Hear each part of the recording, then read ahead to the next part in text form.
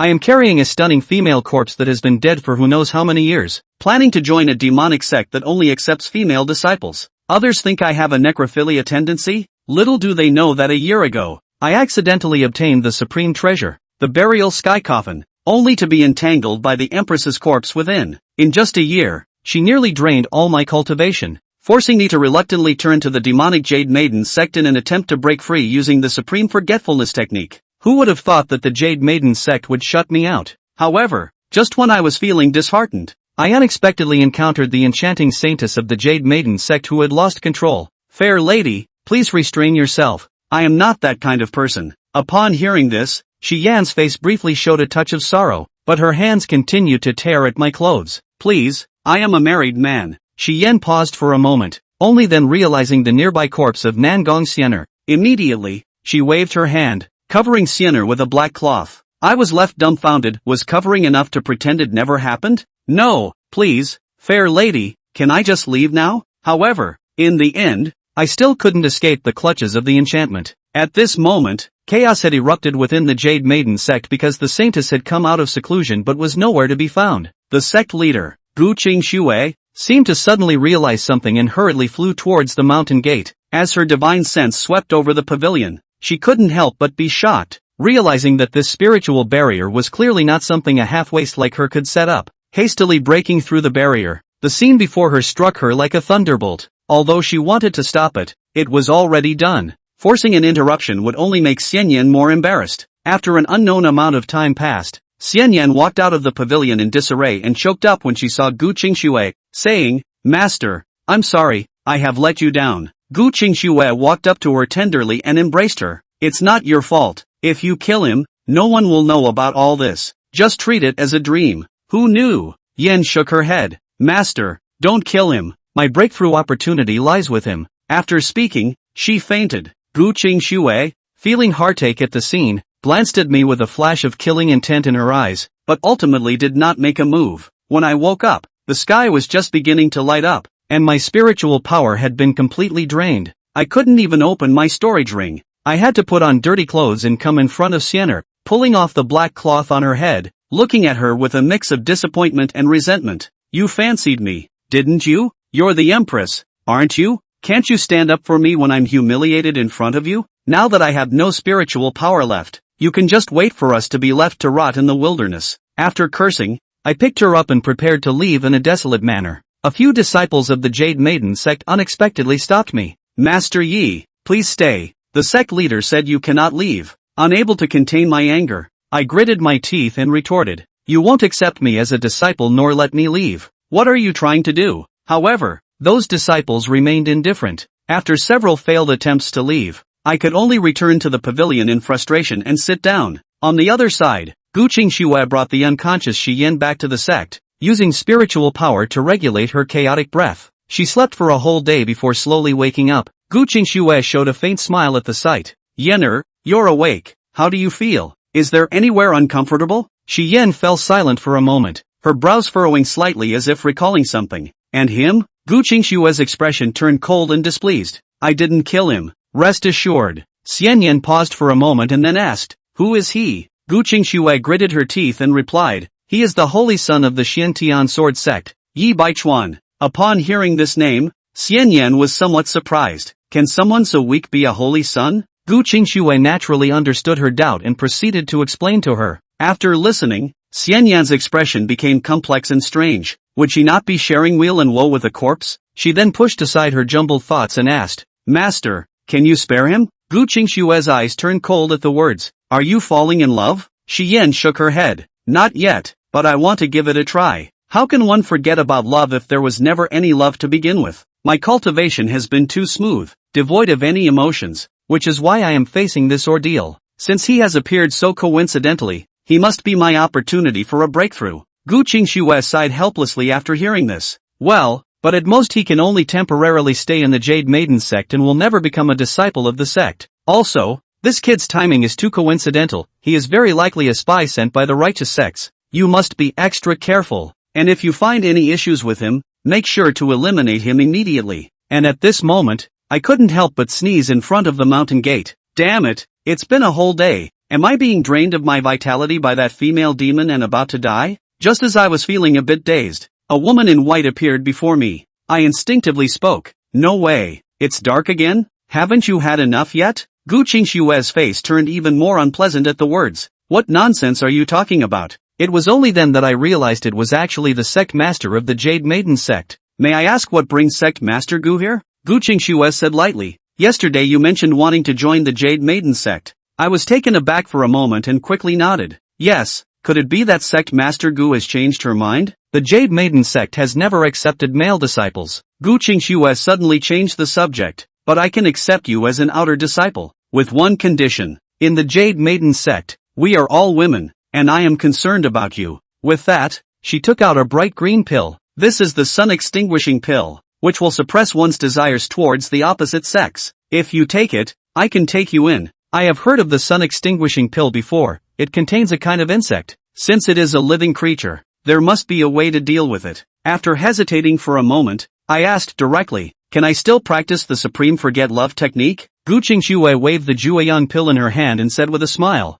I'll give you the first 3 levels of techniques as long as you take it. Without hesitation, I took the emerald pill and swallowed it in one gulp. Gu Qingxue nodded in satisfaction, then tapped my forehead. These are the first 3 levels of the Supreme Forget-Me-Not technique. We'll talk about the rest when your cultivation level is higher. I looked at the 3 scriptures in my mind, feeling excited. After all the hardships and being drained by the demoness, I finally got my wish. Then Gu Qingxue took me to the Tianyin Basin, where the Jade Maiden sect, the Wanhuan sect, and the Yuming sect shared, with everything from spiritual fields to markets. It's difficult for outsiders to enter except for disciples of the 3 sects. After that, she led me to a medicinal field and told me to take care of the spirit herbs here. I looked at the wild grass that reached my waist, feeling a bit confused. This is a medicinal field? Does that mean I become a spirit plant husband? Gu Qingxue raised her eyebrows. You don't want to? Despite feeling extremely frustrated, I could only nod in agreement, while cursing in my heart, you wait for me,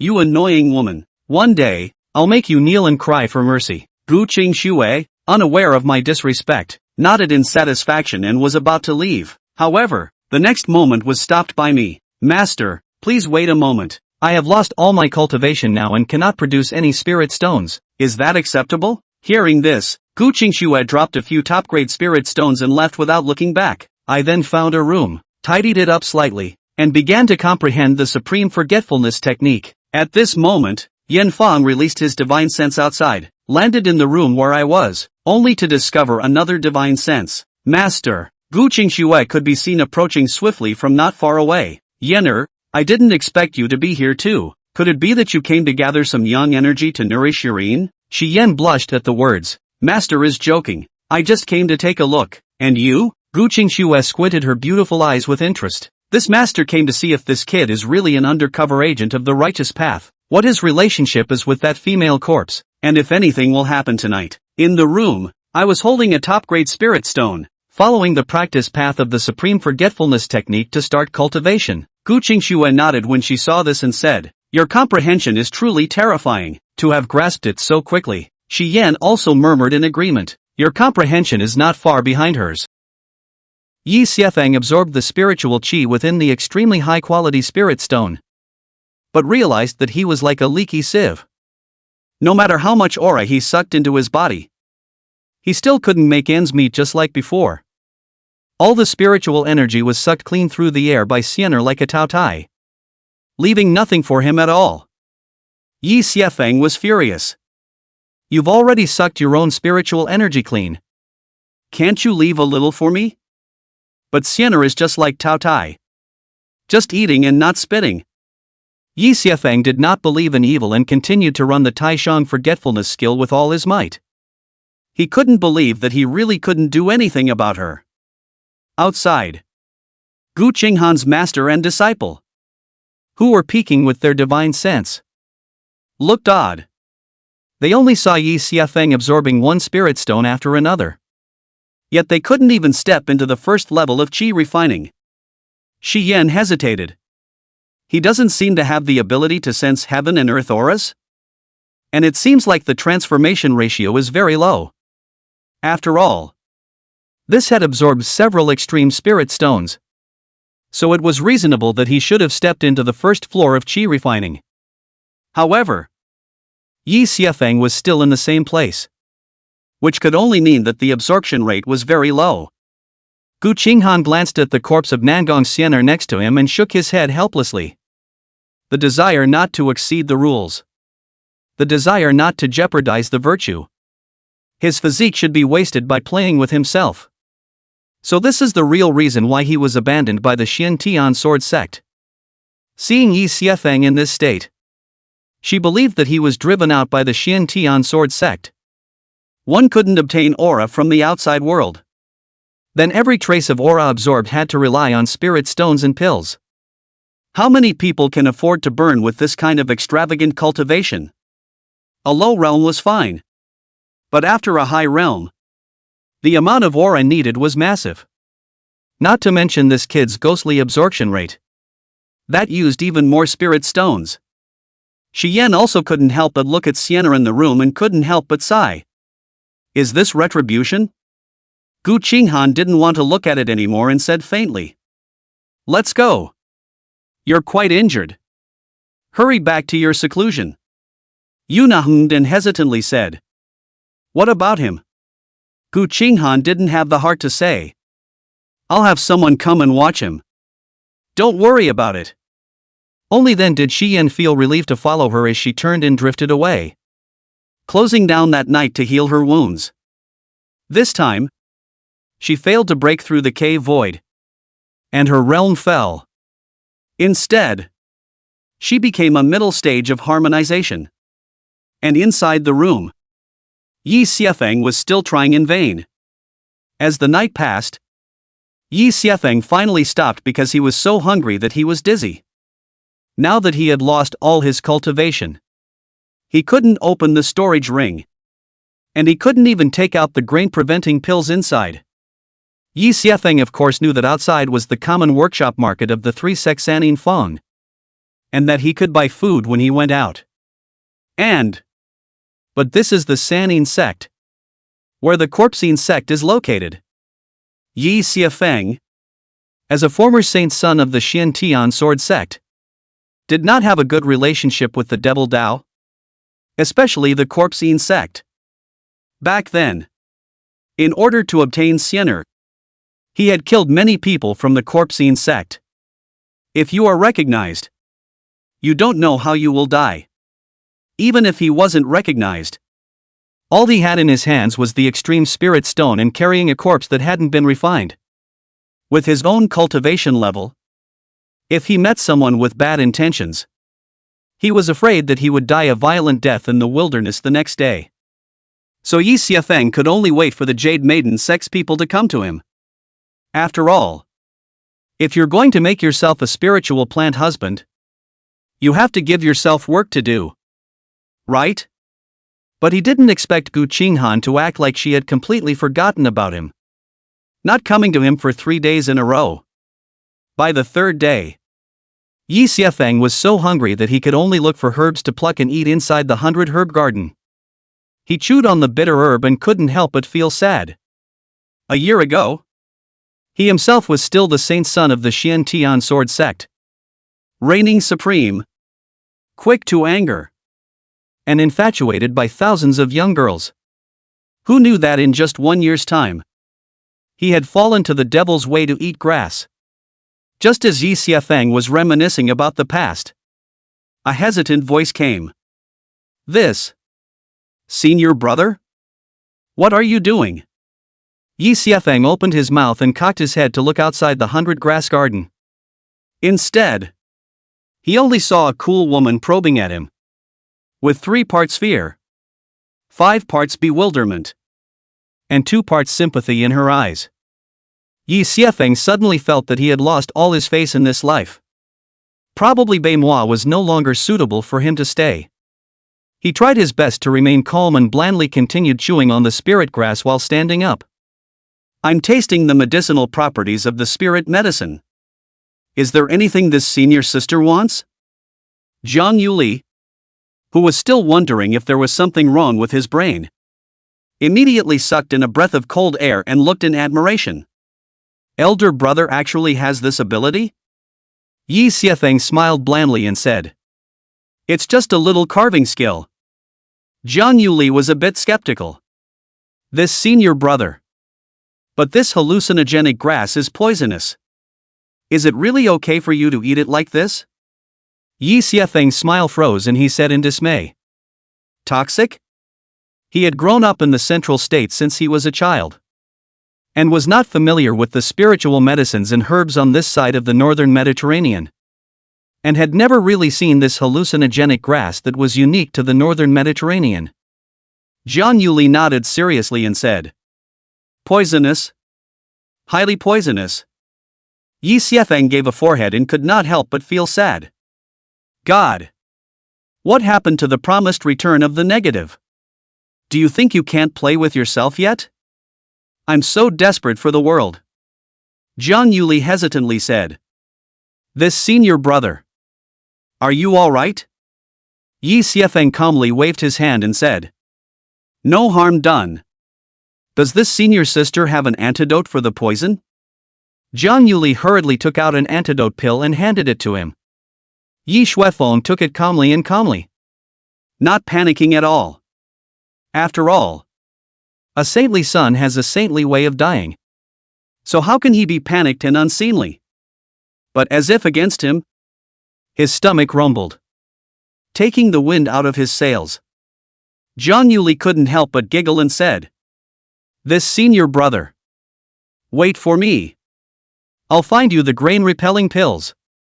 Yi Xiefeng sniffed and immediately looked at her with green light in both eyes, giving her a creepy look. What does this guy want? You can't think about that until you've had enough.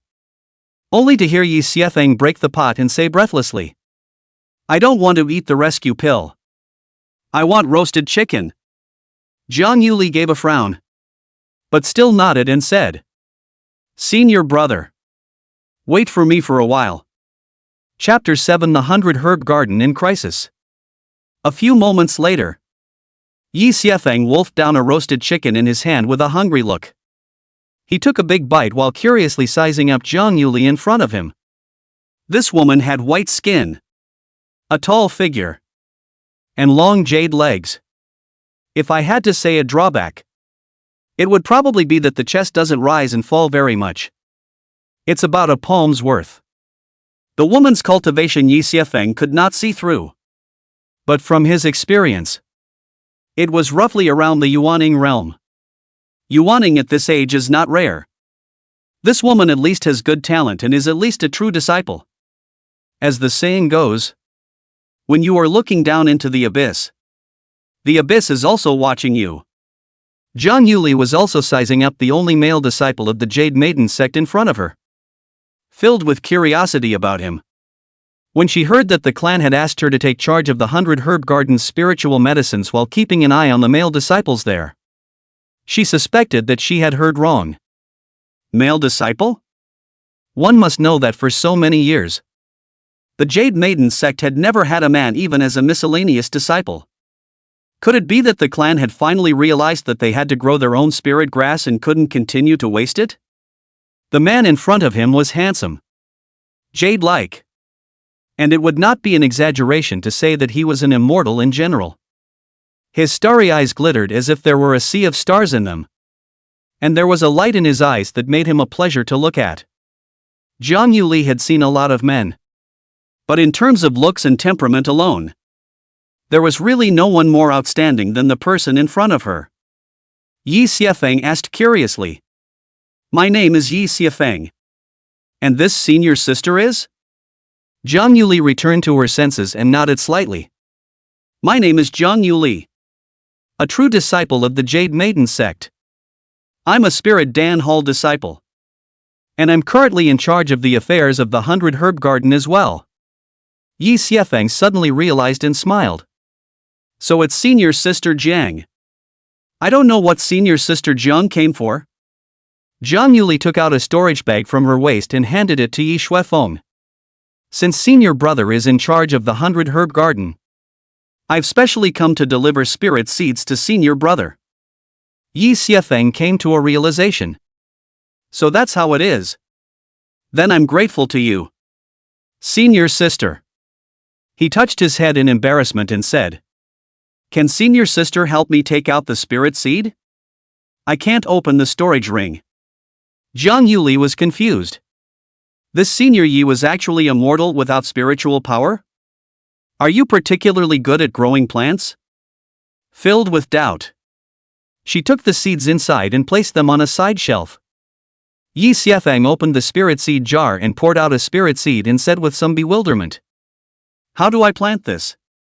Jiang Yuli didn't expect him to actually not understand, and said in dismay, "Senior brother, aren't you a spiritual plant husband?" Yi Xiefeng said awkwardly, "I'm a newbie." Jiang Yuli's entire body was confused, and subconsciously said, "I saw that senior brother didn't have any cultivation, and thought that senior brother must have a skill." Yi Xiefeng said quietly, "A skill? Count on it. Otherwise she wouldn't have recruited me to enter." "What does senior brother mean by this?" Jiang Yuli cocked her head in bewilderment, clearly not understanding his skill set. Yi Xiefeng quickly waved his hand and said, "It's nothing. This one skill is not enough for outsiders. Want to know? Become an insider first." "Elder sister, tell me how to plant this. I'm a fast learner." Jiang Yuli smiled bitterly. "All right. I happen to be free today, so I'll teach my disciple how to plant it." Yi Xiefeng hurriedly claimed his thanks. Then, "Thank you, senior sister."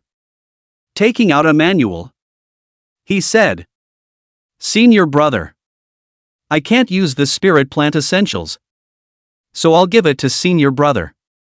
Jiang Yuli nodded and took out one of the jars of spirit seeds and said, "Senior brother is new to learning. Let's start with this snow spirit fruit. This snow spirit fruit only needs to be watered once each day and night, and will ripen in 7 days. But be careful that there will be spirit worms gnawing on it." She crouched down with a lift of her long skirt, a small shovel in her hand. When planting the seed, pointy end of the seed, go up and bury it up to 3 feet into the soil. No deeper. Soil. Yi Xiefeng squatted down and watched earnestly as her small, plain white hands skillfully fiddled inside the soil, and could not help but be a little curious. "Senior sister Jiang, you've grown these before?" Jiang Yuli froze for a moment, then laughed. "We used to be in charge of the 100 herb garden over here before it was deserted." Yi Xiefeng was puzzled. "Why is this 100 herb garden deserted?" Jiang Yuli said helplessly, "All 3 of our family's spiritual fields are together, and competing with each other for spiritual chi will affect the effectiveness of the planting. Because the outer disciples of the Cultivation sect and the Acacia sect keep coming to harass the disciples of the 100 herb garden, it's simply impossible to plant normally." Yi Xiefeng frowned. "Doesn't the clan care about this kind of thing?" Jiang Yuli said with some exasperation. "The sect master has looked for people from the other 2 sects to theorize about it, but the gains have been minimal. When the 3 clans of the 3 place converged, the rule that was set up was to allow fights between people of the same realm. But our Jade Maiden sect disciples cultivate the heart, and the spirit plant disciples are also some refining stage senior sisters who are weaker. In the face of the Cultivation sect, which refines corpses, and the Harmony sect, which has male disciples, they fell into a disadvantage and were often bullied. After a long time of not being able to make ends meet, in the end, the patriarch simply gave up on the 100 herb garden directly, and procured all of the spiritual medicines from outside."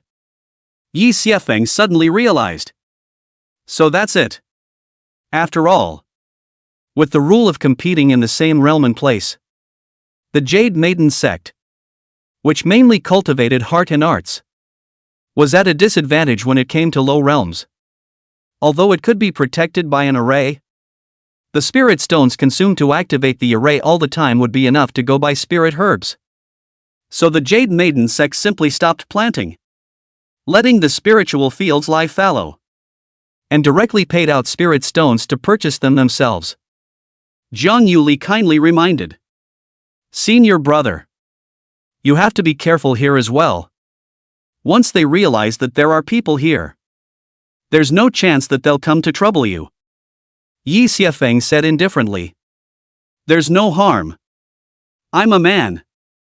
They can't do anything to me when they come. The female disciples of the Jade Maiden sect probably hadn't been taken advantage of before. But what was a big man like himself afraid of? Jiang Yuli was a bit uncomfortable. Senior brother. You have to be careful of those demonic women from the Acacia sect. Yi Xiefeng couldn't help but recall the encounter that night and secretly said. Your Jade Maiden sect is also very dangerous. He said on the surface of the clouds. Some little demonesses are not afraid. Dare to come, I'll be a stick one all cleaned up. Must let them cry father and mother. Jiang Yuli wanted to say. And senior brother. Corpsine sect some disciples. Good. Good male enhancement. Yi Xiefeng was immediately struck by lightning. Feeling his chrysanthemums tighten and a cool air rising from his back. Asterisk asterisk asterisk asterisk, what perverts?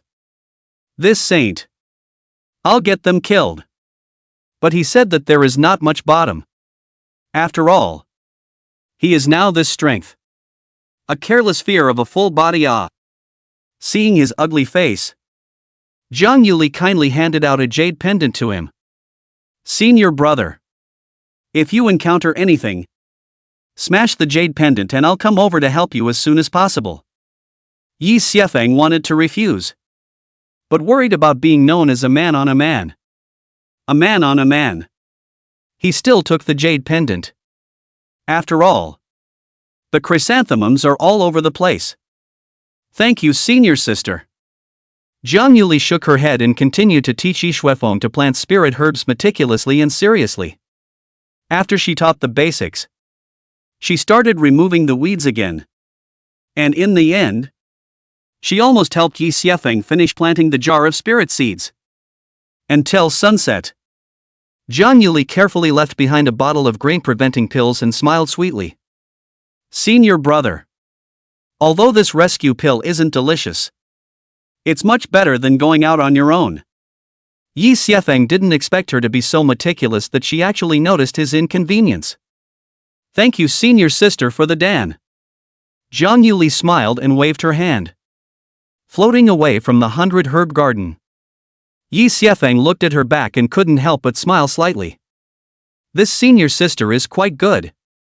It's just a pity that she has mistakenly fallen into the devil's path. He had a sense of urgency nowadays. After all, according to Jiang Yuli, this spirit medicine garden also had many troubles. When the people from the other two factions found out that this elixir garden was being planted again, it was estimated that there would have to be another storm. Chapter 8, Goodbye to Xian. At night, Yi Xiefeng uneasily hung bells around the room so that someone coming in could at least remind him. He held the spirit stone and cultivated silently.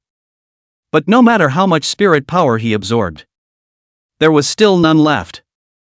Yi Xiefeng had almost used up the spirit stones on his body. Yet his body was still empty. Yi Xiefeng was all desperate, angrily pinching Xian'er's cheeks and gritting his teeth.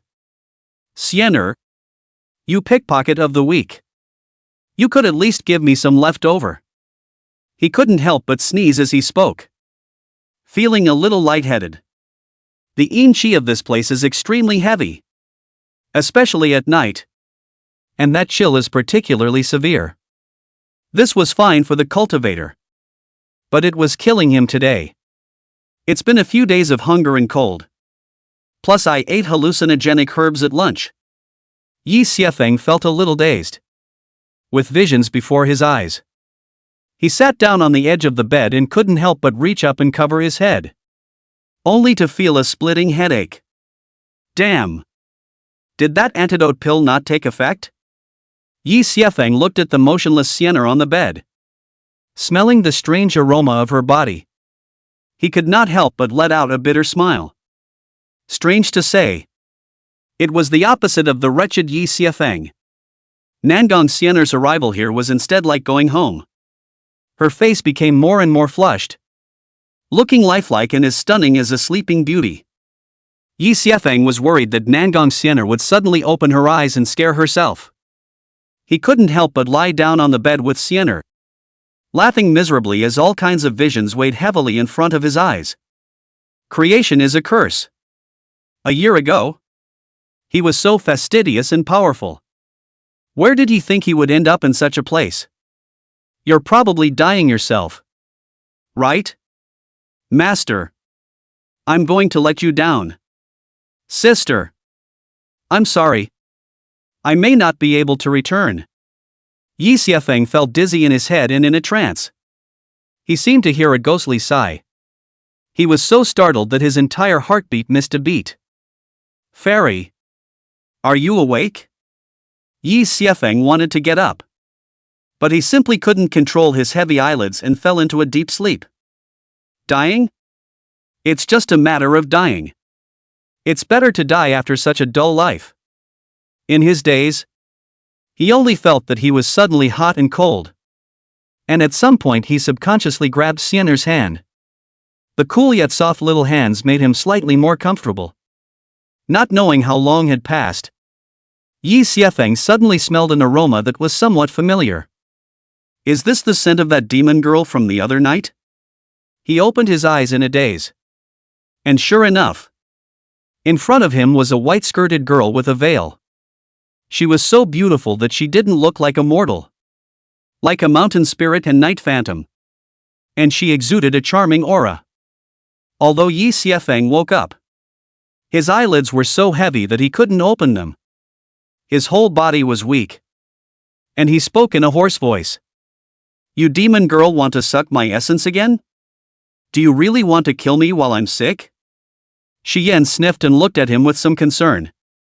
Today she finally got out of the gate. So she ghosted over to take a look. She didn't realize that this guy was sick to death. But she was shocked and hurriedly fed him spiritual energy.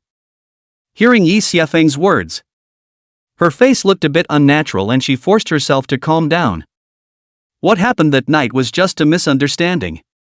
You forget about it. Think of it as a dream and don't mention it to anyone. Yi Xiefeng gritted his teeth and said. Forgotten? How could I forget? It's gotten to the point where I can wake up at midnight. Yui Yan didn't think she could still leave him with this kind of mental shadow, and was a bit angry. Am I that ugly?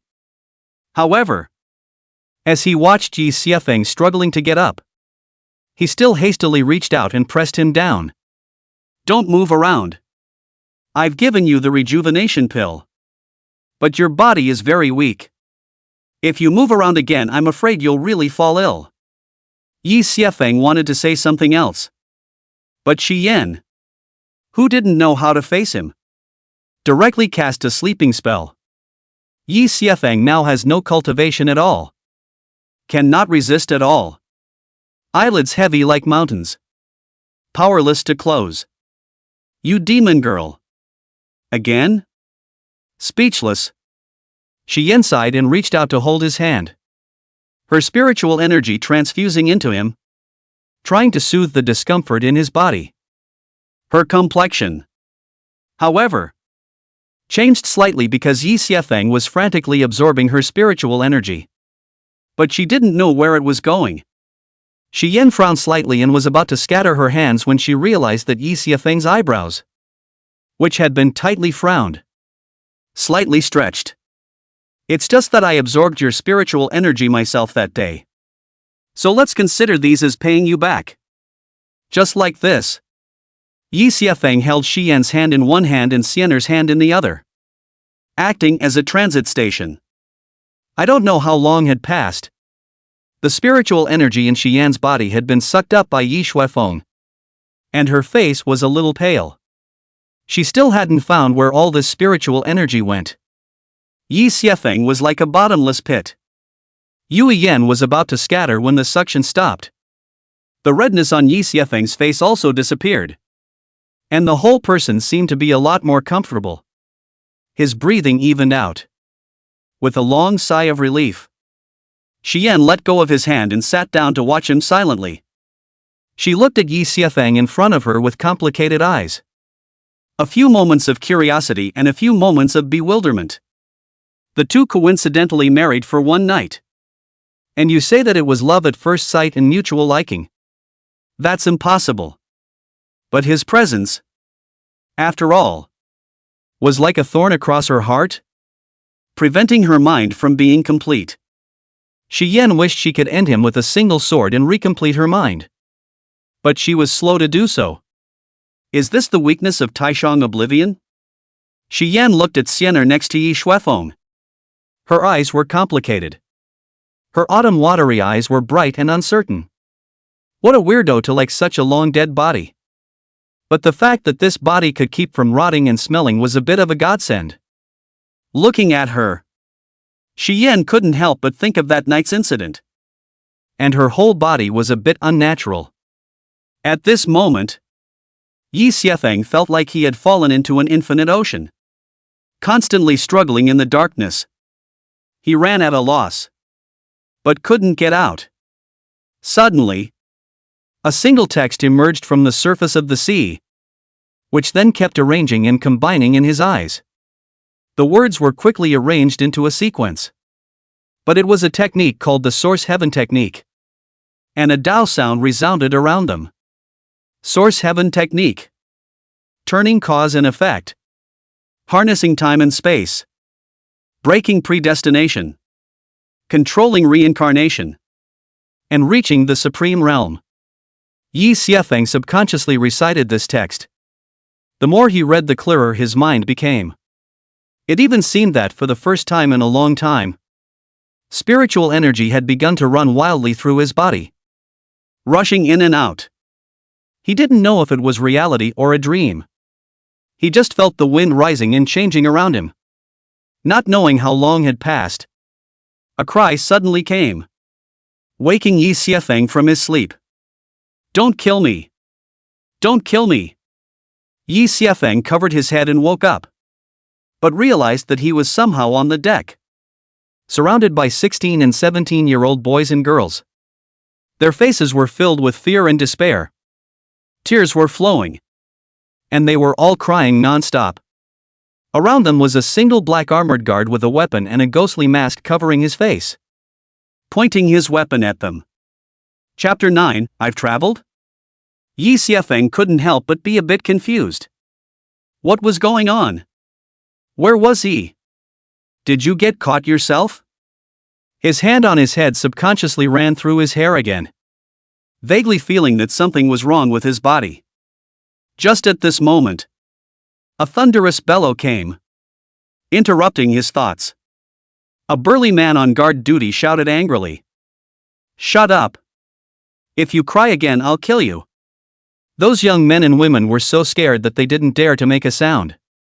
Just then a soft and charming voice came. Zhao Lin. Didn't I tell you guys to go invite the Ninth Highness? What are you guys doing grabbing so many young boys and girls back? Yi Xiefeng searched for the sound and looked. An enchanting woman twisted her waist and walked in a graceful manner, looking at them with charming eyes. The woman's posture was exquisite, and each step seemed to carry an endless flavor. The burly man named Zhao Lin said breathlessly. The intelligence only said that this Ninth Highness is 18 years old and is in Junting City. The old man didn't even know if he was a man or a woman. So he had to grab all the young men and women of age in the city. The woman couldn't help but roll her eyes and say, How does the intelligence service work? Zhao Lin spread his hands and said, How would I know? I'm just following orders. The woman's gaze swept across the field. Her eyes slightly chilled. And she said in a cold voice, These people's bone age is more than 20. You can't tell from this? With a wave of her hand, the heads of several men and women in the crowd instantly exploded.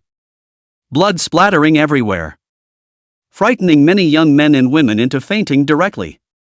The blood splashed onto Yi Shuefeng's face. He couldn't help but feel the blood on his face in a cold sweat. Luckily the head is still there. Is this looking young and blindsided by yourself?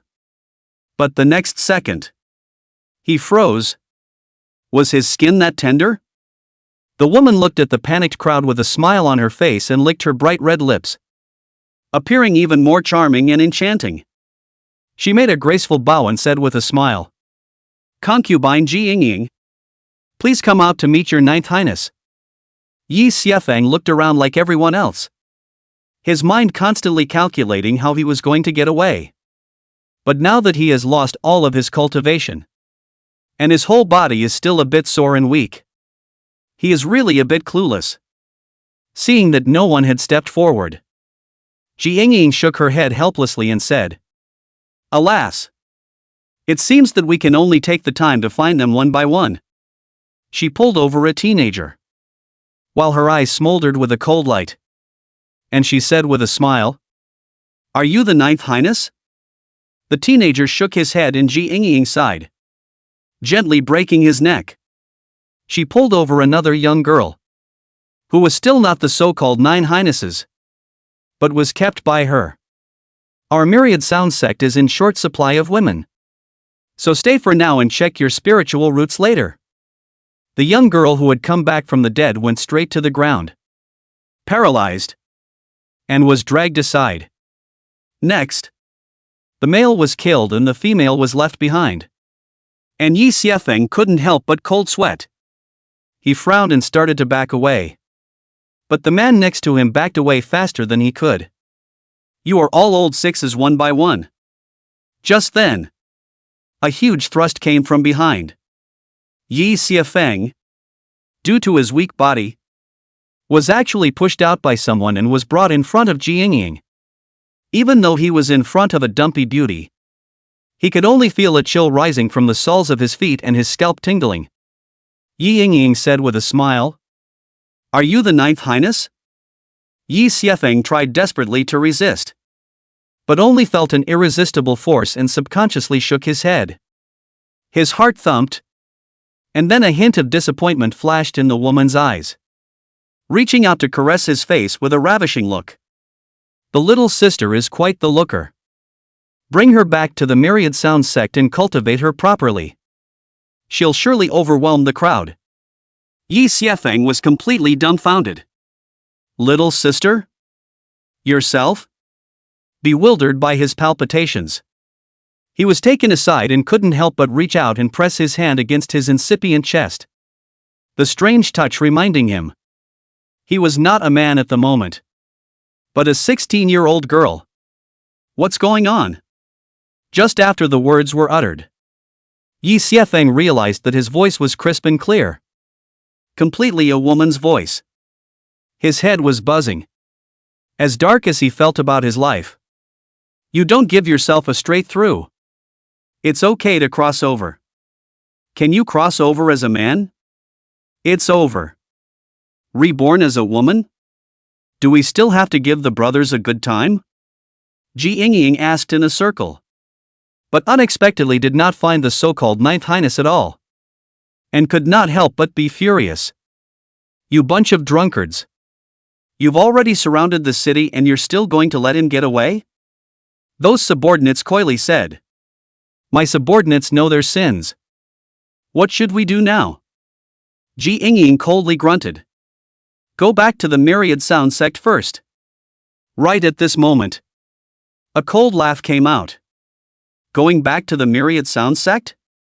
Do you guys still have the life to go back?" As soon as the words fell, a brilliant sword light chopped down, like the Milky Way pouring over a waterfall. Splendid and dangerous. A woman with a fluttering purple dress hovered in front of the airship, followed by a number of white-robed cultivators. Without exception, all of these people wore weird bronze masks that looked eerie. Jiang hastily put out her hand to resist, and couldn't help but curse. "It's you shady guys again." The woman in purple coldly grunted. "You'll all stay with me today." The two sides were in a melee, with spiritual energy stirring and light flashing. That purple-clothed woman and the others had come prepared after all. And the Myriad Sound sect was killed to the point of losing their armor. Jiang cursed and with a wave of her hand a gust of wind blew out, blowing Yi Xiafeng and the others off the airship. The person you're looking for is in there. So you'll have to hurry or she'll fall to pieces. As soon as the words left her mouth, she turned into a stream of light and quickly departed from the airship. At the same time, the airship was raging with spiritual energy. And the airship instantly exploded, sending all those white-robed cultivators flying out. The woman and the white-robed cultivators couldn't be bothered to chase her and flew down to save Yi Xiafeng and the others as much as they could. A few moments later, between the mountains and forests, including Yi Xiafeng, a total of only 9 people were saved. And they could not help but thank him. Thank you, Fairy, for saving my life. Thank you, Fairy, for saving my life. The woman in purple just coldly swept over the 9 people and faintly said, "We only need His Highness the Ninth. And the others will be killed without amnesty. Please also ask your Ninth Highness to come out and meet me. Otherwise it would be bad if I didn't strike lightly and killed your Highness by mistake." Everyone's faces turned white at once. Wasn't this woman a fairy? How is it more than a devil? I am the Ninth Highness. A young girl stood out with a pale face. But the woman in the purple dress took out an orb and handed it over. Please also activate the dragon-seeking pearl. Your Highness. Bewildered, the young girl placed her hand on the orb. But it was dull. That purple-skirted woman had a chill in her eyes. And then glanced at her, before gently waving the long sword in her hand. That young girl's head fell off at once. And the rest of the young girls were suddenly frightened. But they were grabbed one by one and pressed onto that dragon-seeking bead. After a few moments, only Yi Xiafeng and the other pair of twin girls were left. And those 2 girls were so scared that their faces turned white. After all, the Ninth Highness was obviously a person. They were twins. Chapter 10, Nangong Xian'er? That purple-skirted woman obviously thought the same thing. And her gaze went to Yi Xiafeng. And she couldn't help but see her eyes light up. You first. Yi Xiafeng stepped forward in a mood of apprehension because he didn't know who he was either. Let's hope we are really that Ninth Highness.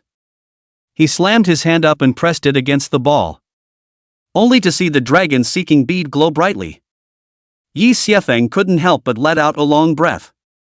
Could it be that the owner of this body of his was that Ninth Highness? That purple-skirted woman's beautiful eyes brightened slightly. And then she violently swung her sword and chopped out. And that pair of twin sisters instantly died. Yi Xiafeng secretly cursed. Straw man. Wasteful.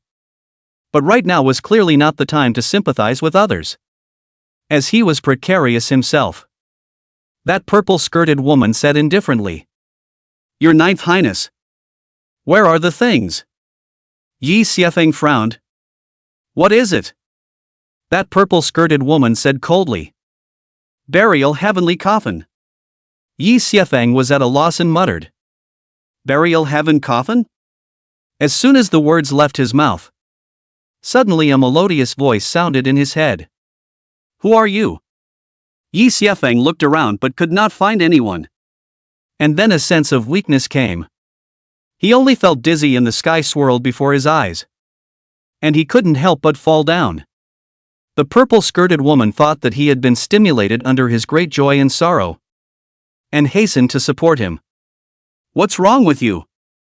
Yi Xiafeng smashed into a soft place, washing his face with milk. And his last thought was that it was so soft. The woman in the purple dress thought he was faking it at first, but later realized that he had really lost consciousness completely. Senior sister. What now? A white-robed man behind her asked. The purple-skirted woman said thoughtfully. It's her right. The burial sky coffin must be on her. Take her back to the Sky Diffraction sect first. The others nodded their heads. And the purple-skirted woman, being a woman, picked up Yi Xiafeng, who was now in a woman's body, and flew off in the air.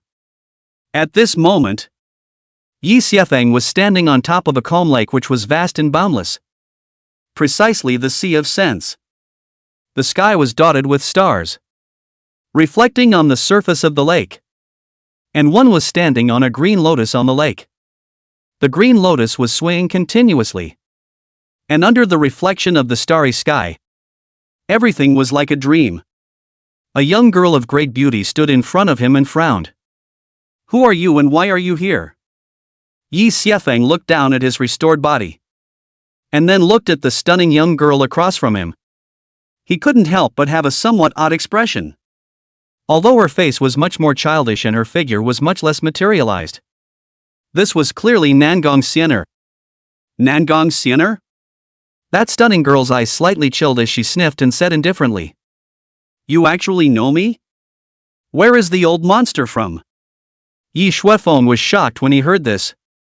The woman in front of him was really Nangong Xian'er? Could it be that he had traveled inside Nangong Xian'er's body? Where did Nangong Xian'er know what Yi Xiefeng was thinking? Seeing his shocked face, she couldn't help but snort coldly.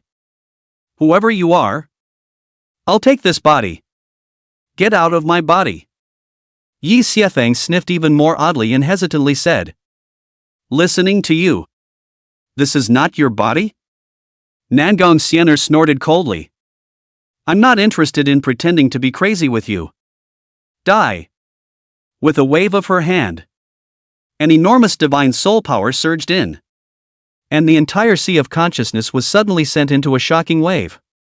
Yi Xiefeng only felt an unrivaled force coming at him and was instantly torn apart by this divine soul. He jolted awake in his bed, sweating profusely, and then felt a strange sensation in his hands. Yi Xiefeng looked at himself and realized that he was holding Xian'er's hand and the two of them were side by side on the bed. He looked at the motionless Nangong Xian'er next to him and couldn't help but break out in a cold sweat. He let go of Xian's small hand with a palpitation and looked at his hand in thought. Was what he saw a dream of Xian'er? Or was this the memory that remained within Nangong Xian'er's body? And this was himself experiencing Xian'er's life? But why is it so real? Yi Xiefeng shook his head vigorously and leaned on the edge of the bed, carefully recalling the previous events. In addition to this weird dream, it seemed like he had seen the demon girl who had picked up his own body in a daze? And that demon girl told herself to forget about that late thing? He sniffed carefully around the room. And there was indeed a very faint scent lingering in the air. This is indeed the scent of that demoness. And it creeped him out that the warning signs he had laid in the room hadn't triggered at all. Yi Xiefeng hurriedly looked at his belt to make sure he was fine before he sighed in relief. Luckily, this demon girl wasn't so heartless. Or else she would have been miserable. Outside, Yu Yan, who was secretly observing, couldn't help but blush with a pretty face. This guy, what is he thinking about? Is he such a pervert?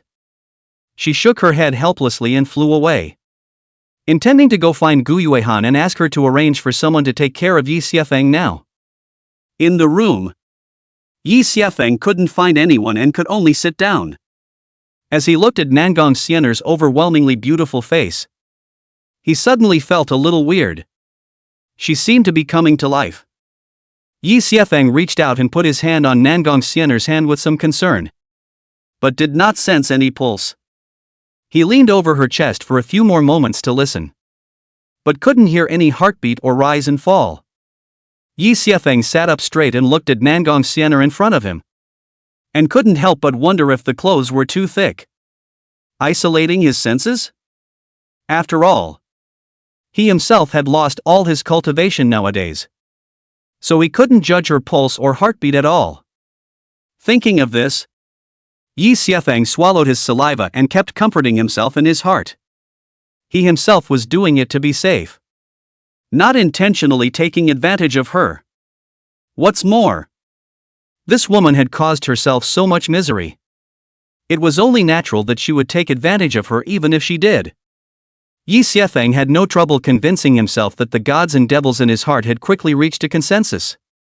He carefully reached into Xian'er's arms, and without clothing to block him, his senses were indeed much clearer. There's one thing to be said for the woman who is devilish. but has a pretty soft heart and a big conscience. Yi Xiefeng held the suet white jade that could not be held in one hand and carefully sensed if there were pulse fluctuations and undulations. But the cold touch did nothing but remind him that it really was just a corpse. Unless she's faking her death. Yi Xiefeng played with it delicately and looked at Xian'er with unblinking eyes. Lest she opened her eyes and slapped herself to death. But let him gently and slowly twist and wipe and pick. Xian'er still did not move. Yi Xiefeng put down his heart and at the same time had some regrets. It seems that she really didn't awaken. He shook it again uneasily, listening quietly for a moment before withdrawing his hand with intent. Today's morals, again, are consumed cleanly. Just at this time, Yi Xiefeng noticed through the messy clothes that Nangong Xian'er seemed to have some kind of pattern on her chest. He pulled down a bit and realized that it appeared to be a pattern of ice lilies. Yi Xiefeng frowned slightly, subconsciously reaching over. He was planning to pull it all down and take a peek. Chapter 11, Punching the Master's Rebel? Yi Xiefeng reached out and pulled Xian'er's collar down a little, realizing that it seemed to be an ice lotus pattern. He was about to pull it all down when he suddenly darted back his hand while silently reciting the Taoist scriptures. Not good. Not good. Almost fell into this demon girl's trap. Luckily, I have a strong will. Or wouldn't it be a bad thing? Just as Yi Xiefeng was silently reciting the Tao scripture, he suddenly remembered the gongfu that had suddenly appeared. Source of heaven technique? As he moved his mind, the contents of that origin heavenly skill appeared clearly in his sea of consciousness, reminding him that this was not a dream. Only at the moment that scripture was dull. Very different from the golden light he had seen before.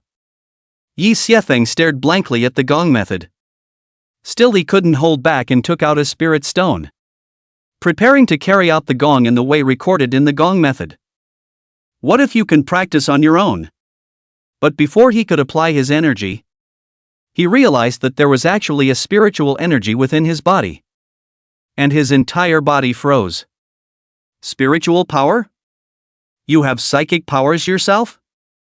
After a short period of stagnation, Yi Xiefeng was ecstatic, and then began to sit on his knees, only to realize that he was still unable to sense the spiritual power of heaven and earth.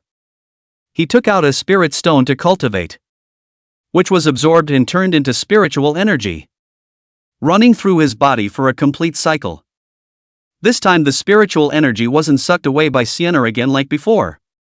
Yi Xiefeng was so happy that he almost jumped up. Although he still couldn't sense the aura of heaven and earth. At least Xian'er wasn't sucking himself. After calming down, Yi Xiefeng realized a new problem. He didn't have any spirit stones in his hand last night. So where did the spirit power in his body come from? Did it suck from that demon girl? Or maybe it was sucked from fairy? Yi Xiefeng's gaze couldn't help but fall on Xian'er and hesitantly reached out to hold her small hand.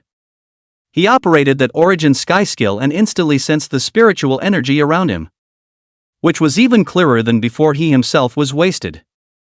Yi Xiefeng was ecstatic and continued to run the origin sky skill, only to see the surrounding spiritual energy instantly surging towards Xian'er, and then through Xian'er, and then flowing into him once again. This time, his spiritual energy was running very fast, faster than any other time in the past, and his realm was quickly rising.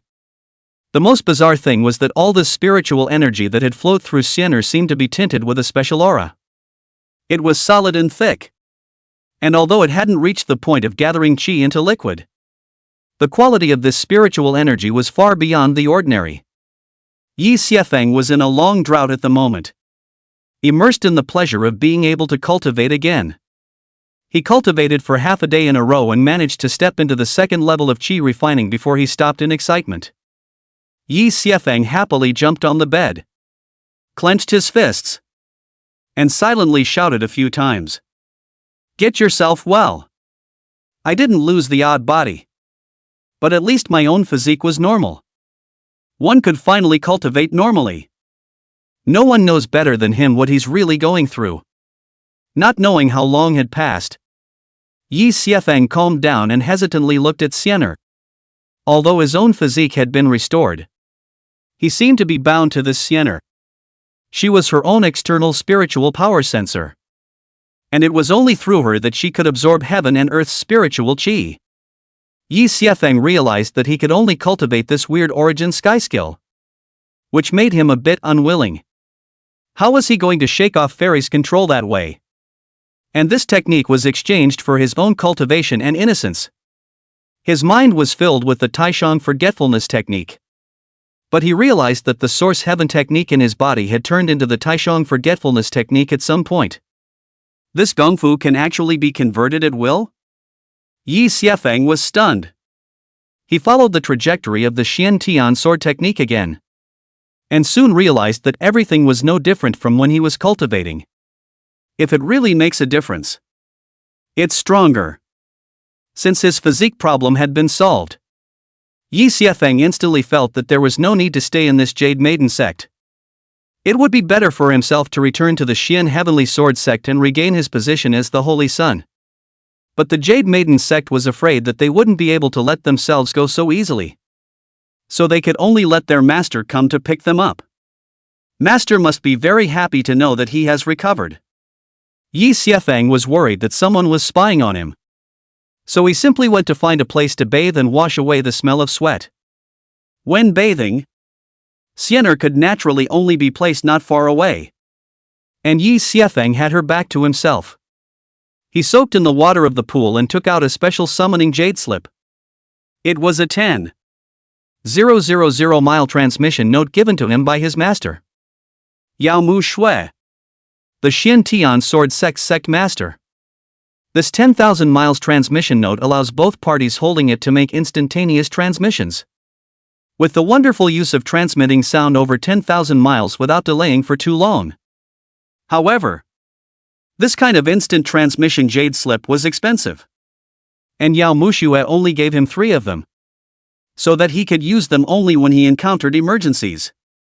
Previously, Yi Xiefeng was dying of hunger, but suffering from no spiritual power to activate it. He could only watch. Now he couldn't wait to activate the 10,000 miles transmission note and wait for Yao Mushui's response. Yao Mushui didn't respond immediately. Yi Xiefeng wasn't in a hurry. The whole person relaxed and lay comfortably in the pool. He was going back soon. And senior sister Xia must be very happy. Before he felt that life was bleak, but at the moment he was hopeful. Xian Tian sword sect. Yao Mushui first sent away the holy daughter of the Xian Tian sword sect, which was Yi Xiefeng's senior sister, Xia Shishir.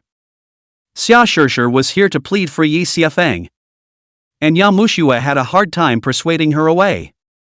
Immediately after that, those elders within the sect reported her that Yi Xiefeng had already disappeared into the devil's sect, allowing the sect to issue an order to hunt down and kill him. Yao Mushui was extremely helpless in this regard, and it took a lot of persuasion to send away those clamoring elders. At this moment, she sat on the jade chair with some headache, cursing that this kid would not let himself rest for a moment even after he left. As a result, speaking of the devil, she found her Miles transmission note lit up. What's that kid doing looking for himself in such a hurry? It can't be that you're about to starve to death on the streets, or that you're being hunted by the devil's way, can it? Yao Mushui didn't dare to be slow and hurriedly responded to Yi Xiefeng's transmission. Brat! You're still alive? What are you looking for me for? Yi Xiefeng's joyful voice came out from inside. Master, my physique has recovered. I can cultivate again. Yao Mushui was all confused and said in dismay. What did you say? Yi Xiefeng emphasized the scene and said triumphantly.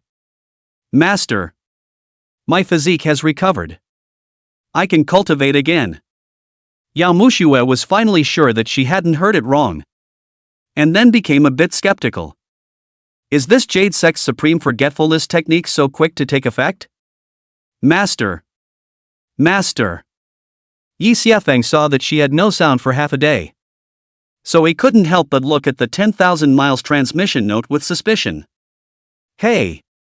Hey! Hey! Are you still there? Master? Has this talisman been spoiled by the water? I still am. What are you doing in the water? Yao Mushue said breathlessly. Take a bath. Yi Xiefeng said honestly. You rebellious disciple. You wouldn't be listening to what Master's voice is doing. Would you? Yao Mushue said skeptically. Asterisk asterisk asterisk asterisk off. Who's going to do anything to an old woman who can't marry? Yi Xiefeng's voice revealed an air of contempt, which in turn made Yao Mushue furious. Brat! Who are you calling an old woman? You yourself are at least the #1 beauty of Xiantian Sword Sect. Your words are very disrespectful to me. Yi Xiefeng realized that he had accidentally said what was in his heart. It was fortunate that Master was not around, or else he wouldn't have been able to run away from this beating. He hurriedly changed the topic and said, Master, this isn't important. The point is that I've recovered my physique. Chapter 12 Absolute Immortal Sword. After a while, Yao Mushue, who had been stepped on painfully, calmed down and remembered the main event. Brat! What's the situation? Yi Xiefeng excitedly told the whole thing, and finally emphasized. Master, I plan to return to Xiantian Sword Sect. Yao Mushue said without thinking. No! These three big icy words were like a pot of cold water pouring down, dousing Yi Xiefeng's excited mood. Why? Master, you're not going to take a personal vendetta just because I said you were old. Are you? Master, I was wrong. Will you let me go back? You're the youngest and prettiest with a good heart. Yao Mushue coughed. Shui Feng ah. Is the teacher not this kind of calculating person? Yi Xiefeng immediately said in a bad mood. Fart. You are. The last time I accidentally said you were old. You punished me for going to Jin Demon Abyss. And the last time. You own drunkenly pulling clothes. And also punished me to go behind closed doors to think. Yao Mushue was so angry that her veins popped out and she gritted her teeth. Shut up. It seems like you have a problem with me. Come on. Go on. Anyway, I can remind you that this 10,000 mile note only lasts for a moment. And your crying counts as time. Yi Xiefeng suddenly had a jolt and hurriedly said. Master, I'm wrong. Let me go back. I'm willing to go back and be punished. Yao Mushue snorted coldly and said in a serious tone. Shui Feng ah. The Jade Maiden sect is one of the 6 sects of the Devil's Path. If you manage to penetrate into its inner circle, it will help us a lot. Yi Xiefeng was instantly furious. Master, you are pushing me into the fire pit. The women of the Jade Maiden sect eat people without spitting out bones. Yao Mushue said with interest. How so? Although Yi Xiefeng was a bit hard to talk about, he still told the story in one go. Senior, the women of the Jade Maiden sect are really scary. Just let me go back. I'll definitely honor your old man when I return. Cultivate honestly. And definitely not cause any more destruction. Yao Mushue was dumbfounded. And then sked. TSK. TSK. TSK. No wonder you were able to worship the Jade Lady sect. So it's because you used the beautiful man trick. That said, her tone was a bit sour, with the feeling that her own family's pigs would be arching cabbages. Yi Xiefeng cried out. Master, I was forced to do it. She forced me. Yao Mushue, however, breezily said. No matter what. Little Feng. Ah. You'll be honest in the Jade Maiden sect. Yi Xiefeng was furious. What's this about? Yao Muxue analyzed. That woman's status in the Jade Maiden sect is definitely not low. Or else there's no way for you, a man, to worship the Jade Maiden sect. This is a great opportunity for you to be among the top echelons of the 6th sect of the Devil's Path. Our Xian Heavenly Sword sect lacks a talent like you. You'll be more helpful to us in the Jade Maiden sect than in the Xian Heavenly Sword sect. You're a good steel. Use it on the blade. Listening to Yao Mushue's snub, Yi Xiefeng's entire body was bad. Master, I don't have such lofty ideals. I just want to go back to lying flat and being a salted fish. I beg for Master's approval. Yao Muxue was speechless. This rebellious disciple was still so disobedient. Little Feng, it's not that Master doesn't want you to come back. But there is a lot of resistance within the sect. Although your physique has recovered, you are still carrying that gaudy corpse. This is degrading to the family style. How would it be acceptable to spread the word? That's why many elders in the clan don't want you to come back. And the clan has already issued an order for you to be hunted down and killed on sight. Yi Xiefeng was silent for a moment. And then his voice raised an octave, somewhat breaking the defense. Yao Muxue, are you playing with me? The order of the righteous path to hunt down and kill? Do you know what that is? Yao Muxue didn't care that he addressed himself with his name. And then continued to snub him in a serious manner. Of course I know. But the order has already been given. And with your strength today, you definitely won't be able to come back. Yi Xiefeng was angry. Can't you undo it? Yao Muxue said bluntly. I can't. And I don't want to. My master hopes that you can rise to the challenge. And don't run away from the Xian Sword sect. Your talent shouldn't be buried. It should be utilized in the devil's way to contribute to the righteous path. Yi Xiefeng was silent. Yao Muxue decided to give him some hard drugs and told him the truth about the situation. Nowadays, the only one who knows that you're an undercover agent is Master. And you won't be able to come back until Master agrees. Just pray that nothing happens to Master. Or you might not come back from this life. Yi Xiefeng could not cry. Master, you really have wanted to get rid of me for a long time. Haven't you? Yao Muxue was a bit embarrassed. This kid was quite self-aware. She said bitterly, Little Feng, consider yourself a sacrifice for the clan and go undercover for the Jade Maiden sect. When you make your contribution and help us to completely pacify the demonic path, who will dare to stop you from coming back when you have the credit? Yi Xiefeng gritted his teeth and said, Master, slaying the devil's way. You're telling me never to go back. Yao Muxue said with some embarrassment. Then why don't you find one thing from the Jade Maiden sect and I'll promise to help you return to the sect? Yi Xiefeng asked curiously. What is it? Yao Muxue said seriously. The complete Tai Shang forgetfulness skill and the absolute immortal sword. Yi Xiefeng's entire body was dumbfounded and said in dismay. Absolute immortal sword? Master, are you playing with me?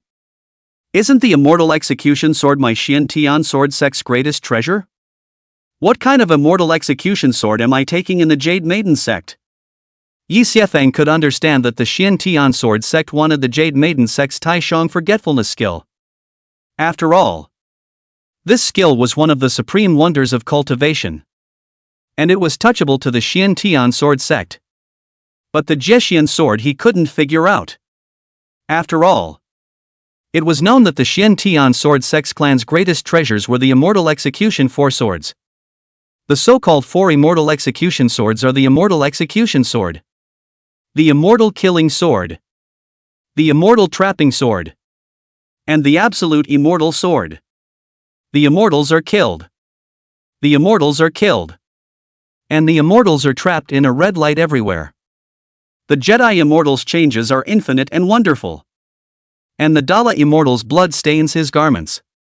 Combined with the immortal execution sword formation, it is truly the only one in heaven and on earth, shocking the entire central state. The Xian sword sect also started its sect with this, and has stood for thousands of years in the central state.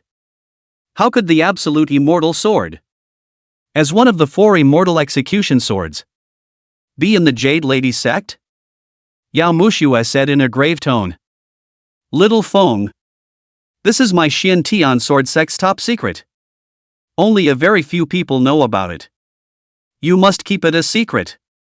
Yi Xiefeng nodded with a grave expression and said, Don't worry, Master.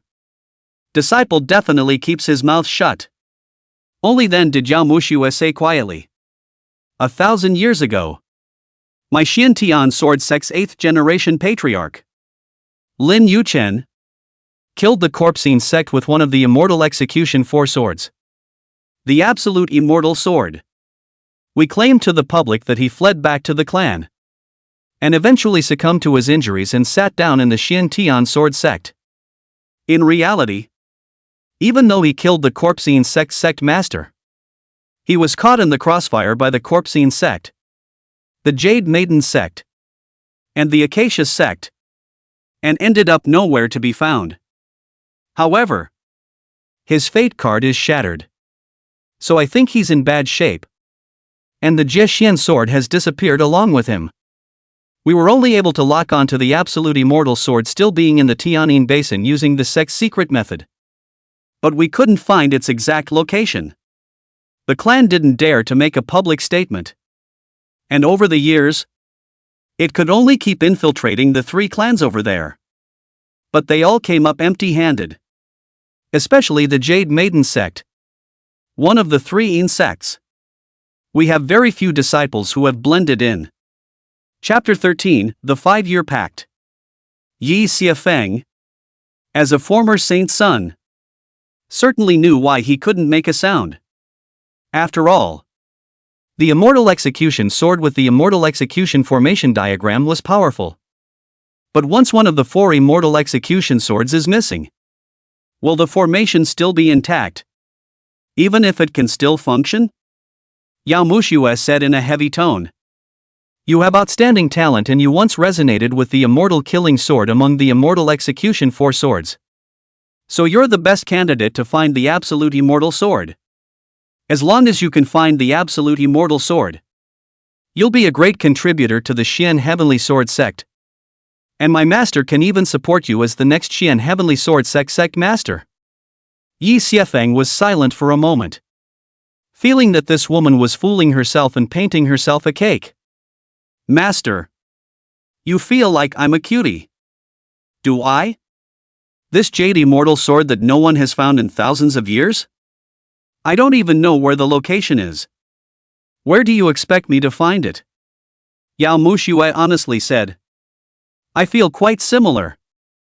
Yi Xiefeng broke the pot and said. All right. I'm not going back. The devil's path is quite good. You can burn, kill, pillage and do no evil. Yao Mushue advised. Little Feng, I know you're in a hurry. But don't be in a hurry. You give your master some time. Tell you what. Let's make an appointment. At that time, no matter if we find the absolute immortal sword or not, I will definitely strive to bring you back. Yi Xiefeng impatiently said.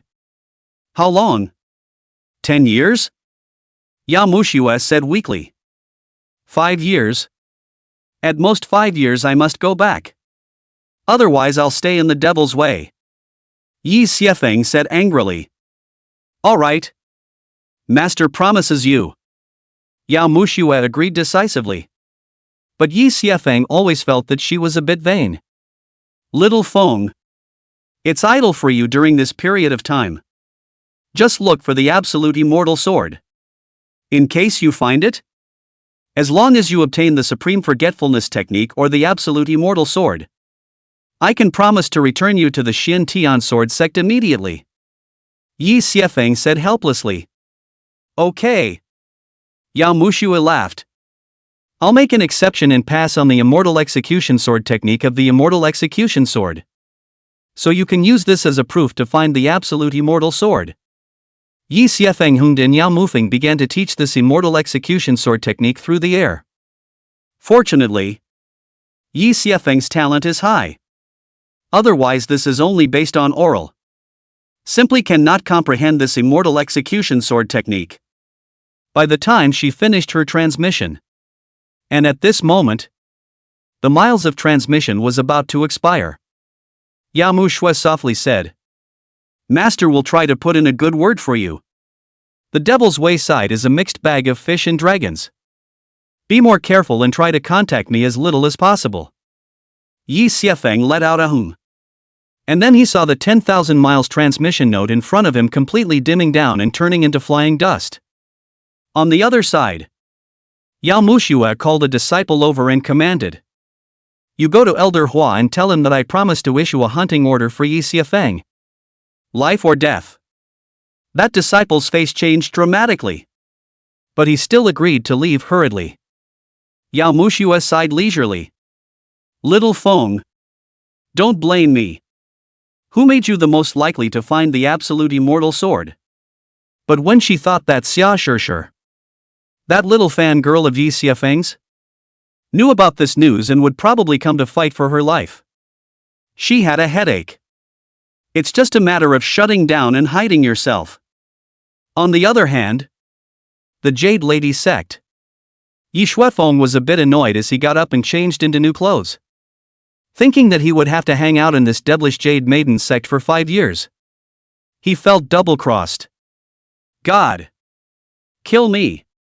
But since it came, one should find a way to see if one could get the complete Taishang forgetfulness skill or the Jiesian sword. As long as he could obtain one of these two things, he would be able to go back to the Xian Tian sword sect and continue to flirt with his stunning senior sister and flirt with his beautiful senior. Isn't that better than being here in the middle of nowhere? However, it was still imperative to improve strength. After all, the prerequisite for everything was strength. Yi Xiefeng was really worried about the chrysanthemums. So without any hesitation, he decisively held Xian'er's hand and started cultivating. For the next period of time, Yi Xiefeng, apart from tending to the elixir, was cultivating day and night, only seeking to raise his realm as soon as possible. Fortunately, this 100-herb garden had probably been deserted for too long. And neither the Corpsine sect nor the Acacia sect had discovered anything strange about this place. But what he didn't know was that once a day Yuna would come over to make sure he was okay. Seeing that he seemed to be able to recultivate, Shi Yan couldn't help but be a little surprised. Is this kid really faking it? But seeing him recover his strength so quickly, Shi Yan couldn't help but be shocked by his cultivation progress. This was almost a small realm a day. Even if it was a retraining, it was still too fast. Wasn't it? Still, Shi Yan did not move, intending to see what kind of drugs this guy was selling inside his gourd. 3 days later, Yi Xiefeng was in the middle of practicing when he suddenly heard a commotion outside the door and was startled. He carefully covered Xian'er up with a quilt while looking over the windowsill, only to realize that outside the door was a pavilion of women. Yi Xiefeng opened the door to his room and smiled. "Senior sister Jiang. What brings you here?" The person who came was no one else but Jiang Yuli, who had taught him how to plant spiritual medicines. Jiang Yuli nodded slightly and said, "I came to see how your planted spirit medicine is doing." She was actually worried that the guy would be bullied by others, and was relieved to see him in one piece. Yi Xiefeng hurriedly said, "Senior sister Jiang, I'm not lazy. Come over and take a look?" Jiang Yuli looked around and realized that the elixirs he planted were indeed growing well. So she couldn't help but nod her head. Senior brother's enlightenment is really good. I can't even tell that this is the first time you've planted a spirit medicine. She patiently pointed out Yi Xiefeng's deficiencies, before embarrassingly taking out the hot roasted chicken from her storage ring. Elder brother. I saw one on my way here. So I stopped by and bought it for you. Yi Xiefeng could not help but change his mind about the devil's path as well. And said with a joyful smile, "Thank you, senior sister. I'm fading out of the bird here every day by eating grain-repelling pills." Jiang Yuli shook her head and said, "It's just a side trip."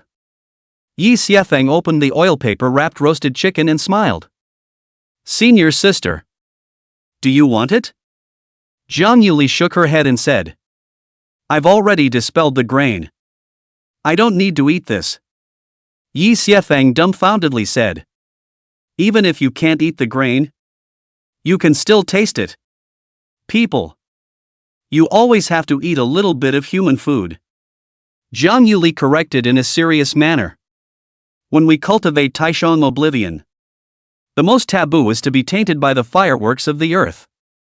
Yi Xiefeng took a big bite of his chicken leg and said lightly, "How can you talk about the world without being in it?"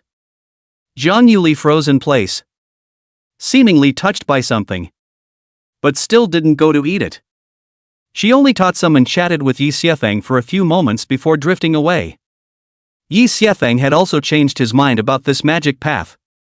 It seemed that there were still good people. After all, eating people's mouths was soft. At least the senior sister Jiang was still good. He returned inside the 100-herb garden and suddenly realized that Xian'er's face seemed even more flushed.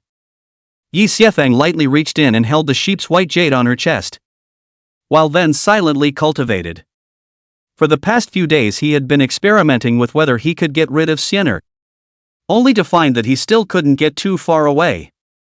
But he had the unexpected bonus of holding the goat white jade, and this was absorbed faster than holding his hand. Could this be because this side is closer to the heart? But there was not much difference between holding the left side and the right side, which made Yi Xiefeng puzzled. Still, he quickly convinced himself that he had to be careful.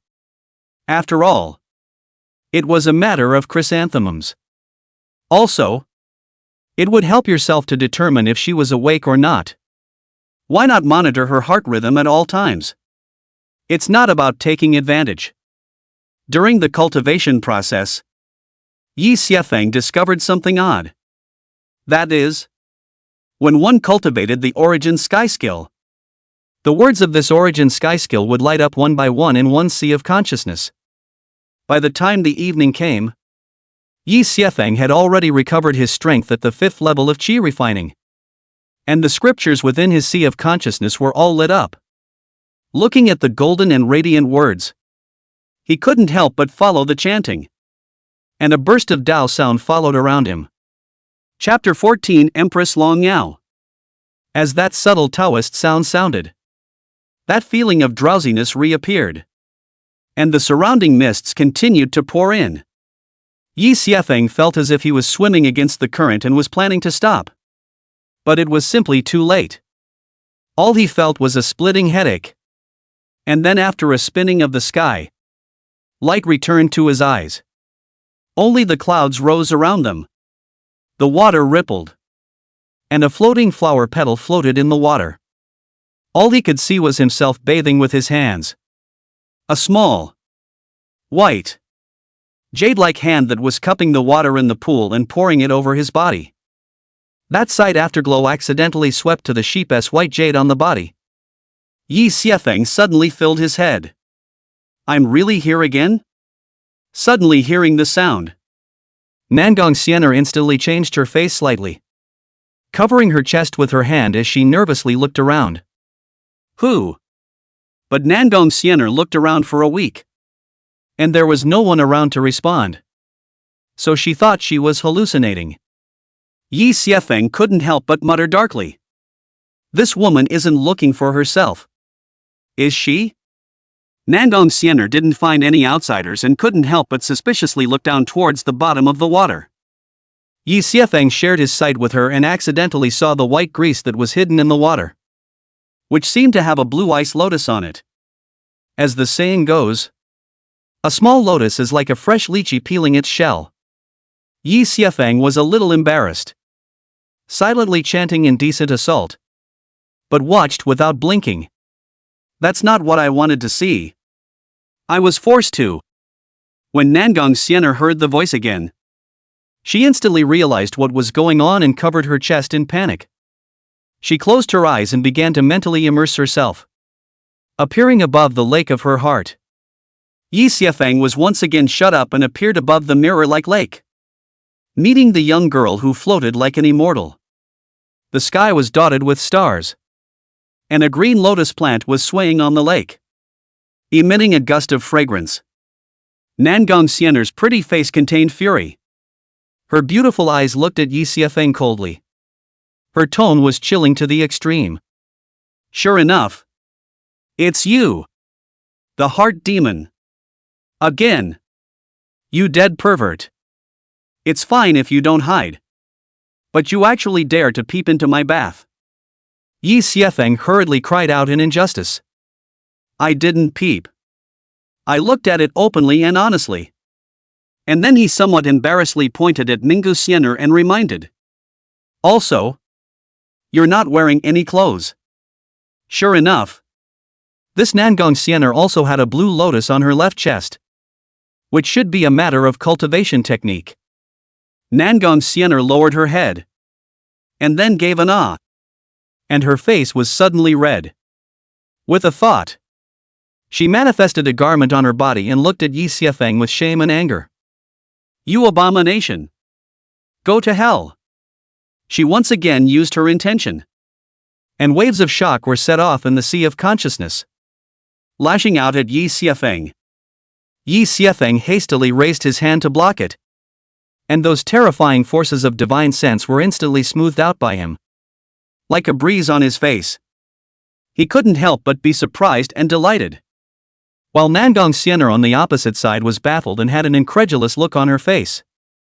Nangong Xian'er was not willing to show weakness and once again set off the wind and waves of the sea of consciousness to pounce on Yi Xiefeng.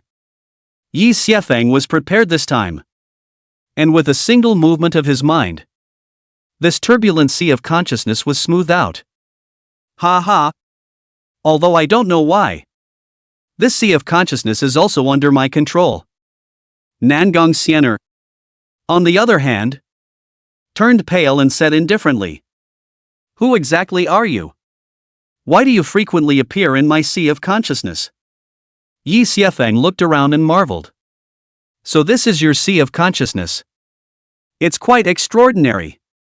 It was the first time he had seen someone else's sea of consciousness with a starry sky, and even more so with a green lotus vision. The sea of consciousness planting the green lotus. This is a saintly sight.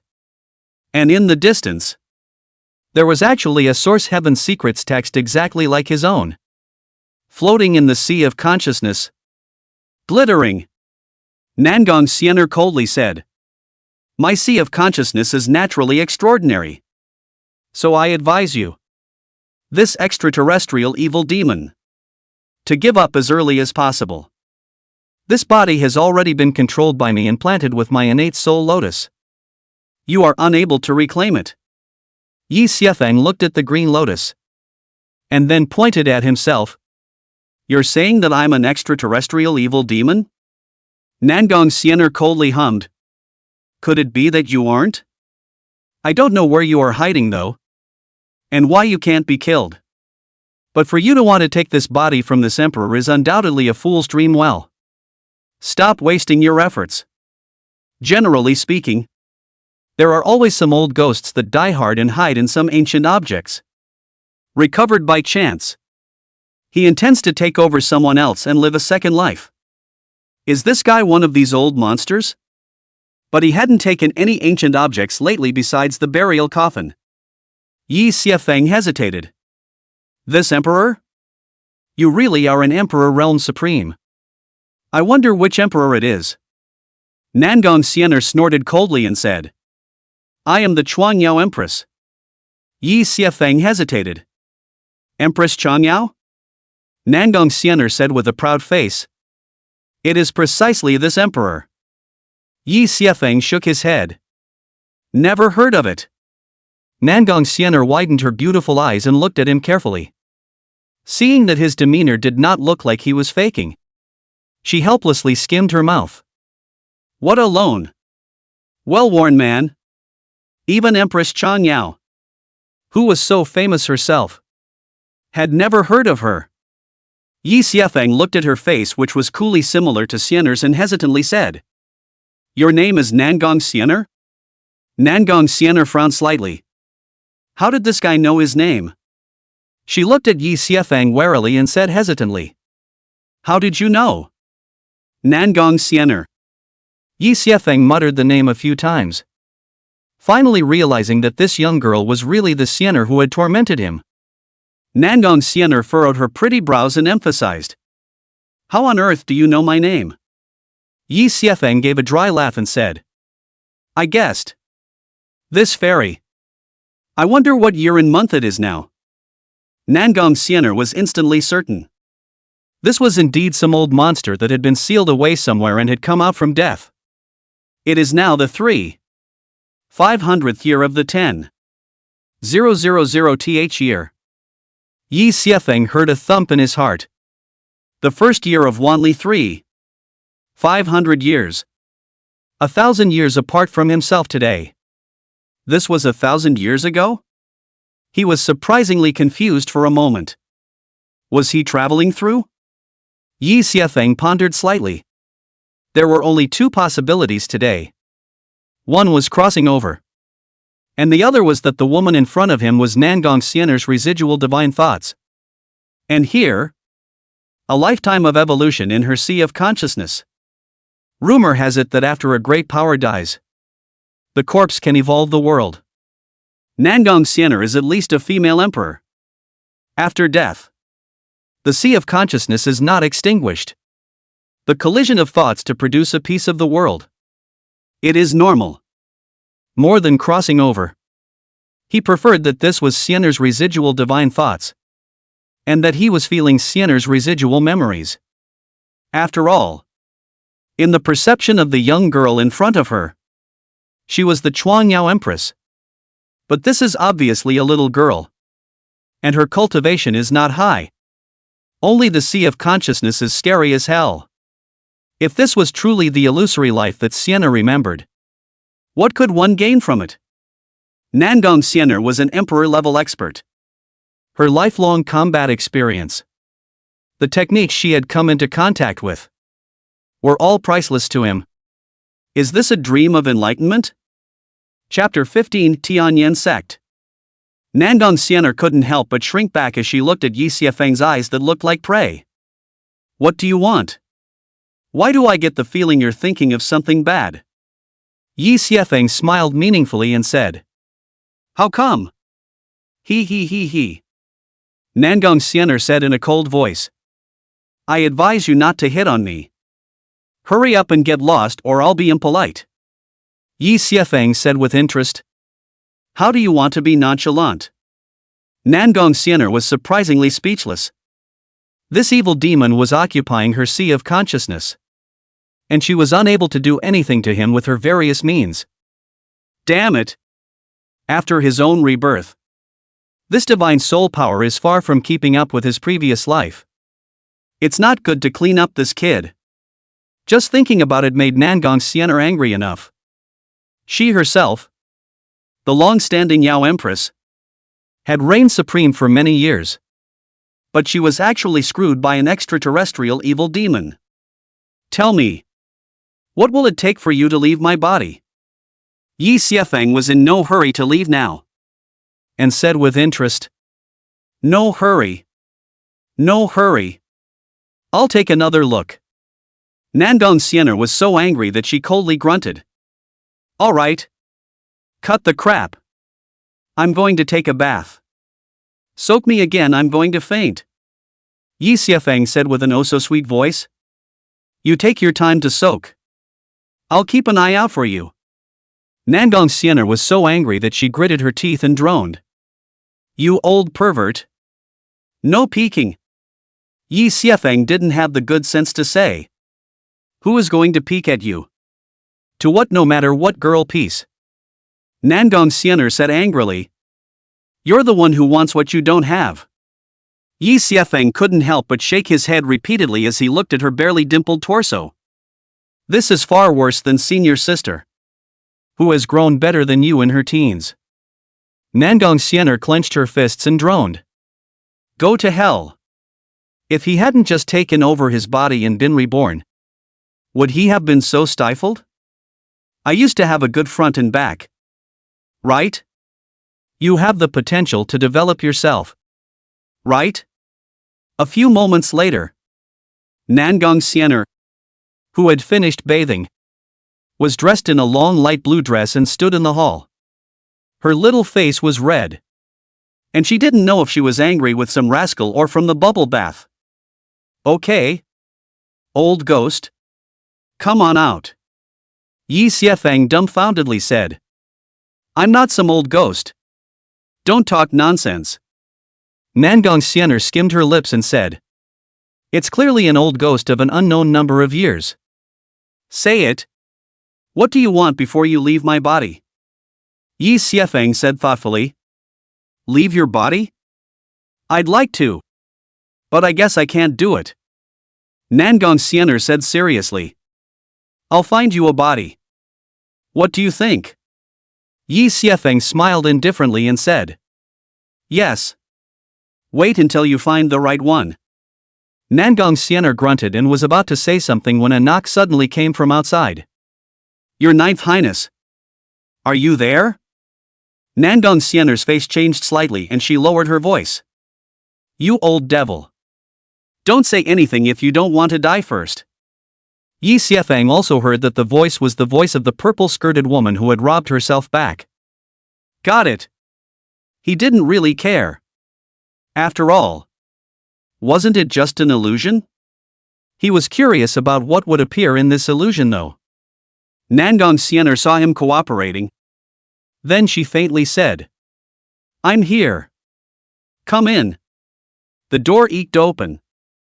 And a pretty-faced woman in a purple dress walked in from outside. Smiling sweetly at Nangong Xian'er. Your Ninth Highness. Did you just bathe? Nangong Xian'er nodded and said. Fairy-san visited late at night. But is there something important? Son Yasu laughed softly. Nothing. I just want to ask if Your Highness the Ninth is still comfortable living in my heavenly diffusion sect? Nangong Xian'er looked nonchalant and said. There's nothing comfortable or uncomfortable. There's no harm in saying what Fairy Song wants to say. Son Yasu didn't beat around the bush either. And said lightly. Your Ninth Highness. We know all about you. As long as Your Highness is willing to hand over the burying sky coffin. Our heavenly diffusion sect is willing to provide shelter for Your Highness. Otherwise. Nangong Xian'er said in a cloudy voice. Or else what? Are you going to kill me? I didn't think that the heavenly diffusion sect of the righteous path would actually covet this heavenly burial coffin. It's really laughable. Hearing the burial sky coffin. Yi Xiefeng pondered. He had found an ice coffin when he discovered Xian'er. Could that be the heavenly burial coffin? Son Yasu laughed softly. Who wouldn't want a divine object like the burial sky coffin? The righteous and devilish paths are all just people after all. Nangong Xian'er grunted coldly. You can die. Unless you guys promise me that I won't hand over the sky-burying coffin. Son Yasu said helplessly. Your Highness. Don't force yourself. The Tianwu Sage Emperor is powerful. And the Tianwu Imperial Dynasty is even more powerful. Our heavenly diffusion sect is really unwilling to be an enemy. Why don't Your Highness seriously reconsider and we will try our best to fulfill it? Nangong Xian'er had a look of oil and salt as she faintly said. Then there's no need to talk. I only have this one request. Son Yasu got up helplessly and faintly said. Whenever Your Highness changes your mind, you can always crush the jade slip and look for me. She left in style. While Nangong Xian'er was pondering, not knowing what she was thinking, Yi Xiefeng asked curiously. What's this about you nowadays? Nangong Xian'er skimmed her lips and said. This has nothing to do with you. Yi Xiefeng dumbfoundedly said. How is it not related to me? I have no place to go. And I can only stay in your sea of consciousness. You and I are one and the same. If you die, I'm gone. So how can it not be off? Nangong Xian'er pondered for a moment. And after a moment of contemplation, she still chose to tell the truth. After all, the person in front of him was mysterious and unpredictable. And it was possible that he really did have some way to help himself. As you can see, I was captured by them, wanting to force the whereabouts of the burial coffin from me. Yi Xiefeng asked curiously. What is the burial heavenly coffin? Nangong Xian'er explained. An ancient treasure that possesses infinite wonders, which can produce flesh and bones of the dead and circumvent the heavenly tribulation to obscure the heavenly chances. Yi Xiefeng sniffed and asked tentatively. Is this burial sky coffin a transparent ice coffin with all sorts of gods? Demons and ancient scripts painted on it? Nangong Xian'er couldn't help but look confused and said in dismay. You've also seen the heavenly coffin of burial? Could it be that this old ghost had followed him to escape from the burial sky coffin? Then why do you know nothing about it? Yi Xiefeng didn't expect that the ice coffin that was collecting Nangong Xian'er's corpse was actually a funeral coffin. I almost bought a casket and missed the most precious treasure. How is this coffin supposed to work? Nangong Xian'er coldly said. Why should I tell you this old devil? Yi Xiefeng said breathlessly. Don't be an old man. I'm still very young. Nangong Xian'er skimmed her mouth, obviously not believing all of it, and coldly said. You can't get out of this even if I'm locked up here. Although I closed my sea of consciousness and avoided them searching my soul, they will definitely have other ways to deal with me as time passes. You can't expect this so-called prestigious sect to really talk to you about benevolence and morality. They're all a bunch of hypocrites. If you old devil don't want to die, you'd better think of a way to escape this heaven diffraction sect with me as soon as possible is the right way. Chapter 16. Is this really a dream? Yi Xiefeng gave a distracted "oh" and said hesitantly. Do you know what state you're in right now? Does this woman even know she's dead? Nangong Xian'er frowned and said. What do you mean? Yi Xiefeng asked tentatively. Aren't you an empress? Don't you think there's something wrong with your cultivation? Before, when he took control of this body, there was no spiritual energy in his body at all. This was a hairy emperor realm supreme. Nangong Xian'er looked at him with a cute little face expression as she looked at him and said. I've only just taken over my body and been reborn. Do you expect me to have heavenly cultivation? Yi Xiefeng didn't expect to be despised by her, and said in dismay.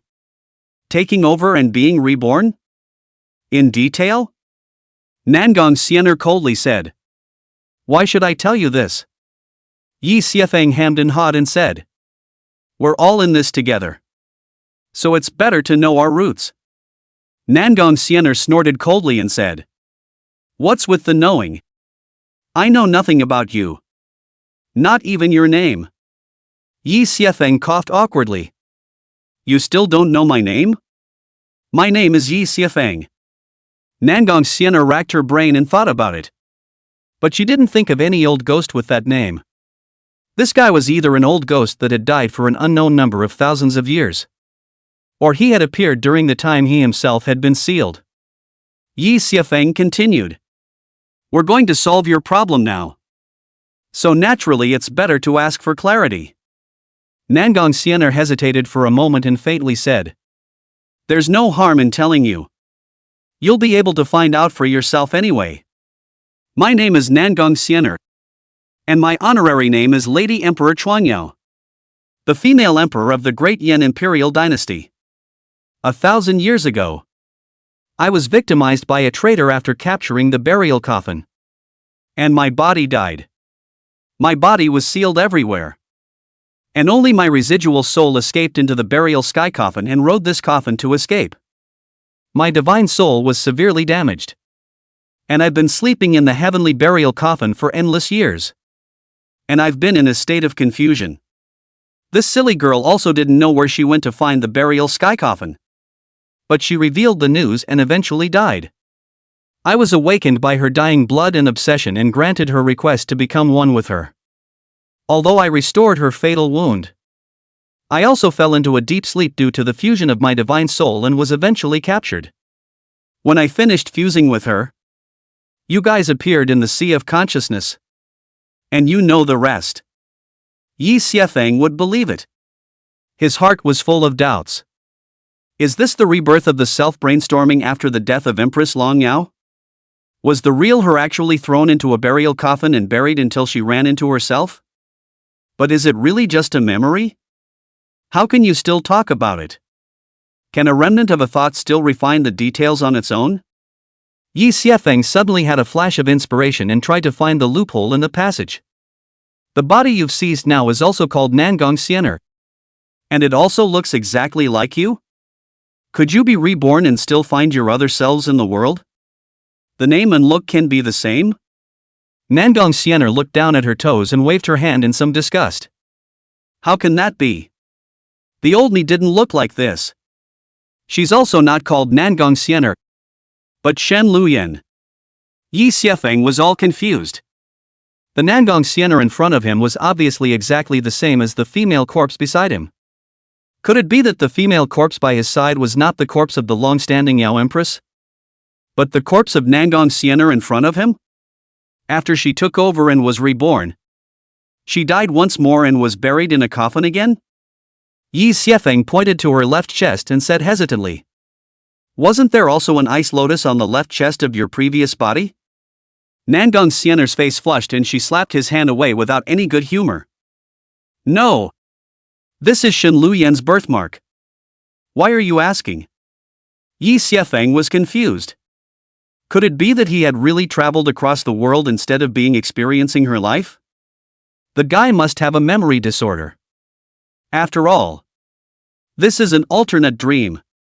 The things in the dream, even the most absurd, seem normal. Yi Xiefeng stopped thinking deeply and asked instead, "What conditions did you make with them?" Nangong Xian'er said indifferently, "They wanted the heaven-burying coffin. And I told them to kill the heavenly martial sage emperor of the heavenly martial dynasty." Yi Xiefeng are confused. Stunned. "This is not your father of this body?" Nangong Xian'er said in a cloudy voice. "If it wasn't for him, how would this silly girl have died? Her last obsession was to kill this old ghost. And I fulfilled her wish for her in order to unite her spirit body." Although Yi Xiefeng did not understand the reason, he was still shocked by this father's compassion and daughter's filial piety. "That's outrageous," Nangong Xian'er said in a cold voice. "All right. Are you done asking?" "All right.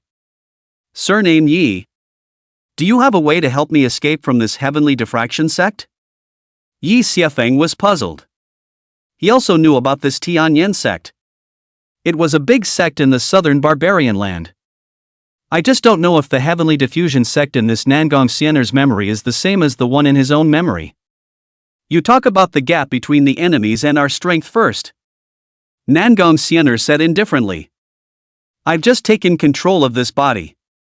And my strength is only at the late stage of chi refining. The heavenly diffusion sect has at least 2 Mahayana saints, 7K void venerables, and even more protective formations." Yi Xiefeng was dry and said breathlessly, "It's hopeless. Bury it. This practicing chi against a Mahayana. Or 2 Mahayanas. I know with my but that it's not going to work.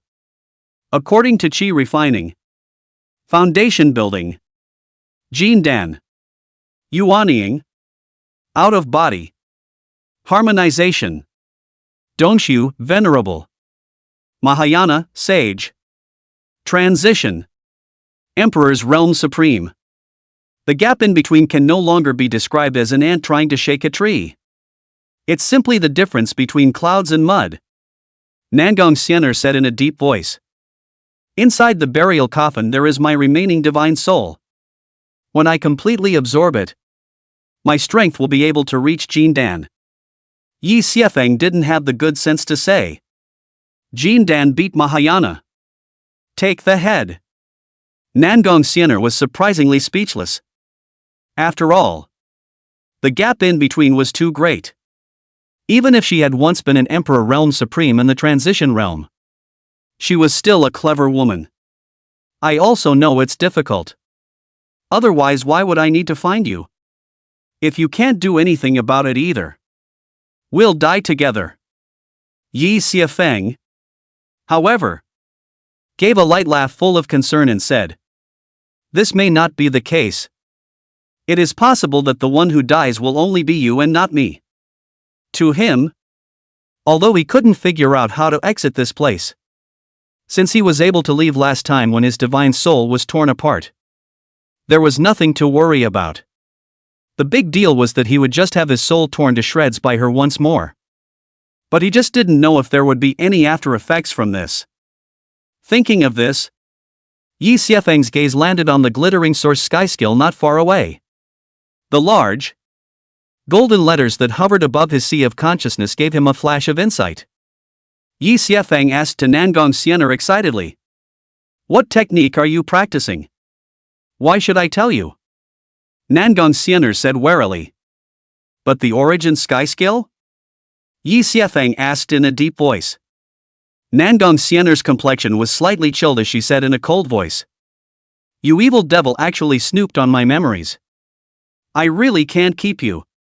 She once again tried to use her divine soul to attack Yi Xiefeng, only to be pacified by him with a wave of his hand in a light manner. Yi Xiefeng knew that he had guessed correctly. This origin sky skill was indeed the technique that she practiced. No wonder he had seen the words of the origin sky technique in her sea of consciousness. Since he had come here because of the origin sky skill, could he not also use the origin sky skill to go back? Chapter 17, I can't tell the difference. I really can't. Thinking of doing it, Yi Xiefeng immediately meditated on the source sky skill, only to see the distant text instantly shine with golden light. That familiar pulling sensation came instantly, and a white mist surged madly around them. Nangong Xian'er couldn't help but be a little stunned as she looked at the glittering origin sky skill and the mist. Yi Xiefeng, what have you done? Yi Xiefeng couldn't help but laugh and waved his hand. Bye you. As the tearing sensation came, he instantly disappeared. Nangong Xian'er couldn't help but be creeped out as she looked at the sea of consciousness where she was the only one left. What the hell? She looked at the dimmed words in the distance with dismay. It was a text she had recited before, but there was no such anomaly at all. What the hell is going on here?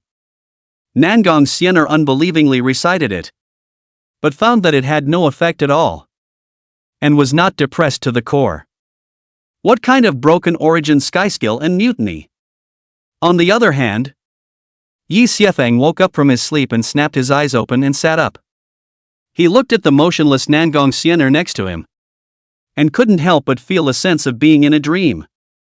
Yi Xiefeng withdrew his hand and pinched his face while grimacing in pain. He was not dreaming. He could really communicate with Xian'er's divine soul. But whether this was Nangong Xian'er's dream or reality, it made him a little unclear. Ugh. I can't tell the difference. I really can't. Yi Xiefeng looked at Nangong Xian'er and suddenly remembered the snow lotus at her chest and couldn't help but reach over. If you want to know if it's her, all you have to do is lift her shirt and see if the lotus flower is exactly the same. Yi Xiefeng gulped and gently pulled away Nangong Xian'er's collar. His heart could not help but be nervous. I'm not disrespecting you. It's a matter of urgency. So you'll have to excuse me. Besides, you've put me in such a bad situation. You have to compensate me for this. Right? He put his heart on the line and yanked so hard that the snow-capped mountains that had lost their restraints tumbled down and crumbled to the sides. Yi Xiefeng was startled and also shaken by the flash of white. And eventually his eyes stared at the blue lotus on that snowy mountain and froze. Really? It's a big difference in size though, and I don't know why it's flat. But the lotus flowers do look exactly the same. If Nangong Xian'er wasn't lying, there was nothing wrong with her memory. Then this was the body that Nangong Xian'er had seized. Yi Xiefeng's heart buzzed, not understanding what was going on. Although he couldn't figure it out. He was a little uncomfortable looking at the snow-capped mountains in front of him.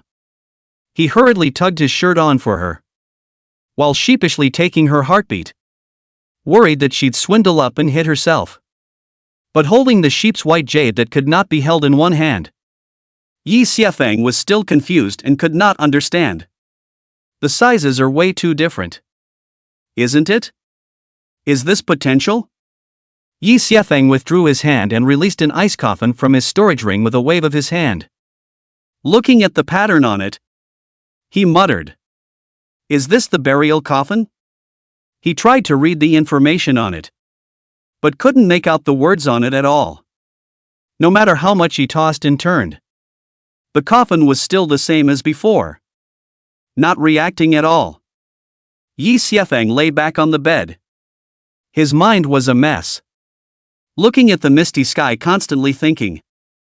I don't know how much time had passed, but a sudden clamor from outside woke him up. What's going on here? Who secretly started growing elixirs over here? That's right. No wonder the elixirs are won on our side.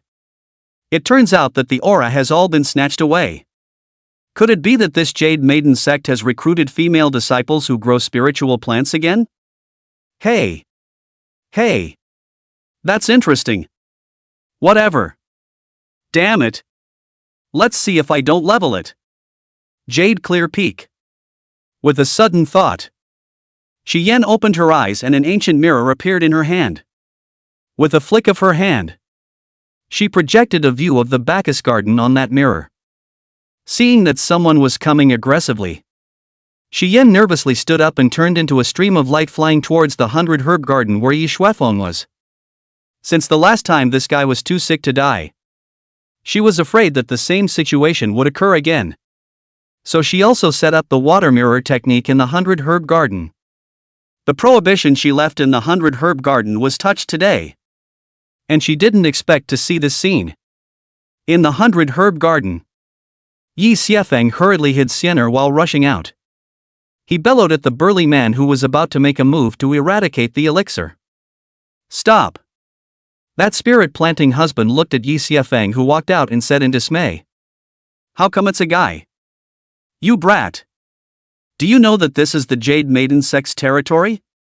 And you actually dare to occupy it without authorization? Are you tired of living? Yi Xiefeng almost laughed out loud and said dumbfounded. You guys also know that this is the territory of the Jade Maiden sect. And you still dare to come here to sow your wild oats? That spirit-planting man froze for a moment and said, You're from the Jade Maiden sect? Yi Xiefeng said indifferently. As good as fake. That spirit plantif couldn't help but laugh. Laughing so hard that tears came out of his eyes. And one of them couldn't catch his breath. This kid said he's from the Jade Maiden sect. Is this to laugh me to death? Is he not aware that the Jade Maiden sect never recruits men? Even spirit-planting husbands? Yi Xiefeng laughed coldly. Took out his own token and said indifferently. I didn't have one before. But I do now. Looking at that token, those three froze for a moment. Boss? It seems like it's really the Jade Lady sect's token. Heavens! The Jade Maiden sect is actually recruiting male disciples? This token doesn't look like a fake. Yi Xiefeng said indifferently. Since you know that I'm a disciple of the Jade Maiden sect, why don't you hurry up and get lost? The man in the lead sneered and said, If you were a fairy of the Jade Maiden sect, we'd still respect you 3 times. A spirit-planting husband of chi refining. Really looking for death. He waved his big hand and said coldly, Brothers, beat him. The 2 spirit cultivators next to him also laughed and charged up, cursing under their breath. Little white boy. I'll beat you into a pig's head. I'll see how you'll go about pleasing the Jade Sex fairies. Yi Xiefeng's eyes were cold. Seeing the three rushing in, he quickly judged the strength of the three. The leader of the group was only at the 5th level of qi refining. And the remaining 2 were only at the 3rd level and 1 at the 4th level. After all, how strong can one be when they can be so downtrodden as to work for someone as a spirit plant husband? Yi Xiefeng slapped his hand and the broom next to him fell into his hand. Striding forward. It's natural to deal with garbage the way you deal with garbage. He carried a broom and swept it away, sending out gusts of wind and thunder. That boss thought it was an ordinary stick, and applied his spiritual energy to his hands to try to block it. But he was directly swept out by Yi Xiefeng's stick. The remaining 2 charging spirit plantsmen froze for a moment. And before they could react, Yi Xiefeng swept out a stick left and right from one of them.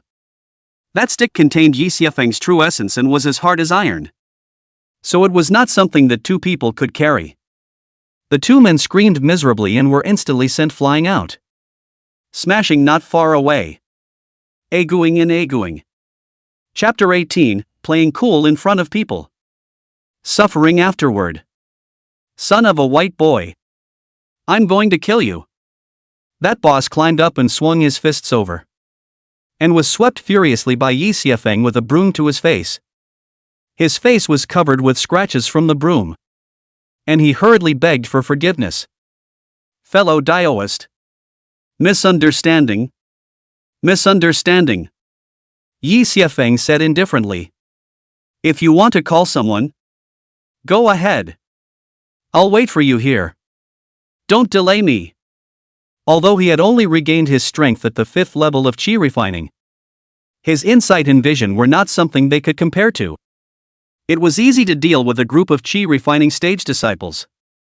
That boss quickly waved his hands and said, "How could it be? How could it be?" Yi Xiefeng faintly said, "Get lost." The 3 men climbed up, helped each other, and ran for their asses. Yi Xiefeng ignored them and picked up the mess on the ground. Coming halfway to Yubari was confused and a little incredulous. This guy was at the 5th level of qi refining so quickly. It was truly unbelievable. Does that mean you don't have to go yourself? But just then, her mind moved as another person came. In the 100 grass garden, there was a sudden chaos outside, as if quite a few people were coming this way. Yi Xiefeng smiled slightly. It came really fast, and there were quite a lot of people by the sound of it. Looks like it's going to take some work this time. After all, he doesn't want to be getting men left and right, being locked up with strong men and men on top of men. Yu Yan, who was on her way, frozen, saw Yi Xiefeng struggling to climb the roof. What's he doing? Want to climb up there and hide? What about his female body? But Yi Xiefeng didn't hide, but stood on the roof looking left and right as if he was looking for something. Yu Yan, who looked confused, couldn't help but be curious. What does he want? A few moments later, a bunch of burly men scrambled into the 100 herb garden. They were all big and strong, with guys in their hands, looking aggressively left and right. The leader is a disciple of the 7th level of qi refining. Eyes glaring like copper bells. Body shape is powerful. At a glance is the cultivator of body refining. Which ungrateful one dares to beat up my corpsine sect disciple? I'll have to waste him and use him to light up the sky lantern. The 3 disciples who had been beaten up by Yi Xiefeng earlier followed him and straightened up at this moment. Bastard! Get out of there! The others also chimed in. That's right. Get out and die. A breezy voice came from on high. I've been there for a long time. You just can't see it. The crowd searched for half a day and finally found their target at the top of the great hall of the Bacchus garden. He saw the man sitting on top of the roof, a long sword stuck at his side, and a jug of wine dashingly sipping in his hand. The rising sun was right behind him, piercing the eyes of the crowd. making the man appear so dazzling that even his hair glowed. Asterisk asterisk asterisk asterisk it stings. The strong man who was beaten narrowed his eyes and pointed at Yi Xiafeng above him. Senior brother Kong Yuan. It's this kid. The strong man at the head, also known as Kong Yuan, was pointing at Yi Xiafeng with the thick water fire stick in his hand against the blinding sunlight. Kid, are you the one who beat up my corpsine sect disciples? Yi Xiafeng stood up with an old spirit and said faintly. I fought. You don't accept? Today more or less. I have to let you see the power of my Xian Tian sword sect's #1 bully. That Kong Yuan sneered. So it's you, kid. Kneel down obediently and I'll give you a way out. Yi Xiafeng laughed. The long sword in his hand slightly came out of his body. And a blinding light shone so brightly that the crowd could not open their eyes. Kneel? Yi Xiafeng. Don't kneel to the heavens or the earth. You want me to kneel to you? He swept down from above the great hall. The long sword in his hand instantly sheathed, chopping between flashes of cold light. Can you stand it? Kong Yuan completely did not expect that he would actually make a sudden sword strike. And his eyes were shaken by the light of the long sword in his hand. And he cried out in his heart that it was not good. By the time he regained his vision, Yi Xiafeng had already arrived in front of him. And he only had time to quickly cross the water and fire stick in his hand in front of his body to defend himself. The obsidian sword in Yi Xiafeng's hand was the sword he had always worn. It was an extremely high-grade magic weapon that cut iron like mud. And it was simply not something he could resist. Only a click was heard as the water and fire stick was chopped off with a sword. Just like slicing a melon and chopping vegetables. The piercing sword light crossed in front of Kong Yuan, scaring him. And by the time he reacted, the obsidian sword was already on his neck. The group of rowdy, strong men were even more silent, each as if they had been strangled. Yi Xiafeng held his sword in one hand and pressed not to look at Kong Yuan squarely. He just took a sip from the wine pot. He looked cold and breezy. Get lost. I won't kill you. Kong Yuan was scared pissed off by this heavenly sword. And now that his little life is in his hands, he can only shiver and say, No. Yi Xiafeng glanced at the burly man who had brought the men. The obsidian sword in his hand slashed across his head, cutting off the bundle of hair on his head. Next time, I'll chop you on the head with this sword. He clouted his sword back into its sheath and said in a cold voice, Get out. Although Kong Yuan and his group were coming in strong, they were all scared by Yi Xiafeng's sword. And each of them ran away with their tails between their legs without saying a word. After all, even Kong Yuan had been cleaned up with a single sword. So who would dare to take its edge? After the crowd left, Yi Xiafeng stood still for a while, making sure they were all clean before sitting down on his butt. Ouch! My foot! This obsidian sword could also emit a dazzling light if it was infused with spiritual energy. However, Yi Xiafeng's cultivation level was not enough nowadays, so he could only use daylight to get a strengthened effect. He was so focused on being cool that he forgot that he was only at the 5th level of qi refining now, and was not yet able to use his qi to control his sword. Yi Xiafeng used to be a sword cultivator and did not refine his body. His physique was no better than a normal person. Jumping down from such a high height, handsome as it was, almost didn't break his legs. The moment he landed, his feet went numb, and he was just holding on for dear life. It took a while to scare the guys off and immediately rubbed his foot, grimacing in pain. Yi Xiafeng limped back, muttering, playing handsome in front of people, but suffering afterward. He couldn't help but wonder if he was going to find Nangong Xian'er and ask for a set of body refining methods from her. After all, the supreme forgetfulness technique was a technique that mainly cultivated the state of mind and the divine soul. And the Xian Tian sword technique side emphasized the cultivation of the sword and intention. Source Sky skill on the other hand was a cultivation inner gong heart method. All three were not good at body refining. Now Yi Xiafeng was still missing a body refining technique. Yu Yan, who was secretly watching this place, stopped her footsteps and couldn't help but turn back with the corners of her mouth slightly raised. This guy was quite interesting. Able to deal with the 7th level of Qi refining with a cultivation of the 5th level of Qi refining. Worthy of being a former saint's son. Looking at it that way, she was convinced that this guy had once been the pride of heaven. But she couldn't help but laugh at the thought of how he ended up twisting his foot. Just too much of a pretender. When the disciples of Jade Clearance Peak saw her appearance, they couldn't help but look at each other and mutter in their hearts. The Holy Virgin seems to be in a good mood lately. Ha! Chapter 19, Demoness. Don't run!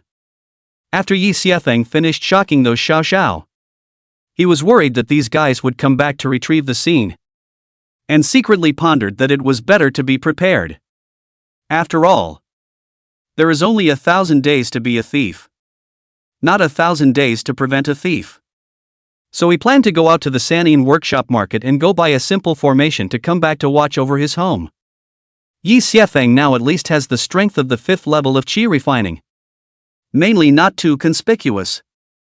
Presses the root of the problem. To be on the safe side, he still draped both himself and Nangong Xian'er in black robes before carrying Xian'er on his back and going out. Walking in this 3-in square, Yi Xiafeng looked around along the way, searching for what he was looking for. The Nangong Xian'er on his back didn't have any abnormalities, and in the eyes of outsiders the two were just loving Dao couples. So they didn't look at them much. This 3-in workshop was established here, and most of it was filled with disciples of the 3 sects' disciples, as well as a large portion of the 3 sects' outer disciples. Most of the marketplace was filled with various places for bartering or selling spirit medicines and formations. And there were also quite a few loose goods that were directly placed on the ground. Yi Xiafeng walked around and realized that there were all sorts of monastic objects here. Even the introductory techniques of the Corpse-in sect. He suddenly had an idea. Could he learn the Corpse-in sect's techniques? The Corpse-in sect, as the evil ghost Dao among the 6 Dao sects, was most skilled in controlling ghosts and corpses. If he could learn the sect's techniques at that time, not to mention anything else, at least he would not have to carry Xian'er around on his back. He himself could even use her to help him fight people. She was a real copper. But how to get the Corpse-in sect's authentic corpse control secret method made Yi Xiafeng difficult. Although the Corpse-in sect was not as big as it used to be, the thin dead camel was bigger than a horse, and the secret arts were still looked at very closely. Yi Xiafeng bought the materials needed to set up the formation in the field, and bought a few introductory techniques of the Corpse-in sect. It was also fortunate that he was able to open his storage ring nowadays, and there were still some spirit stones in it. Otherwise he really couldn't afford it. After Yi Xiafeng finished his shopping, he went around, intending to familiarize himself. On the way, they passed a small 3-story building called Drunken Immortal House, which was a specialty industry of the Acacia sect. After all, the Acacia sect was not far from here, so the specialty industries had opened here. This Drunken Immortal House is a place for female disciples of the Hovuan sect to come out to learn from each other and make friends with Pipe and Bao. Get in there and you'll die of lust, at the cost of sacrificing some yang energy and spirit stones. Yi Xiafeng had never been there before and couldn't help but look at it a few more times, causing the flamboyant female disciples of the Acacia sect on Drunken Immortals building to wave back and forth. Fellow Daoist, come up and do and talk. That's right. Fellow Daoist, pack your home away from home. Don't be upset don't have spirit stones Although Yi Xiafeng was happy to note that people were also a bit eager, he still respected it. It's not a case of being too shy to pour money into it. Rather, though beauty is good, a little life is worth more. And Not to mention nothing else. In this, even a daywalk-an-eel demon girl is less The ones who could appear in the drunken immortal building were all the demonesses of the harmonious sect, who had a day job and 100 birds in the air. So Yi Xiefeng stayed far away, lest he was accidentally pulled in to sit and enjoy the ride. He was about to go back in just as a couple of women came out of it. And one of them, a pink-skirted woman, couldn't help but exclaim, "Yi Xiefeng?" This voice seemed particularly abrupt in this foreign country. Yi Xiefeng first cackled, and then quickly walked away. But behind him came the crisp sound of a bell. A fragrant breeze blew by, and a woman in a pink dress stood before him.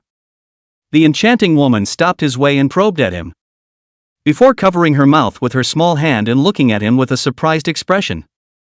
The woman was wearing a red dress that could barely cover her vitals, and a large portion of her white, snow-like skin was exposed, making it difficult to know where to look. "Yi Xiefeng? Is it really you? I thought I had misrecognized you." Yi Xiefeng frowned and said, "Sure, Yu Fei. So it's you." The person who came was familiar to him. One of the famous demonesses of the Acacia sect, the red-pink demoness. "Sure, Yu Fei. This demon girl Yuaning realm." And Yi Xiefeng had fought a few times, and the two of them were considered to be not fighting. It's just that Yi Xiefeng didn't expect to see her here. And now he doesn't know if the situation is enemy or friend. But a blessing is not a curse. And since he couldn't hide from it anyway, he was open to it. Sure, Yu Fei walked forward in style, smilingly reaching out on Yi Xiefeng's shoulder, puffing in his ear. "Saint Yi. It's been a long time. I didn't expect to see great Saint Yi here as well. It's really fate." Her whole person half hanging Yi Xiefeng body. Heavy tits pressure on him, between the knitted brows and smile to show all kinds of style. Yi Xiefeng, however, was unmoved and said awkwardly, "It's quite a coincidence." Sure, Yu Fei giggled and said, "The Holy Sun is trying to get into the drunken immortal house to do his job? If Saint Sun is really interested in going in and having some fun, Yu Fei is going to make a furtive offer. People have long wanted to discuss the Tao with Saint Sun." Yi Xiefeng hurriedly waved his hands and said, "No, no, no. Don't dare to dare." Sure, Yu Fei snapped, "What are you doing? You Holy Sun?" Yi Xiefeng looked around at the people looking over and said somewhat uncomfortably, "Let's talk somewhere else." Sure, Yu Fei nodded her head and said, "Good. Why don't the Saint Sun go to my Acacia sect and sit down? The sisters of my Acacia sect look up to the Saint Sun a lot." She purposely added a bit of emphasis on the word tight, causing Yi Xiefeng to laugh and waved his hands. "It doesn't matter. It doesn't matter. I'm afraid if I go I won't be able to come back. Come with me." Sure, Yu Fei giggled. "Saint Yi wouldn't be trying to take me to some deserted place and do something untoward to someone, right?" Yi Xiefeng was dumbfounded and said, "I don't have the heart. Nor do I have the guts. You come with me." He carried Xian'er on his back and led the way in front, while Sure Yu Fei spoke to the other few senior sisters and drifted to follow. Those senior sisters looked at Yi Xiefeng curiously and said in surprise, "Senior sister, this is seeing an old flame? Who knows? But I've never seen senior sister being this enthusiastic about any man. As we all know, the red-pink demoness Sure Yu Fei is the most flirtatious and moving. But she is also the most unsmiling to men and likes to turn the other cheek the most. None of the men who spoke out against her and hit on her survived. It's rumored within the Acacia sect that she's afraid she doesn't like women. Right? They were not the women inside the drunken immortal mansion, but rather, they came to this drunken immortal mansion for a routine inspection and to collect spirit stones. I just didn't expect to come out to my senior sister and run away with a man with an excited face. What's going on here?"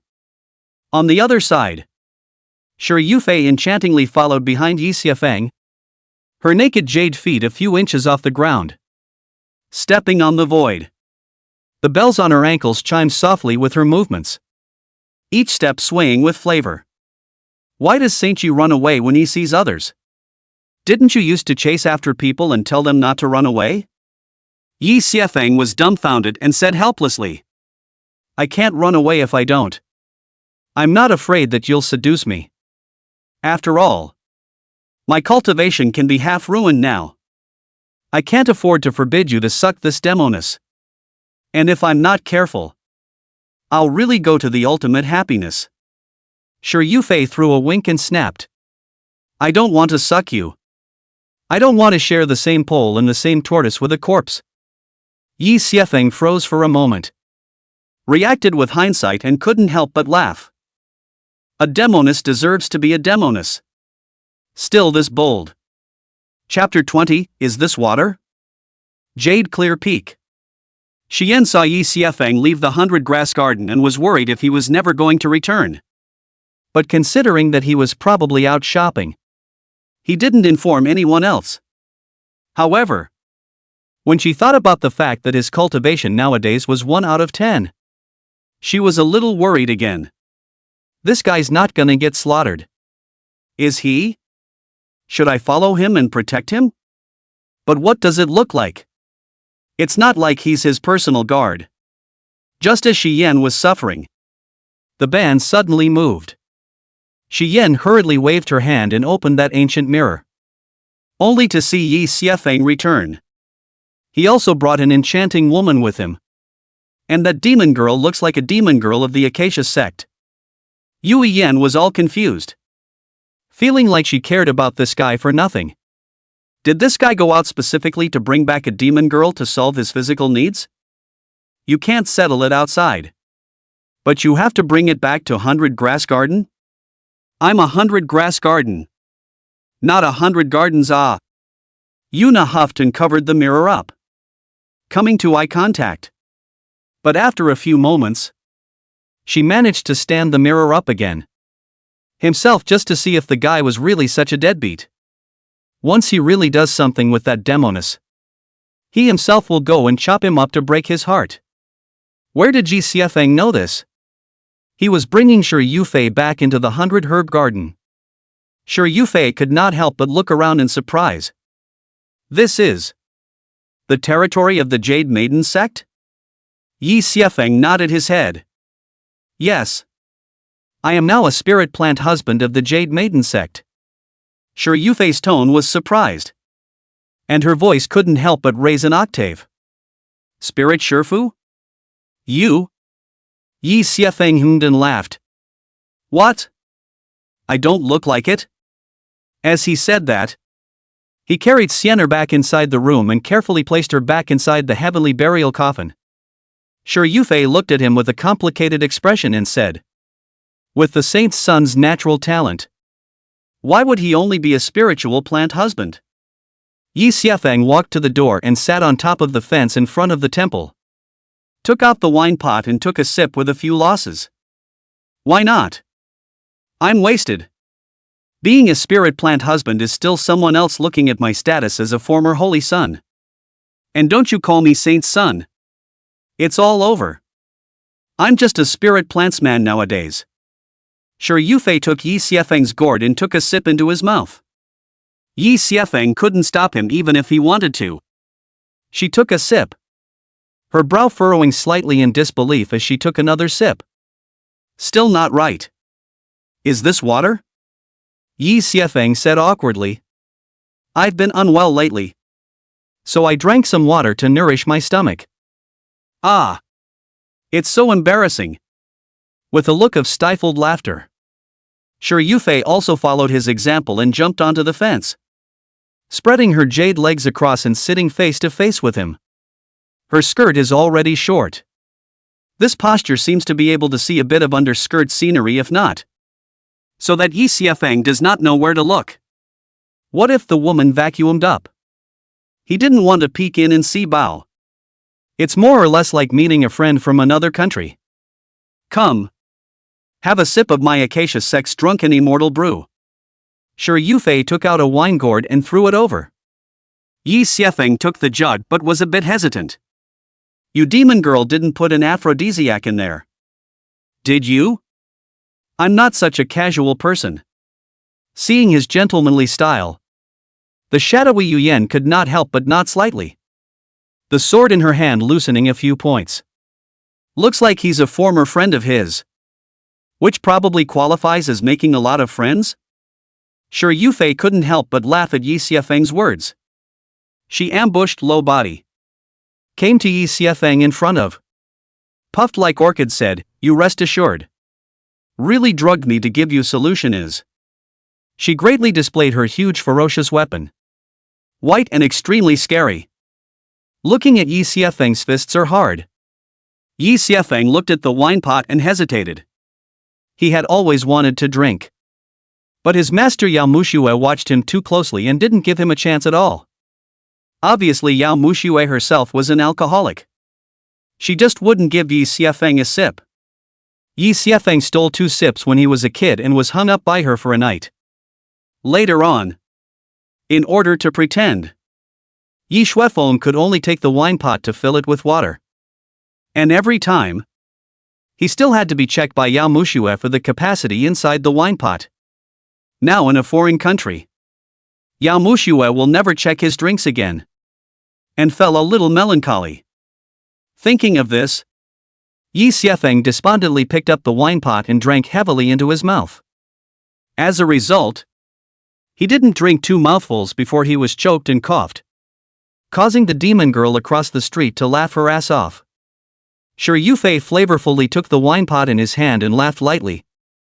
So you really don't know how to drink. She picked up the jug and raised it high. And the wine drained into her reddish sandalwood mouth like a clear spring. With a unique beauty. Some more slid down her delicate jawline. Down her jade neck and into that bottomless abyss. Yi Xiefeng's mouth was dry from watching. And he was a bit dizzy from the alcohol. I knew I couldn't associate with the demonists of the Acacia sect. They will only pull you into the abyss and it will be difficult to extricate yourself. Sure Yufei noticed his gaze. Licked her red lips and looked at Yi Xiefeng with winks and smiled. Wine is meant to be drunk like this, understand? Shi Yan cursed at the sight. What a shameless demoness of the Acacia sect. How can you seduce a man like this? And teach people to drink? Good thing you guys are not doing anything at all. Yi Xiefeng took the wine pot in Sure Yufei's hand and took 2 big gulps. And immediately felt hot/spicy. Slowly, his tongue began to go a little numb. And his drink failed to taste good. And his stomach warmed up. I used to think that alcohol wasn't a good thing. But now I think it's quite good. It takes the edge off and keeps me warm. Sure Yufei smiled sweetly. As if 100 flowers were blooming. And said, we've known each other for a while. So I'll give you this wine. Yi Xiefeng hummed. And the 2 of them just took a sip from you and a sip from me. Drinking this precious drunken immortal brew. It's really life as a dream. I never dreamed before that I would be drinking with a demon girl like you. Sure Yufei giggled. Yeah. I also didn't expect that the once-spirited Saint Yu would actually defect from the Xin Tian sword sect. Yi Xiefeng looked a bit forlorn and said despondently. Yes. Everything is gone. I'm just a clan outcast now. Sure Yufei looked at him somewhat apologetically and said. I'm sorry. That's not what I meant. Yi Xiefeng's wine feeling got the better of him and stood up. Tapping his toes and nimbly flying above the roof. He took a big gulp of his wine and laughed. It's quite good to be here too. Drunk today and sad tomorrow. Sure Yufei flew up in the air and landed beside him to straighten her skirt and sit down in a graceful manner. She kindly reminded. Saint Sun Yi should still go out less recently. There's more than just sirens like me out there. There's perverts like Han Kai Tai who miss you. If you have anything you need to buy, you can summon me and I'll buy it for you as well. Yi Xiefeng shook his head and smiled blandly. It's a blessing, not a curse. It's a curse that can't be avoided. Take a step and see what happens. He took a big gulp of the wine, as if it would make him forget all his unhappiness, and laughed drunkenly. Good wine. Sure Yufei smiled sweetly and said, "What kind of good wine is this?" "My acacia sect's acacia brew is what counts as good wine," Yi Xiafeng curiously said. "Acacia brew? Next time there's a chance. You get me a jar to try." Chapter 21, Please be obedient to your sister. Sure Yufei sniffed with an odd expression and said, "Are you sure you want me to brew it for you?" Yi Xiafeng, who was drunk at the moment, said boldly, "Of course. Brew."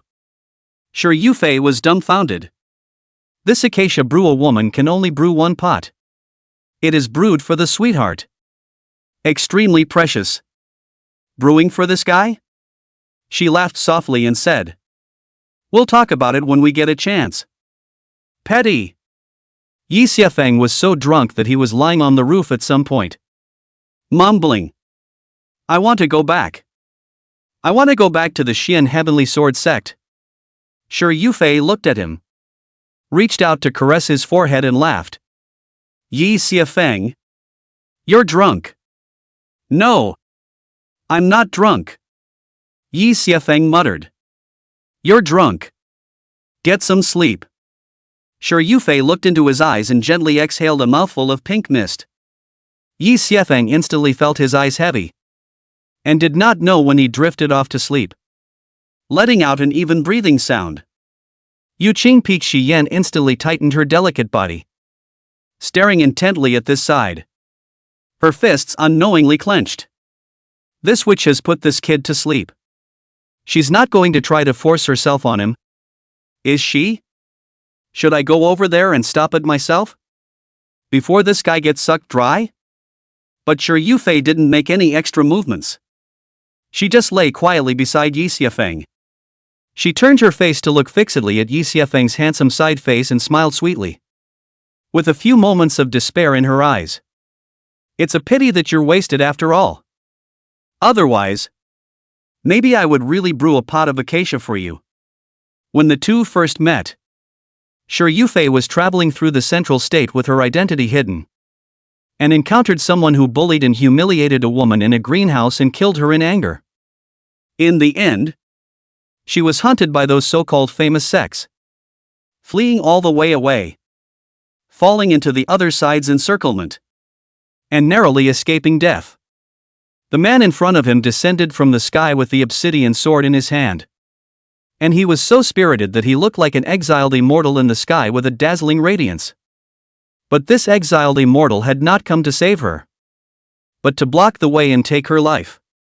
Sure Yufei had thought that she was dead. Who knew that this guy was not like the general righteous people who usually shouted and killed when they saw her?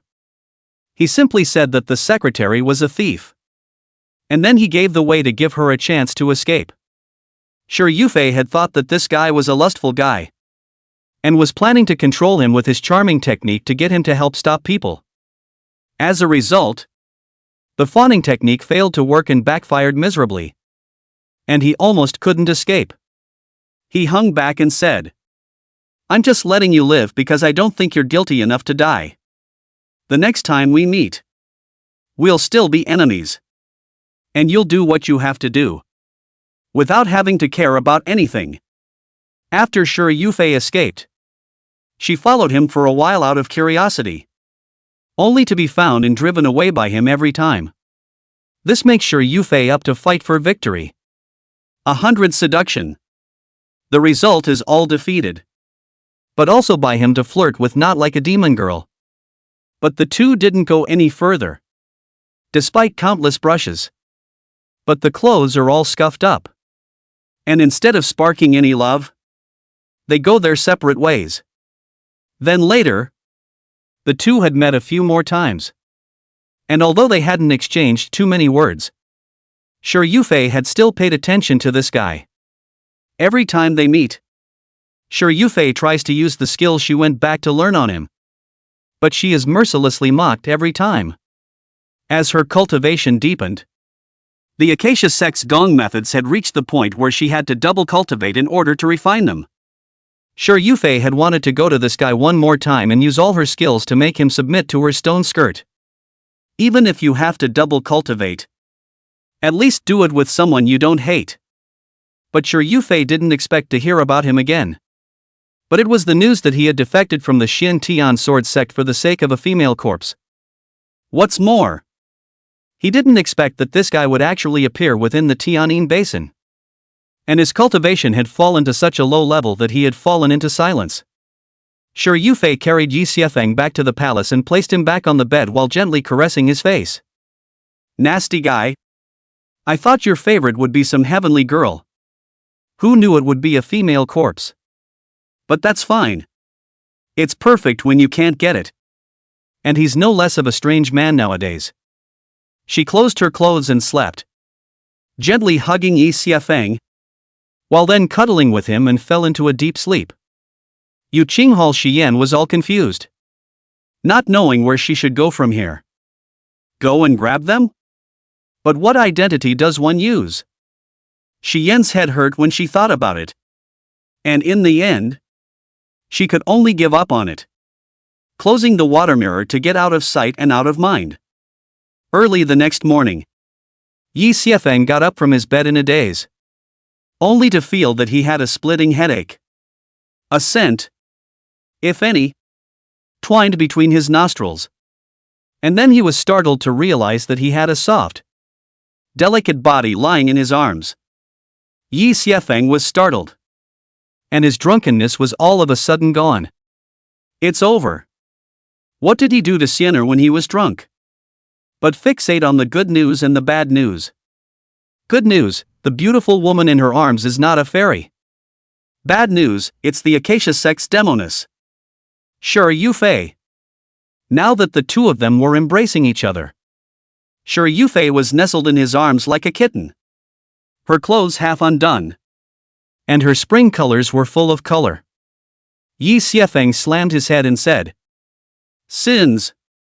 But just as soon as he took the shot, he realized he was holding a piece of pink fabric in his hand. This slap was right on his face. And seeing the style of the fabric, Yi Xiefeng's heart trembled. Isn't this a bib? He was about to throw it away when Shi Yufei in his arms sensed the movement and opened her eyes in a daze, looking at him curiously. Great Sage Yi. Good morning. Yi Xiefeng quickly hid the thin, cicada-like bib in his hand and gave a dry laugh. Sure, Yufei. How do you? How do I? Sure, Yufei complained. Last night, Yi Xingzi drank too much and didn't give people a chance to leave, and insisted that I kiss and hug and lift high. Slave can't argue with you, and can only agree to it. Who knows? You actually want to hold people to sleep, but also to people. Yi Xiefeng said nervously. What's it doing to you? Nothing happened to us, right? Sure, Yufei said with a look of watering eyes. What do you think? Yi Xiefeng looked at the clothes on his body and said, Nothing should have happened.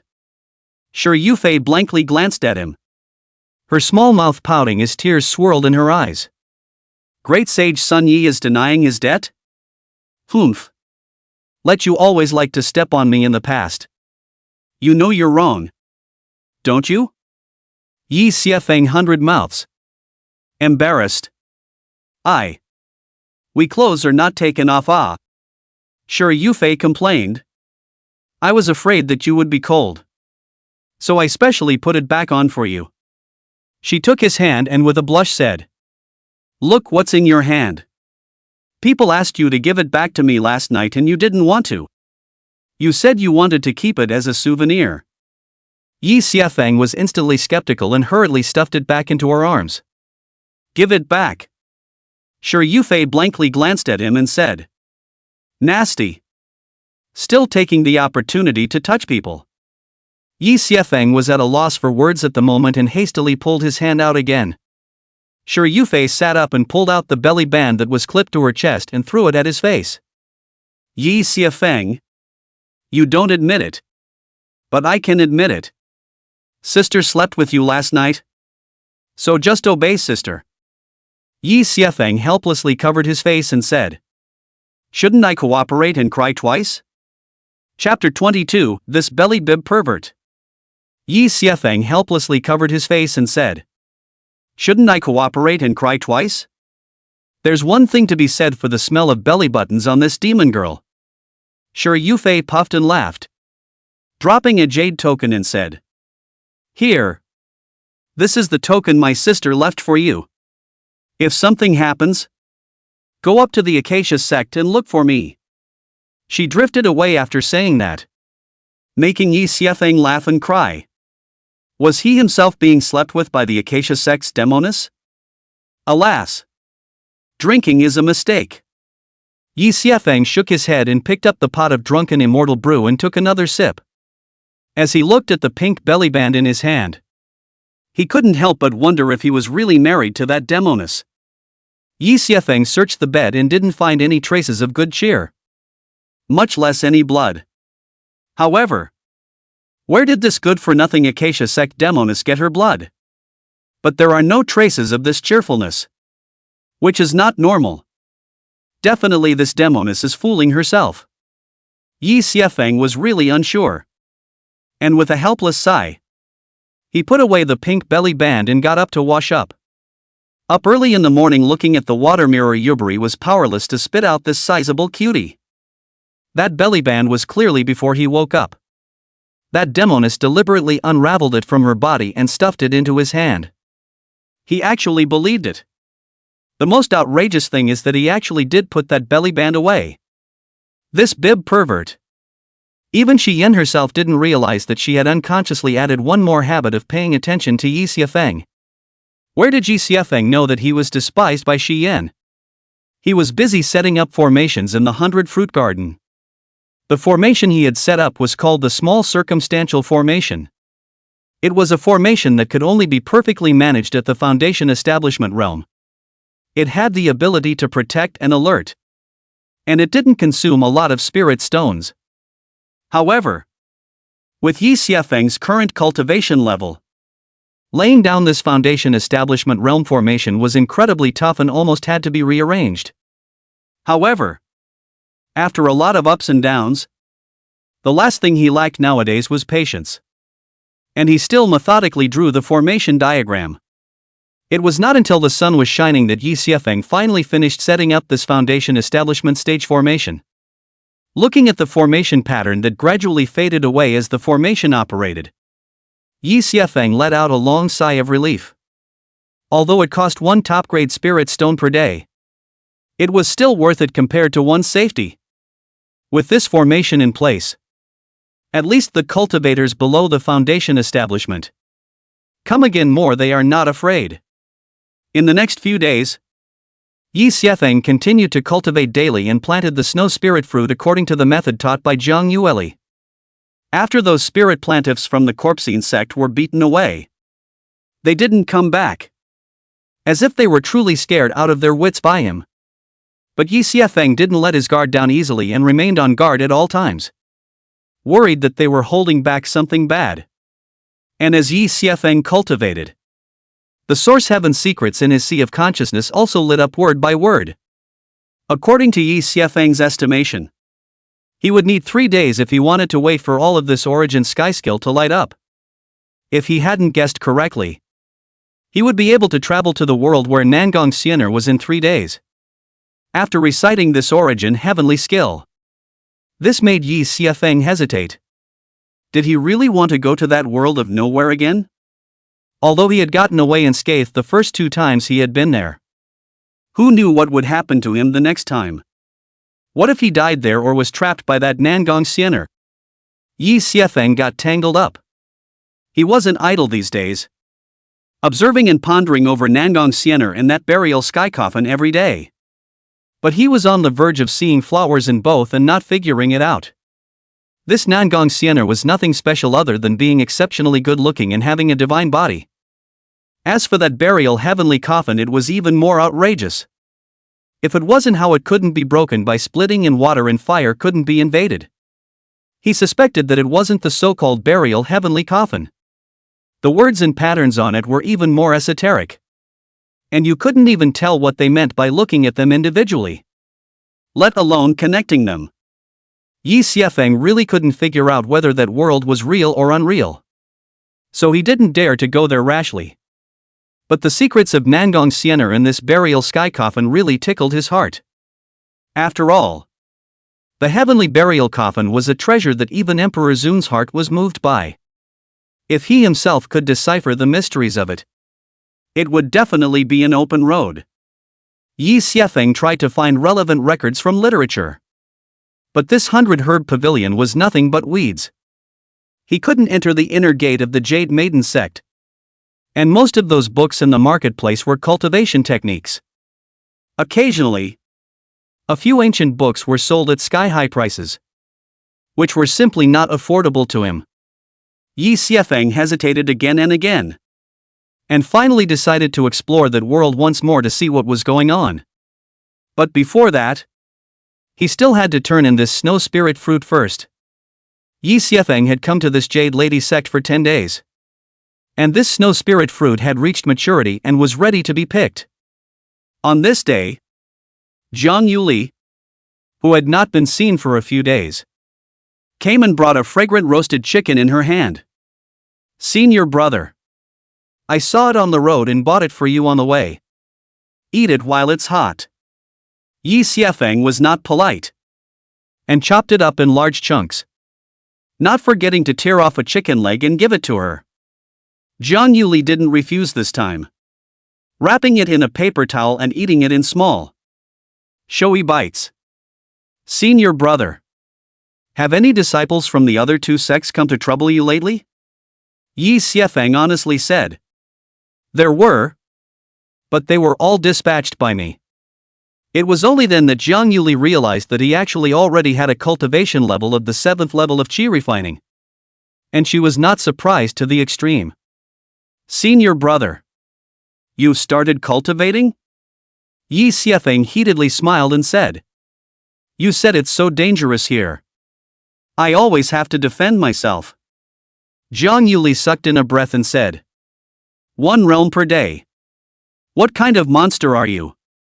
Yi Xiefeng waved his hand and said, "It's just a basic operation." Jiang Yuli was impressed with him and said with a serious expression, "Senior brother will never be a pool animal in the future. He won't be stuck in this 100-herb garden forever." Yi Xiefeng smiled faintly and said, "Taking senior sister's good advice." "Right. Senior sister, how do I enter this inner gate?"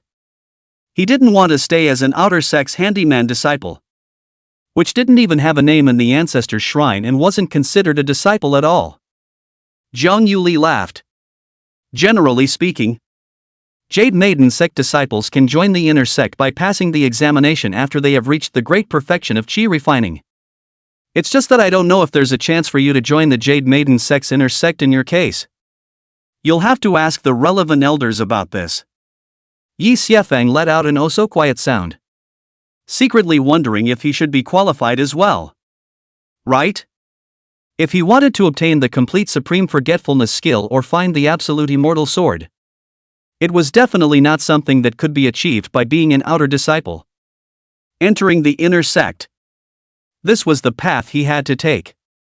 In the inner gate of the Jade Maiden sect, he also didn't have to worry about these demons and monsters outside harming him. It was just that the Jade Maiden sect's master, Gu Qinghan, didn't seem to like himself, and it was still reluctant to admit him into the sect in the first place. This matter seems to have to start with the woman from the other night. I just don't know what her identity is. Yi Xiefeng tentatively asked. "Senior sister Jiang, is there any woman in this Jade Maiden sect who likes to wear white dresses and veils?" Chapter 23. You're really a thief with a heart of gold. "You heart demon." Jiang Yuli froze for a moment, then curiously said, "Why are you asking this?" Yi Xiefeng casually replied, "I first came to the Jade Maiden sect and was taken care of by a fairy.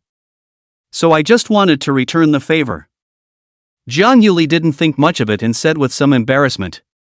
There are a lot of women in the Jade Maiden sect who are dressed like this. Even I go out like this sometimes. Yi Xiefeng was instantly speechless. Are you the White Alliance? He hesitated for a moment and hurriedly pulled Jiang Yuli inside. Which startled Jiang Yuli. What do you want? This. Can't be trying to do something untoward to yourself. Can it? Where does Yi Xiefeng know about this messy thought of hers? Walking into the big hall, he hurriedly took out pen, ink, paper and inkstone, and depicted Xian's appearance on the paper. But as long as Yi Xiefeng thought of Xian's face, his mind was filled with her naked appearance. Worried that he had accidentally drawn a spring house, he simply drew just the head out. Jiang Yuli looked seriously at the woman of great beauty on the portrait and murmured. It's so pretty. Yi Xiefeng said with an expectant face. Have you ever seen it? Jiang Yuli shook her head and said. This senior sister has never been seen. Probably she has been wearing a veil. She muttered in her mind how these cool eyes looked so much like the holy maidens. But the Holy Virgin never took off her veil. So how could he know what she looked like? Yi Xiefeng was greatly disappointed. He still wanted to struggle for a few decades less. A woman's big 3 hugs a golden brick. A woman's big 30 sends a river and a mountain. A woman's big 3000 ranks in the immortal class. It was still too difficult to honestly mix into the Jade Maiden sect. And Yi Xiefeng wanted to get there in one step. A few moments later, Yi Xiefeng and the two of them were full of wine and food. So they also started working. Jiang Yuli walked around the 100 herb garden, looking at the snow spirit fruit that had a promising growth. She couldn't help but smile sweetly. It seems that senior brother planted quite seriously. These spirit fruits are growing well. Yi Xiefeng humbly smiled. It's all because senior sister taught me well. I just don't know how to pick these spirit fruits. Each kind of spirit medicine was picked in a different way. And if it wasn't picked according to the rules, it would be easy to destroy the medicinal properties. Jiang Yuli reached out and gently rested her hand, reciting words under her breath. And all the spiritual energy inside that spiritual fruit was gathered on the fruit. The vine immediately withered down and instantly turned into flying ash, leaving only the snow-white fruit in her hand. Senior brother. This is the spirit gathering technique. It is most suitable for this kind of spirit medicine that can only bear fruit once. If it is any other spirit fruit, then it cannot be used. Yi Xiefeng nodded and also followed suit and started picking spirit fruits. Senior sister Jiang. I still want to find that senior sister. I wonder if I could have a chance to enter the inner sanctum of the sect. This was of course an excuse. He actually wanted to enter the Jade Maiden sect to find the whereabouts of that absolute immortal sword. Although it was said that the jaded immortal sword was in the Tianyin Basin, he couldn't enter the Corpse-Yin sect. The Acacia sect was not something he wanted to go to as a last resort. And the only one he could go searching for was the Jade Maiden sect. Jiang Yuli asked curiously. Is that person so important to senior brother? Yi Xiefeng nodded heavily and said. It's important. As long as I'm given the chance to see her again, I'll definitely be able to recognize her. Jiang Yuli said thoughtfully. I'll help you think about it. I'll let you know if I have any news. Thank you, senior sister. Yi Xiefeng hurriedly thanked him. And Jiang Yuli waved her hand and said. It's just a matter of lifting a hand.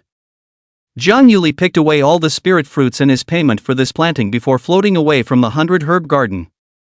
Yi Xiefeng didn't expect there to be unexpected gains. Weighing the spirit stones in his hand, he couldn't help but smile slightly.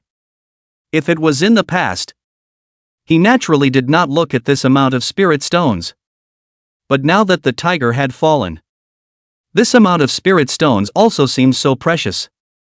He first replanted the elixir and activated the formation with full force before returning to the room, staring intently at the motionless Xian'er. Yi Xiefeng opened the lid of the burial sky coffin and laid himself inside the burial sky coffin, lying together with Nangong Xian'er. He didn't know how long it would take for him to enter that world and return. But in the meantime his body was defenseless. So Yi Xiefeng chose to lie inside the burial sky coffin. At least this burial sky coffin wasn't opened so easily. This was the first time he had laid down inside the burial sky coffin. And the space inside the coffin was not small. It was more than enough to lay down 2 people. As the lid of the coffin was closed and the entire space was airtight, Yi Xiefeng couldn't help but have a strange feeling in his heart. He looked at the motionless Nangong Xian'er beside him and couldn't help but laugh dumbly. Is this a case of not being able to sleep in the same bed in life, but sleeping in the same grave after death? Jade Clear Peak. Shi Yan was full of questions. What kind of hobby is this guy? Is this a bad idea? Or did you find out you were snooping? Or maybe he actually wanted to hide inside the coffin and room with the female corpse? Heck! The guy is obsessed with corpses. And it's no surprise that he likes to do his business inside coffins. Where did Yi Xiefeng know that he was being so belabored? At the moment he was preparing to head to the mysterious world. He took a deep breath and shook off the distractions, reaching out to hold Nangong Xian'er's hand. But he always felt that something was wrong. He turned sideways and reached into Nangong Xian'er's arms to hold the piece of sheep's white jade. And it felt right.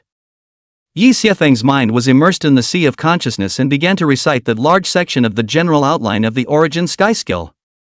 As each word was recited, a white mist enveloped the surroundings, quickly wrapping him in it. Inside the burial sky coffin. As he recited the origin heavenly skill, the coffin was in turmoil. With a single text fluttering, various illusions flying up, and a burst of starlight. Unfortunately, at this moment, Yi Xiefeng was already immersed in the sea of consciousness, wrapped in the white mist, and did not notice any difference in this place. Yi Xiefeng once again felt the sensation of a splitting headache. And when the mist dispersed, he found himself reappearing in that familiar sea of consciousness, with the starry sky above his head. Under his feet was the crystal clear and incomparable sea of consciousness, in which that particular green lotus was slowly swaying. Yi Xiefeng just appeared. Nangong Xian'er realized that something was wrong. Her complexion changed slightly and said, "You? This heart demon has appeared again?" Yi Xiefeng laughed and said, "What kind of heart demon am I? You are overstating it." Nangong Xian'er coldly grunted. "Shut up first. I don't have time to care about you right now." Yi Xiefeng realized that Nangong Xian'er was not alone in the middle of the room, but was sitting outside in the gazebo, opposite Nangong Xian'er. Besides the purple-skirted woman Song Yasu, whom he had seen last time, there were 2 men and 1 woman. One of the 2 men, a stocky man with a country face, looked solid and reliable and very manly. The other man was much more showy, with eyes like stars, extremely handsome and extraordinary, the type that most women would like. On top of that, there was a dull-faced young girl who was resting her hands on her cheeks and looking at Nangong Xian'er with an innocent and scattered face. "Sister Falling Flame, what are you thinking?" Nangong Xian'er faintly said. "It's nothing. Just a little sleepy and distracted." The handsome man smiled apologetically and said, "Rather. We have been chatting with you for so long that we lost track of time." Song Yasu also got up and smiled. "Since your Ninth Highness is tired, we'll take our leave first." The burly man said aloud, "I hope that your Highness will consider our opinions well. Our heavenly diffusion sect is truly sincere." The handsome man also smiled faintly and said, "Yes. As long as your Highness 9 agrees, you will be able to become a personal disciple of the heavenly diffusion sect." Nangong Xian'er had a somewhat heartfelt look as she faintly smiled and said, "Well, I'll consider it carefully. Since that's the case, We won't disturb your Ninth Highness rest. See you tomorrow. The four of them made a bow. And then turned around and headed outside, talking and laughing with each other on the way. The young girl chased after the handsome man playfully, while the remaining two followed behind with helpless faces. The burly man shook his head helplessly, but with a pampered face. And that purple-clothed woman, Song Yasu, also revealed a rare smile. Nangong Xian'er watched them leave, turning to enter her room and closing the door, her eyes quickly cold. You heart demon is really a thief. Chapter 24, I'm from 1,000 years in the future. Yi Xiefeng laughed softly. What thief's heart is not dead?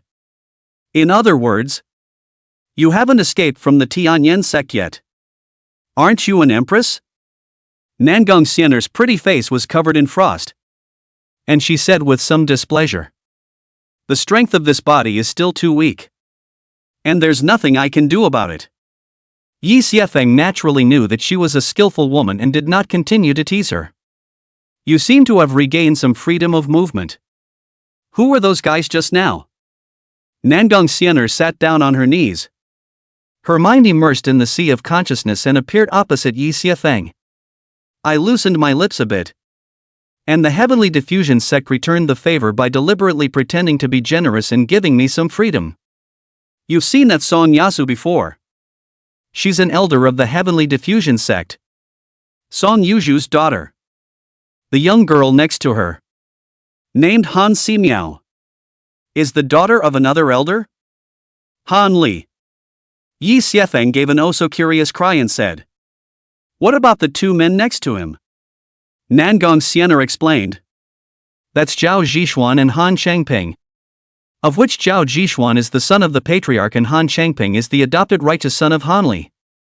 This Heaven Diffraction sect is dominated by three great families, of which the Zhao family is the largest, ruling the sect and being the patriarch for generations. The two Han and Song families are next to each other, or else penal and financial.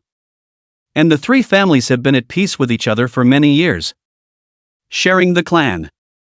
Zhao Zhixuan, Han Changping, and Song Yasu are the most outstanding heavenly prides of the three families, known as the three masters of the Heavenly Diffusion sect. Yi Xiefeng gave an O and said with interest, they came to persuade you? Nangong Xian'er hummed. The Heavenly Diffusion sect promised to change my name for me as long as I hand over the Heavenly Burying Coffin. At that time, not only will I be able to become a disciple of the Patriarch, they will also secretly help me in the future to take revenge. Yi Xiefeng laughed lightly. So you believe it? Nangong Xian'er said breathlessly. I look like such a cutie. I'm just being false and waiting for an opportunity. Yi Xiefeng gave an O. Nangong Xian'er didn't have the good sense to say, isn't this heart demon of yours gone? Why are you still coming back? Also, why are you able to drive the Origin Sky Skill? What the hell are you? Yi Xiefeng was silent for a moment and hesitantly said, I want to tell you something. Don't be afraid. Nangong Xian'er laughed coldly. Joke? Nangong Xian'er, the titular Changyao Empress. Would I be afraid? Yi Xiefeng also said truthfully. Actually, I'm not from this world. Nangong Xian'er looked as if it was true. Yi Xiefeng continued. I come from the future 1,000 years from now. Or rather, another world. Nangong Xian'er was confused. What was this unfolding? Yi Xiefeng also ignored her surprise and continued to narrate. I accidentally obtained a jade coffin with a corpse inside, and I obtained the Origin Sky Skill from it. I came to this world by touching that body, entering you and coexisting with you. After Nangong Xian'er was briefly surprised, she laughed coldly. Do you think I'll believe your bull asterisk asterisk asterisk asterisk? Make it up or don't make it up decently.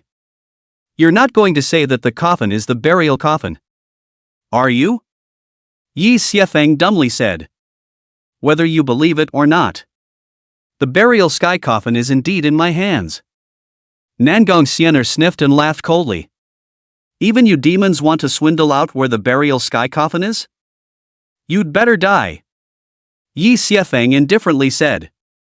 The corpse inside the burial sky coffin is none other than your corpse. It was through your body that I arrived here. Nangong Xian'er smiled faintly and said. Oh. My body. Could it be my body from my previous life? I'd like to see you guys pull some bull *********. Nonetheless. This is a long story. So listen to me in detail first.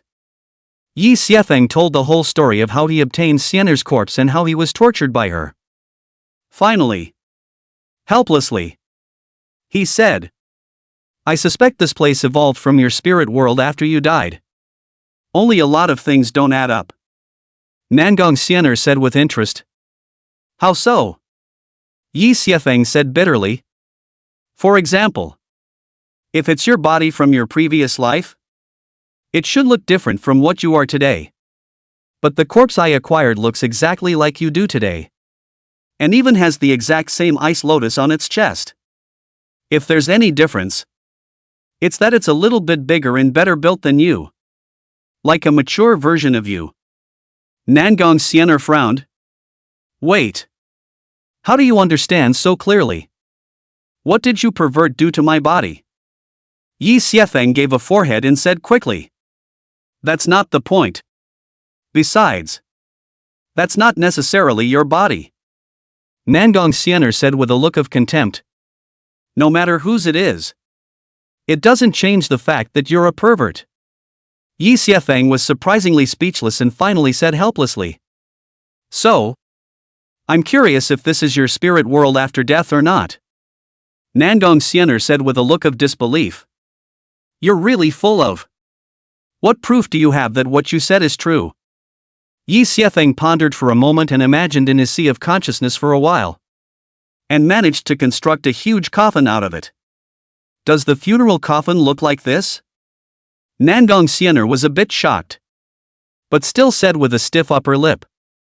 This only proves that you've seen the burial sky coffin. It doesn't prove anything. Yi Xiefeng once again racked his brain and projected a woman with her eyes closed tightly in the sea of consciousness. This is the corpse I obtained.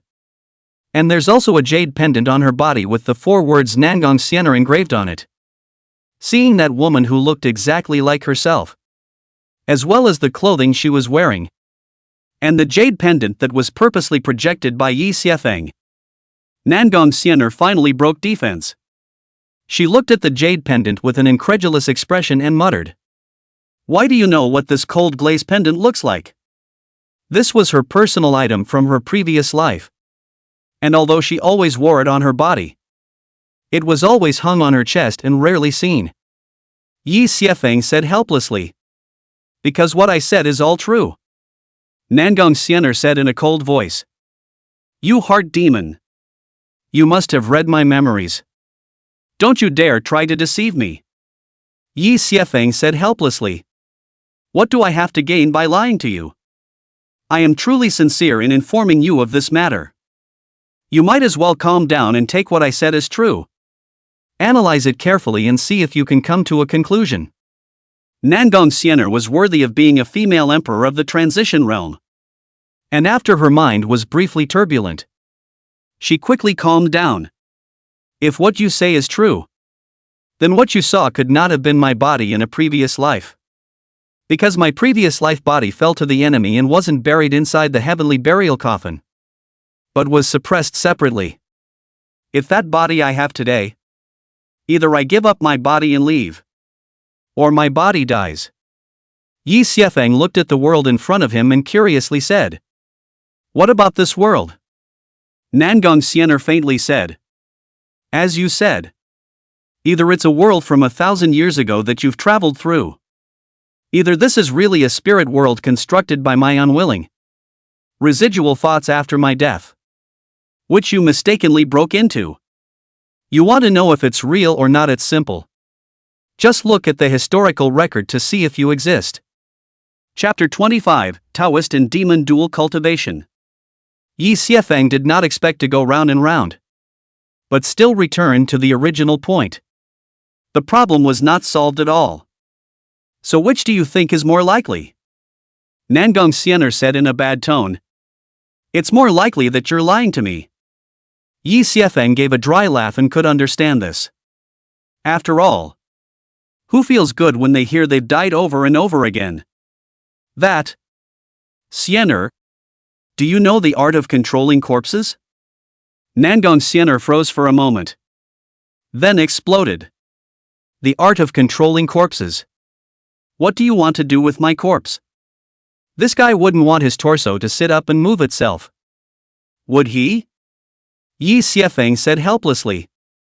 I just want her to follow me. It's too hard for me to carry her everywhere I go now. Nangong Xian'er said breathlessly. Don't you know how to put her inside the burial sky coffin while shrinking it? Yi Xiefeng's eyes immediately lit up and said. It can still be like this? You teach me. Nangong Xian'er sneered. Why should I teach you the method of driving the heavenly burial coffin? Yi Xiefeng gave a forehead and took the initiative to propose. How about I find a way to help you get out of here? Nangong Xian'er froze for a moment and said. You have a solution? An emperor-level expert himself couldn't do anything about it. But this guy actually had a solution? That's not always possible. But I can try. Yi Xiefeng remembered how he had controlled her body back then and hesitantly said. You're letting me control your body for a while? Nangong Xian'er instantly pulled her guard full and exploded. You demon! Don't even think about occupying my body. Yi Xiefeng couldn't help but say. When I first took control of your body, there wasn't a single bit of spiritual energy in my body. Nangong Xian'er froze for a moment and said in dismay. It shouldn't be. I was clearly already at the great circle of qi refining. Yi Xiefeng said seriously. Really? So I feel that the body I control is different from when you control it. Nangong Xian'er would be skeptical and stepped out, giving way to the green lotus she had been occupying. Don't you do anything weird. Yi Xiefeng secretly said that it was true. This green lotus was her spirit platform. Whoever occupies the spiritual platform controls this body. Just don't worry about it. Yi Xiefeng decisively stood on top of that green lotus. And then he really took control of Xian'er's body. That feeling of weakness and lightness bubbled up again, making him shake his head helplessly. The feeling of having hairpins and other things on his head as well always made him feel a bit awkward. The only blessing was that the chest wasn't too heavy. There was no legendary feeling of falling objects on the chest. Yi Xiefeng looked down at his chest while moving his somewhat loose clothes. It's so mediocre. Is it really the same person as the one-handed grip you'll have later on? Is there really such a thing as a flat bottom? Nangong Xian'er didn't have the good sense to say. Don't move. And don't look around with your eyes. Yi Xiefeng gave an oh-so-sweet sound and closed his eyes to look inside his body, realizing that there was indeed not a single trace of aura in his body. Nangong Xian'er was also surprised. Why is it that the spiritual energy in my body disappeared when you took over the body? Yi Xiefeng looked oddly well-behaved and said. How would I know? He subconsciously operated the origin heavenly skill. And then he realized that a surge of spiritual energy was madly pouring into his body from his right hand. This couldn't even be considered absorbing heaven and earth's spiritual qi anymore. Because this spiritual energy didn't come from the outside world, but appeared out of nowhere. This spiritual energy appeared out of thin air from his right hand, and then surged towards his body in a steady stream.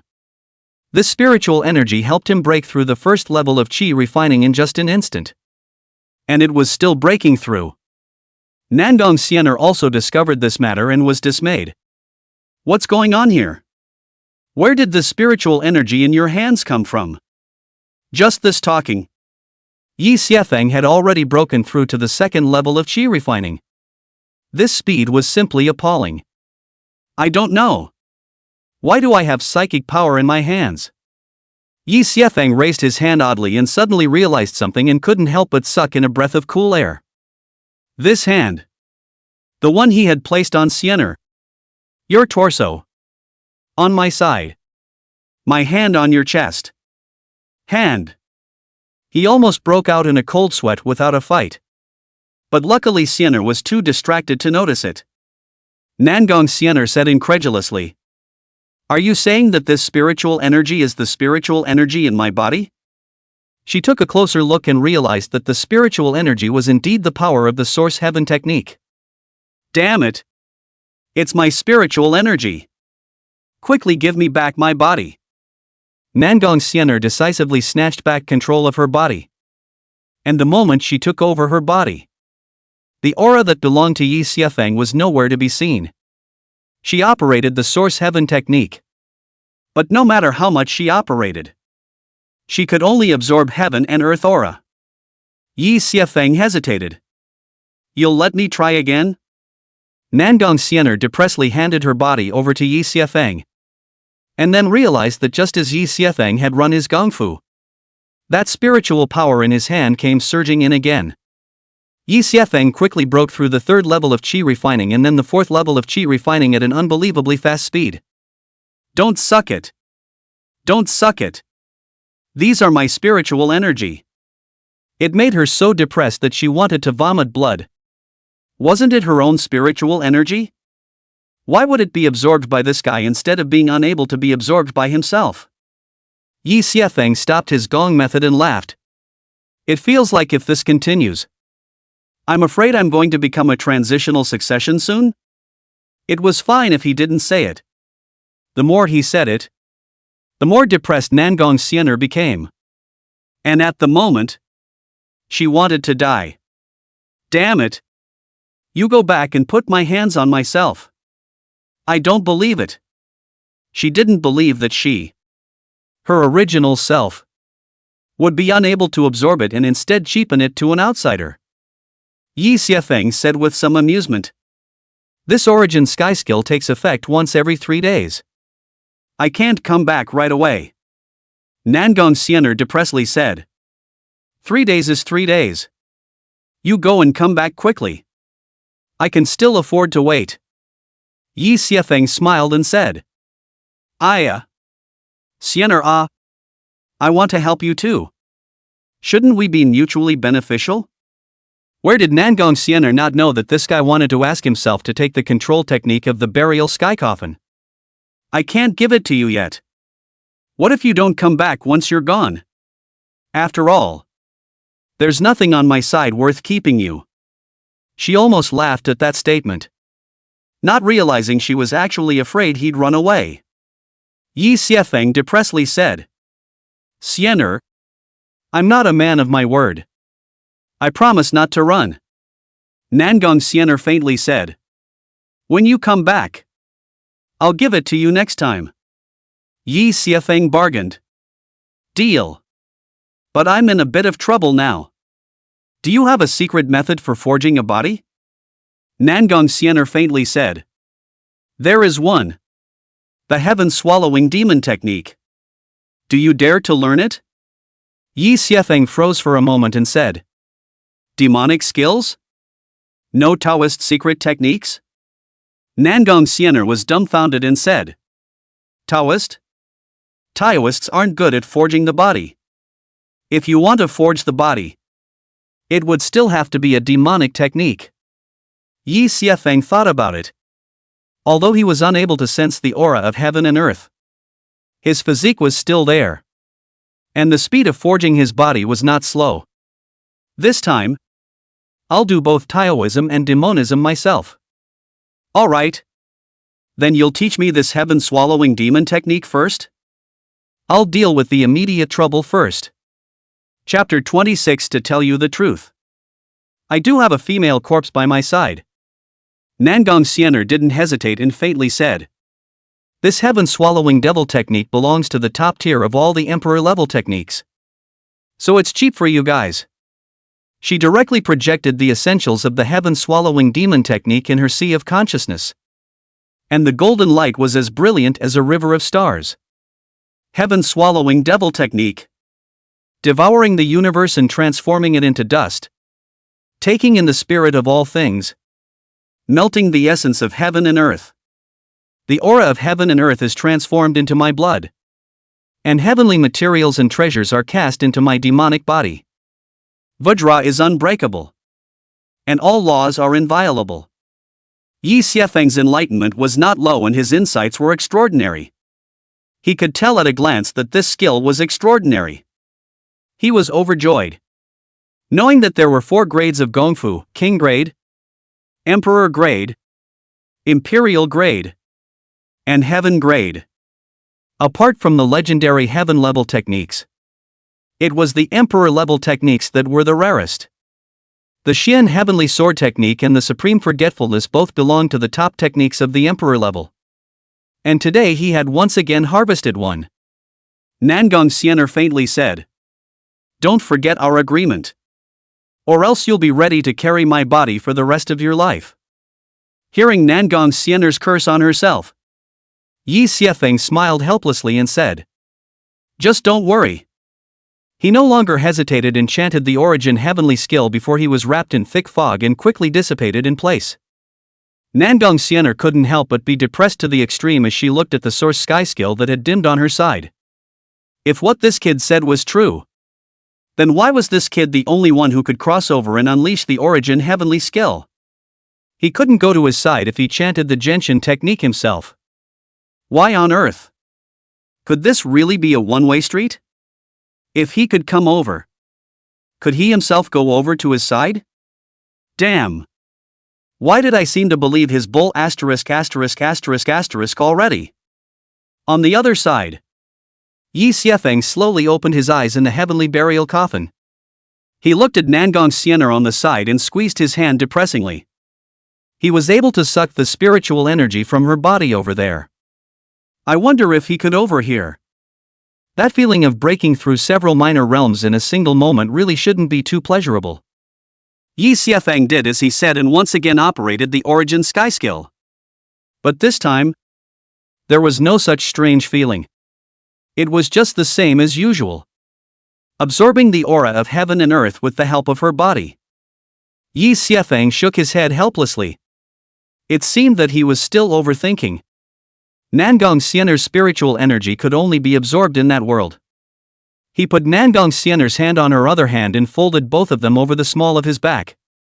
But after thinking about it, he wondered if it would have to have been placed on her breasts.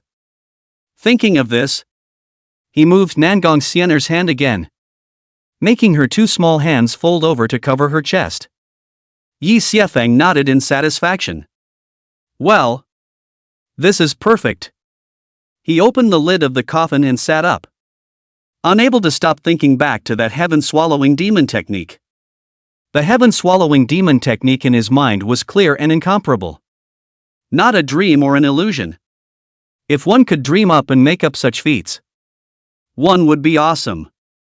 Yi Xiefeng covered the lid of the coffin, rummaged through the box to find a wooden barrel over and threw in all kinds of heavenly materials. It's funny to say that he's so poor that all he has left are heavenly treasures. After all, the spirit stones had all been absorbed by him. But the heavenly materials were still intact and had not been taken out for spirit stones. Yi Xiefeng decisively took off his clothes, and then directly jumped into the pool, running the heaven-swallowing devil technique, crazily absorbing the spiritual energy in the pool and hammering his body. The so-called heaven-swallowing devil technique, as the name suggests, has the ability to swallow the sky, devouring heaven and earth auras, heavenly materials and treasures, and nothing else. Refined to the realm of great success, the strength of its body has been close to the realm of adamantine invulnerability.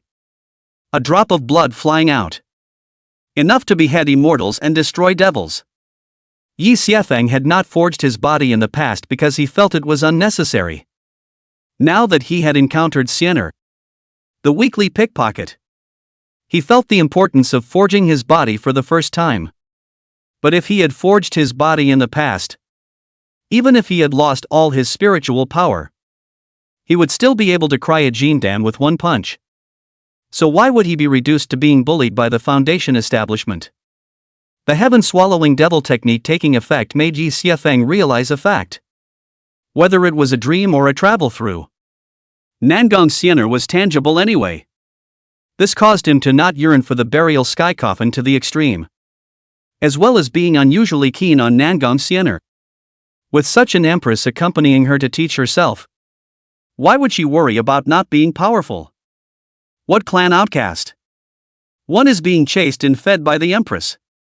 Yi Xiefeng was immersed in the sensation of his flesh becoming stronger.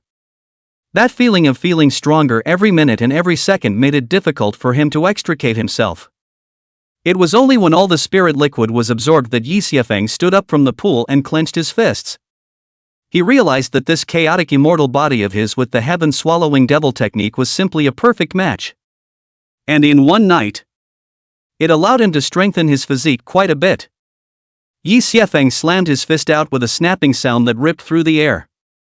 He felt that with this punch of his, the fifth level of qi refining would have to lie down. And he couldn't help but nod in satisfaction. His chaotic immortal body already had the ability to absorb hundreds of rivers.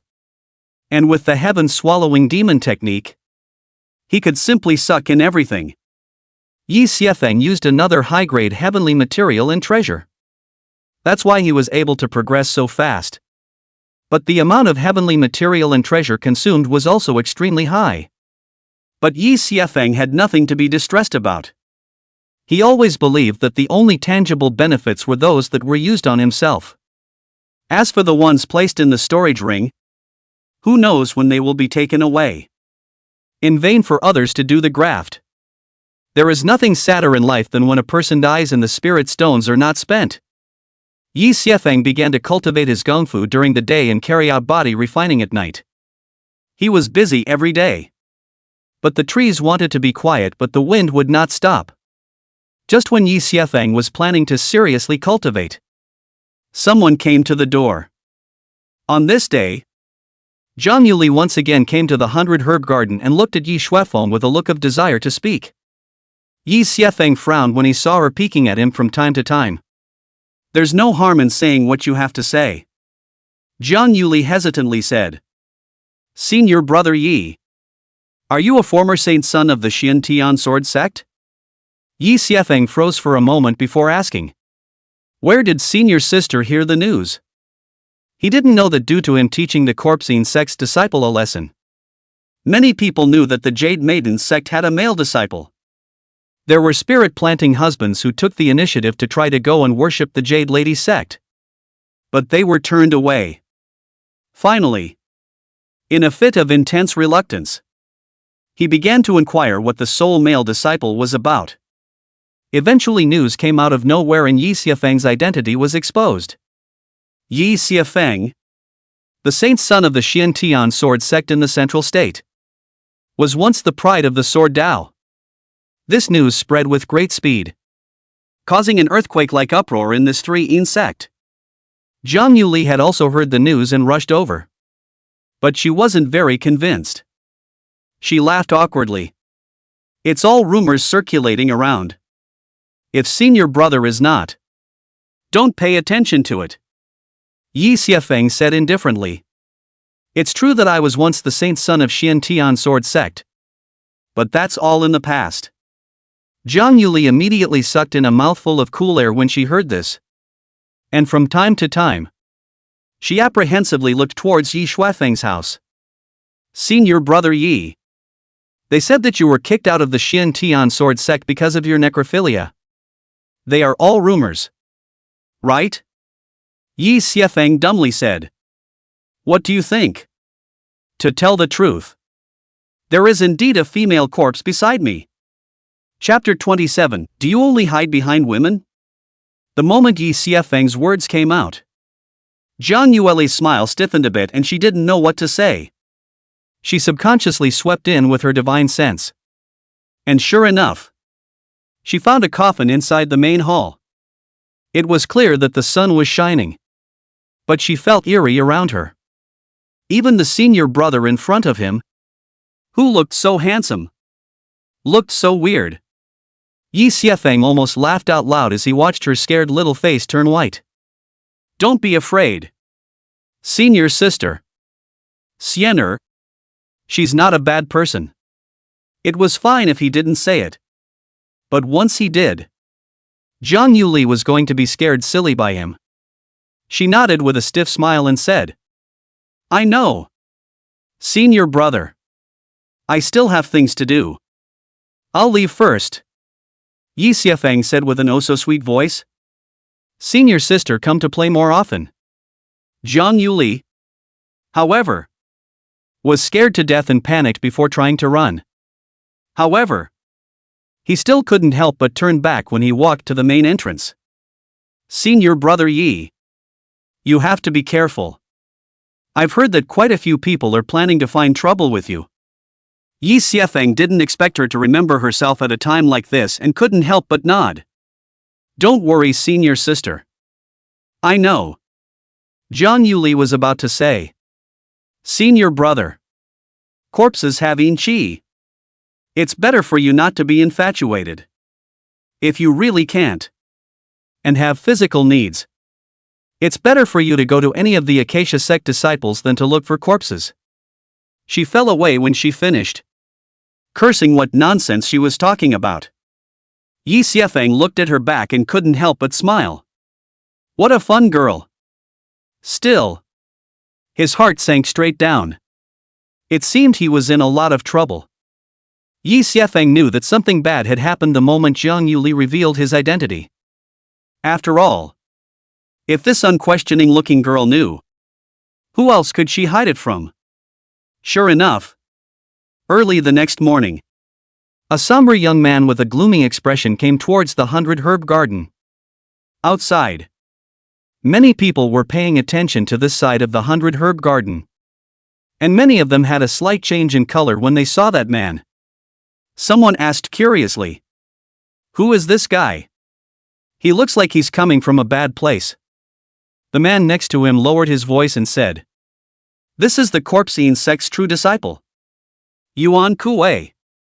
I didn't expect him to be the first to come. Someone who knew the inside story hemmed and hawed. I heard that Yuan Kuei was chopped off 3 rare bronze corpses by that Yi Xiefeng back then. So this should be to settle the score with him. Right? This is interesting. The once heavenly pride of the sword Dao is now fallen. I wonder what it will be like when the two meet. Follow it over there and check it out. Quite a few people swarmed around, following that Yuan Kuei all the way to the entrance of the 100 Herb Garden. Yuan Kuei saw the 100 Herb Garden's formation and directly chopped down with a click, breaking Yi Xiefeng's formation. He shouted, Yi Xiefeng, get out and die. Yi Xiefeng had long since noticed Yuan Kuei's arrival and let out a helpless sigh as he walked out from inside. Who did I think it was?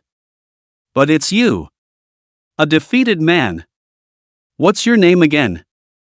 Yuan what? Yuan Kuei immediately turned pale and gritted his teeth. My name is Yuan Kuei.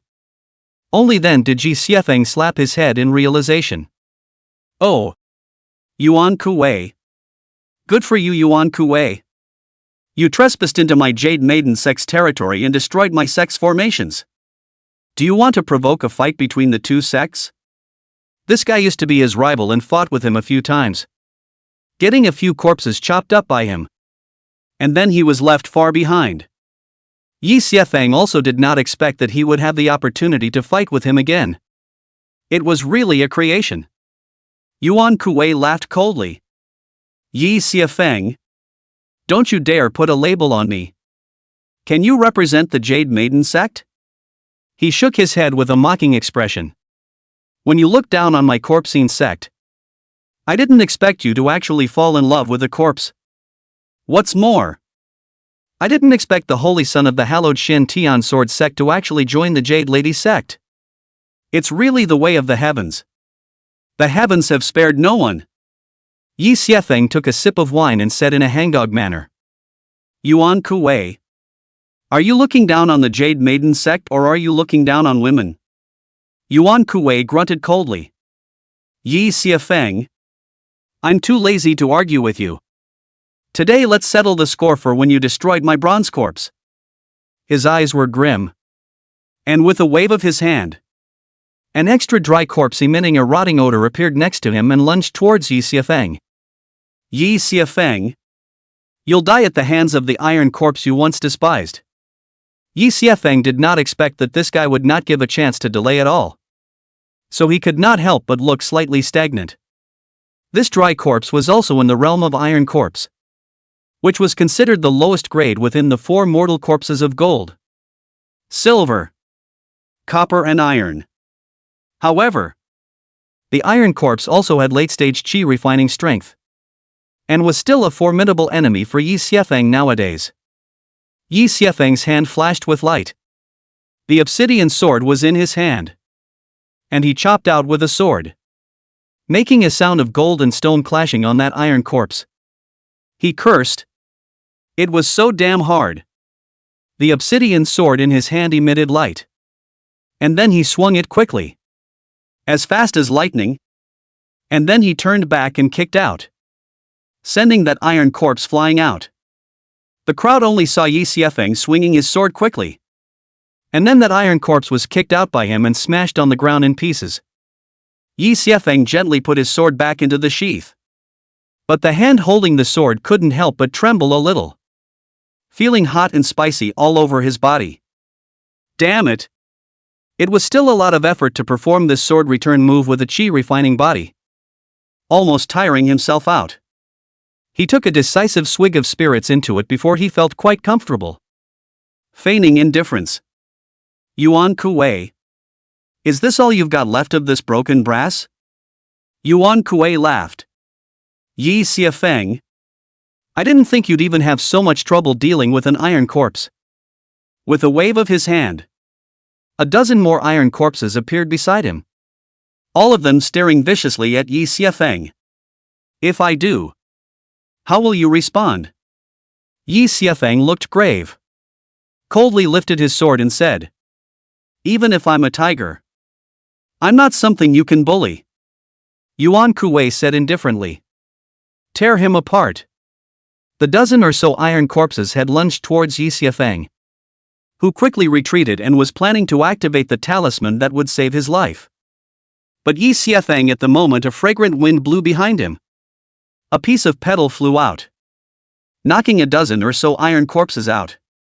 The enchanting Shi Yufei walked out from behind him, leaning her entire body behind him, and giggled.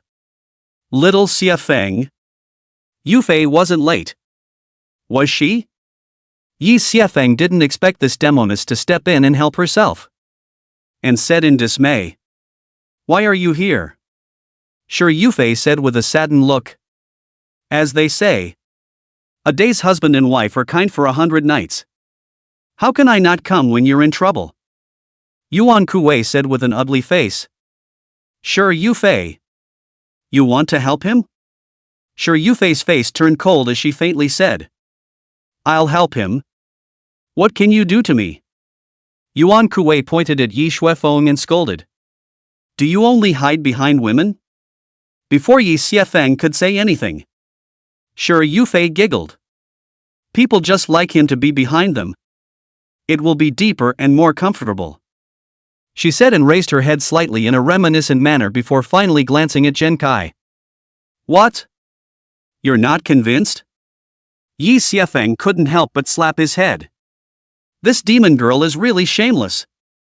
Yuan Kuei was about to take 2 steps forward and was about to strike, but a long sword suddenly flew in and stuck in front of him.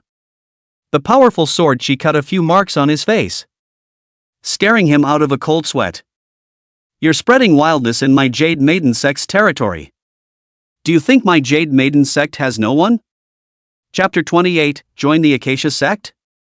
A woman in white descended from the sky, tapping her toes and landing on top of that long sword with an icy expression. It's Jiang Yuli of the Jade Maiden sect. This is an expert of the Yuaning Great Circle. Yuan Kuei's complexion changed slightly. Jiang Yuli, I'm just challenging according to the rules. Why are you stopping me? Jiang Yuli was very different from the pleasant colors she had shown to Yi Xiafeng, and at this moment, her expression was cold to the extreme. Challenge according to the rules? You're considered to be challenging according to the rules in the same realm. But what kind of skill is it for you to bully a chi refining realm? Yuan Kuwei. You want to fight, is that it? Or how about I accompany you in a fight? After she finished kicking her toes lightly, the long sword under her feet turned into streams of light and flew out, quickly splitting into a dozen or so. Yuan Kuwei was startled and quickly reached out. And a huge sarcophagus appeared to block in front of him. But those sword lights struck above the sarcophagus and sent him flying out with the coffin. Yuan Kuwei's entire body was pressed underneath the coffin. And he was about to lift the sarcophagus. But he was pressed by Jiang Yuli with the tip of her sword on top of the sarcophagus. The tip of that lightweight sword landed on the sarcophagus. But it weighed as much as 10,000 pounds. Crushing Yuan Kuwei to the point where he couldn't breathe. Yuan Kuwei's face flushed red. But he couldn't move the sarcophagus at all. And said angrily, "Jiang Yuli, you mustn't go too far." "Excessive?" Jiang Yuli said indifferently.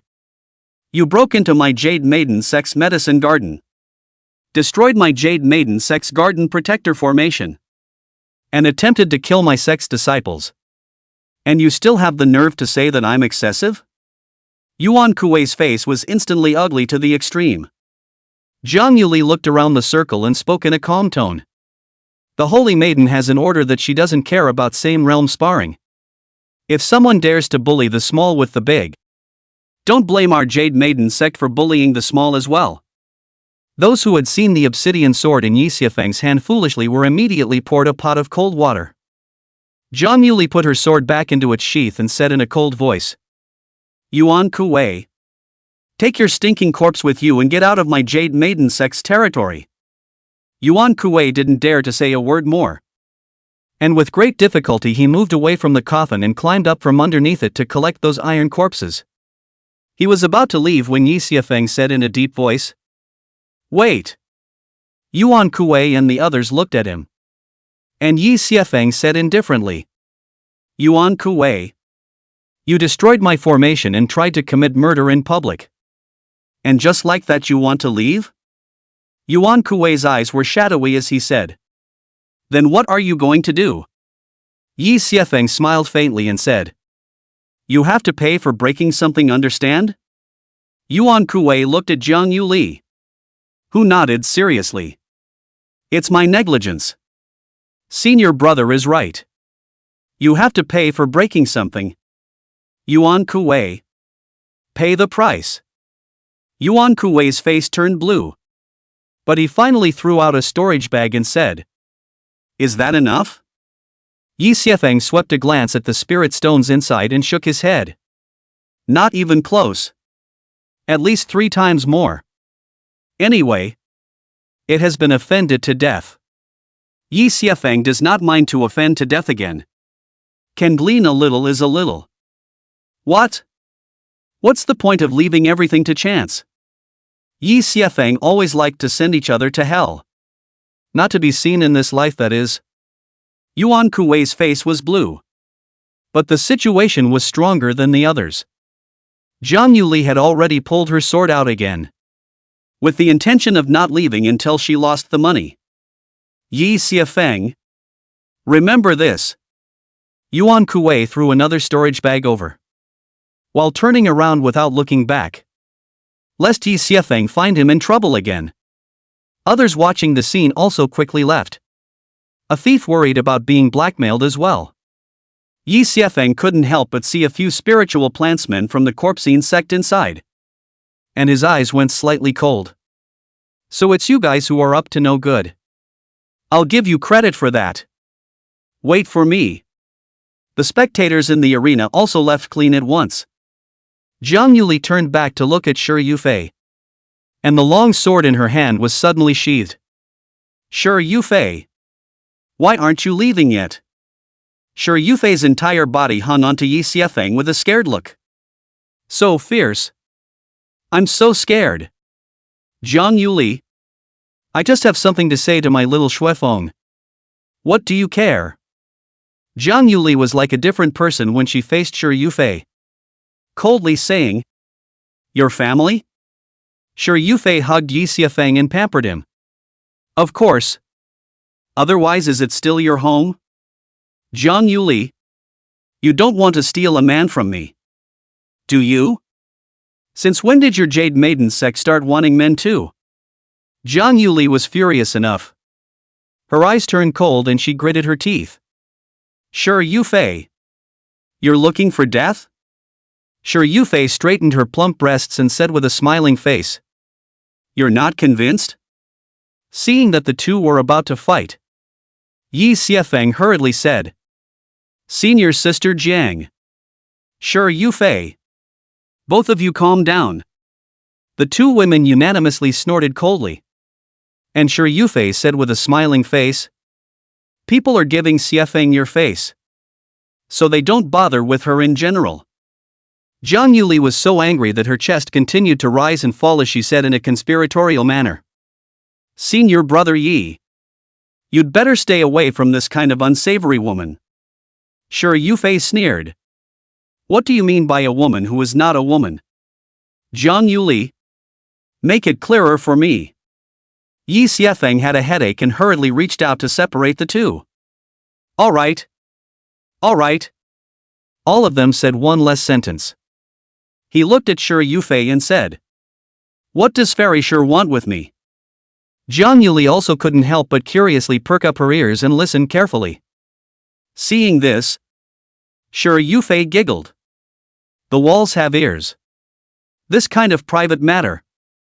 Let's talk in private, she said and pulled Yi Xuefeng to the side, making Jiang Yuli angry enough to stomp her feet in hatred. This guy, he's really following the good advice. And he's looking for a harmony sect demoness so soon? Who are you looking for? You're looking for this guy. Sure, Fu Fei. On the other side. Yi Xiafeng frowned. What are you looking for me for? Is he here to hold himself accountable? It's not that bad. Is it? Sure, Yufei looked at Yi Xiafeng's handsome face and let out a light laugh. Rarely a little embarrassed. I went back and asked the master. And the master thinks it's a waste for you to be a spirit value husband in the Jade Maiden sect. That's why we want to invite you to join my Acacia sect and find a woman to have offspring with you to see if there's any chance of inheriting your chaotic immortal body. Yi Xiafeng's jaw dropped. You guys treat me like a stallion? Jiang Yuli, who was quietly eavesdropping from afar, was also dumbstruck and cursed a shameless demoness. Sure, Yufei blinked her eyes, her charming eyes like silk, and said in a seductive voice, how is it? Is there any point of heartbeat? Yi Xiafeng shook his head decisively and said faintly. No heartbeat. I only have Xian'er in my eyes. Sure, Yufei instantly got a bit of a nasty chill and said with a horrified look. You really like her? Huh? Yi Xiafeng smiled playfully. What? No? Sure, Yufei was surprisingly speechless. To be honest, sharing the same pole with a female corpse and sharing the same tortoise on a different path really made her a bit diabolical. Yi Xiafeng laughed. I appreciate the good intentions. Thank you for stepping in this time. Sure, Yufei lost her head and shook her head. Whenever you change your mind, come to the Acacia sect to find me at any time. She walked back with some loss and saw Jiang Yuli with a smile at the corner of her mouth. Sure, Yufei snorted coldly and said. Our Acacia sect looks at his physique. What does your Jade Maiden sect look at him for? Jiang Yuli said indifferently. This has nothing to do with you. No comment. Sure, Yufei snorted coldly and did not stay any longer, quickly turning around and leaving. Chapter 29, Death in the Morning and Death in the Evening. After the crowd left, Yi Xiafeng handed that storage bag with more spirit stones to Jiang Yuli. I thank Senior Sister Jiang for her help this time. Jiang Yuli shook her head and handed the storage bag back, smiling. Just a show of hands. You need these more than I do. Yi Xiafeng was not polite and asked curiously. Senior Sister just said that this is what the Holy Maiden meant? Shi Yan, who was far away from the Jade Clearance Peak, was suddenly cold and sweaty, secretly saying that it was not good. But it was too late. Only Jiang Yuli gave a hum and nodded. Yes. The Holy Maiden sent someone here to let me keep an eye on your side. If someone strikes out, then strike out to deter them. Don't let outsiders hurt you. Yi Xiefeng smiled oddly. Why did this Holy Maiden somehow care about herself? Could she be the woman from the other night? Is the Holy Virgin as I have described her? Veiled and dressed in white? Jiang Yuli thought back slightly and nodded. Yes. Is senior brother suspecting that she is the person you are looking for? Yi Xiefeng's eyes immediately lit up. You finally revealed your footsteps. He had heard of this Jade Lady sect's holy daughter before. And it was said that she was an exceptional talent that was rare to see in 1,000 years. Reaching the harmonization realm in less than a year. Yi Xiefeng was also known as Heaven's Pride and had long wanted to meet this Heaven's Pride girl. However, this woman has been protected by the Jade Maiden sect and rarely walks in the outside world. Therefore, despite her great reputation, except for the disciples of the Jade Maiden sect, few people had ever seen her in person. I didn't realize that this woman was the one who had plagued me that night. But Yi Xiefeng was also afraid of making a mistake. In case the person was really just asking for more? With a thought in mind, he couldn't care less and once again took out his pen, ink, paper and inkstone and drew on the ground. Yi Xiefeng tried to shake off his inherent impression and recalled the time when he first met Xian. As Yi Xiefeng's pen and ink fell, a poignant and moving woman standing in the middle of a gazebo appeared on the paper. Does the Virgin look like this? Jiang Yuli nodded her head repeatedly and said, Yes. But the Holy Maiden's eyes aren't so soft. Yi Xiefeng finally determined the identity of the other party and couldn't help but tighten the brush in his hand. Finally. I found you. Can senior sister take me to see the Holy Maiden for a moment? I want to thank her in person. Xian sniffed as if she was sitting on pins and needles. Hearing the hint of grudge between Yi Xiefeng's words, Jiang Yuli shook her head and said, Senior brother. The Holy Maiden seldom goes out and usually doesn't see outsiders. Yi Xiefeng sniffed with some reluctance. Senior sister Jiang. Then do I have a chance to go up the mountain? Jiang Yuli thought for a moment and said, There is a chance for this. There are some rare spirit medicine seeds that you have to go to the Danding Pavilion to receive a grade. Yi Xiefeng couldn't help but let his eyes light up. His main objective was to enter the inner gate of the Jade Maiden sect. Finding Xian was secondary. The main thing was to find that Jixian sword. Senior sister. Can you take me on a trip into the inner gate? Jiang Yuli hesitated. It was not good to refuse and could only remind him. Senior brother, you can't run around after you go in. You can only follow me honestly. Otherwise I'll be chastised as well. Yi Xiefeng naturally nodded his head as if pounding garlic and said happily. Then when do we go in? Jiang Yuli looked at the spiritual herbs in the field and hesitantly said. Let's wait for this batch of spiritual herbs to mature first in a few days. Yi Xiefeng counted that it would only be a few days. So he nodded and said. Okay. Then I'm grateful to senior sister. Jiang Yuli didn't say much. Just explained 2 sentences and left a jade brief to leave. When Yu Qingpeak Xian saw this, she couldn't help but feel a little nervous. It's over.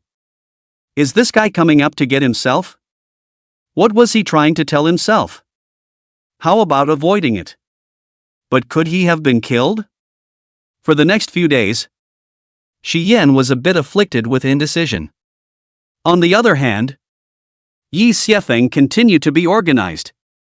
Every day, apart from taking care of the spiritual pills, he was cultivating night and day.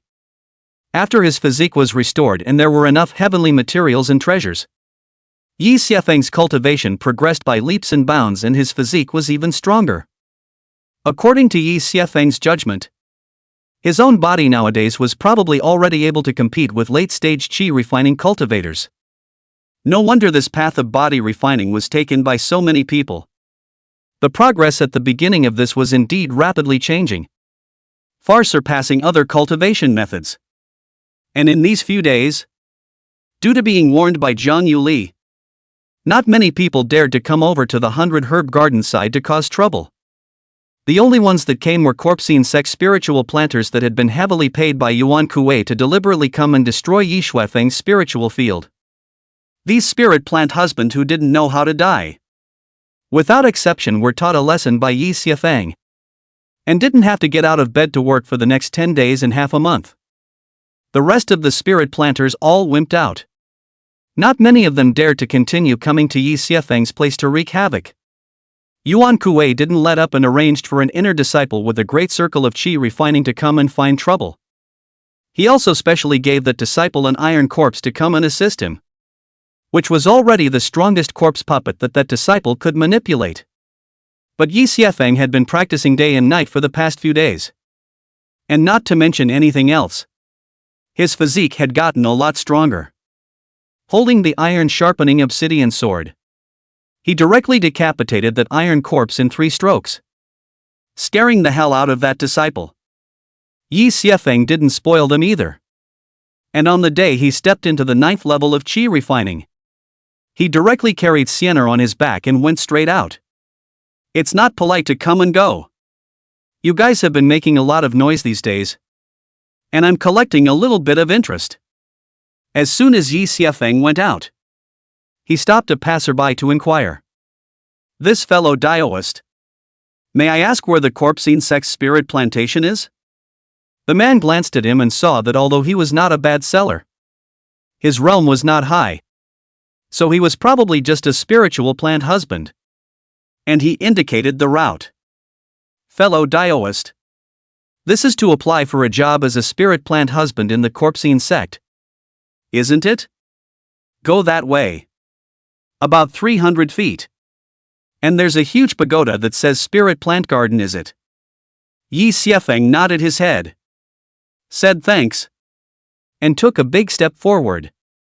The reason why Yuan Kuei had come to the 100 Herb Garden that day was obviously because the Corpsine sect spiritual plantsman had pointed the way. These guys hadn't come to the 100 Herb Garden to harass themselves these days, spoiling quite a few spirit medicines. Even though he claimed it all himself, it still pissed him off. Today he was going to let these guys know what it meant to die in the morning. A few moments later, Yi Shuifeng looked at the spiritual garden that had Spiritual Herb Garden written on it, took out the obsidian sword in his hand and stepped in with big strides. Yi Shuifeng of the Jade Maiden sect has come to return the salute. And I hope that all of you from the Corpsine sect will not be stingy with your advice. He flew directly into a sword and chopped out several sword lights that landed in the other field, startling the spirit plant husband inside. No good. There's an enemy. Could it be that those leaks from the Acacia sect are here again? Brothers, copy. A few moments later, a group of spirit plant husband gathered around Yi Shuifeng and could not help but be a little confused. Just one? Where are the others?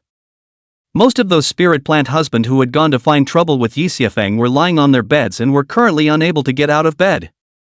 Most of these spirit planters really didn't recognize him, and only a few of them turned pale and quickly turned around to run inside. Everyone be careful. This guy is that little white boy from the Jade Lady sect. I'm going to call Boss Xie over. Chapter 30, Nangong Xian'er. This actually swindled? Those spirit plantiffs looked at each other in disbelief. And then there was a lot of discussion. What?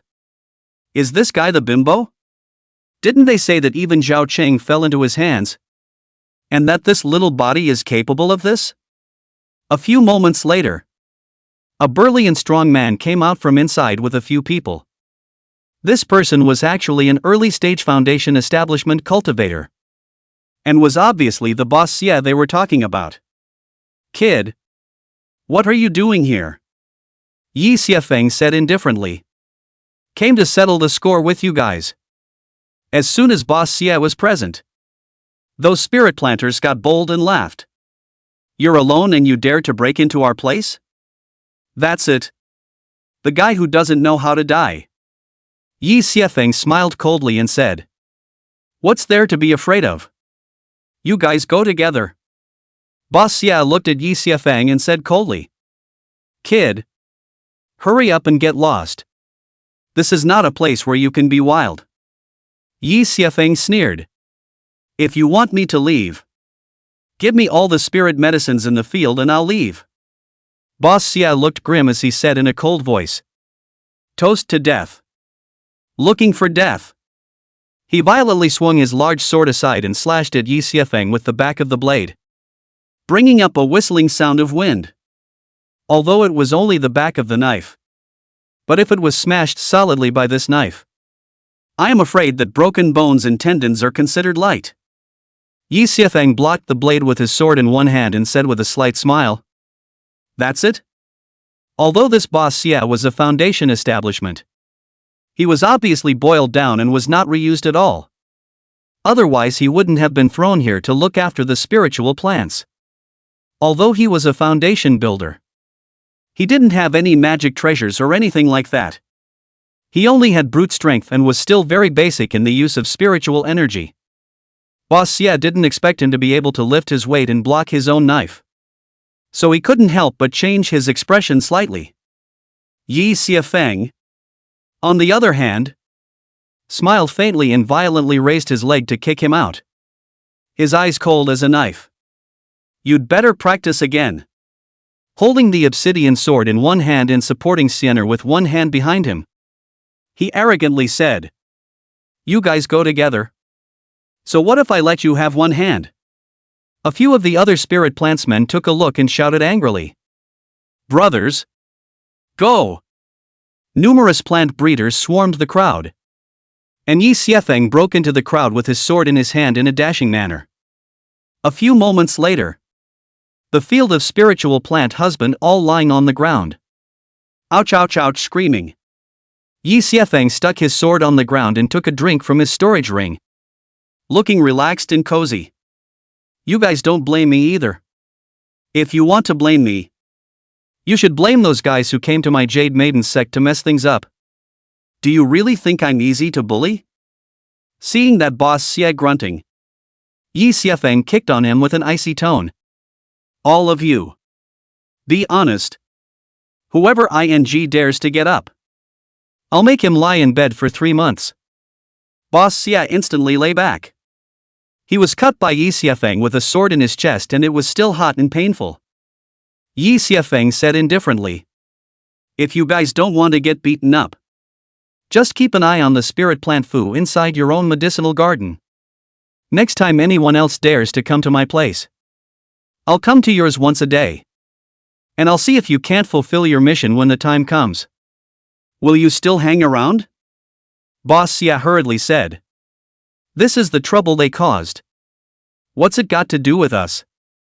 Yi Xiefeng sneered. If they cause trouble, all of you will be punished. Got it?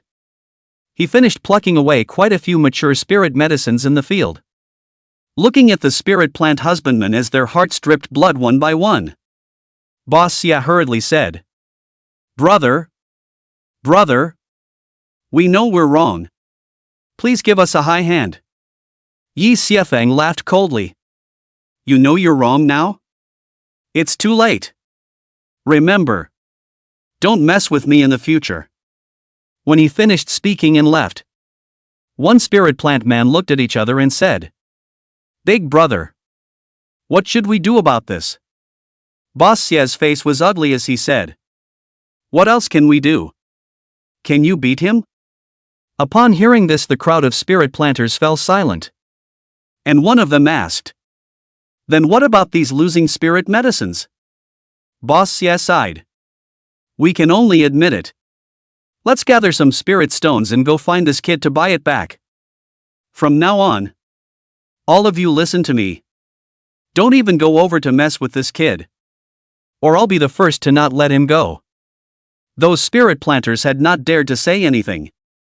And some who had wanted to go and take the Yuan Kuei mission had also extinguished that heart. In the end, Boss Xie took the spirit stones to the door and apologized before buying back those spirit medicines from Yi Xiafeng. Many of them had already died due to being out of the soil for too long, making Boss Xie's heart bleed. After this, a group of spirit plant husband no longer dared to come and mess with Yi Xiafeng. Previously, he was thinking that lying down for a few days, he would be able to harvest a sum of spirit stones. A deal that was worthwhile. But now if he were to go again, he was afraid that he would be killed by the others inside the garden first. After Boss Xie left, Yi Xiafeng began to delicately rearrange his formation in preparation for hiding inside the burial sky coffin. After all, tonight was the date of the appointment with Nangong Xian'er, and the origin heavenly secrets on his side were almost all lit up. He wasn't a man of his word, so he planned to go forward to the appointment to see what the situation was on Nangong Xian'er's side. On the other hand, Nangong Xian'er started to run the origin heavenly skill without stopping after Yi Xiafeng left. However, no matter how much she operated the source heaven technique, there was no reaction at all within her body, and she absorbed the heaven and earth aura as usual. This made Nangong Xian'er frustrated. Did that kid not put his hand in place as promised? Or was it that his own body had really mutinied and followed that kid instead? Nangong Xian'er was helpless to the extreme, quietly waiting for that origin sky skill to light up a little bit. Finally, she waited for the moment when the source heaven technique completely lit up. And then a thought bubbled up. What would be the situation if one were to recite the origin sky technique? Nangong Xian'er recited it ghostly, but there was still no response from the origin heavenly secret. She couldn't help but curse. Not only her own body, but even the origin sky skill had mutinied? Unwilling to do so, Nangong Xian'er once again recited the origin sky technique. As she chanted, she only saw the source heaven technique rapidly light up. And then a misty fog surged in, wrapping her entire body in it. Nangong Xian'er was ecstatic before she noticed a sharp tearing pain coming from her. When she came back to her senses, she was in a confined space with her very own face in front of her. Himself was turning sideways and hugging the woman who looked exactly like himself, probing into her arms. Himself muttered, "Well, it's still a comfortable position. She doesn't know anyway." Nangong Xian'er was all confused and gritted her teeth. "Brat! What are you doing?" Yi Xiafeng, who was about to enter the sea of consciousness, was startled, then creeped out and sat up violently. With a bang, he slammed into the coffin board of the burial sky coffin and lay back down with an ouch. Yi Xiafeng touched Nangong Xian'er's body and instinctively stepped back, looking at Nangong Xian'er's body warily. Asterisk asterisk asterisk asterisk. Could it be that after sucking more of her own essence, Nangong Xian'er the actually swindled? Chapter 31, So I'm Really Dead. Yi Xiafeng stared at Nangong Xian'er's corpse for half a day, but she still didn't move at all, making him wonder if he was hallucinating. Is it possible to be paranoid when you've done too much damage? Just as Yi Xiafeng subconsciously wanted to reach out and touch whether Nangong Xian'er had a heartbeat or not, Nangong Xian'er's ghostly voice came. "You pervert. Come again?" Yi Xiafeng was instantly startled, realizing that the voice was coming from within his sea of consciousness. He quickly immersed himself in his sea of consciousness, staring daggers at the Nangong Xian'er in front of him. "Where did you come from? Bad. This Changyao Empress actually killed her way over from that world?" Yi Xiafeng had somewhat not taken Nangong Xian'er very seriously before, and was even a bit of a hangdog. After all, even if this former Empress was strong, it was impossible for her to kill out of that world and beat him. One could get rid of her side of the world just by chanting the origin sky skill. But now the situation had changed all of a sudden. Nangong Xian'er was actually able to leave that world and appear on her side. So the nature of that was different. Could she even take over her own body? Nangong Xian'er saw Yi Xiafeng's weakness and snorted coldly. Surprised to see me? Yi Xiefeng honestly nodded his head and said, "It's a surprise. How did you appear here?" Nangong Xian'er laughed softly. "Just like you." Chanting the origin sky skill and coming over awe. Her beautiful eyes narrowed. And her eyes were slightly cold as she said, "I just didn't expect to see you doing something meticulous to my body as soon as I arrived." Yi Xiefeng was instantly cold and sweaty. Having the panic of being caught in the act of molesting someone. "This is a misunderstanding. I just want to test if you have a heartbeat and so I can travel to your side." Nangong Xian'er sneered. "Do you think I'll believe you? You big pervert." Yi Xiefeng was actually speechless. And then broke down and revitalized himself. "I thought you said this wasn't your body? What business is it of yours what I do with her?" Nangong Xian'er grunted coldly.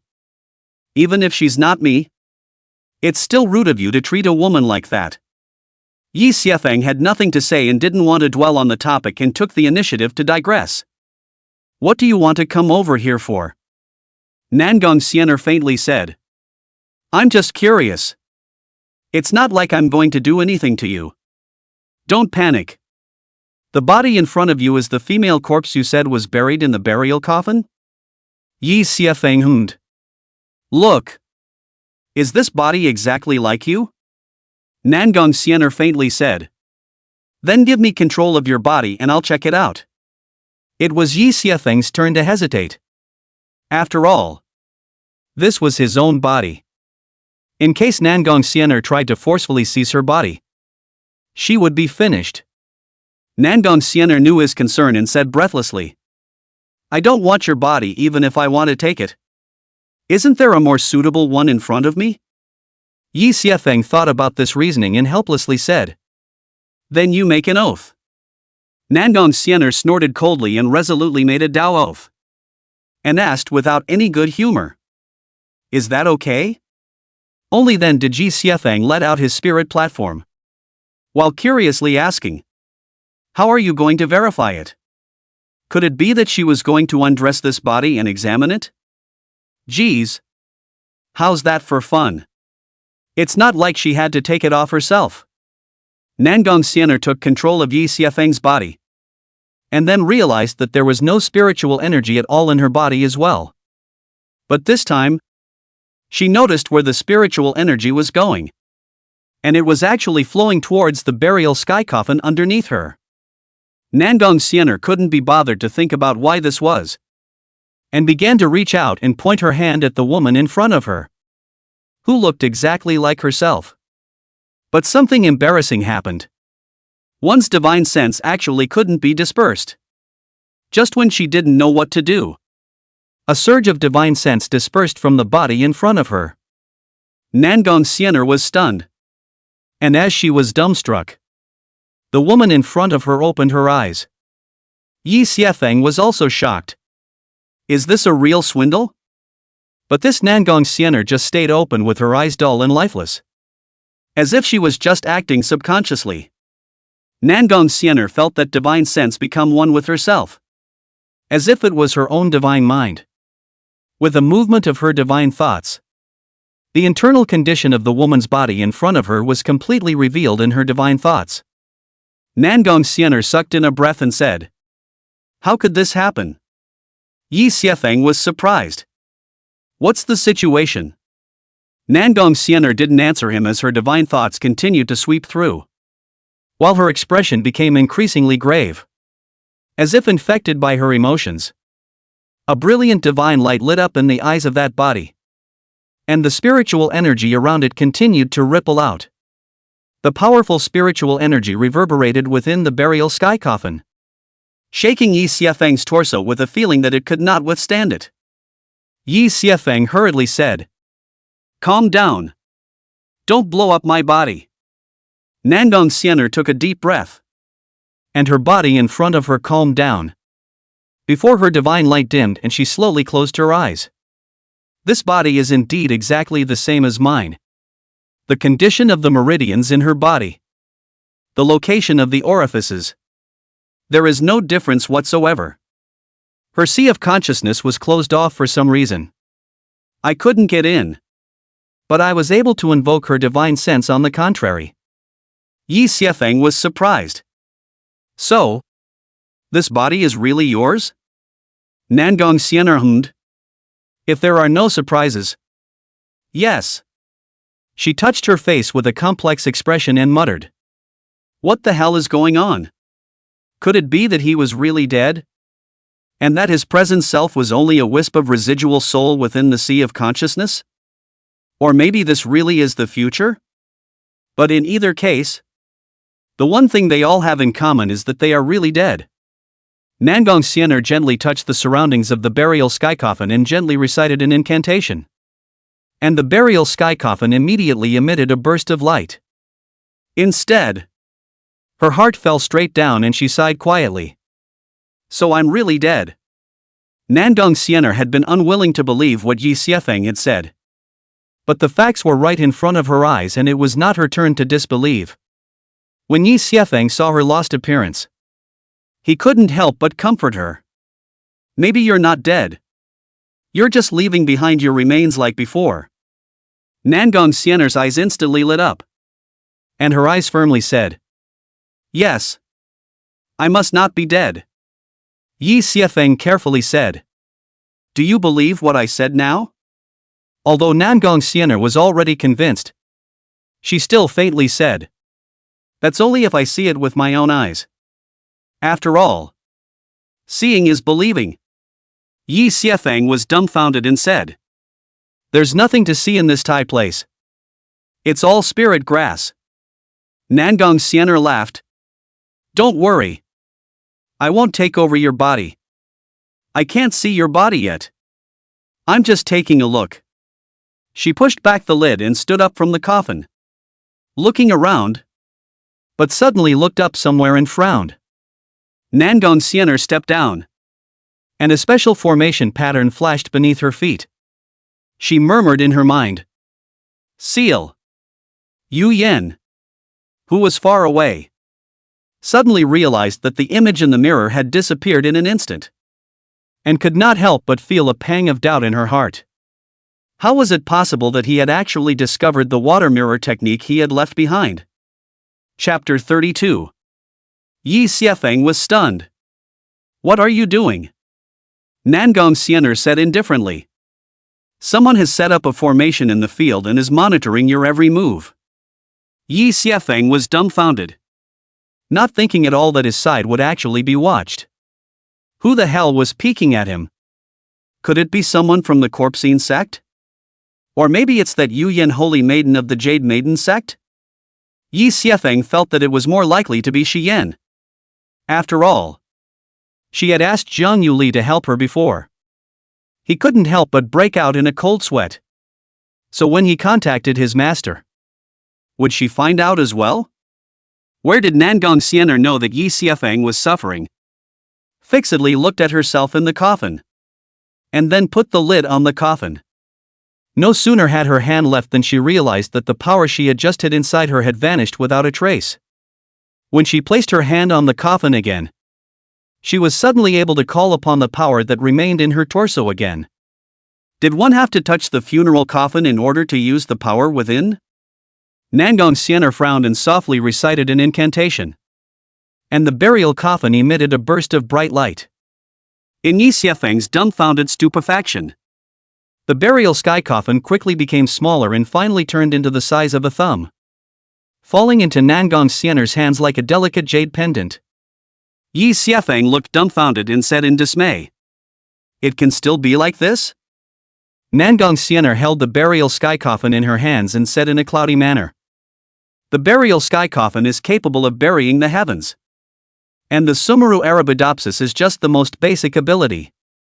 Yi Xiefeng's eyes were burning for a while. Wasn't this incantation to drive the burial sky coffin what he had dreamed of? He no longer wanted to carry Xian'er around on his back. And this spell he absolutely had to learn. Fairy. I want to learn this. Nangong Xian'er laughed softly. Why should I teach you? Once I teach you this, won't you do whatever you want with my body? Yi Xiefeng was speechless and said with a stiff upper lip.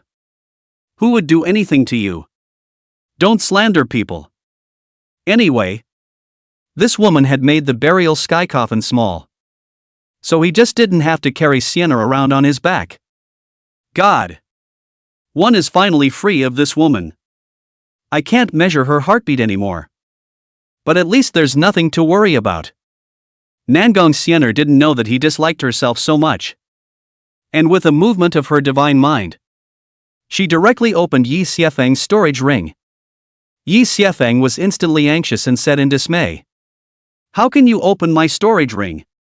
Each storage ring has a divine thought bound to it, which can normally be wiped out instantly unless the strength is far stronger than the owner of the storage ring. This woman couldn't have erased her own divine sense. Could she? Nangong Xian'er was also a bit curious. No. I was just thinking about opening this object. And it opened on its own. It's really strange.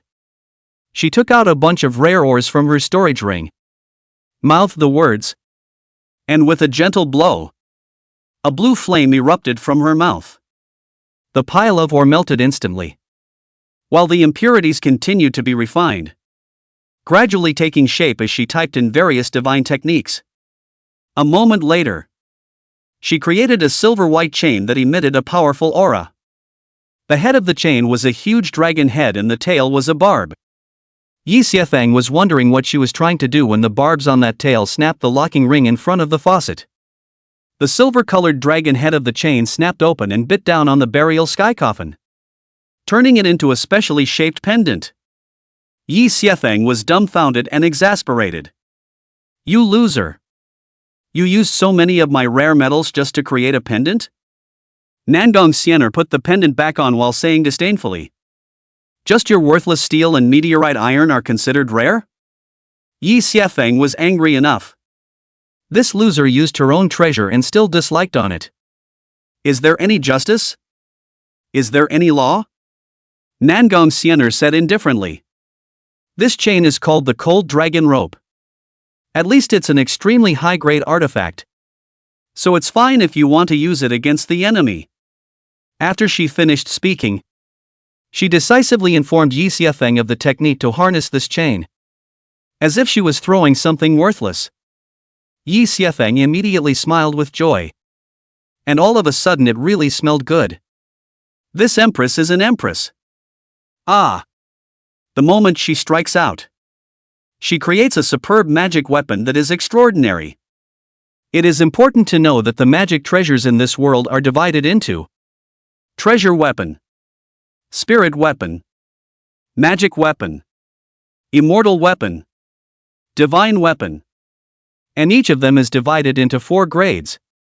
Namely, lower, middle, upper, and extremely high grade. Yi Xiefeng on the obsidian sword and another protective artifact is a superb artifact. This all of a sudden more than one cannot be happy. Nangong Xian'er couldn't help but let out a long breath of relief when she felt that the pendant was worn close to her body and that she herself was able to drive the power within the burial coffin. She was afraid that she would have to carry her own corpse on her back as well in order to invoke the power within her. And that would be a problem. Yi Xiefeng was curious. You can use the power inside your body? Nangong Xian'er hummed. It can be used some. But your body is too fragile and too few orifices have been opened. I don't dare to induce too much power to pour in for fear of bursting your body. At most, I can exert the power of the out-of-body realm. Yi Xiefeng was dumbfounded.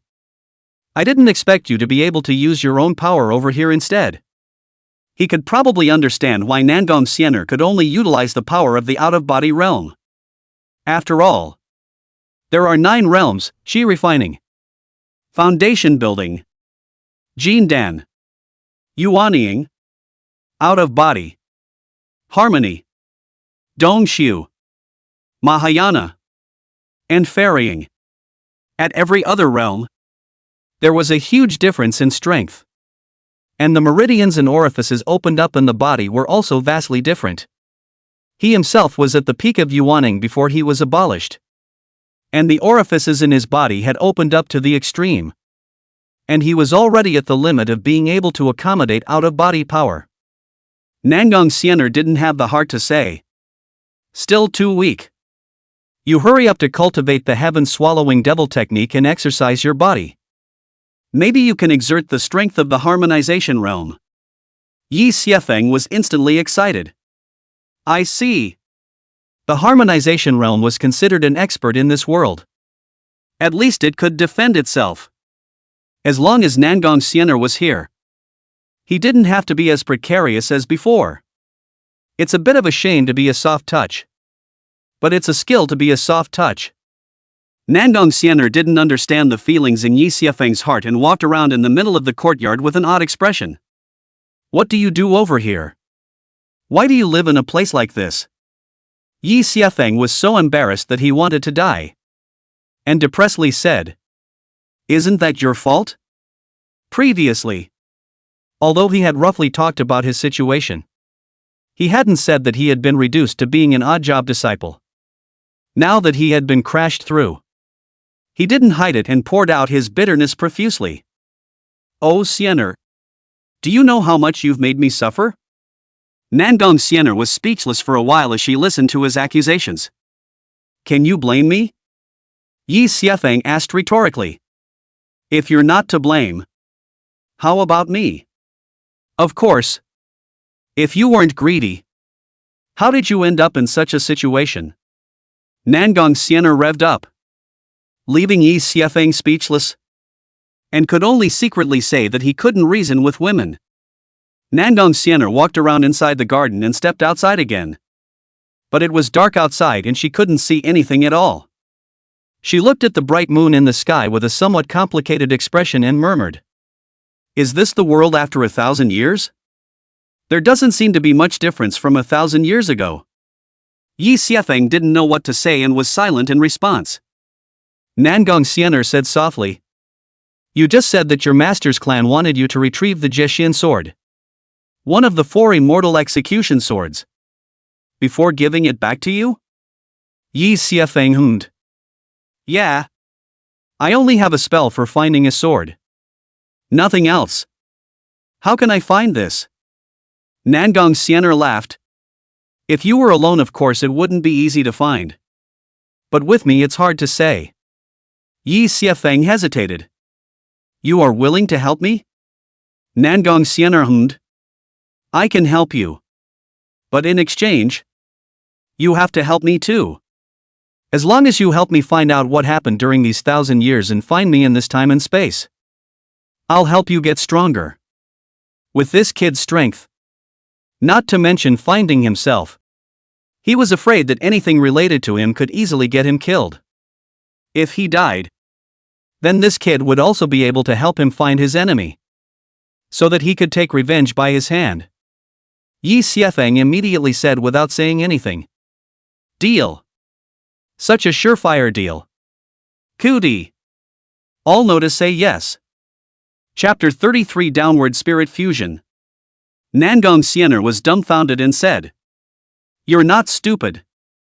Yi Xiefeng hemmed and hawed and said, "That's right. You're an empress. I don't want to work hard." Nangong Xian'er had a head full of black lines, and said in a good-natured manner, "Tell us all about the troubles you've encountered so far." Yi Xiefeng instantly told his side of the story without any details. Nangong Xian'er said thoughtfully, "You have the spell that can sense that absolute immortal sword?" Yi Xiefeng hummed as Nangong Xian'er handed the control of his body back to him. Yi Xiefeng was caught off guard, taking over his body, and immediately felt a huge force coming from his neck. He felt like his neck was going to break, and his whole body stumbled as he was brought crashing to the ground. With a loud boom, the ground was smashed out of a crater by the burial coffin on his neck, and cracks were all over the place. "Egu! Sister Xian'er, are you trying to kill me?" Yi Xiefeng had a moment of fear.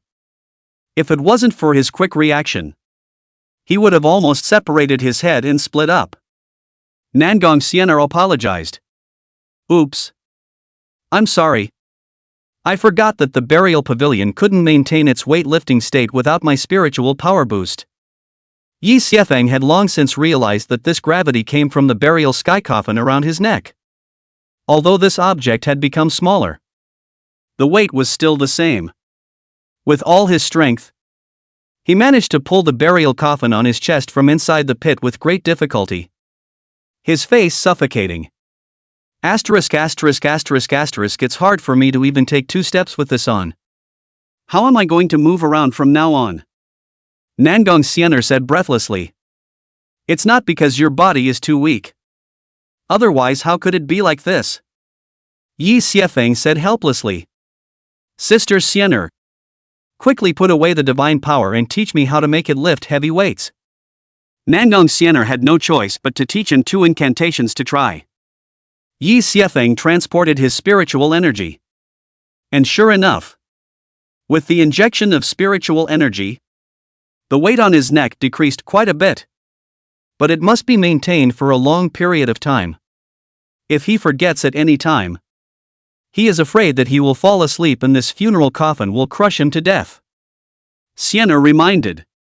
Try sensing that absolute immortal sword with that immortal execution sword technique? I tried that a long time ago, and it didn't respond at all. Having said that, Yi Xiefeng still sensed according to her instructions, but found nothing. Still the same. No response. Nangong Xian'er hesitated and suddenly squeezed in towards Yi Xiefeng's spiritual platform, startling him. What are you doing? Nangong Xian'er faintly said. Relax. It'll be fine in a while. Yi Xiefeng realized that the 2 of his divine souls were actually entangled together. A feeling that made him ooh and ah. Don't make strange noises. Relax your mind and resonate with my divine soul. Yi Xiefeng tried his best to relax his mind as Nangong Xian'er wanted, and suddenly realized that he could sense Nangong Xian'er's thoughts. Is this divine soul mingling? Well, don't get any ideas and don't try to pry into my inner thoughts or I'll beat you up. Nangong Xian'er's voice full of threats came. But it was better if this was not said. As soon as it was said, Yi Xiefeng's heart itched. Nangong Xian'er shared control of her torso with him, and then once again drew out the power within her own torso. Yi Xiefeng instantly realized that there was an incomparably pure power flowing in his body, and his strength was far stronger than he was at first. However, due to the low level of resonance between their divine souls, he was not yet able to act like an armchair, slowing down his every move by half a beat. It actually plays like that? Nangong Xian'er was using the resonance of their divine souls to jointly control the body, thus allowing him to call upon the power within her as well. But the 2 divine souls were fused, as if they were tangled together without a trace. Although there was no deeper communication, this feeling still made Nangong Xian'er extraordinarily twisted. Nangong Xian'er reached out and pressed her hand on the ground, and Yi Xiefeng immediately felt as if he had merged into this earth. Don't make a fuss. Hurry up and search for the whereabouts of that sword. Yi Xiefeng hummed and silently recited the immortal execution sword technique, using his sword heart to sense everywhere. Soon, he sensed an extremely faint response in a certain direction and couldn't help but open his eyes violently. That direction was precisely the direction of the Jade Maiden sect's inner gate. Learning of this news, Nangong Xian'er gave an oh-so-subtle cry and quickly untangled her divine soul from him. Didn't you say that you'll be able to go up to the inner gate of the Jade Maiden sect on the next day? We'll find out tomorrow. Yi Xiefeng said apprehensively. Your body will be fine over there, right? Nangong Xian'er faintly said. I thought you were coming over. And I specifically said that I was going to be in seclusion. So it's not a big problem. Only then did Yi Xiefeng let out a long breath and said, That's good. Nangong Xian'er looked around at the water mirror formation and asked, This formation stays? Yi Xiefeng said thoughtfully. I don't care first. Keep it for now. If the woman from that night laid it down, then she shouldn't be able to do anything against herself, and would still protect her well. It was just that he would have to be more careful in the future to avoid her finding out the secret that he was an undercover agent. Nangong Xian'er hummed and began to look into Yi Xiefeng's condition internally, instructing him on the origin heavenly skill he was practicing. Although Yi Xiefeng was highly enlightened, it was still the first time he had practiced the origin sky skill. So it was inevitable that he went off on a tangent.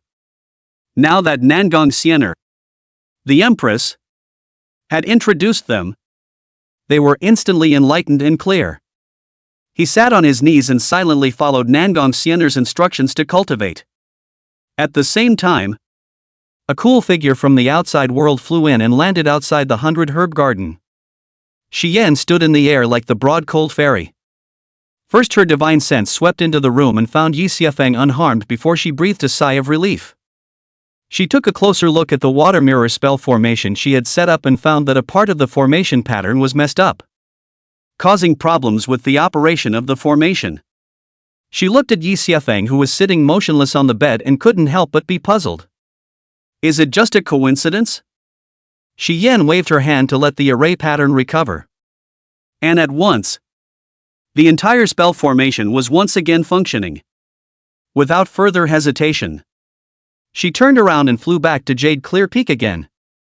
Halfway there, she couldn't help but be a little puzzled. How come something seems to be missing? That coffin and body in his room are gone. Shi Yan stopped and took out that water mirror, looking at the motionless Yi Xuefeng in the mirror in thought. Did he finally realize it was bad to leave the body outside? Or is that body not uppermost in his mind anymore? Shi Yan shook her head, no longer thinking about it, and quickly flew back to Yuqing Peak. In the 100 Herb Garden, Nangong Xian'er faintly said, "That person is gone. Who is she?" Yi Xiefeng was silent for a while and said breathlessly, "A vicious woman." Nangong Xian'er didn't break the pot to ask the end. Who doesn't have some secrets? Early the next morning, Jiang Yuli arrived at the 100 Herb Garden, only to find that Yi Xuefeng had already picked the spirit medicines long ago. "Senior brother, you're really early. I was trying to do you a favor." Yi Xiefeng smiled faintly and said, "How can I bother senior sister every time? Moreover, I also want to go up the mountain earlier to have a look." Jiang Yuli thought about it and smiled. "In that case, you come with me." Yi Xiefeng hurriedly answered and closed the door of the hall, activated the formation, and then followed Jiang Yuli away. Jade Sect. I'm coming. Chapter 34, Absolute Immortal Sword Spirit. A few moments later, Yi Xiefeng followed Jiang Yuli to the Jade Lady Sect's mountain gate on the side of the Tianyin Basin. The female disciples in front of the mountain gate looked at Yi Xiefeng with odd expressions, as if they could see flowers on him. Jiang Yuli explained, "The senior brother is coming with me to Danding Peak to collect the quest. So I'd like to ask a few senior sisters to let me go."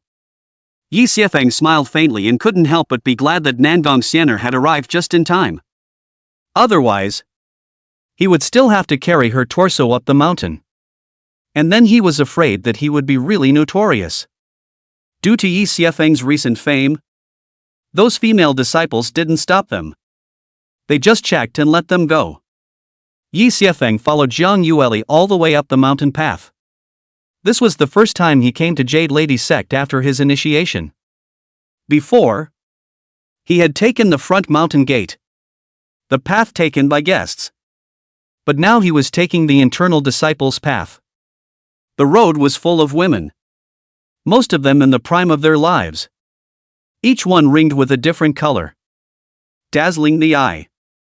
Occasionally, there were a few mature women in their early 30s, who were even more charming and as seductive as a ripe peach. These women probably did not think that there would be men appearing here, dressed somewhat casually. Spring light hidden. Spring color. Yi Xiefeng didn't even know where to look. Forced himself to calm down and walked inside without looking away.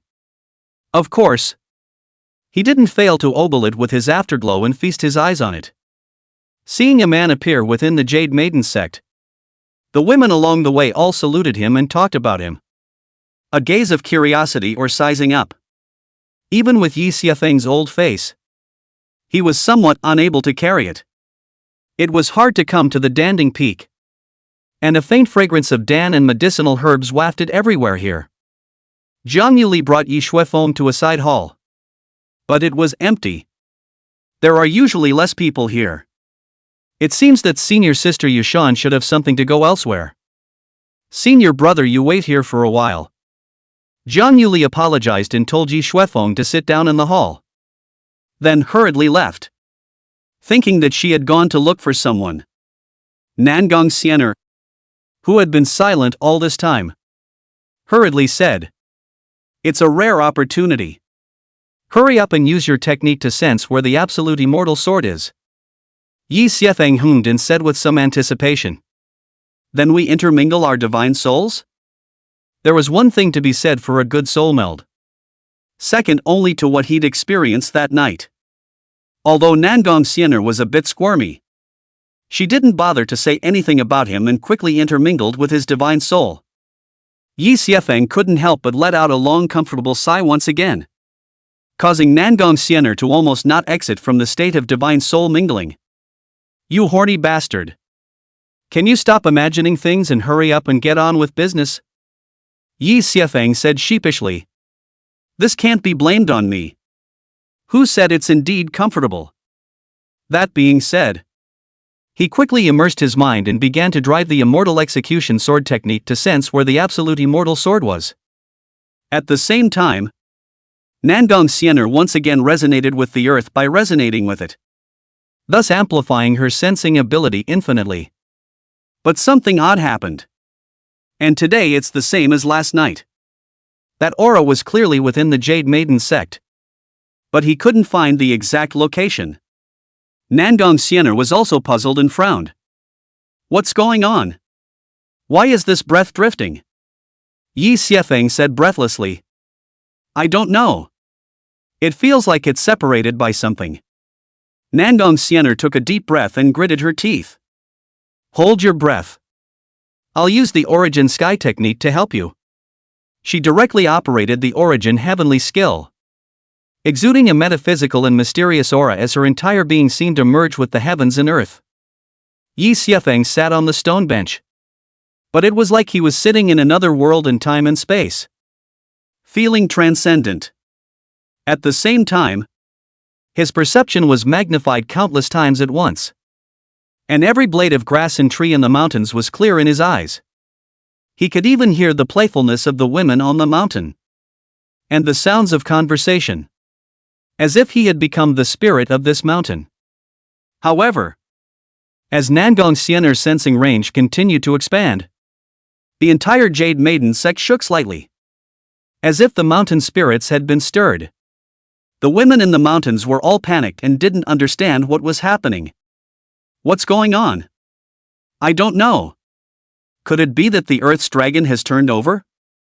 Yi Xiafeng didn't dare to think wildly and silently operated the immortal execution sword technique, trying to sense the location of the absolute immortal sword. The intensity of his senses was simply too strong nowadays. And that ethereal and feeble sword intent finally responded to him. "Who is it? Who's calling me at?" A young girl's clueless voice echoed in his sea of consciousness, startling Yi Xiafeng for a moment and then staggering him beyond measure. "You're the sword spirit of the absolute immortal sword?" The young girl was silent for a split second and hummed. "Who are you? Why? No. How to communicate with me?" Her voice was intermittent, strong and weak, and seemed like it might disappear at any time, making Yi Xiafeng a little nervous. "My name is Yi Xiafeng, a disciple of the Xian Tian sword sect, and I have been ordered to come and welcome back the absolute immortal sword. I wonder where Senior is located." The young girl's voice continued to break. "What did you say? I can't hear."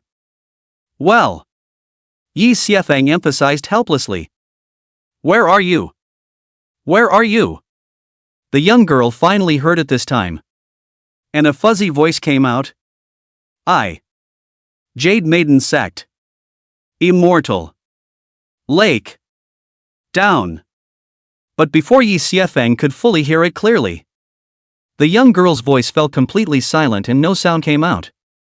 At the same time, Nangong Xian'er let out a delicate hum as she withdrew from the state of divine soul mingling, her entire body weak to the core. Yi Xiefeng worriedly said, "What's going on? Are you all right?" Nangong Xian'er said weakly, "I'm fine. It's just that someone from the Jade Maiden sect suppressed the dissension and interrupted my resonance with heaven and earth. I didn't expect that this little Jade Maiden sect would still have a Mahayana realm saint in existence.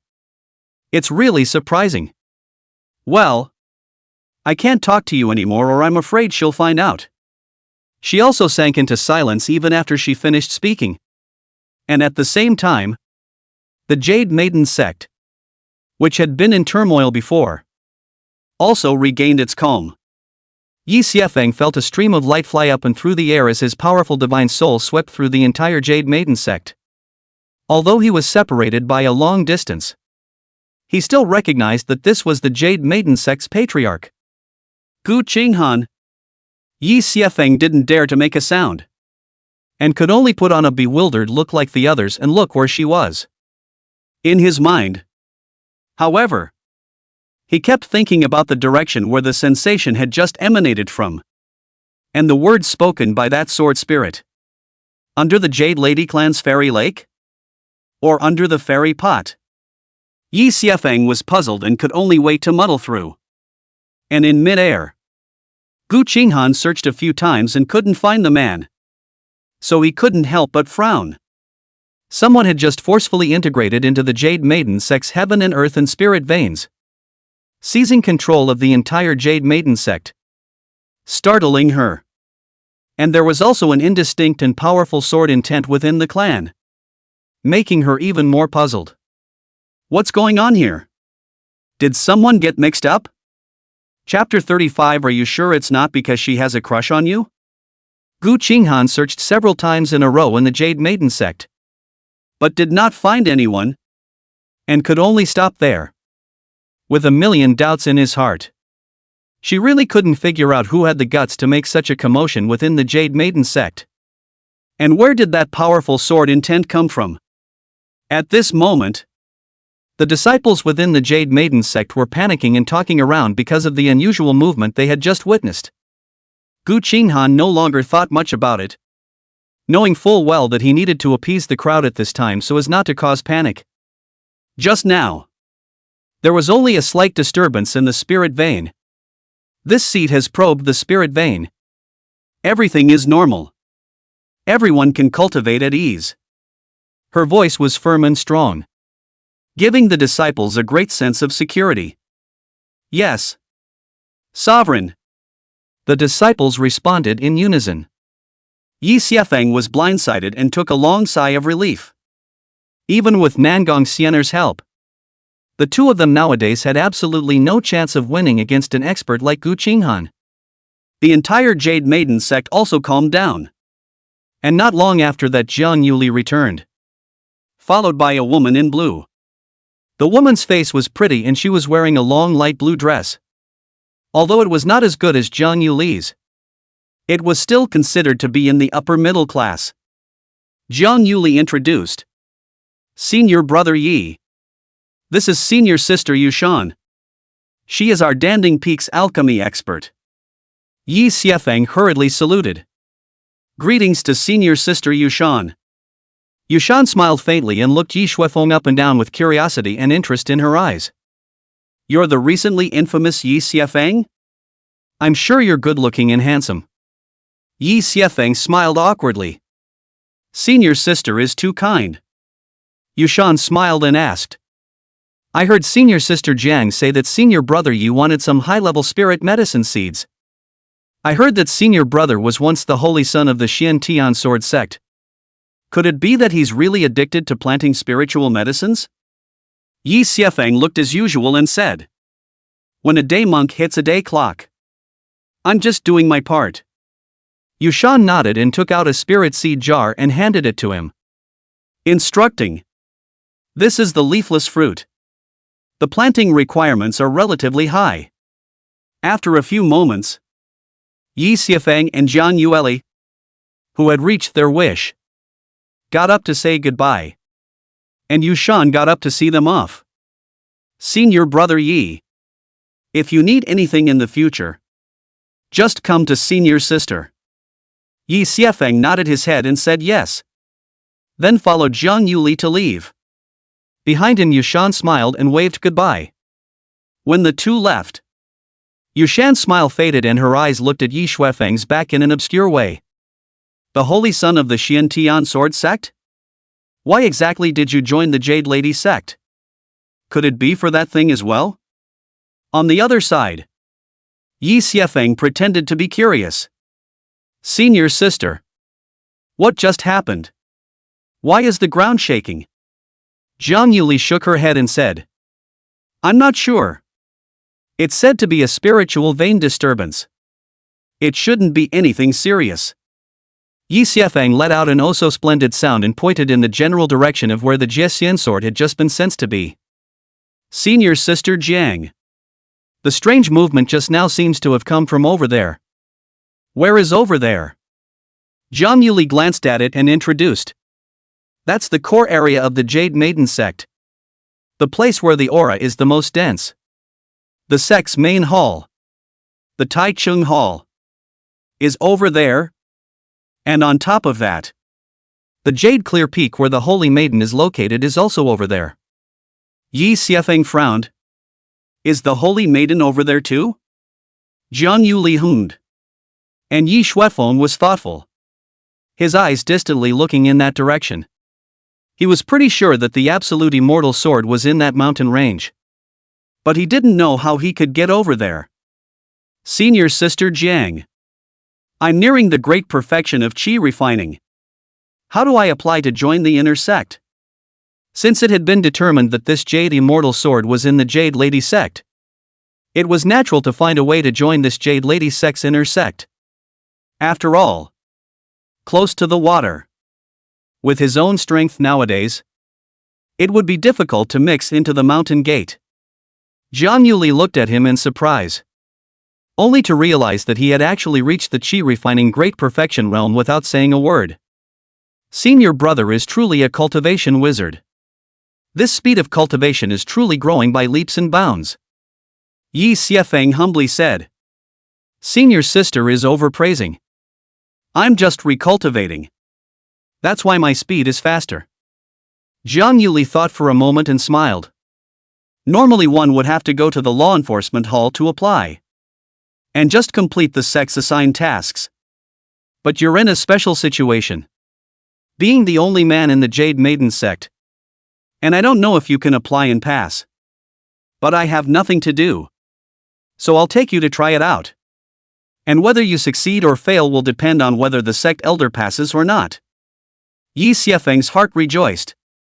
Then I'll be grateful to senior sister Jiang. It's just a favor. It's getting late.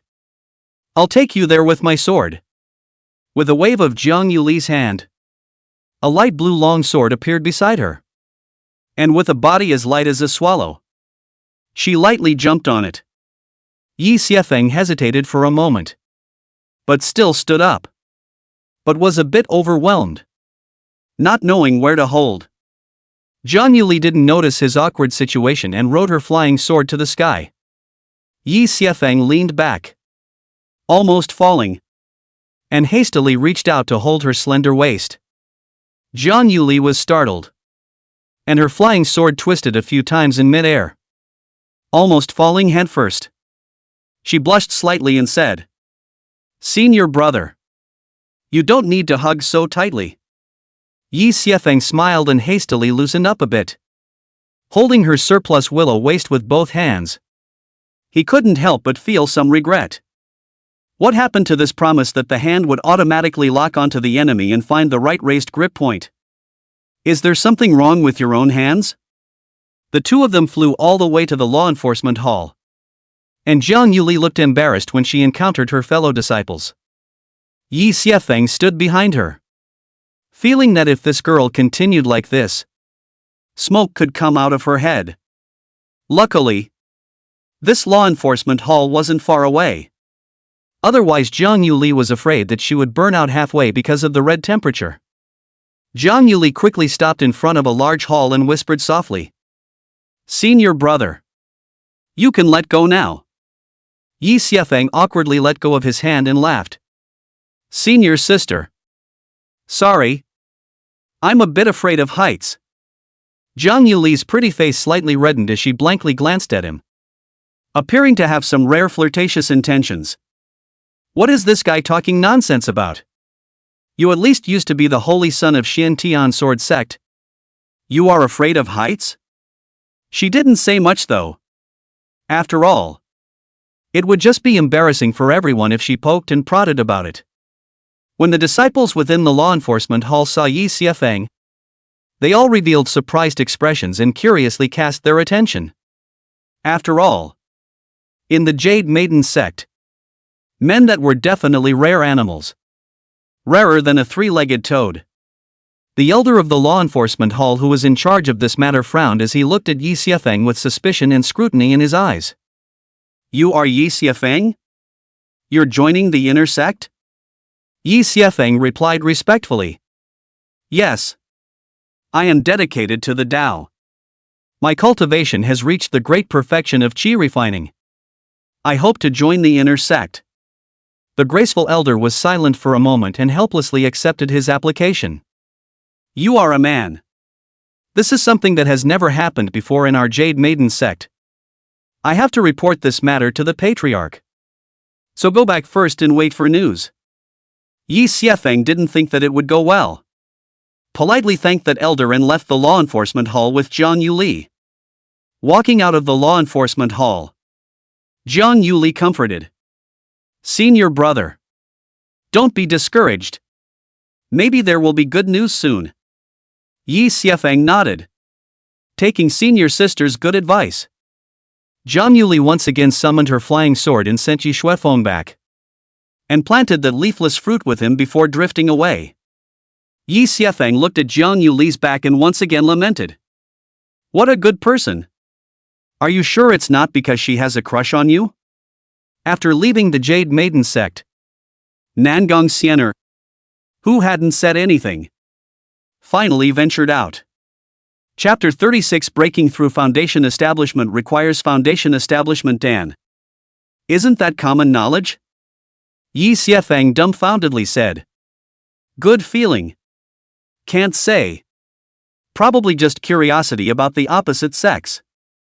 He hadn't been secretly loved by many people in the Xiantian sword sect in the past, so he wasn't so stupid that he couldn't even see this. Alright. Back to business. Xian'er, have you found the exact location of that absolute immortal sword? Nangong Xian'er said in an odd tone. Although that jade immortal sword is within the Jade Maiden sect, it seems to be separated by something. It's similar to a seal. And it's like a secret realm of some kind, causing its location to flutter and be impossible to locate. If I hadn't performed the origin sky skill to melt into the heavens and earth, and you had recited the immortal execution sword skill, I'm afraid I wouldn't have been able to find it. Yi Xiefeng suddenly realized. No wonder so many people from the Xiantian sword sect have come here and all of them have come up empty-handed. Then do you have a way to locate its exact position? Nangong Xian'er said breathlessly. You can't even enter the inner gate. What method can I have? Yi Xiefeng was surprisingly speechless and could only helplessly say. Alright. It's better to find a way to join the inner sect as early as possible. I hope they don't give me too much of a hard time and don't leave my application somewhere to be ignored. But the Jade Maiden sect's reply was surprisingly quick. And that afternoon, Jiang Yuli arrived at the 100 Herb Garden with an odd expression. Yi Xiefeng looked at her expression and said with a thump in his heart. Elder sister Jiang. Is there any bad news? Jiang Yuli hummed. Embarrassed. Senior brother. The clan is letting you break through Foundation Establishment before applying. In addition, this Foundation Establishment pill does not allow the use of existing pills. nor is it allowed to seek help from anyone. In other words, it meant that this elixir had to be personally refined by Yi Xiafeng himself. It was clear that he didn't want Yi Xiafeng to join the inner sect and was deliberately making things difficult for him. After all, it was well known that this foundation establishment pill had to be made with foundation establishment cultivation. But without the foundation establishment pill, he had no way of stepping into foundation establishment. So how could he refine the foundation establishment pill? It's caught in a deadly circle. It was clear that he didn't want Yi Xiafeng to join the inner sect and was deliberately making things difficult for him. Yi Xiafeng smiled with an odd expression and finally said helplessly, "I know. Thank you, senior sister, for telling me." Jiang Yuli looked a little unnatural. And after chatting with him for a few moments, she felt guilty and fled. Although she was not the one who embarrassed Yi Xiafeng, she still felt guilty and found it difficult to face Yi Xiafeng. Yi Xiafeng was dumbfounded and said, "What a cold outside and hot inside girl." Nangong Xian'er asked curiously, "How do you know about internal heat? Have you tried it?" Yi Xiafeng was silent for a moment and said quietly, "You're so dirty. Were you the tainted demon king before?" Nangong Xian'er giggled. "Do you have any way to break the game? No?" Yi Xiafeng let out a long sigh and said, "People are purposely making things difficult for me? They're close to telling me to break through without using the foundation establishment pill. This is simply impossible to accomplish. Why should I make a fool of myself? Or think of how to sell my color and blend in?" He was already thinking about how to contact that holy maiden and beg her to open a backdoor for him and use the beauty trick to blend into the Jade sect. With her own Jade gateway gone, she wouldn't mind opening the door wide again. Would she? Nangong Xian'er said breathlessly. Giving up so quickly? How meaningless. Yi Xiafeng was surprised. You have a way to refine the foundation establishment pill without exposing you? No. Yi Xiafeng was greatly disappointed and said in a bad mood. Then what the hell are you talking about? Nangong Xian'er said in a cloudy voice. Haven't you ever considered that foundation establishment pills must require foundation establishment cultivation in order to be refined? So the foundation building cultivators at the beginning, where did they come from? Yi Xiafeng froze. He had really considered it before. But it was just as much of a dead end as whether the chicken or the egg came first. And he just didn't bother to think about it. What do you mean? Nangong Xian'er said indifferently. I have a way for you to break through without using the foundation establishment pill. What way? Sister Xian'er, teach me. Yi Xiafeng instantly slid to his knees and changed his face so fast that Nangong Xian'er marveled. I still like the way you just got cocky. You keep it up. Yi Xiafeng playfully said. How can this be? Sister Xian'er, I've always respected you. Nangong Xian'er was too lazy to talk to him and said in a cloudy manner. Before the appearance of the foundation establishment pill, cultivators relied on their own senses of heaven and earth to forcibly break through the foundation establishment. But this type of breakthrough is extremely difficult and requires a high level of enlightenment and talent. So not 1 in 10 can break through. Later on, someone refined the foundation building pill, which greatly lowered the threshold of breakthrough. And the original way of building the foundation was eliminated by time. Nowadays it's just a lack of foundation establishment pills and you've given up. Cultivators nowadays are really poisoned by pills. Yi Xiafeng couldn't help but ask curiously. What's the difference between these two ways of breaking through? Nangong Xian'er let out a light laugh before narrating. If we divide foundation building into 3 types. After swallowing the elixir, using the previous person's senses to break through. For humane foundation building, swallow an extremely high-quality elixir. Melt into heaven and earth. And comprehend your own Tao before making a breakthrough for the foundation of the earth's way. Those who directly perceive heaven and earth without the aid of any elixir and forcefully break through are heaven's path foundation builders. Humanitarian foundation building is, to put it bluntly, Picking up people's teeth. Picking up people's teeth and self-sense. You should understand the difference between that. Right? Earthly Tao foundation building and heavenly Tao foundation building look the same. But I always believe that the laziness you're stealing nowadays will be doubly repaid back in the future. Yi Xiefeng nodded solemnly at his words and said, I've been taught. But I also asked Sister Xian'er to pass on my great Tao. Nangong Xian'er didn't hide it either. And laughed. The origin heavenly skill you cultivate is it? So why should you be in the treasure mountain and not know it? Yi Xiefeng didn't expect this origin sky skill to be so extraordinary and couldn't help but think of Nangong Xian'er's ability to control heaven and earth. This origin heavenly skill. Just what level of technique is it? Nangong Xian'er faintly said. Heavenly grade. Or the topmost kind. Yi Xiefeng sucked in a mouthful of cool air. And then, as if he had been given a treasure, he honestly followed Nangong Xian'er's instructions to cultivate. Later that night, he was attempting to force a breakaway, not forgetting to set up a special stay-at-home ball. What if he broke through and the Jade Lady sect beat him to death? It's better to keep the evidence. Yi Xiefeng followed Nangong Xian'er's instructions, relaxing his mind and running the origin sky skill, dissolving between heaven and earth. Since he had been brought into the heavens and earth twice before by Nangong Xian'er, he easily resonated with the heavens and earth once again. Nangong Xian'er couldn't help but nod her head. This kid's enlightenment was really good. At this moment, Shi Yan, who was far away from the Jade Clearance Hall, changed her complexion slightly.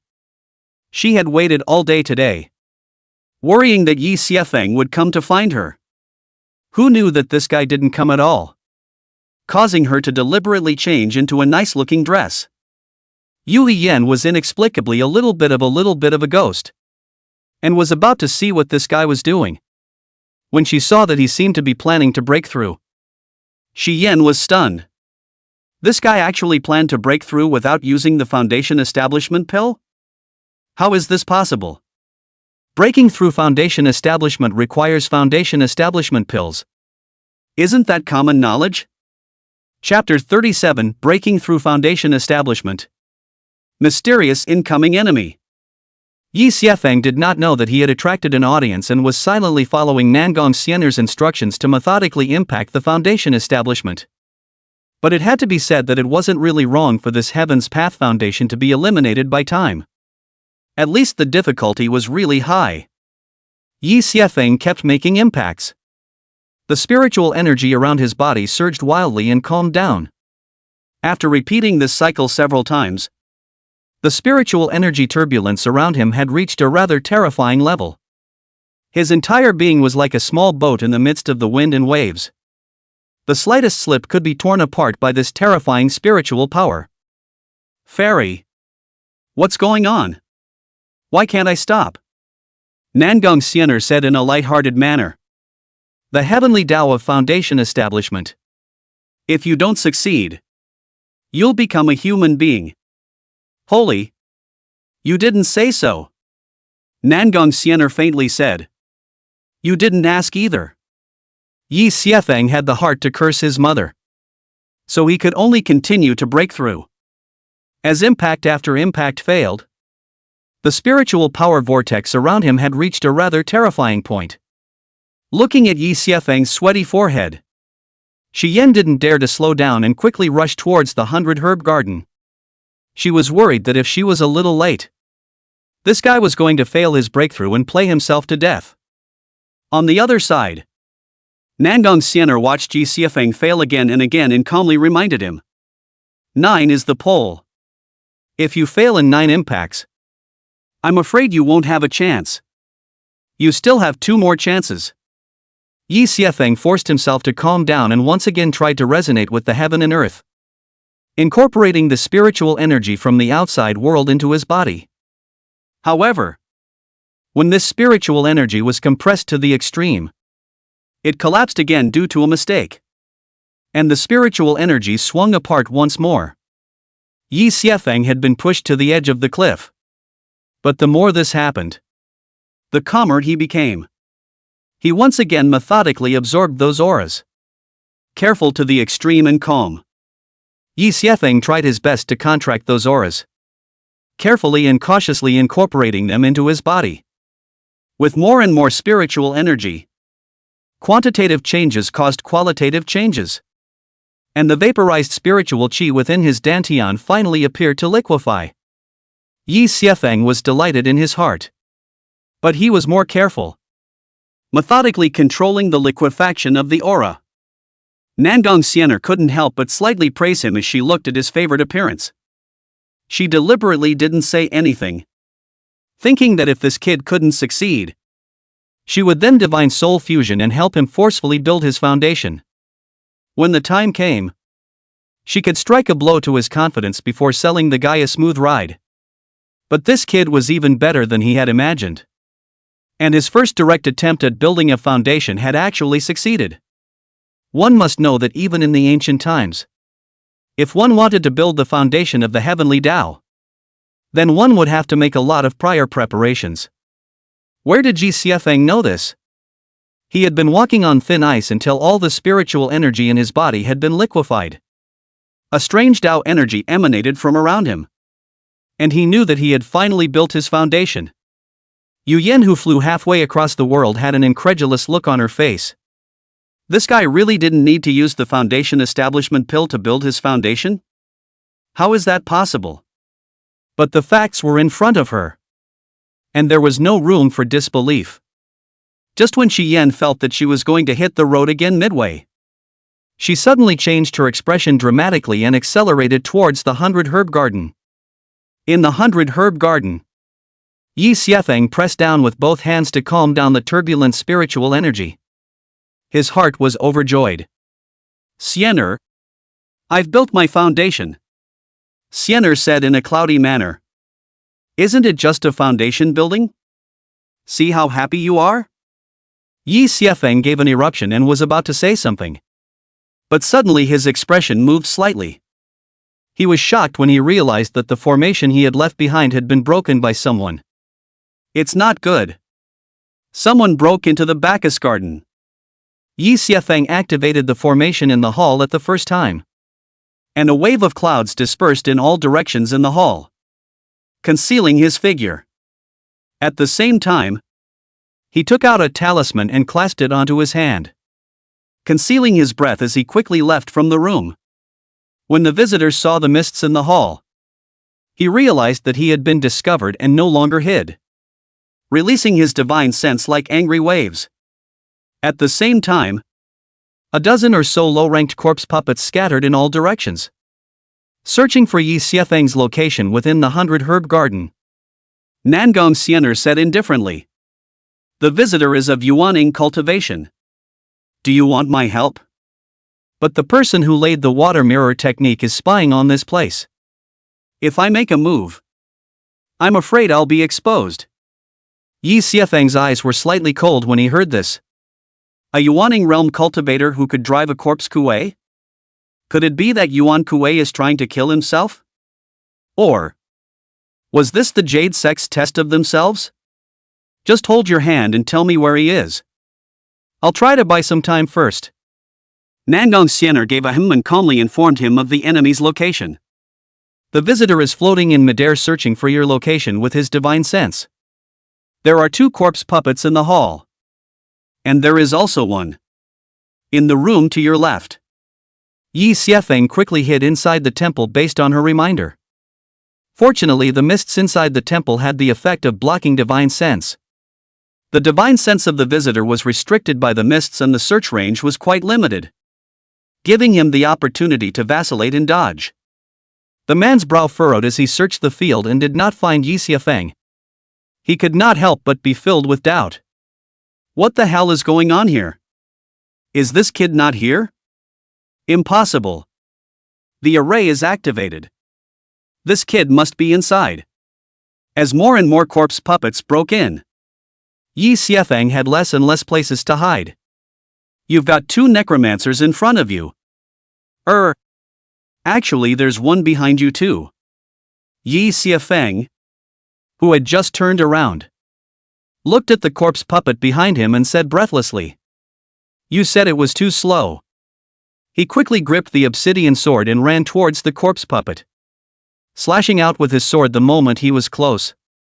As a brilliant sword light flew by, the corpse puppet's head flew up and its headless body flopped to the ground. The man in midair snapped his eyes open, revealing a cruel smile. "Mouse. I found you." Yi Xiefeng's complexion changed slightly and directly jumped out of a side window to break out, trying to get rid of the tracking. But it was too late.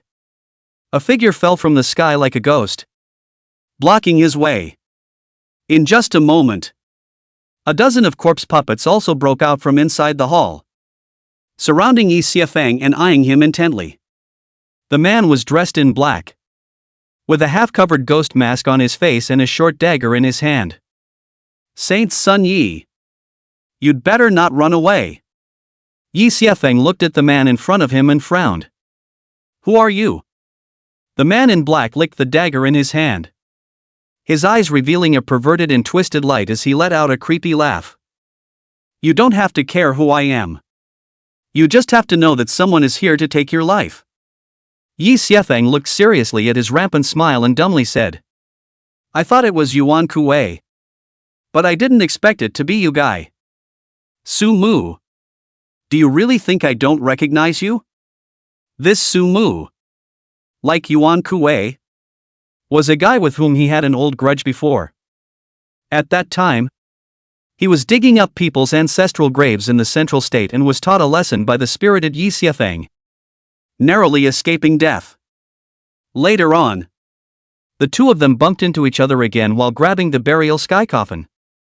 And in the end, the burial sky coffin, along with the Nangong Xian'er inside, was snatched away by him. The two of them had completely knotted up. And Yi Xiefeng didn't want to go to the corpsing sect, also had this guy's reasons within. Yi Xiefeng had thought that this guy had closed down, or was really so generous to forget about his two grudges. I didn't expect him to take advantage of the fact that Yuan Kuei and Yi Xiefeng's grudge was in full swing, and quietly take advantage of the night to come to his door and kill someone. Yi Xiefeng died at this juncture. No one could associate it with him. After all, very few people knew about the feud between the two. Chapter 38, Was It You the Other Night? The visitor froze for a moment before panicking and covering up. "What, Su Mu? What are you babbling about?" Yi Xiefeng shook his head helplessly. "Don't you know that your misaligned teeth are obvious? It's enough that you're wearing a half-covered mask. And you're smiling so wildly because you're afraid I won't see it?" That Su Mu immediately had a stiff expression, and then took off his mask, revealing a face so gloomy that it seemed as if water could drip out of it. "Yi Xiefeng, so what if you know it's me? You can't escape death today after all." Yi Xiefeng let out a light laugh. "Su Mu, do you really think you've got me?" Su Mu laughed coldly. "Yi Xiefeng, can you still turn over the sky? I advise you to obediently hand over your things. I can still give you a whole body, and let you follow me as a corpse puppet to witness me step to the top." Yi Xiefeng asked knowingly. "What is it?" Su Mu said grimly. "That ice coffin. And the female corpse inside." Yi Xiefeng let out an oh-so-dumb laugh. "Su Mu, you dare to rob me? You're really not afraid of death?" Su Mu laughed out loud. "Do you really think you're still the high and mighty Holy Sun?" He laughed and strutted forward, sneering. "I'll rob you. What can you do about it?" Seeing Su Mu coming up step by step, Yi Xiefeng slowly stepped back and suddenly threw out 3 silver white iron balls. Blast! Those 3 thunderballs quickly exploded, emitting a burst of dazzling white light as a silver snake danced about. Su Mu's corpse puppets were extremely afraid of these thunderbolts, and they were directly blown out, one by one falling to the ground with thunderbolts wrapped around them. Su Mu also hastily reached out to defend himself, covering his face with his hands to shield himself from this intense light. This item was called the Shocking Thunderball. A disposable magic treasure that was invincible against Foundation Establishment and Jindan cultivators. However, against Su Mu at the Yuaning realm, it was somewhat inadequate and could only block the line of sight for a while. Yi Xiefeng took the opportunity to dart out and escape. But Su Mu used his divine sense to detect his movements. Where to run?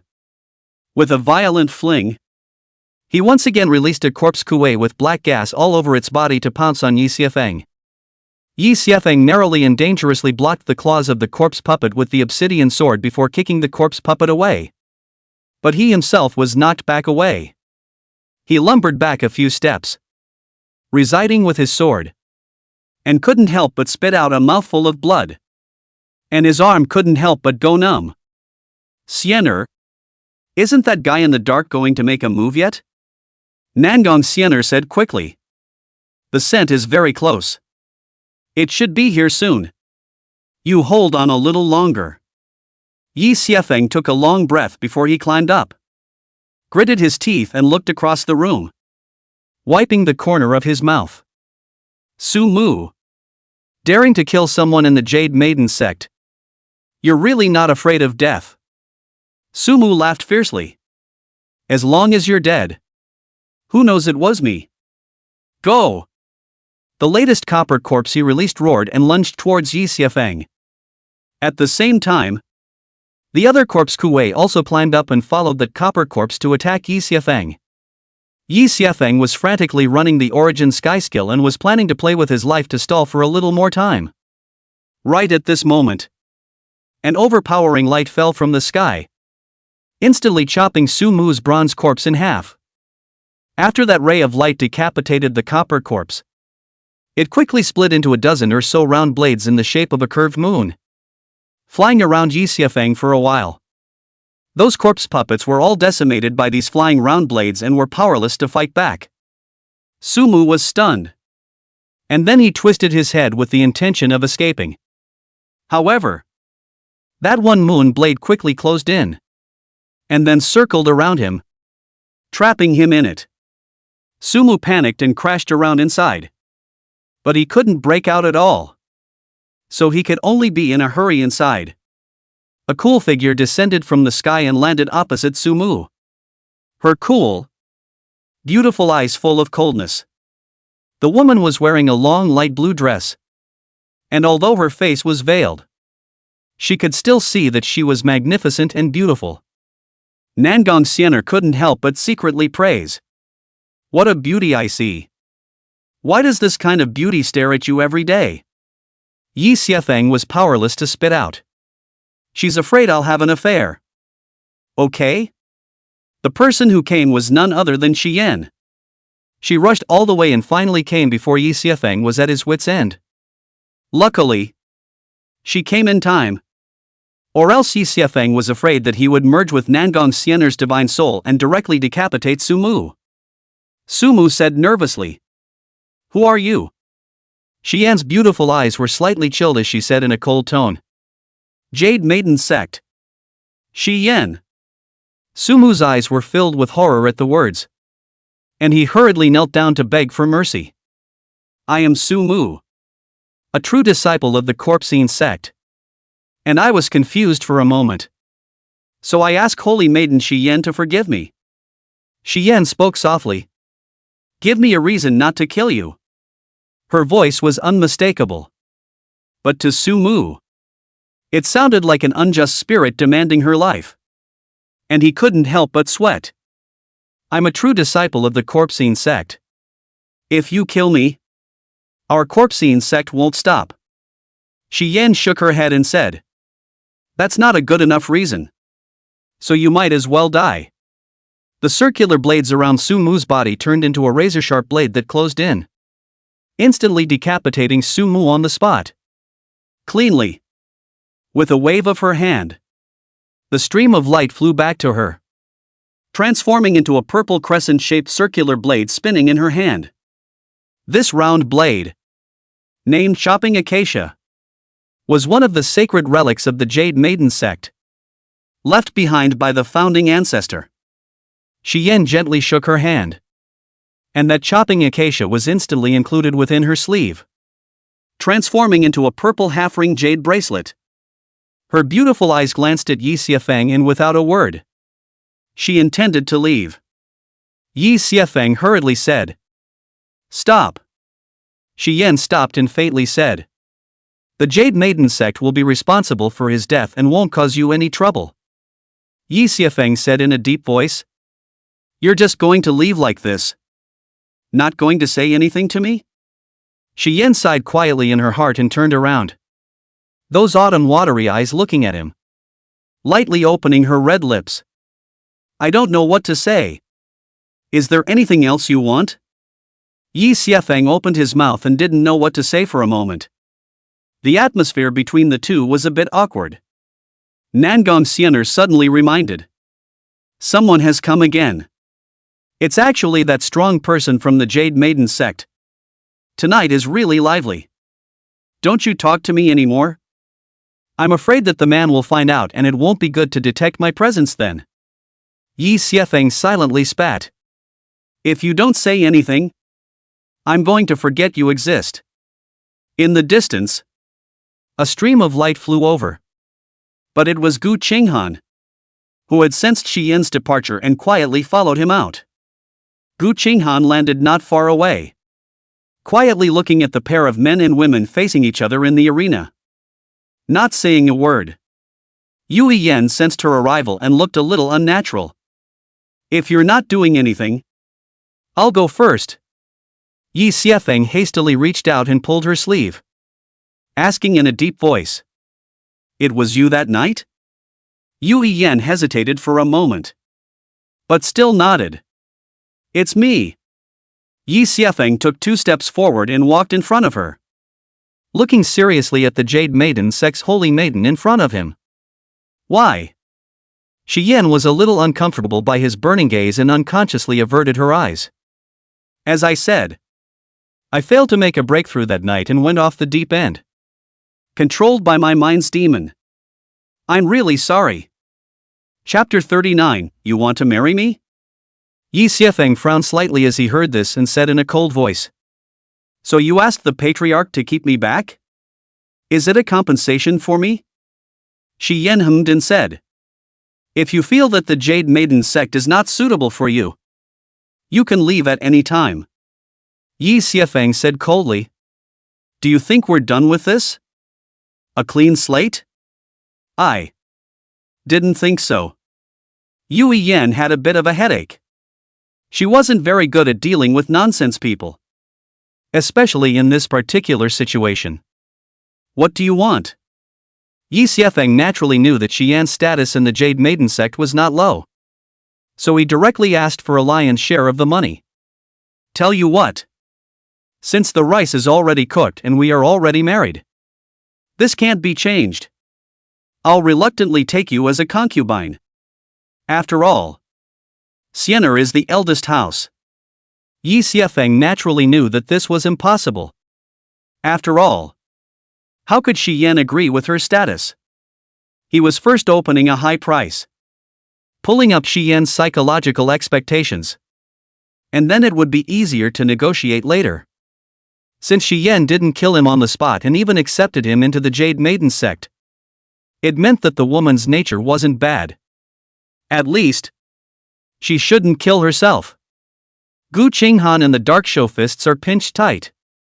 If not, Shi Yan motionless rushed waved his hand, afraid that she has rushed up to beat flat Yi Xiafeng. "Who took my Jade sect's holy maiden as a concubine? You've got some nerve. Why don't you say you'll take me as a concubine too?" Yi Xiafeng didn't know about her tirade and was looking at Shi Yan, who didn't say a word, with a burning gaze. "Hey! Why don't you say something?" Shi Yan looked at him with a serious gaze and said curiously, "You want to marry me?" Yi Xiafeng babbled up in a serious manner. "That's right. According to our custom over in Central State, you're my person now and must marry me. Could it be that your Jade Maiden sect has a rule that holy maidens can't marry outside?" Shi Yan shook her head and said, "The Jade Maiden sect doesn't have this rule." This was true. The Jade Maiden sect women were indeed not limited to marriage. But most of the women of the Jade sect are emotionally indifferent, cut off from love. And how could any of them marry? Yi Xiefeng let out an oh-so-splendid sound and said in a vibrant voice, "In that case, you're my maiden." You disagree, right?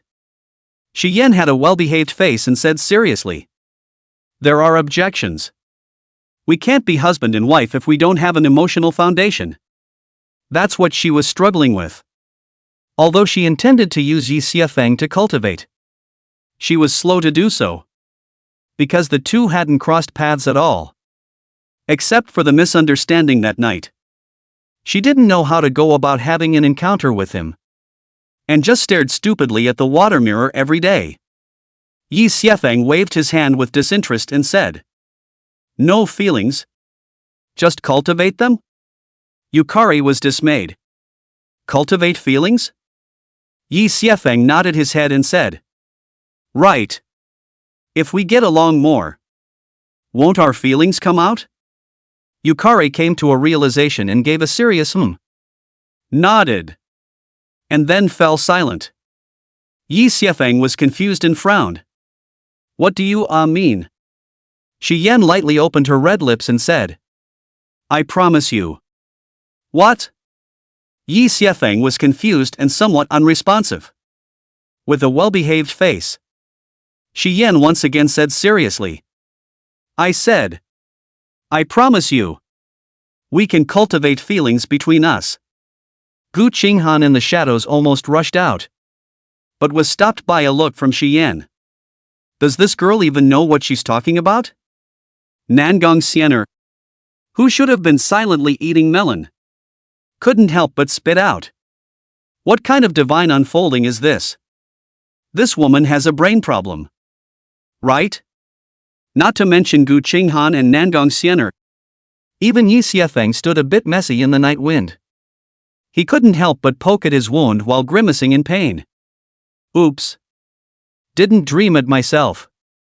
Why could something so bull **** happen to you? Are you serious? Yuna hummed and cocked her head, looking at him intently. Of course. Aren't you serious? Yi Xiefeng coughed and hurriedly said, "Of course I'm serious. From now on you'll be my maiden." Shi Yan, however, shook her head and protested in a small voice. "Master and the clan haven't agreed yet. And you and I don't have a foundation of affection. So we can't be called husband and wife yet." Yi Xiefeng then realized that the woman in front of him seemed to be unusually ignorant of the affairs of men and women, and worldly matters. Is this a case of abducting a young, inexperienced girl? He couldn't help but say with interest. "And when will that be?" Shi Yan said very seriously. "It has to be between you and I who are in love with each other. And only after the master and the sect have agreed to it. And after we have paid our respects and become a couple." Yi Xiefeng said breathlessly. "But we're already a married couple. All this is false." Shi Yan blushed a bit unnaturally and said, "I've said that it was an accident. It can't be counted." Yi Xiefeng shook his head helplessly and said, "It's so troublesome. But I'll just listen to you." Inexplicably having such a fiancé, he had been a bit confused. If he were to take one more step and go straight to another wife, he was afraid that he would be a bit unable to accept it. Shi Yan hummed and said, "Before that, you must remember that this matter must not be told to the public. Or else I'm afraid it will cause trouble for you." Yi Xiefeng let out an "oh." "It's not like I'm a little cutie. Naturally I won't say it to everyone." Shi Yan glanced at him and carefully said, "If you're not doing anything, then I'll go back first."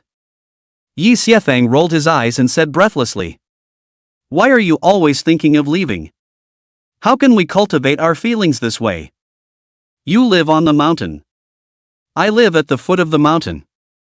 Let alone cultivating a relationship. You don't know when I've been killed." Yuno weakly retorted. "Actually, I know that. Yi Xiefeng gave a frown and said. You've set up monitoring formations around me?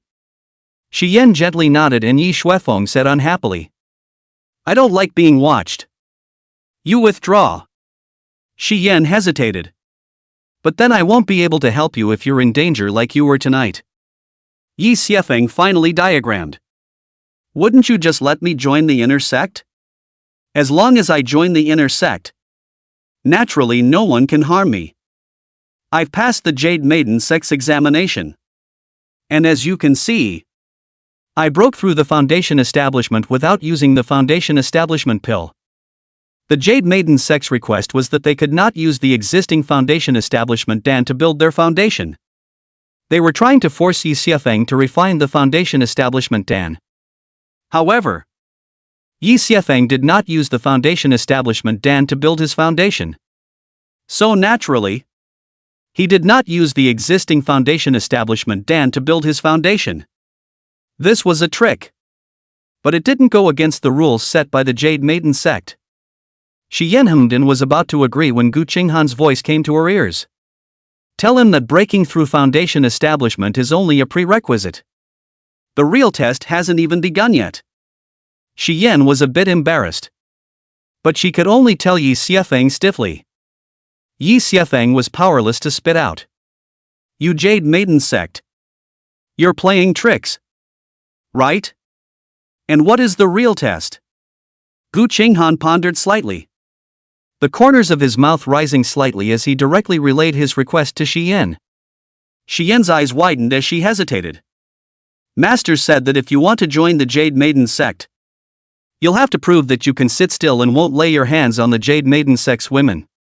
How can this be proved? Yi Xiefeng was curious. Shi Yan had some difficulty saying. Join the Acacia sect. Do not have relations with any of the women of the Acacia sect. And be able to walk out on the Acacia sect's path of lust. Chapter 40, If you want to join the Jade Maiden sect, you have to go to the Acacia sect first? Yi Xiefeng was confused. What the hell kind of condition was this? You want to join the Jade Lady sect and go to the Acacia sect first to prove that you're not sitting on the fence? However, once he thought that he had the absolute young Dan in his body, Yi Xiefeng became confident again. Sure enough, it's a blessing in disguise. Shi Yan added softly. The absolute young pill in your body will be temporarily undone for you by your master. Yi Xiefeng immediately cursed the heart of the mother. As far as so desperate? I can't stay in the Acacia sect forever. Can I? There's always a deadline? Gu Qinghan pondered slightly and once again sent a voice message to Shi Yan, asking Shi Yan to relay the message on his behalf. 7 days. You can join the inner sect as long as you can stay in the Acacia sect for 7 days and walk out of the lust path. Yi Xuefeng didn't know what the lust road was, but knew that it must not be a good place to mess up. Or else the Jade Maiden sect wouldn't have let themselves walk out from there. Not negotiable? Shi Yan honestly said. Yes. Master said that if you are afraid, you cannot go and just stay in the outer sect for the rest of your life. Yi Xiefeng couldn't help but silently squeeze his fist and helplessly said. All right. I promise. When will we set off? Shi Yan continued to act as a messenger. Master said that when she's done with the Acacia sect, she'll come over and let you go over. Yi Xiefeng gave an oh-so-helpless look.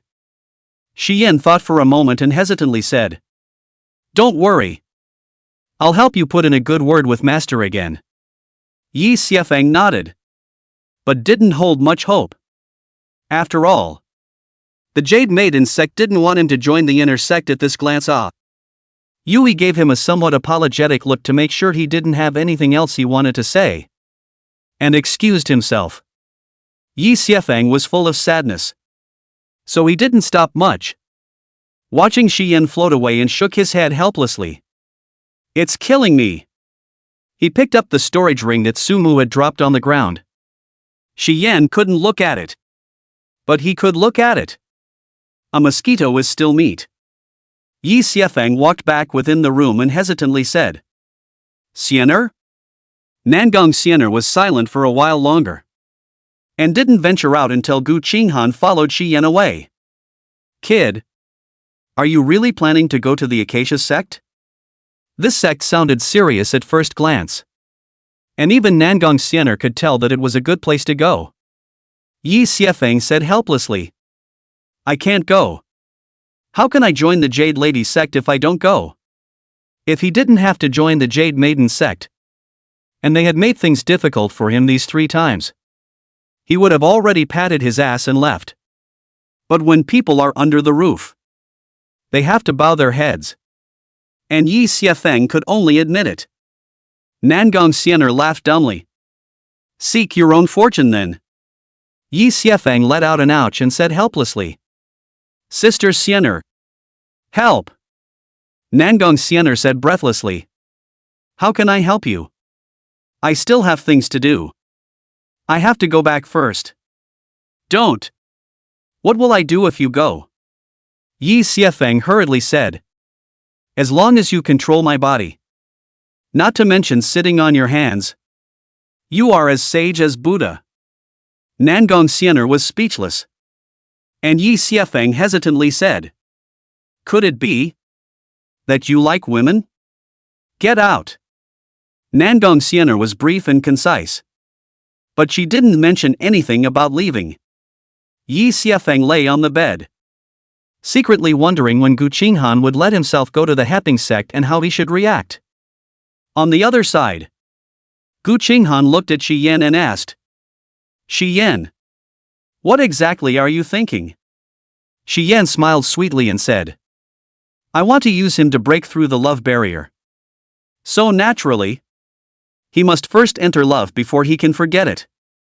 Gu Qinghan worriedly said, Yener, the word love is the most treacherous. It's best just not to get involved easily. Shi Yan smiled bitterly. It's late. I'm not involved now. He's still my heart demon. Gu Qinghan sighed quietly, and then said no more. Shi Yan asked, Senior, can you really not let him join the Jade Maiden sect's inner sect? Gu Qinghan said in a flat tone. Absolutely not. Not to mention I won't agree. The elders within the sect won't agree either. Then you still let him go to the Acacia sect? Shi Yan said in disbelief. If he goes, it won't be that easy to get out of the Harmony sect. Gu Qinghan looked like he had a plan, which made Shi Yan a little apprehensive. Master, you want to kill him? Gu Qinghan shook her head and said, I didn't promise you that I wouldn't kill him. But the Acacia sect is a gentle place for men. It won't be so easy for this kid to come back if he goes. And the path of lust, it's not such a good way to walk out. Shi Yan didn't know much about this lust Dao and was curious. Master, what's so powerful about this lust Dao? Gu Qinghan laughed softly. Everyone who wants to leave the Acacia sect in a proper manner must walk through the path of lust, or else they will face the pursuit of the Acacia sect. And this Dao of lust, for these thousands of years, only one man has come out of it peacefully. He couldn't do it. Shi Yan sniffed and sucked in a breath of cool air. And she couldn't help but feel a little worried in her heart. Master, there's no discussion? Gu Qinghan breezily said. There's no negotiation. Shi Yan sighed and didn't continue to beg her, instead wondering if there was anything she could do to help him. But Gu Qinghan didn't give her a chance. And the next day, with a cold face directly, he came to the 100 Herb Garden. She directly transmitted her voice. Yi Xiefeng, come out and meet me. Yi Xiefeng was in the process of consolidating his realm. When he heard this, his face changed slightly, and he couldn't help but feel a little annoyed in his heart. This woman interrupts her cultivation like this. Is she really not afraid that she'll go off the deep end? Stinky woman. Don't let my lord have a chance, or I'll beat you to tears. The situation was stronger than the people. Yi Xiefeng honestly walked to the door and saluted. What is the purpose of the patriarch's visit from afar? Gu Qinghan sized up Yi Xiefeng and couldn't help but be surprised by this guy's cultivation speed. Even if it's a retread, that's still too fast, isn't it? But even if she knew that Yi Xiefeng was able to build his foundation without using foundation establishment pill, she still didn't have a good look on her face. After all, maybe that's because he's already had it once? Moreover, this kid is wreaking havoc on his own disciple. So it's even better if he doesn't kill him. Gu Qinghan directly handed out an elixir and faintly said, "This is the antidote to the absolute young pill." Yi Xiefeng sniffed and directly ate it, and immediately felt his stomach turn over, and then couldn't help but walk to the side and vomit. He spat out a cloud of dark green vomit in which a small worm was writhing. Gu Qinghan seemed to have a cleanliness fetish and frowned at the sight before throwing out a token. "You take my token and go to the Acacia sect. I've already greeted you. You'll go today." Yi Xiefeng let out an oh-so-quiet sound. And Gu Qinghan said softly, "Stretch out your hand." Yi Xiefeng reached out his hand uncertainly, and she gently made a point on Yi Xiefeng's hand, and a dark golden mark was immediately added on it. Next, if you break the ring before you leave the Acacia sect and this mark disappears, you will be considered a failure. Yi Xiefeng looked at the mark and cried and laughed. Rumor had it that women had palace-guard sand. So what was this about himself? Sovereign. As long as one stays for 7 days and then walks out of the lust road, one can join the inner sect. Correct? He really couldn't trust her word of mouth and purposely reconfirmed it one more time to save this woman from backtracking. Gu Qinghan hummed. "Don't worry. I've always been a man of my word." After she finished speaking, she turned around and left in the air, leaving Yi Xiefeng standing alone in the 100 herb garden while letting out a bitter smile. The good-for-nothing Acacia sect? A Dragon's Den. Chapter 41, Dying Before You're Ready? Yi Xiefeng didn't rush to the Acacia sect, but first methodically watered the elixir and sent a message to Jiang Yuli. Jiang Yuli thought something had happened to her and hurriedly came from the mountain, only to see him leisurely watering the elixir. "Senior brother Yi. You're looking for me?" Yi Xiefeng hummed. "Senior sister. These elixirs were only planted yesterday, but I don't have the means to continue taking care of them. So I would like to ask senior sister to take care of them for a few days." Jiang Yuli frowned and said, "Senior brother. What's wrong? Is something wrong?"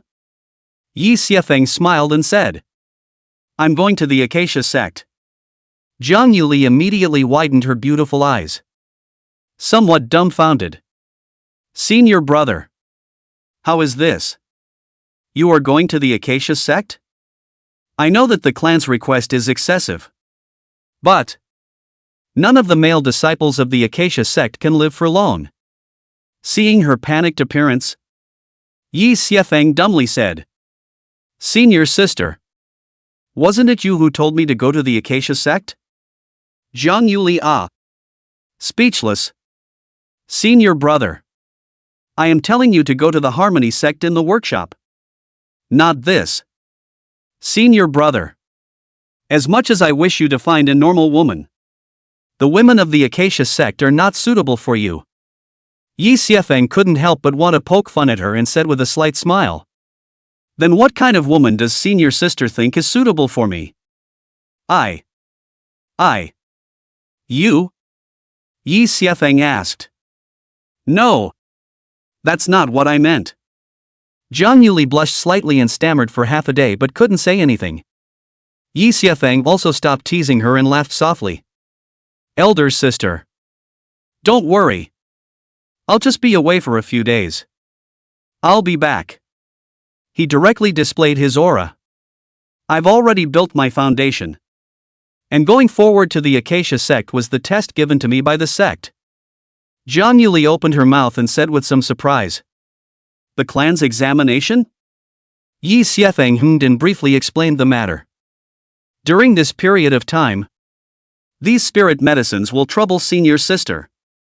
Don't worry senior brother, that's it. I'll take care of it. Jiang Yuli hesitated for a moment. But still reminded. Senior brother. You have to be careful. If there's really no other way, you can go find Shi Yufei to help. That woman has a Thai style. But she's not bad. Yi Xiefeng gave a hum and waved his hand. All right. It's getting late. I'll leave first. Jiang Yuli arched his hand and said, I wish senior brother a smooth trip. Yi Xiefeng nodded and headed towards the direction of the Acacia sect. As the saying goes, if you don't enter the tiger's den, you won't get the tiger's son. In order to retrieve the absolute immortal sword, he could only know that there was a tiger on the mountain. Of course, he would never enter their tiger's den, let alone get a tiger's son. The Acacia sect and the Jade Lady sect were not far from each other. And Yi Xiefeng came here at dusk. He noticed that there were quite a few pedestrians here. A steady stream of men coming up the mountain. And a flamboyant woman standing at the gate. Seeing the handsome and extraordinary Yi Xiefeng, the women at the mountain gate immediately brightened up. And one of them warmly greeted him with fire. A few of the other women were a step slower and couldn't help but stomp their feet with some exasperation. Yi Xiefeng couldn't help but secretly say that it was worthy of being the Acacia sect. Even the reception of guests was so enthusiastic. It was worlds apart from the Jade Maiden sect. Changed their own Xian Tian Sword sect Mountain Gate disciples. That also loved to ignore. Which like here to grab ah. The enchanting woman walked over and enthusiastically wrapped her arms around Yi Xiefeng. This Taoist friend looks new. Is this the first time he's come to my Acacia sect? Yi Xiefeng was disliked by this strange ruler on her arm. He was suddenly in a state of mind and hurriedly recited the Heart Sutra silently. Precisely. My name is Yi Xiefeng. And I have come to. The woman giggled. So it's Mr. Yi? No need to say. I understand. Yi Xiefeng was a bit confused. But when he thought that Gu Qinghan said that he had already said hello, he let out a long sigh of relief. He was still a bit uneasy and asked, Fairy, do you really know why I'm here? The enchanting woman smiled and said, Of course I know. Sir, please follow me is. Yi Xiefeng nodded and said, Then I'd like to thank this fairy for leading the way. The demoness walked upwards with Yi Xiefeng's arm in a graceful manner and giggled. Slave Qingyu. Gonzi, just call her your. Yi Xiefeng hummed. Somewhat uncomfortably trying to draw back the arm that was pinned by the abyss. Instead, Qingyu hummed and hugged him tightly. Your Honor. Don't be so outgoing. Yi Xiefeng could only be awkwardly held by her and meditate on the Heart Sutra in his heart. Nangong Xian'er faintly said, I see that it's hard for you to leave from this Acacia sect with this apathetic look. Yi Xiefeng said with a stiff upper lip. Don't be ridiculous. I'm just not good at rejecting her. I'm a true gentleman who sits on the fence. So I'm leaving? Sister Xian'er. I was wrong. Seeing Yi Xiefeng wimp out in seconds, Nangong Xian'er giggled. In a short while, Qingyu brought Yi Xiefeng to a large hall called Chang'an Hall. He only saw that there were quite a number of women frolicking around here. And when they saw Qingyu bringing Yi Xiefeng, they stood up. Sister Qingyu. You're here? Ah! What a handsome gentleman! This male is a stranger. Yi Xiefeng was creeped out by the look and couldn't help but have some drums in his heart. Why does something feel wrong? Qingyu giggled. Sisters. Quickly take this mister. Yi inside to have a good time. Mister. Yi is coming to our Acacia sect's green bamboo peak for the first time. You guys have to entertain him well. Those women immediately swarmed up and surrounded Yi Xiefeng in the center. One by one pulling and tugging. Sir! Come with me. Gongzi. People have a lot of tricks. Let's go in and talk about it. Yi Xiefeng finally realized that something was wrong. But it was too late. He was already surrounded by demonic women. And there were pink lotus root jade arms everywhere. He was rounded left and right. Surrounded by more boobs and waves. And for a moment he was pinned into I one half I one half I one half I one half I one half I one half I one half I one half I one half I one half I one half I one half I one half I one half. Fairy Qingyu. You've misunderstood. I came to the Acacia sect with orders to do some serious business. Qingyu said with a smile. Fellow Daoist. There is no need to be shy. Once you're back. Twice you're familiar with it. There is something serious to say after you're done with it. She beckoned and said. Sisters. Quickly take this Taoist friend inside the hall of Xiangun to explore the great Tao of dual cultivation. Don't. I really came on a mission. Fairies. Spare my life. I've come on the orders of the Jade Maiden sect's patriarch. So don't mess around. Yi Xiefeng kept explaining. But he was directly carried by a group of enchanting goblins and walked inside. Letting him say whatever he wanted was useless. The women giggled. Little handsome. Don't be shy. My sister will make you die of lust. That's right. What's the point of mentioning the Jade Maiden sect when we're all here? Yi Xiefeng didn't dare to move around. Everywhere was soft and white. And if he wasn't careful, he might have ripped off his clothes. He was all confused at the moment. Could it be that he had just entered the Acacia sect's mountain gate and was about to be forced by these worthless Acacia sect demonesses? That's outrageous. It's not a good idea to go out on a limb. Chapter 42, I'm her man. At the moment, Yi Xiefeng was caught in the midst of a pile of fat and powder. His hands were busy. And a casual touch was a burst of petulant laughter. Don't be in a hurry. Sir. That's just it. Talk a good game. And then you end up moving your hands so quickly. Yi Xiefeng almost spat out a mouthful of old blood. And he wondered if this was Gu Qinghan's arrangement. After you enter the door, you just use force on him? Sisters. Hold your hands high. No. Don't. Don't touch me. Don't pull my clothes. The clothes on Yi Xiefeng's body were torn away one by one. East by east. West by west. And soon became a crotch-covering pie. Stop. Stop. Stop. Fairies. Listen to me. It's okay. It's not too late to talk about it while you're doing it. Yi Xiefeng is going to cry. What kind of people are these? They don't talk about martial virtues. If you were not on a mission, you guys would have to get rid of the membrane and defend the way. He couldn't wait to go straight to the dragon and kill him for 3 days and 3 nights. But in the end, it was still business that mattered. At this moment, the demoness in the field began to lighten her shirt and was about to move to combine. Seeing that the evening is not safe, Yi Xiefeng did not want to sit and wait, so he could only offer a killer. I'm here to find Shi Yufei. Since it was useless to report the name of the Jade Maiden sect, he could only directly report the name within the Acacia sect. It should be said or not. In this Acacia sect, Shi Yufei's name was really more useful than the Jade Maiden patriarch. That Qingyu hesitated. What proof do you have? Want proof, huh? Yi Xiefeng directly took out the token that Shi Yufei, that demoness, had given herself earlier. Those demonesses froze in place. Each of them dumbfounded. It's really Senior Sister Yufei's token. What is your relationship with Senior Sister Yufei? Yi Xiefeng took a long breath.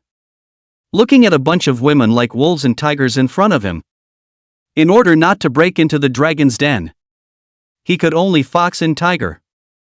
I'm her man. When these words came out, The crowd of demonesses immediately sucked in a breath of cool air and looked at Yi Xiefeng with a gaze full of scorn. Are you telling the truth? Yi Xiefeng nodded his head repeatedly and said, Of course. If you guys don't believe me, you can call her over. Seeing him swearing, those demonesses immediately sucked in a breath of cold air. Could it be that he's really seen your sister's date? I haven't heard much about it. Almost a different path with senior sister Yufei. So close. But regardless of whether it was true or not, seeing Shi Yufei's token, these demonesses of the Acacia sect retreated. After all, this Shi Yufei was also known to be ruthless within the Acacia sect.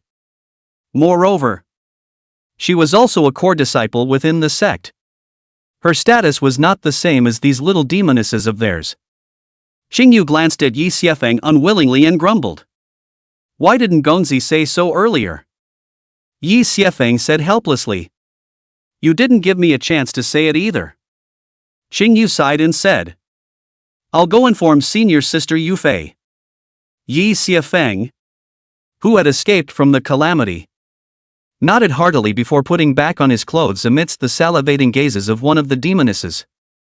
Those demonesses also continued to make secret glances, making Yi Xiefeng curse and have a feeling of inverting the Big Dipper.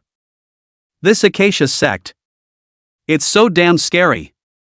Soon, Shi Yufei, who was wearing a pink dress, walked in a graceful manner. Even amongst the crowd of demonesses, Shi Yufei still appeared to be this cranky and colorful. At this moment, she covered her red lips with her small hands and looked at Yi Xiefeng in surprise. It's really you. What are you doing here? She was on a retreat when she suddenly heard that someone had come to see her and claimed to be her man. This made Shi Yufei puzzled. And when she heard that she was called Yi Xiefeng, it was even more unbelievable. This kid really came to see himself? Do you really want to have children with yourself? Yi Xiefeng said in bitter amusement. I've come to join you. Beauty. Aren't you welcome anymore? Shi Yufei blankly glanced at him and giggled. Welcome? Of course. Welcome. Pinch me. Those demonic women around them could not help but be greatly disappointed one by one when they saw that Yi Xiefeng really knew Shi Yufei. Shi Yufei looked around the week, where she didn't understand what they were thinking and sneered. She looked at Yi Xiefeng and smiled sweetly. Well, since you're here to find me, then follow me. Yi Xiefeng suddenly took a long breath and hurriedly followed Shi Yufei outside. Shifu Yufei thought that he was still unable to cultivate, so she directly pulled his hand and left in the air. Those demonesses looked at their departing backs and couldn't help but murmur. It's really senior sister Yufei's date. It's the first time I've heard that senior sister Yufei also has a match. Doesn't she dislike men? Who knows? But this Mr. Yi, he's really handsome. This is lively now. Senior sister whispering kite and the girls know that they are afraid that they won't be able to stay idle. On the other side, Yi Xiefeng was out of his misery and couldn't help but let out a long breath. Looking at the fairy-like Shi Yufei in front of him, he smiled bitterly. Shi Yufei. Thanks this time. Shi Yufei giggled. Great Sage Yi. How did you get captured by them? Yi Xiefeng said helplessly. I went up to the mountain, and I was taken there by them in confusion. What's wrong with them? Shi Yufei explained. Many foreign cultivators want to come to the Acacia sect to hunt for sex. And there are also people within the sect who have this need. Both sides take what they want. The man pays his essence in exchange for pleasure. And the Acacia sect disciple cultivates in this way. So at the mountain gate, there are disciples from each peak waiting to guide the cultivators who come to the mountain and spring into action. They just think you're one of those horny bastards. That's why they brought you up to the mountain with the intention of pleasuring you. Yi Xiefeng was wide-eyed at the words, and then staggered. This Acacia sect is really off the beaten path. It's really the demoness of the Acacia sect who walks one eel a day and takes care of everything in the day. Where did Shifu Yufei know what he was thinking as she flew back to her residence with him? This was a mountain peak located relatively close to the core area, with a rich spiritual chi and pavilions and lights everywhere. There were quite a few enchanting women in the pavilion. And when they saw Shi Yufei bringing a man with her, well, looked at the two curiously. Shi Yufei was a bit uncomfortable, but she forced herself to take Yi Xiefeng towards her own pavilion. Yi Xiefeng lagged behind Shi Yufei by half a step and looked around curiously. But he saw countless demonesses, and many of the bold ones even threw winks at him. Some of the old and treacherous ones also accidentally half exposed their puffy breasts, frightening Yi Xiefeng with wide eyes. Each one of these demonesses has a really big conscience. So white. But after looking around, it was Shi Yufei who looked the best. Yi Xiefeng couldn't help but stare at her swaying figure as she walked. This looked really strong enough. He was creeped out. How could he have thought that? What's wrong with you? He shook his head in a huff and twisted his eyes away. Shi Yufei smiled and said, "Why don't you look at it? Isn't it good?" Yi Xiefeng didn't expect to be caught in the act, but he said in a serious manner, "Good looking." Shi Yufei giggled and led him back to a small attic. She closed the door to the room behind her, and then circled her hands around his neck, winking and pouting. "It's just you and me here. Would Saint Sun Yi like to see something better?" Chapter 43, Gu Qinghan's Calculations. Yi Xiefeng swallowed very honestly and looked straight at her. "What looks good?" Shi Yufei's pretty face was slightly red, biting her red lips, gently taking off her outer shirt downwards, somewhat embarrassed to bow her head. "You tell me. Isn't that what you came here to see me about?" Seeing her take off her outer shirt to reveal herself, Yi Xiefeng was instantly and completely attracted to the abyss and was secretly staggered. This demon girl is usually spectacular to look at, but I didn't expect that it was actually still a deep hiding place. What about the promise of a great view of the mountains? Where's the smallness in that? Shi Yufei looked at his gaze and felt a bit of joy in her heart. I told you this guy couldn't really be the least bit interested in himself. How can I not compare to that female corpse? No matter how good looking she is, she's still a corpse with no temperature. She backhanded and gently tugged on the straps behind her back. And all of a sudden the little belly band hung like cloth on her chest, her snowy peaks hidden. What are you waiting for? Yi Xiefeng's head buzzed. But in the next second, Nangong Xian'er's cool voice rang out. Yi Xiefeng, your state is very wrong. Yi Xiefeng was instantly jolted at his words and also realized that there was something wrong with his state. He hadn't dealt with Shi Yufei much in the past, and it was undeniable that this demon girl had grown up. But does one have to characterize oneself to pull down so much? Yi Xiefeng turned around with great perseverance and wisdom while continuously reciting the clear heart mantra. What's wrong with you? Shi Yufei's bewildered voice came from behind her, and Yi Xiefeng took a deep breath and hastily reached out to stop him. Stay where you are. Ah! Shi Yufei, who happened to step forward, exclaimed. And Yi Xiefeng hastily withdrew his hand. I didn't mean it. Shi Yufei giggled and came to his ear. You guy. You've come to me. What kind of a decent guy are you pretending to be? Yi Xiefeng hurriedly said. I actually didn't come here to look for you. Shi Yufei said breathlessly. Then what are you doing over here? It's not like you really want to join my Acacia sect, right? Yi Xiefeng sighed. To tell the truth, I was driven here. Rushing over? Shi Yufei was curious. Yi Xiefeng helplessly told all about his encounters while laughing bitterly. I had no choice but to announce your name to avoid dying before I got out. Shi Yufei murmured. So, if you want to join the Jade Maiden sect, you have to spend 7 days in the Acacia sect and finally walk through the Lust Road? Yi Xiefeng hummed. And Shi Yufei's tone was a bit grave. It's fine to stay in the Acacia sect for 7 days. But trying to walk through the path of lust would be troublesome. Yi Xiefeng was stunned. Why? Shi Yufei explained. You don't know. This lust road is my Acacia sect's departure test. This path of lust has been so many years in the making that not even self-castrated men have been able to walk it. Because it's triggering your innermost lust. Doesn't matter if you have that thing or not. Yi Xiefeng looked back at her with a grave expression. So outrageous? Shi Yufei hummed. Looking at his uncontrollably messy eyes. Finally realizing that something was wrong with him as well. She giggled. Great sage Yi. You seem to be in a bit of an off state. Yi Xiefeng looked at her flowery branches and was shaken. Hurriedly closing his eyes and not daring to look at it more than once. Shi Yufei walked up to him and said with a smiling face. Didn't the Saint Sun used to have all 4 major powers? Why don't you dare to open your eyes and look at me now? Yi Xiefeng didn't have the heart to say. I'm afraid that if I open my eyes, your chest will be empty. Shi Yufei smiled and said. But the rest of the place won't be empty. Yi Xiefeng crowed. You less woe is me. Hurry up and get dressed. Shi Yufei beamed.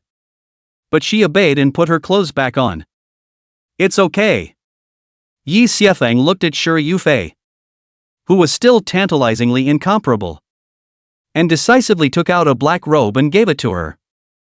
You might as well put this on securely. Why didn't you tell me to put on a quilt? Great idea.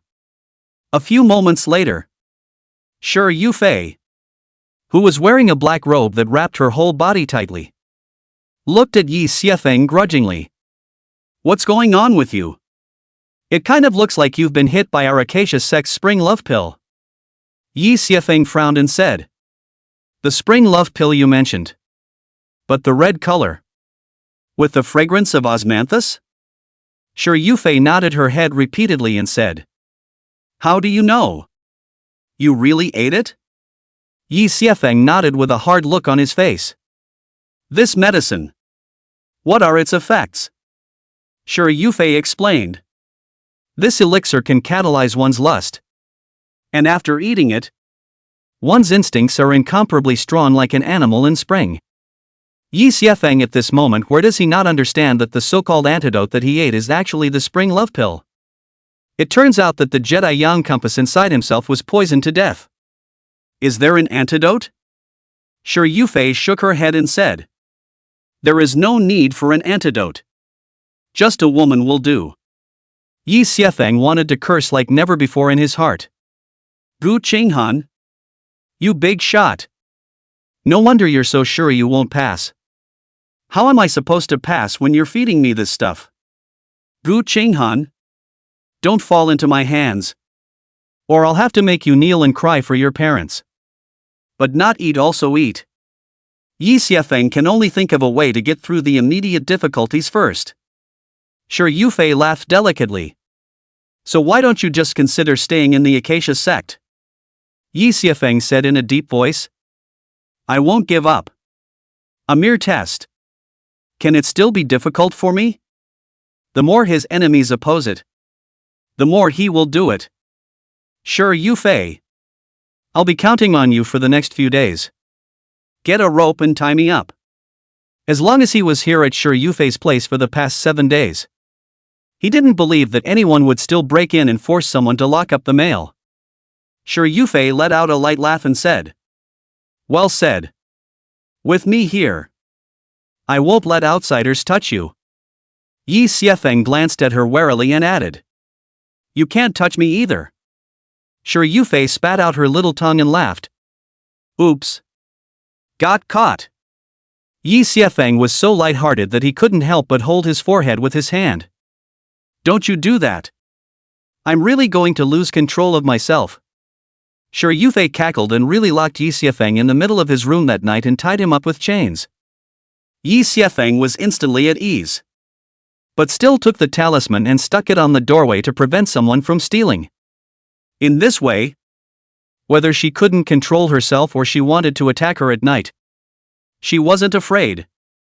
But that night, Yi Xiefeng was so uncomfortable that he tossed and turned. And his mind was full of men and women. Especially when he thought that there was such a special thing as Shi Yufei in the room. He felt even more uncomfortable and could not wait to rush out into the sunset. Xian'er. This damn potion. Is there any way to get rid of it? Xian'er carefully checked. Most of the medicinal power has been used to poison that absolute young compound. The medicinal power you have left is actually not much. As long as you run the source sky skill and bleed as I said. You still need a chance to force the medicine out. Yi Xiefeng's eyes instantly lit up and he hurriedly said. Then teach me quickly. Chapter 44, Heavy Reward. Nangong Xian'er giggled. Is that how you beg? Yi Xiefeng cried out. Sister Xian'er. Help! I'm now looking at a female rat with a clear brow. Nangong Xian'er didn't continue to tease him. And lightly laughed as she directly threw out a medical book of 100,000 words to him. This Medicine King's medical codex is for you. Learn it well. It'll be good for you. Yi Xiefeng looked at the densely packed medical hall and was suddenly struck by a tingle in his scalp. Fairy. Can't you just help me? Nangong Xian'er faintly said. I can't. But I can tell you that the relevant content is in chapter 13. Yi Xiefeng cursed. But with so much at stake, he could only go all out. The next morning, Yi Xiefeng's face was pale and his body was covered with large and small wounds. But he breathed a long sigh of relief. After a night of constant trial and error, he had finally forced out all the remaining medicinal power of that spring love pill. At this moment, although his body was weak, he no longer had that feeling of stupidity. And the corners of his mouth could not help but rise slightly. Gu Qinghan? You didn't expect it. Did you? You have Zhang Liang's plan. I have a ladder over the wall. Yi Xiefeng hadn't been happy for too long when the door of the room was rattled. As if some wanted to come in from outside. He was immediately creepy. Bad. Shi Yufei that did not want a night attack. Not right. Morning attack himself? Do you want to smell the chicken too? With an Egypt. The talisman Yi Xiefeng had put on the door of the room suddenly exploded. But it was easily dissolved by the visitor. The woman outside the door opened the gate and looked at Yi Xiefeng from above. The sunlight shining in behind her. The sarong she was wearing became translucent all of a sudden. Her silhouette clear in the light. In this situation, Yi Xiefeng only wanted to say that the time was infinite. The woman's beautiful eyes narrowed slightly. And when she saw the scene in the arena, she couldn't help but have the corners of her mouth twitch slightly before she laughed delicately. Senior sister Yufei usually looks serious. But I didn't expect to play quite flowery. Senior sister really got it. At the moment Yi Xiefeng was chained to a pillar. His top half undone. And his body was covered in large and small wounds. It was indeed very easy for people to misunderstand. The corners of Shi Yufei's mouth twitched. Not understanding what this guy was up to. Elder sister is joking. I've just realized how to get it so quickly. The woman giggled. It's good that I didn't get it. Then I still have a chance. She bent down at Yi Xiefeng and said with interest. You are Yi Xiefeng? Yi Xiefeng looked at the snowy peaks hanging upside down. And immediately understood the meaning of looking across the mountains. And this fairy is? The woman let out a light laugh and said. My name is Xiang Nankite. A disciple of the law enforcement hall of the Acacia sect. I've been ordered to take you to Green Leak Peak. Yi Xiefeng frowned and said. Under orders? Under whose orders? Xiang Nankite laughed softly. The patriarch has ordered that during your stay in the Acacia sect. You are an official disciple of my Acacia sect. All of your treatment is no different from that of a disciple of the Acacia sect. So it's only natural that you should fulfill the obligations of a disciple as well. It's not against your agreement with the Jade Maiden sect. After all, as long as you can walk out of the lustful path, you will no longer be a disciple of the Acacia sect. Yi Xiefeng instantly understood. So this woman was the real guide. He just didn't know why he came only now. Disciple duty? There's not going to be such a thing as bed-sitting. Is there? Xian Nankite said dumbly. That won't be the case. The disciples of the sect follow the principle of voluntariness and will not be forced. Of course. There was one thing she didn't say. That is, if you are not Taoist enough to control yourself, you have no one else to blame. Yi Xiefeng stood up and said. Then I'd like to thank the senior sister for leading the way. It's no trouble. It should be. Xiang Nankai pulled out a token from the chest abyss and handed it to Yi Xiefeng. This is your token. Senior brother. Yi Xiefeng, who had feasted his eyes on the token that had left a residual warmth, could not help but be distracted. This Acacia sect demoness is really scary. Xian Nankite smiled sweetly and said, You come with me. Shi Yufei hurriedly went forward to unlock the chains, while somewhat uneasily following him there. On the way, Xiang Nankite was passionate to Yi Shuefeng and hugged his arm affectionately. Senior brother Yi, you are really a talented person. Are you interested in going to someone else's place tonight to spar with them in chess? How dare Yi Xiefeng cut any chess game? He gave a dry laugh and said, I don't know chess. How about going to someone's place and playing the piano with them? I can't read music. People have cats that do backflips. Do you want to see? I'm allergic to cats. Yi Xiefeng didn't know why this demon girl was seducing herself in 100 different ways. As if she had something to gain. Although he thought he was good looking, he wasn't so good as to make these demonic women of the Acacia sect so crazy. Was he? A few moments later, the painfully happy Yi Xiefeng harnessed his flying sword and followed the two of them. Xiang Nankite. To the so-called Green Leak Peak. He looked at the mountain that was as bright and clear as a turquoise green and green peak. And he couldn't help but tsk. This mountain peak has a chic shape. Just why is it called Green Leak Peak? Giggling to Nankite, she said. Because the men who live up there are just a crop of leeks. Cut and grown. Yi Xiefeng was surprisingly speechless, realizing that the name was still appropriate. And the saddest part of it all is that one has actually become one of them. Under the leadership of Shi Yufei's two women, Yi Xiefeng followed them and landed inside the Green Leak Peak. Those disciples had their eyes heatedly looking at the two girls toward Nankite, each one salivating. Yi Xiefeng couldn't help but shake his head. It was really a group of leeks who didn't know how to die. The deacon on this green chive peak saw Shi Yufei and the two women, and also warmly greeted them with a piggish look. Why are the two senior sisters free to come here? But do you want to pick a furnace to cultivate? Xiang Nankite pointed to Yi Xiefeng behind him and smiled. This is senior brother Yi, a newly promoted disciple. You arrange for him to stay. And don't let anyone force him. Especially those initiated hooves. Got it? That deacon nodded his head repeatedly even though he didn't know how Yi Xiefeng was capable of allowing the two holy maiden candidates within the gate to personally lead the way. I understand. Xiang Nankite looked at Yi Xiefeng and apologized. Senior brother, I still have things to do, so I can only send it here. Here.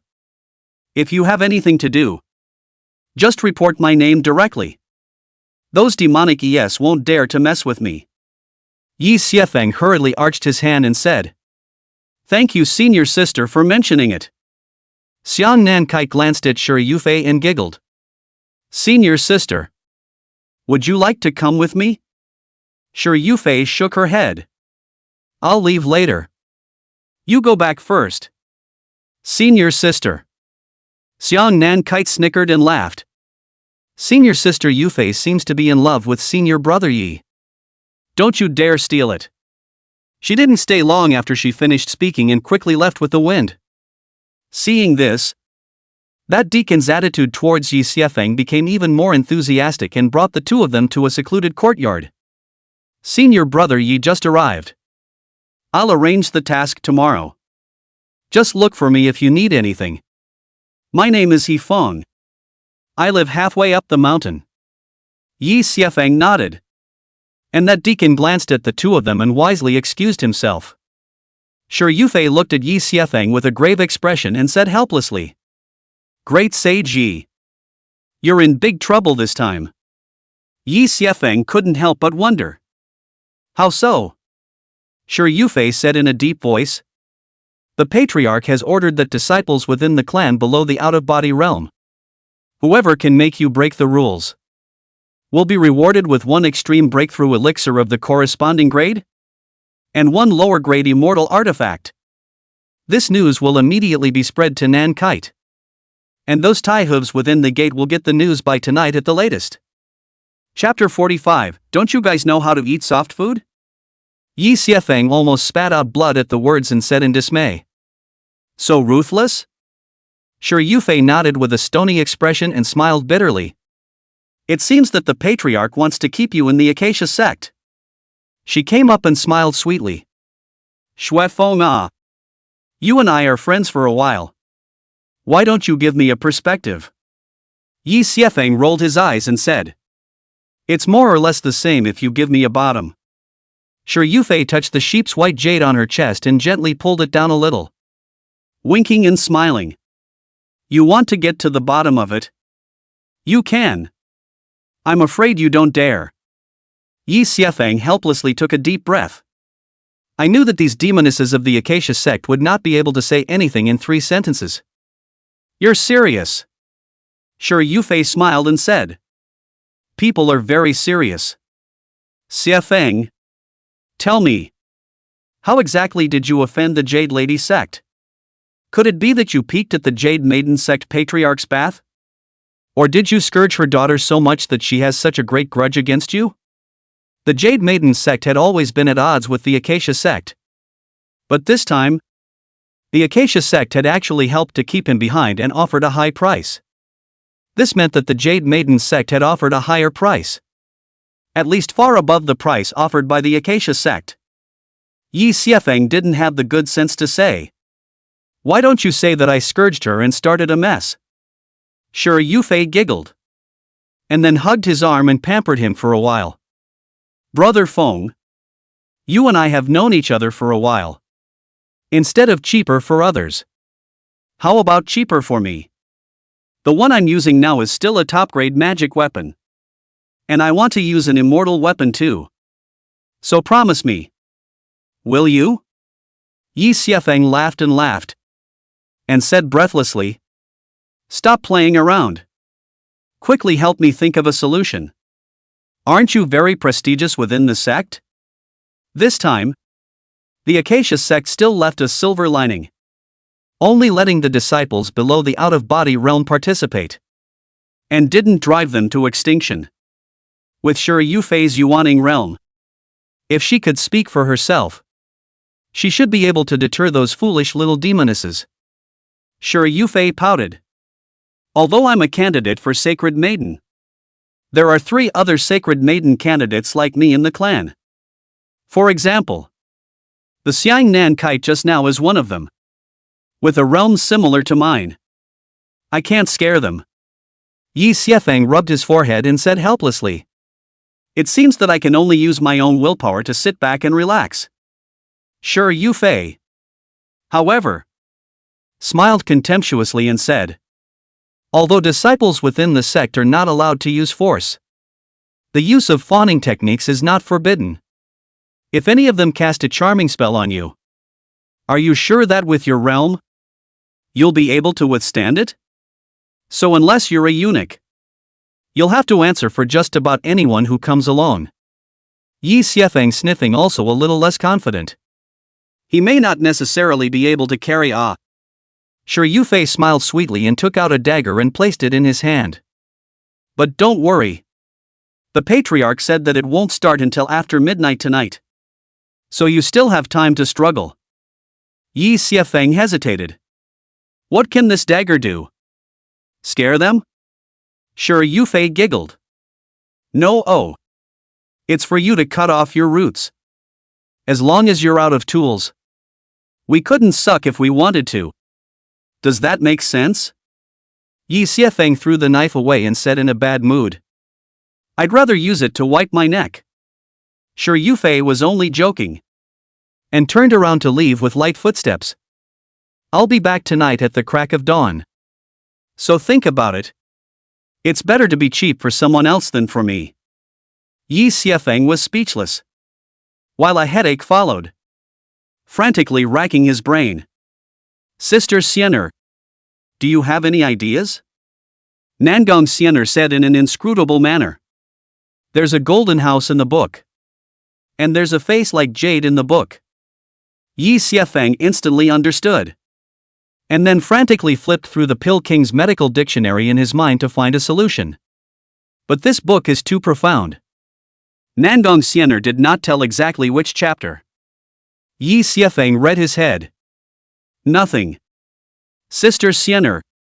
Is there any quick success method? Nangong Xian'er really threw out a secret book and said. Here. Absolutely quick. Yi Xiefeng was dissuaded from looking at the first line with interest. If you want to practice the divine power, you have to go to the womb first? What about the pits? This is eunuch speed dating. Isn't it? He could only beat a dead horse and continue to look through that Pill King's medical dictionary. As they say, people are pushed out. Life-threatening situation. Yi Xiefeng really played smart and found a way to deal with it, locking Yang needle. He directly took out a box of silver needles from his storage ring and stabbed several needles into himself while he began to think about it. As expected. Even though he was no matter how apathetic he was, his acupoints were blocked. And he pressed but didn't act rashly. Yi Xiefeng immediately put down his heart. And only then realized that this green leak peak was as lively as the daytime lights. Seeing that it was only the 11th hour at the moment, he was curious to go out and see what was different about this rumored harmony sect. Yi Xiefeng followed the male disciples on the mountain to a square on the mountain and found that most of the male disciples of this green leak peak were gathered here. These male disciples were old and young, strong and weak. But they were all dressed in human style and displayed themselves in the square. Quite a few flamboyant demonesses were walking through the crowd. And there were also a constant number of demonesses flying down from the outside on top of the square. The men were all like peacocks with open screens, eagerly coming up to talk to each other. Senior Sister Zhao. It's been a long time since we've double cultivated together. Pick me tonight. Senior Sister Zhao. This kid changes every day. You pick me. I'm dedicated. Those sirens, on the other hand, smiled and laughed. And from time to time made secret glances, causing one man to not help but slightly harden and bend down as a sign of respect. But they seemed to have another purpose in mind. Inquiring about something in the crowd. And not taking the leak double as they usually did. This is a big disappointment to those eagerly awaited leaks. One more to sell themselves up.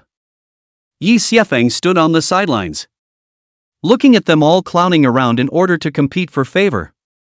And couldn't help but shake his head. It's like inverting the Big Dipper. How can a man of my generation grovel like this? Don't you know how to eat soft food? Yi Xiefeng stood in the field for these leaks to mourn their misfortune and anger. And then proudly turned around in the field. This was naturally to test the effect of the lockjaw needle. The outstanding man quickly attracted the attention of the demonesses, each looking at him with golden eyes. Is this senior brother new here? He's so handsome. Do you want to spar with senior sister? What's senior brother's name? Double cultivate with senior sister. And senior sister can give you the chi condensation pillow. Yi Xiefeng face a crowd of warblers and swallows are not moved. Test the ceiling sun needle does work. Only to rest assured to leave. He was passing through all the flowers and not touching a single leaf. But it made those women complain and talk about it. Who exactly is this new senior brother? He can't be that Yi Xiefeng. Right? Yeah. He's probably that Yi Xiefeng. On hearing this, a group of demonesses chased towards Yi Xiefeng. Each one scrambling to be the first. Senior brother Yi. Is that senior brother Yi? Wait for me. Senior brother Yi. I've admired you for a long time and want to spend the night with you. Yi Xiefeng was startled for a moment before he composed himself and said. What senior brother Yi? My name is Zhao Ritian. The senior brother Yi you guys are talking about can't be the new Yi Xiefeng. He lives in the courtyard on the north hillside. Those women immediately flipped their faces faster than a book. Quickly turning around and running in the direction Yi Xiefeng was pointing. When Yi Xiefeng saw that they were being lulled away, he quickly pulled his legs out and ran away. Not even daring to return to his own yard. Going back would be a total suicide. And you can't be that stupid. He was about to find an unoccupied compound to hide in when he was suddenly tapped on the shoulder. Hey! Yi Xiefeng! I found you! Chapter 46, A Stick in the Sea. 10,000 Demons. Yi Xiefeng was startled and looked back only to find that it was Shi Yufei standing behind him with a smiling face. No wonder Xian'er hadn't warned herself. So it was an acquaintance. Shi Yufei. You'll scare people to death like that. Shi Yufei giggled. Aren't you Zhao Ritian? What are you afraid of? Yi Xiefeng did not expect this demon girl to come so early. It seems that early on the side of the tiger has been eyeing for a long time. That. Senior sister Yufei. Can you take me in for another night tonight? Although the Acacia sect had daily quests, it didn't specify where one should be at night. Shi Yufei leaned on him and smiled sweetly. So? You decided to cheapen me? Yi Xiefeng shook his head repeatedly. I simply wanted to hide. Shi Yufei pouted.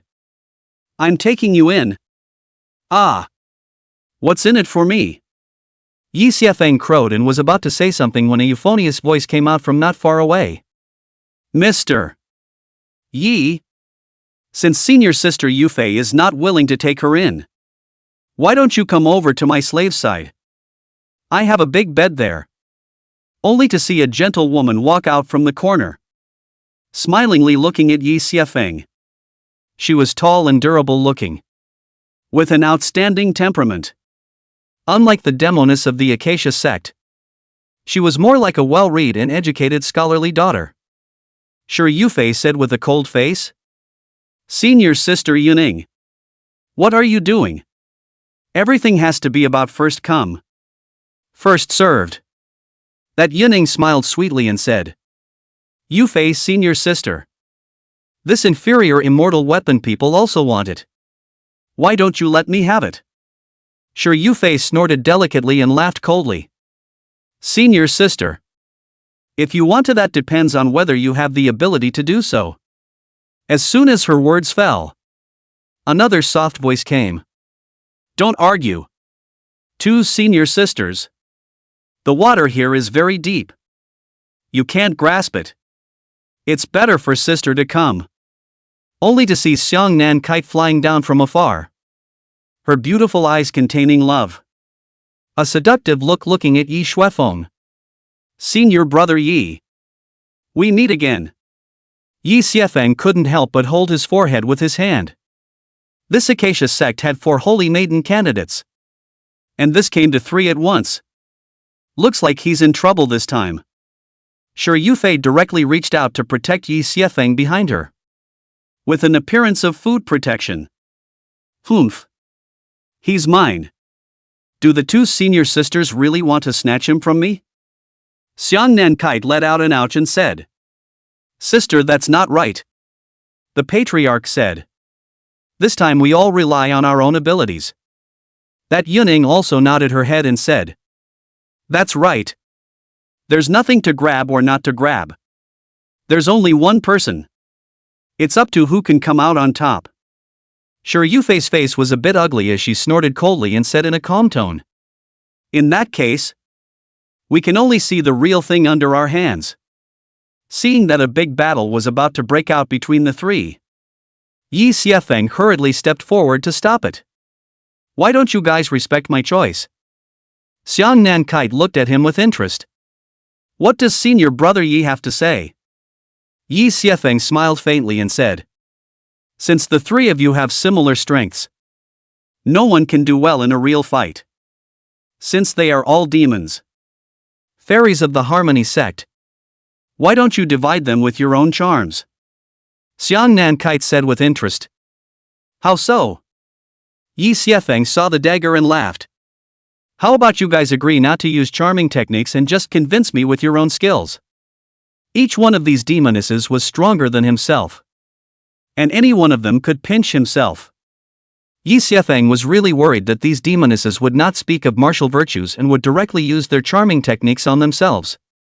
Whether or not he could carry this locked yan needle by then was still one thing. That being the case, why not take advantage of the infighting between them to create favorable conditions by limiting their abilities first? Sure Yufei and the three of them glanced at each other, and Xiang Nankite was the first to ask, "What do the two senior sisters think?" "I'm fine with that." Sure Yufei was already familiar with Yi Xiefeng, and as this was beneficial to her, she naturally had no problem with it. That Huangying smiled sweetly and said, "I have no problem with that either." The other two had agreed to it. So wouldn't he be afraid if he didn't? Yi Xiefeng hurriedly said, "Please also ask the three fairies to make a Dao oath and at the same time make a joint statement to bind the other Acacia sect disciples." Although Sure Yufei did as she was told, all three of them actually knew Yi Xiefeng's mind. But they are extremely confident in their own charm. Plus they don't want to cheapen each other by infighting. So they agreed. Yi Xiefeng breathed a long sigh of relief. It was done. As long as you guys don't use winks. You're not false yourselves. Xiang Nankite affectionately went up and took his arm. "Senior brother Yi. Let's go back then." Unwilling to show weakness, Sure Yufei directly hugged onto his other arm and grunted at Xiang Nankite. Huangying was dumbfounded. But she was not in a hurry, slowly following behind the three. Yi Xiefeng's courtyard was currently surrounded by flamboyant demonesses. Just as the demonesses were wondering where this brat was hiding, they saw Yi Xiefeng coming back left and right. Yi Xiefeng couldn't help but be startled when he saw so many demonesses. "You're a real meat and potatoes man yourself. As the ancients would have you believe. A stick to set the sea. A tide of 10,000 demons." One demoness couldn't help but be dumbfounded when she saw the three saintess candidates beside him. Especially when there was Sure Yufei among them. "Senior Sister Xiang. Senior Sister Yufei. Senior Sister Huang." Xiang Yukite faintly hummed, and then posed as a senior sister. "I've discussed this with the two senior sisters. In order to be fair and just, all of them are not allowed to use charming techniques, each according to their abilities. If anyone dares to use winks or use force, they will have to consider whether they can bear the wrath of all three of us at the same time." Sure Yufei said in a cloudy manner. "We'll put the words here. Whoever dares to disobey the rules, don't blame us for being unsympathetic." Those little demonesses were dumbfounded by what they heard. And then they were talking about it. It wasn't that they didn't have a Yuaning realm, but their talent and strength were far inferior to the three. Even if they did obtain the pills and lower-grade immortal artifacts, they would still have to consider the future retaliation of these three. This was obviously more than worth it. Unless one didn't intend to hang out in the Acacia sect anymore. Huangying stood out, smilingly saying, "Did you all understand what senior sister said?" The crowd of demonesses seemed to be terrified of her. nodding their heads in succession and saying, "I hear you." Xiang Yuki's nodded in satisfaction and smiled sweetly. "Senior brother Yi. Let's go in." Yi Xiefeng hummed and took the three demonesses inside with his left and right arms. The remaining demonesses were greatly disappointed. In their opinion, the three holy maiden candidates had made a move. And this was simply without any suspense. The only suspense is who comes out on top. There was an unknowing demoness who wanted to go in and get a piece of the pie. But she was thrown right out by Huang Ying. "Are you kidding? What kind of class is that? You deserve to use the same as us?" The rest of the demonesses also saw that it was nice to say that it was fair and just. But in fact it was the three of them who were going to settle for it. Other than that remaining holy maiden candidate Ji Lingxian, no one else was qualified. But Ji Lingxian has an odd temperament. Just like Shi Yufei. She is not close to men at all. It's hopeless. "Let's go." "Don't. We might even get some soup when the sisters finish eating. You girls are really hungry. I'm curious to see who comes out on top. I think it's senior sister Yufei. It's her first time. She's the best looking. It's hard to say. She's inexperienced. I think it's elder sister Xiang. She's always been 10 out of 10. Open, open, open." I set. Chapter 47. The three fairies are quite nice. But it's a pity they can gasp for air. Within the room, spring colors filled the room. A charming scene. Yi Xiefeng was embracing left and right, eating the spirit fruits and spirit wine handed to his mouth by the beauty, and flirting with the beauty. Shi Yufei, three people competing for beauty. Each other with all their strength. Is the 8 immortals over the sea to show their skills? While one of them was offering songs and dances inside the house, the other two were accompanying Yi Xiefeng on the sidelines with words and laughter. This feeling of having a beauty on his side made Yi Xiefeng experience a wave of tenderness and a knot. While Yi Xiefeng lamented that the Acacia sect's demoness was really versatile, he was also afraid in his heart. Luckily, I have a Lokyang needle. Or else I really can't suppress this heart that wants to subdue the demon and remove the membrane. But spare me.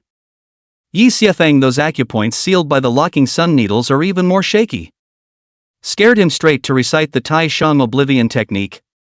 But watching Xiang Yukai's so-called dance to the end of the wind still shook him up so much that he recited the Tai Shang Oblivion backwards and forwards. I don't know if this sassy dance has been danced out. But there really isn't anything left of the clothes after the song. Yi Xiefeng kind of understand what is called days like years. How much want to let these unknowing demonesses also taste the taste of days like years? Unfortunately, his aim was to join the Jade Maiden sect and return to the Xin Tian sword sect afterward. So he could only endure in the face of various temptations. Xiang Yukai looked at Yi Xuefeng and made a pirouette intending to sit in his arms. But Yi Xuefeng quickly got up and dodged it. "Please respect yourself to senior sister. I'm not such a casual person." Xiang Yuki's looked at Yi Xiefeng, who was as unmoved as an old monk, and couldn't help but be angry enough. Either this person has abstained from 5 stone powder, or he has been to the palace. Otherwise, how can he be so calm? Huang Ying was also furious. Why was this guy so greasy? To summarize in one sentence: talk is talk. Fooling around is fooling around. Take advantage of what you need to take advantage of. But wanting to double cultivate? Don't think. Only Shi Yufei looked at Yi Xiefeng's performance and was a little unmoved. And even wanted to laugh a little. This guy, he's got a heart of gold. How many times have I thrown myself at you? And not once have I succeeded. Watching the two women suffer, she was as relieved as if she had eaten ginseng fruit. Xiang Yukai pouted. "Senior brother, what exactly do you want? I'll follow you." Yi Xiefeng's eyes lit up at the words. "Really?" Xiang Yukai nodded her head repeatedly and said, "Seriously. Yi Xiefeng decisively unloaded. Somewhat embarrassed. Actually, senior sisters, it's late at night. I'm going to cultivate. So please return. Xiang Yuli didn't expect this person to flip his face faster than a book. And he looked aggravated. Elder brother is going to kick people out so soon. What kind of position do you like? People can do it. She told them all as if she were naming a dish. What is the play of the dragon and the phoenix? The curiosity to meet and greet. The man cultivating and the woman weaving. The Qin and the sepulchre singing in harmony. And the climbing of the dragon and the phoenix. As long as senior brother likes it and fills people up. They can try them out with you one by one. And you'll be satisfied. Yi Xiefeng was not learned enough to comprehend what kind of posture this was all about. But it went up. He laughed playfully. Do you know why I was expelled from the clan? The three women looked at each other in disbelief. And the unidentified Huangying hesitantly said, Deceive your teacher? Sure, Yufei instantly understood Yi Xiefeng's meaning and said with a smile. Not oh. It's hurting the wind oh. Huangying curiously said. What hurtful custom? Sure, Yufei looked odd and smiled sweetly. What about necrophilia? Huangying instantly blushed slightly. And Xiang Yukui's smile also stiffened a bit. This is all a lie. Isn't it? Yi Xiefeng shook his head and said. To tell the truth, I am not interested in living women. The three fairies are really quite nice. Perfect looking and well built. But unfortunately they just gasp for air. He looked like a pervert who wanted to turn the three into corpses. Giving the three women a creepy look. Xiang Nankite said stiffly. As long as senior brother Yi likes it. People can close their breath. Yi Xiefeng almost couldn't tense up. But he looked like a lonely paranoid man. It's not the same. Real death and fake death. It's not the same after all. Living women. I don't like it. Seeing that the three women's complexion had changed a bit, Yi Xiefeng hurriedly turned to Nangong Xian'er for help. Sister Xian'er, quickly lend me your body. I want to scare them away. Nangong Xian'er cursed, but still took her body out of the burial coffin and gave it to him. Don't you do anything to my torso? Or else. Just don't worry about it. Yi Xiefeng placed Nangong Xian'er's torso on the bed in front of the three women and gazed at her with deep affection. It's late at night. And Xian'er and I are going to sleep. So the three fairies please return. Looking at the lifeless Nangong Xian'er, Sure Yufei and the three of them all winced. Their hearts somewhat unable to accept it. This guy. He's too perverted. Isn't he? Sure Yufei quickly came back to her senses. Smilingly looking at the two women who were full of shock. Two senior sisters. It's getting late. Why don't we call a truce for today?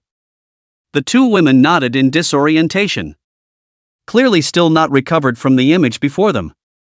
Only after the three women left did Yi Xiefeng take a long breath and hurriedly took out the silver needles to his acupoints to reinforce them again. If he carried on like this, these points of his own would be broken by instinct. Nangong Xian'er laughed dumbly. It seems like there won't be any problems on your side for a while. I'll go back first. Yi Xiefeng ought. Sister Xian'er. You're still going back? Nangong Xian'er didn't have the good sense to say. My side is much more dangerous than your side, alright. Don't wait for a moment when you're fine and I'm cold. Yi Xiefeng said quietly. But you're already cold. Nangong Xian'er didn't have the good sense to say. Get lost. She directly recited the origin sky skill. And then disappeared into Yi Xiefeng's sea of consciousness as the mists flew by. Yi Xiefeng couldn't help but feel a bit afflicted while taking a long breath. Although this Nangong Xian'er's origin is unknown. But there is a say one. Have her in their own at least have the ability to protect themselves And she also seems to be reliable enough to give a solution to everything. Yi Xiefeng realized that he was relying on Nangong Xian'er a bit and quickly shook his head. It's better to ask for help than to ask for help. And you have to be hard on yourself. Yi Xiefeng didn't dare to be slow. And started to study that Medicine King's medical dictionary overnight. Lest the Lock Yan needle didn't work anymore. Early the next morning, the deacon named He Feng, whom he had met yesterday, came over with an odd look on his face. Senior brother Yi. Are you all right? Yi Xiefeng opened the door with a renewed spirit and smiled. Deacon He. Is this a mission? He Feng nodded and said. Today, I will take you to do the most basic introductory quest. Yi Xiefeng gave an oh-so-curious cry and said. I wonder what it's for. He Feng looked odd and said. Collect the corpse. Yi Xiefeng was dumbfounded. Collecting corpses? Collect what corpse? He Feng explained. As you know, our Acacia sect is a sect based on dual cultivation. So naturally, there are deaths and injuries. Our Acacia sect preaches that the dead are the greatest. And for these valiantly sacrificed Taoists, it is necessary to put them in the ground. So there's the corpse collector. Don't mind this job. Senior brother. It's a beautiful job. This job is not only greasy. It's easy. And I wouldn't give it to a normal person. Chapter 48, How a Demoness is Made. Yi Xiefeng was dumbfounded by what he heard. This Acacia sect sounded quite humanitarian. Since that's the case, would senior brother He please tell me exactly how to do it? He Feng instantly smiled. In fact, this corpse collector was not a good job. The mortality rate was extremely high. So while there's plenty of gas, there really aren't many body collectors who can survive more than a month. The reason why He Feng had given Yi Xuefeng this assignment was entirely because he had heard that this kid had a hard background. Senior brother Yi is polite. Senior brother, come with me. Let's talk on the way. Yi Xiefeng followed He Feng as he rode his flying sword into the distance. And on the way, He Feng talked eloquently. Senior Yi. There's one key to being a corpse collector. Control your eyes. Control your mouth. And control your third leg. Let us enter within the dojo of our sisters. Pick up our fallen brothers and leave. With our eyes unseeing and our mouths unspoken. The most important thing is that the sisters sometimes can't get enough of it. So you must never control the third leg and never be impulsive. This is the voice of experience of countless corpse collectors. Senior brother must keep it in mind. Otherwise you'll be waiting for the corpse collectors to collect your corpse. Yi Xiefeng frowned at his words. Listening to what senior brother means. Do we still have to enter senior sister's room to collect the corpse? He Feng nodded gravely. That's right.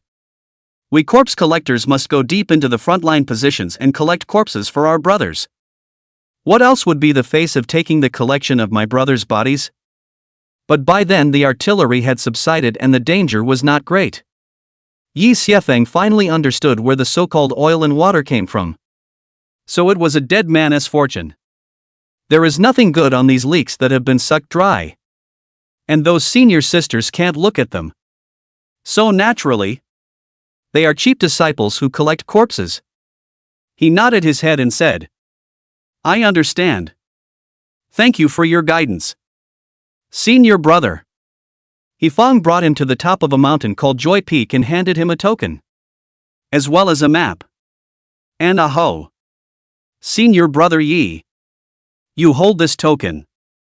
And when it lights up, you go as it guides you. When you arrive, take the brothers to the back of the mountain. Find a piece of feng shui land to bury them. And put up a wooden sign that is. Normally, you wait at the entrance of the Hall of Happiness. And remember not to step into it hastily. If someone wants to lay hands on you, senior brother, remember to move your backstage. Got it? Yi Xiefeng nodded. Then said blankly, Senior brother is not joining me? He Fong shook his head repeatedly. Senior brother, I still have things to do. So I'll take my leave first. He finished and ran away as if he were fleeing. After all, if he ran slowly he might be waiting to collect his body. This joyful peak is inhabited by the very demonesses of the Harmony sect who have just begun to break their fast. And one of them that is suffocating. So the demonesses here are like wolves. Either on the take or on their way to the take. Not to mention a normal man here. Even a male mosquito has to be careful when flying by. Although Yi Xiefeng didn't know this. He also realized that this place was full of crisis and was definitely a dragon's den. He made a note of the map. And then carefully made his way towards the so-called Hall of Xianhua. Along the way, the sounds on both sides of the road rose and fell. Simply never stopping. More than the cicadas and birds chirping. The woods on both sides of the road. But also the shadow of the trees. Pines and cypresses between the cover. It seems to have a curtain of the sky and the ground. Is burying his head in the hard work. Yi Xiefeng's heart was in awe. It was really a position of artillery fire. And there was a lot of crisis. The woman spotted him and greeted. Ah! What a handsome senior brother. Come and play together. Yi Xiefeng didn't want to pay attention to her.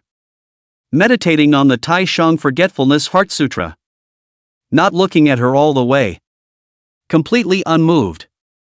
The demoness was too busy having fun to pursue her. So Yi Xiefeng escaped. Yi Xiefeng arrived at the so-called Hall of Happiness. But he saw a neat row of demonesses standing in front of the hall. As well as a few shivering men. After Yi Xiefeng arrived, he was dragged into the temple by the demon girl in charge and was almost taken as an object to be picked up. Luckily, he was spared by flashing his corpse collector's token in time. Still, those demon girls were eyeing him, giving him the creeps and making him gulp darkly. Yi Xiefeng proved his identity, but did not rush out, but silently watched for a while. After a moment, he finally realized what was going on. It turns out that this is the big demoness preaching to the little demonesses. Teaching these demonesses whose Tao is not very profound how to pick up. After all, 3 feet of ice is not cold in a day. Even the Acacia sect demoness didn't start out with a great deal of flavor and regard the rules of the world as if they were nothing. It was just like the sword-granting classes of the righteous. Only here it was a hands-on class. Those men weren't disciples of the Acacia sect either, but hostile cultivators that the Acacia sect had captured from the outside for the purpose of harvesting. No wonder He Fong had told himself to wait here. It looked like a place where people could easily get killed. In every sense of the word. The demoness at the head of the group looked toward the shivering leeks and smiled sweetly. You guys? Who's going to come first? A ghostly light flared in her eyes as one of the shivering leeks stepped forward. He had a lustful look on his face. Obviously mesmerized by the demon girl's charm. I'll do it. Give it to me. Give it to me. The demon girl at the head of the group suddenly giggled, blowing out a mouthful of pink breath gently at him as her mouth continued to explain. This is the entangling mist. It can confuse the other person's mind and make them do whatever you tell them to do. As she spoke, she gently removed her shirt, leaving each of the remaining men panting. The demonesses watching from the sidelines behaved differently. Some couldn't take their eyes off it, while others blushed and turned their heads away. That demonic woman vocally began to teach. Yi Xiefeng curiously looked at it for a couple of moments, and then couldn't raise any interest at all. Sure enough, it is the hidden that arouses interest in peering into the abyss.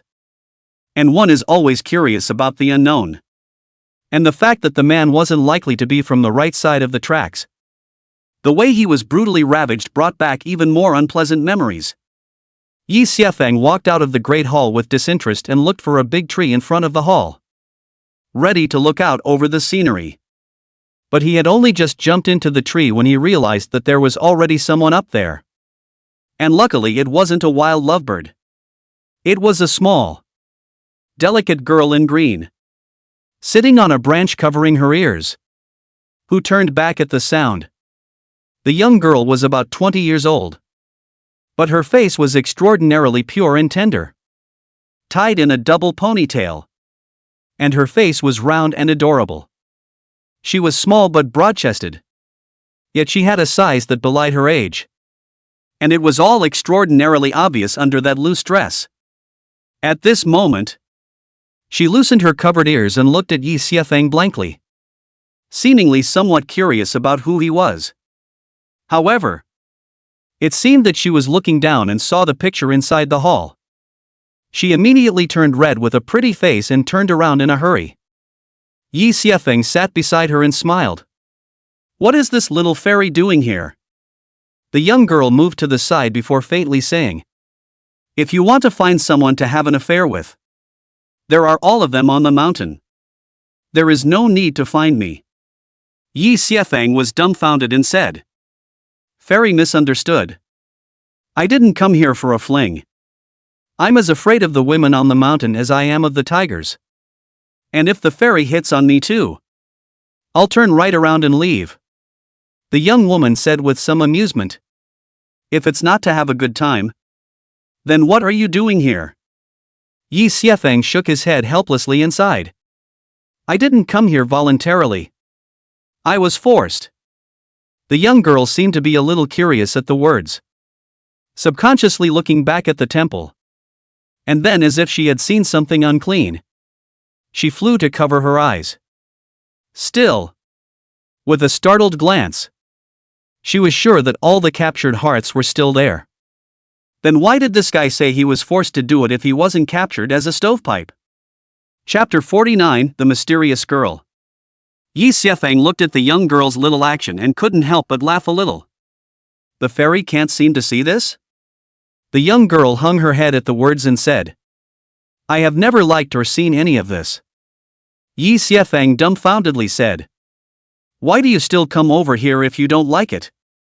The young girl pouted and said helplessly, "Just like you. I can't help it." She had been ordered by her master to come here to study, but she really couldn't watch it at all. So she had to hide. Those demon girls didn't dare to force her and could only let her hide in the tree.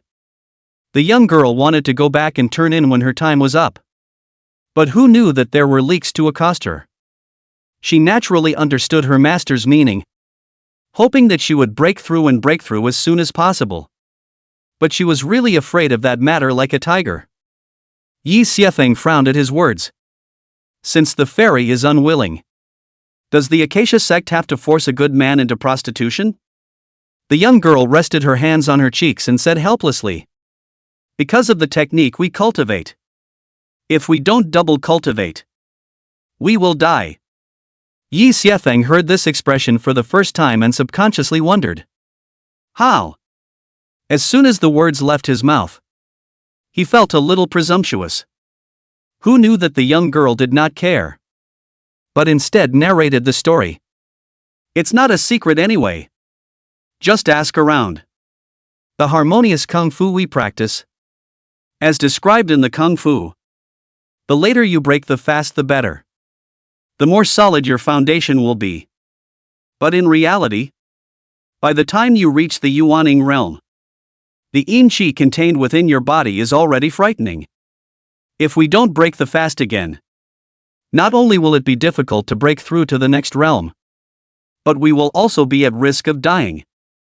And at this realm, under the influence of the gong method, it has long been full of men and women, like a wild beast in heat. She pointed her small finger at the joyful peak, her words slightly mocking, but with a deep sense of helplessness. So no matter how demure they were before, once they break their fast they eat their hearts out and become shameless demonesses. It was the first time Yi Xiefeng had heard of such an anti-human technique. And it would kill him not to have dual cultivation? This Acacia sect's gong method was really harmful, actually distorting people's nature. But in that case, the young girl in front of me was actually a virgin? He suddenly realized. I see. So you don't want to be a demoness? The young girl skimmed her lips and lost it. Who wants to be a demoness who is as a human can be when she can be a high and mighty fairy? Looking at the young girl in front of him, Yi Xiefeng couldn't help but think of his own little sister. And had a few moments of pity in his heart. The young girl cocked her head and looked at Yi Xiefeng curiously. And you? Why are you here? Yi Xiefeng took out his token and said. I'm a corpse collector. The young girl suddenly looked at him with a look of pity. As if she were looking at someone who was about to die. Yi Xiefeng immediately felt offended and said apprehensively. Collecting corpses is dangerous? The young girl pointed to the number on the sign and said. Let's see what number of body collector you are. Yi Xiefeng turned the token over. Only to see that the brand new token had 9, 5, 2, 7 written on it. The young girl said quietly. On average. Every few days. A corpse collector will be changed. And the longest is just half a month. Yi Xiefeng immediately sucked in a breath of cool air. Feeling that the token in his hand was like a notice from the god of death. Just at this moment. Low roars from men and high cries from women came from the great hall. Followed by long gasps. Yi Xiefeng and that young girl looked at each other. Their faces filled with embarrassment. There was some speechlessness. No. Man. Are you that fast? I haven't even said a word to this young girl. The young girl's brow furrowed slightly. As if she was remembering something disgusting. And her demeanor was a bit off. Is there something wrong with you? Yi Xiefeng was halfway through his sentence when the token in his hand suddenly lit up. Reminding him of a creepy thing. Not only is that dude fast, but he might even be on Mona soup. Yi Xiefeng hurriedly said. I know a little bit about medicine. I can show you when I have the chance. But I have to go and get busy. The young woman waved her hand indifferently and said. We'll talk about it when we get a chance. Go ahead and get busy. Yi Xiefeng jumped off the branch. Looked up at the young girl and asked. My name is Yi Xiefeng. What's your name? The young girl waved her hand and laughed. I'll tell you the next time we meet and you're still alive.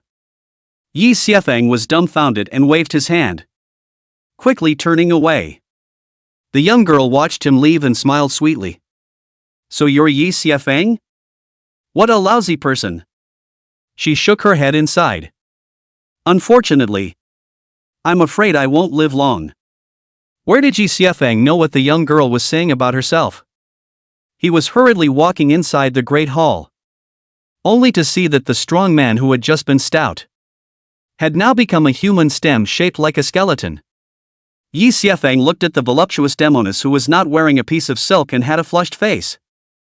And could not help but feel some sorrow for the rabbit's death. Is this the acacia sex harvesting? The price of these demoness's beads is the sacrifice of countless hearts.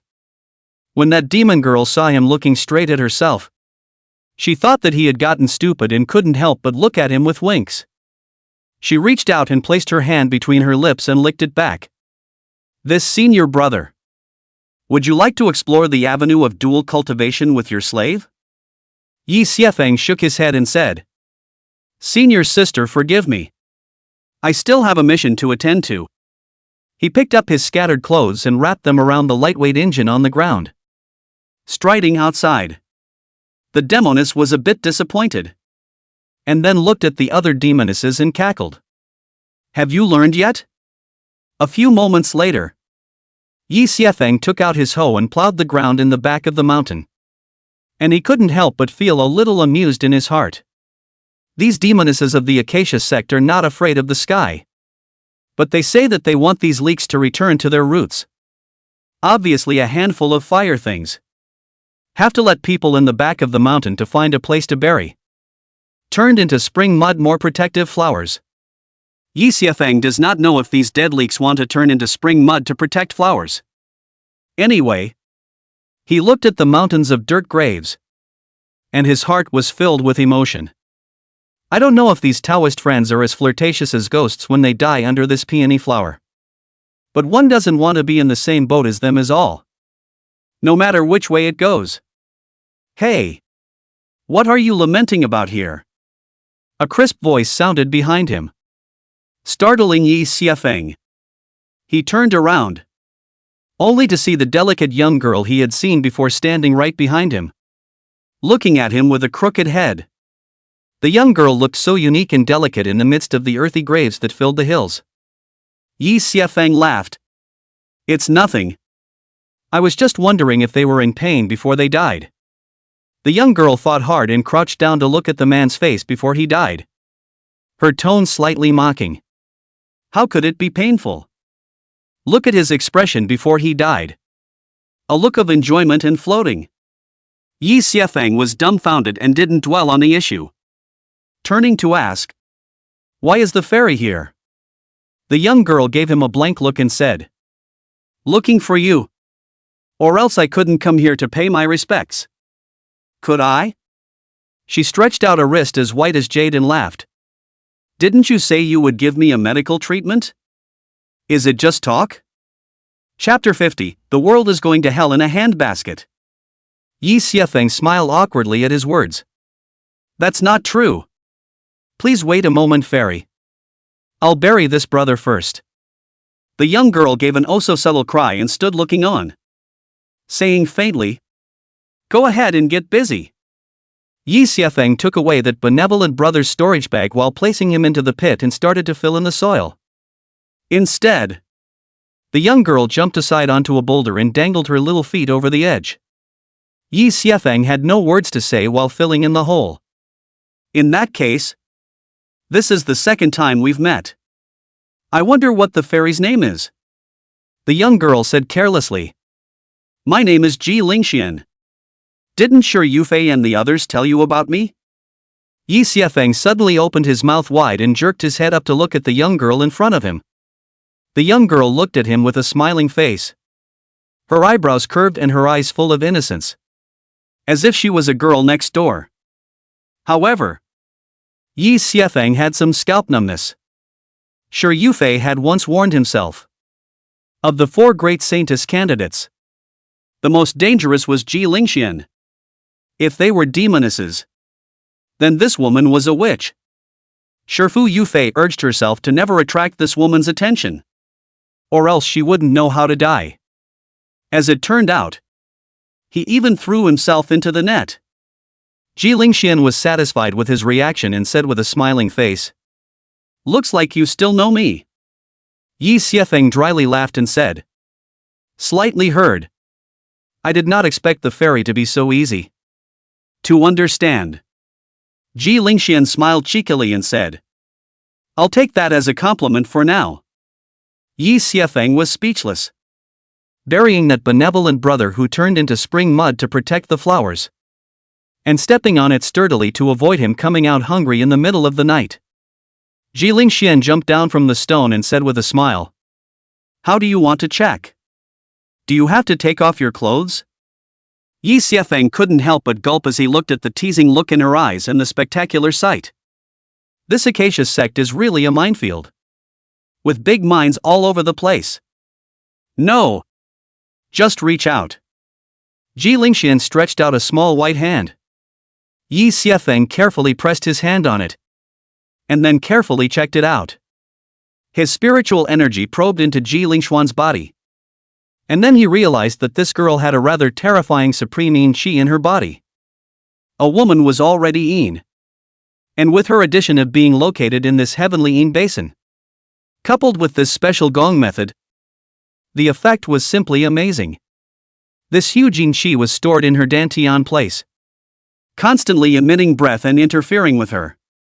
Yi Xiafeng was a bit surprised and tentatively used his spiritual energy to guide this yin qi, trying to see if he could guide it out. Ji Lingxian looked at him curiously, not taking it too seriously. After all, she usually didn't think it was a good idea to have her master check the condition of the yin qi in her body. However, the moment Yi Xiafeng's spiritual energy touched her yin qi, Ji Lingshuan's face changed drastically and she furrowed her brows violently. What did you do? It was as if the yin qi in her body had been detonated. Instantly raging. Just like the usual love poison attack. It was clear that this love poison hadn't come on yet. So why had it been triggered? Yi Xiefeng was a bit bewildered. I don't know.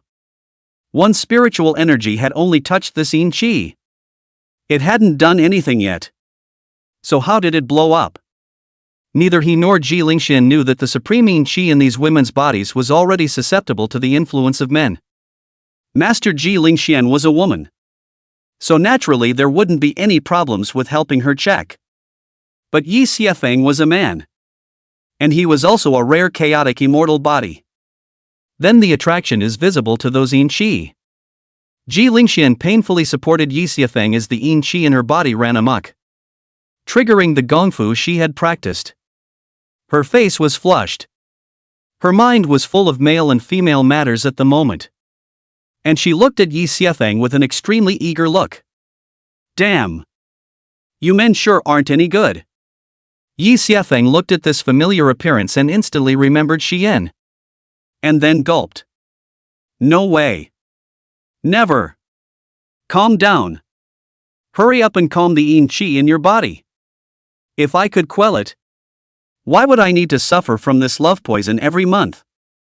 Scram. Get lost. Ji Lingxian violently pushed him away. Yi Xiefeng looked at her pained appearance.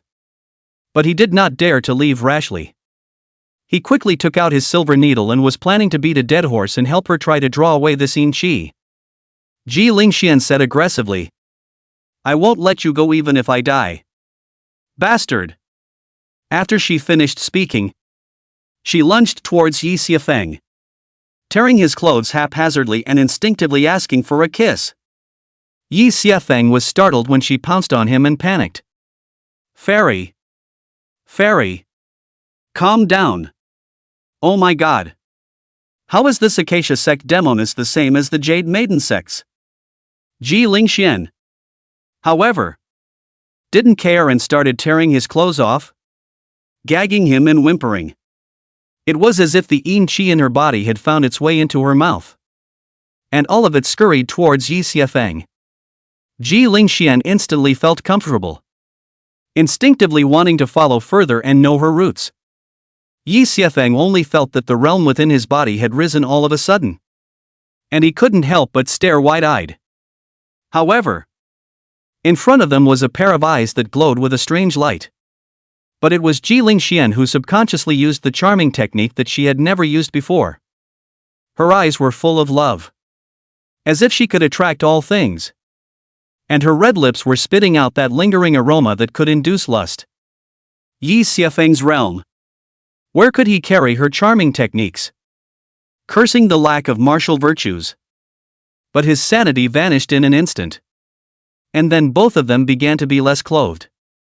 There was a Harmony sect woman flying through the sky. And she couldn't help but shake her head at the sight. Alas! Nowadays, senior sisters are really getting wilder and wilder. Actually having wild sex in the graveyard. What a shame. Really? One can't. Or at least shouldn't. Really have any reverence at all? As an indulgent demoness of the Acacia sect, she had never imagined that becoming a scandal would pop out of her mouth. At this moment, he shook his head repeatedly. And straightaway he chanted about the world and flew away in a hurry. Yi Xiefeng was holding the great thunder in his hand at the moment. And being infused with yin qi. The origin sky skill in his body was running uncontrollably. As the source technique operated, the yin qi from Ji Lingxuan's body surged towards him at a terrifying speed, causing his entire body to chill. His instinct was to find a warm place and slowly remove his clothing. Just as he was rooting for Hong, just short of the door, the intentional Ji Lingxian suddenly looked like she had remembered something fearful. And her eyes were filled with horror. No! She violently pushed Yi Xiefeng away and fell to the side to dry heave. But nothing came out and seemed to just instinctively recoil. Ji Lingxian curled up into a ball, her instinctive fear forcing down the desire in her heart as she shivered. No! Don't touch me! Yi Xiefeng was disturbed by the charming technique at the moment, and instinctively wanted to whole Jing combine and experience the feeling of whole sucking everything. What's wrong with you? You're not used to killing and burying people like this? Yi Xiefeng's eyes were filled with lust, and his gaze burned towards Ji Lingxian, who was shrinking into a ball like a helpless young girl on the side. You want to run away after lighting a fire? Chapter 51 In Chi? No! The elixir. But when he saw the pitiful Ji Lingxian, Yi Xiefeng immediately felt like he had been poured a pot of cold water. No good. I'd been hit by a charm. So close. Almost finished. If he went in with this proverbial foot in the door, he was afraid that he wouldn't have a chance to join the Jade Lady sect. Yi Xiefeng hurriedly meditated on the Taishan forgetfulness skill before suppressing the influence of the charming technique, and the desire in his heart dissipated along with it. Damn! Not dating children. Not dating children. Ah! What's the difference between you and an animal like this? But on second thought, it seems like you're the victim. I almost got forced on myself again. It really is a dangerous world out there. Yi Xiefeng instantly understood when he saw Ji Lingxian's reaction. The woman is stressed. Simply put, caught in a nightmare. She should have suffered some special experience that caused her to be so afraid of men and women. But at the moment, the yin qi in her body was running amok. And if she didn't expel it, she was afraid that the consequences would be unimaginable. The easiest way, naturally, is through the combination of yin and yang. However, there was no way Yi Xiefeng would take advantage of someone's danger. And he still had to join the Jade Maiden sect, thinking that his origin sky skill could draw out the yin qi from her body. He planned to try to see if he could help her draw out the yin qi from her body. But just as he reached over, Ji Lingxian shrieked. Don't! Yi Xiefeng had no choice but to tough it out and take out the silver needle to connect the special silk thread. He helped Ji Lingxian up and droned. Sit upright. Calm your mind and don't move. Ji Lingxian curled up into a ball in a daze. But she managed to sit upright. At least her bare back was in front of him. Yi Xiefeng harnessed the flying needles and stabbed them into a certain point behind Ji Lingxian's back where yin qi gathered. Ji Lingxian stifled a grunt. And then the yin qi in her body followed the silk thread. Yi Xiefeng's heart was overjoyed, not daring to think too much. He directly operated the origin sky skill to absorb the yin qi from Ji Lingxian's body. After Yi Xiefeng realized that the silver needle worked, he continued to harness the silver needle in his hand to stab into Ji Lingxian's internal acupoints. Just now when the two of them were making out, he had already figured out where the acupoints were where these yin qi converged. A silver needle as fine as a cow's hair flew up and was inserted in an orderly fashion on Ji Lingxian's bare behind. Yi Xiefeng held a dozen or so silk threads in his hands, constantly sucking the yin qi from Ji Lingxian's body. While absorbing it, he even stabbed in silver needles to block those yin qi from the source and seal them back within the dantian. Yi Xiefeng was blocking and dredging at the same time. Coupled with the lack of physical contact, the chaotic yin qi in Ji Lingxian's body gradually calmed down. As the yin qi began to flow back into the dantian, Ji Lingxian's expression gradually eased, and a few moments of sanity returned to her eyes. Seeing herself in this disheveled, springtime appearance, Ji Lingxian almost didn't have a black eye. It's over. He's not pure anymore. He's been defiled by this stinky man. Yi Xiefeng sensed that the yin qi in her body was once again in turmoil and hurriedly shouted in a low voice. Calm your mind. Don't think nonsense. At this moment, a large amount of yin qi had converged in his body, and his entire body was freezing as if he was in the middle of an ice cellar. Ji Lingxian hemmed and pulled a shirt to cover herself, then sat upright on her knees to suppress the yin qi in her body. as Yi Xiefeng continued to extract the yin qi in her body. Her brows stretched out and she was already able to comb her yin qi on her own. Yi Xiefeng saw this and pulled in his hand. A silver needle flew back into his hand and was put away by him. He took a long breath, but exhaled a thick layer of white mist, and his whole body seemed like ice. Yi Xiefeng was freezing and shivering, and hurriedly ran his gong to calm and absorb the yin qi in his body. It was also fortunate that he was a chaotic immortal body, coupled with the miraculous skill of the origin heavenly skill, which allowed him to absorb this supreme yin qi. Jilingxian had calmed down at this moment, only feeling as if a heavy burden had been lifted from her. Her body was soothed, but remembering that she'd just been held down by someone and wreaked havoc, even having her first kiss taken, she couldn't be happy. Jilingxian quickly put on her clothes and walked to Yi Xiefeng with a huff, her face full of shame and anger. "You denizen! How dare you be so rude to me?" Yi Xiefeng weakly opened his eyes and said, "Fairy, I really didn't do it on purpose. I don't know what's going on with the yin qi in your body. And isn't it your initiative to pounce?" Jilingxian was instantly infuriated. Her pretty face turned red and she gritted her teeth. "You still have the face to say that I'll kill you?" A layer of frost condensed in her hand and she slammed her palm down, frightening Yi Xiefeng to hastily dodge back. The originally illiterate Jilingxian was suddenly wide-eyed, and then blushing in shame. She quickly turned around. "Shameless! Don't get dressed yet." Yi Xiefeng was embarrassed and hurriedly got up and dressed. "It's okay." Jilingxian turned back and looked at the shivering Yi Xiefeng. Her beautiful eyes narrowed slightly. "You can suck the yin from my body?" Yi Xiefeng nodded and said, "It seems like it's possible. But not too many at a time, or else I won't be able to carry it." Jilingxian's heart softened as her gaze fell on his pale, handsome face and whitened lips. "Humph. Then do you have a way to help me completely get rid of the yin qi in my body?" Yi Xiefeng shook his head and said, "The yin qi is constantly flowing. As long as the fairy still cultivates this technique, it will be impossible to eradicate it." Jilingxian also understood this and faintly said, "As long as you can help me get rid of the yin qi in my body, I'll forgive your offense just now." Humph.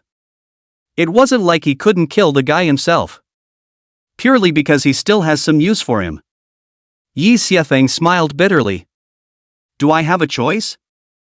Jilingxian nodded and pointed to the ground. "You can refuse. I'll leave time for you to dig a hole."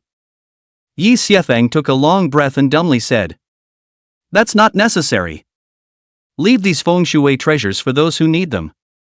The corner of Jilingxian's mouth rose slightly before she suddenly asked, "Why did you stop just now?"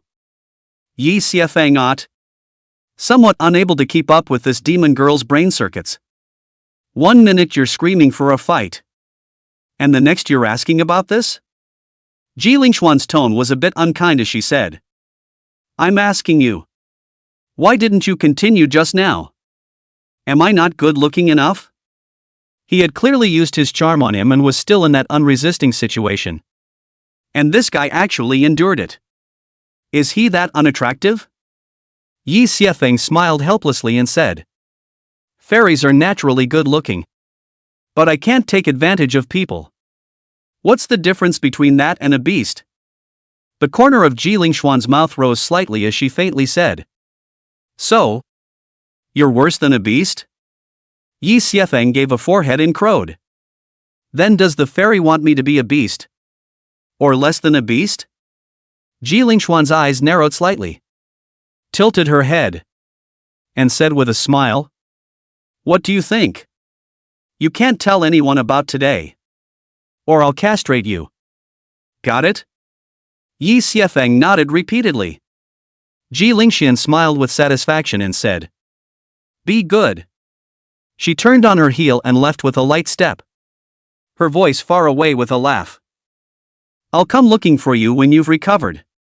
So don't run away."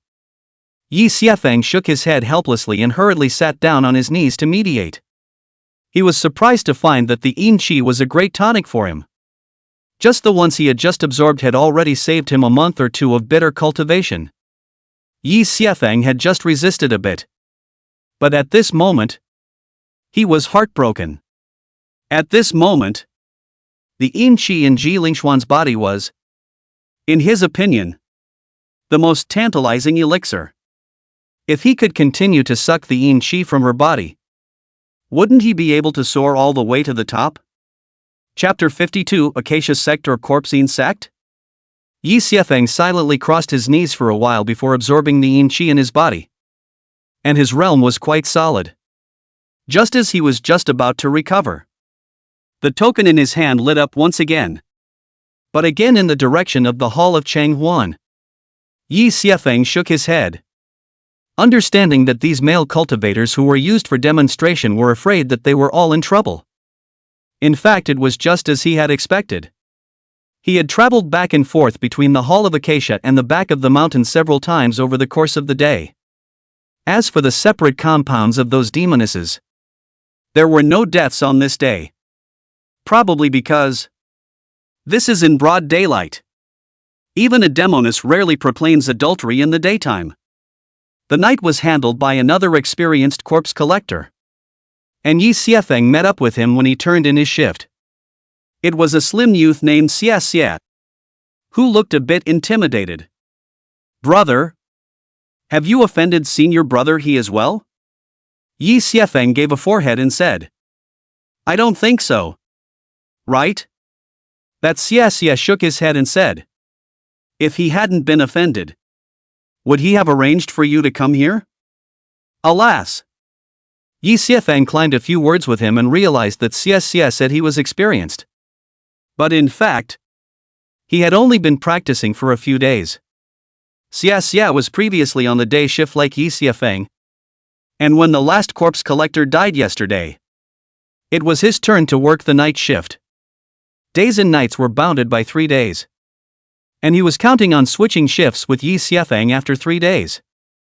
Provided he has a life. "Brother, if I die, you remember to bury me in the west side of the back mountain, where you can see the verdant peak." Yi Xiefeng couldn't help but be a bit moved and said, "There's your sweetheart on that mountain?" Xia Xia laughed coldly. "No. There's the who tricked me into the Acacia sect. I want to see how she dies." Yi Xiefeng was surprisingly speechless while Xia Xia patted his shoulder. "Dude. Please.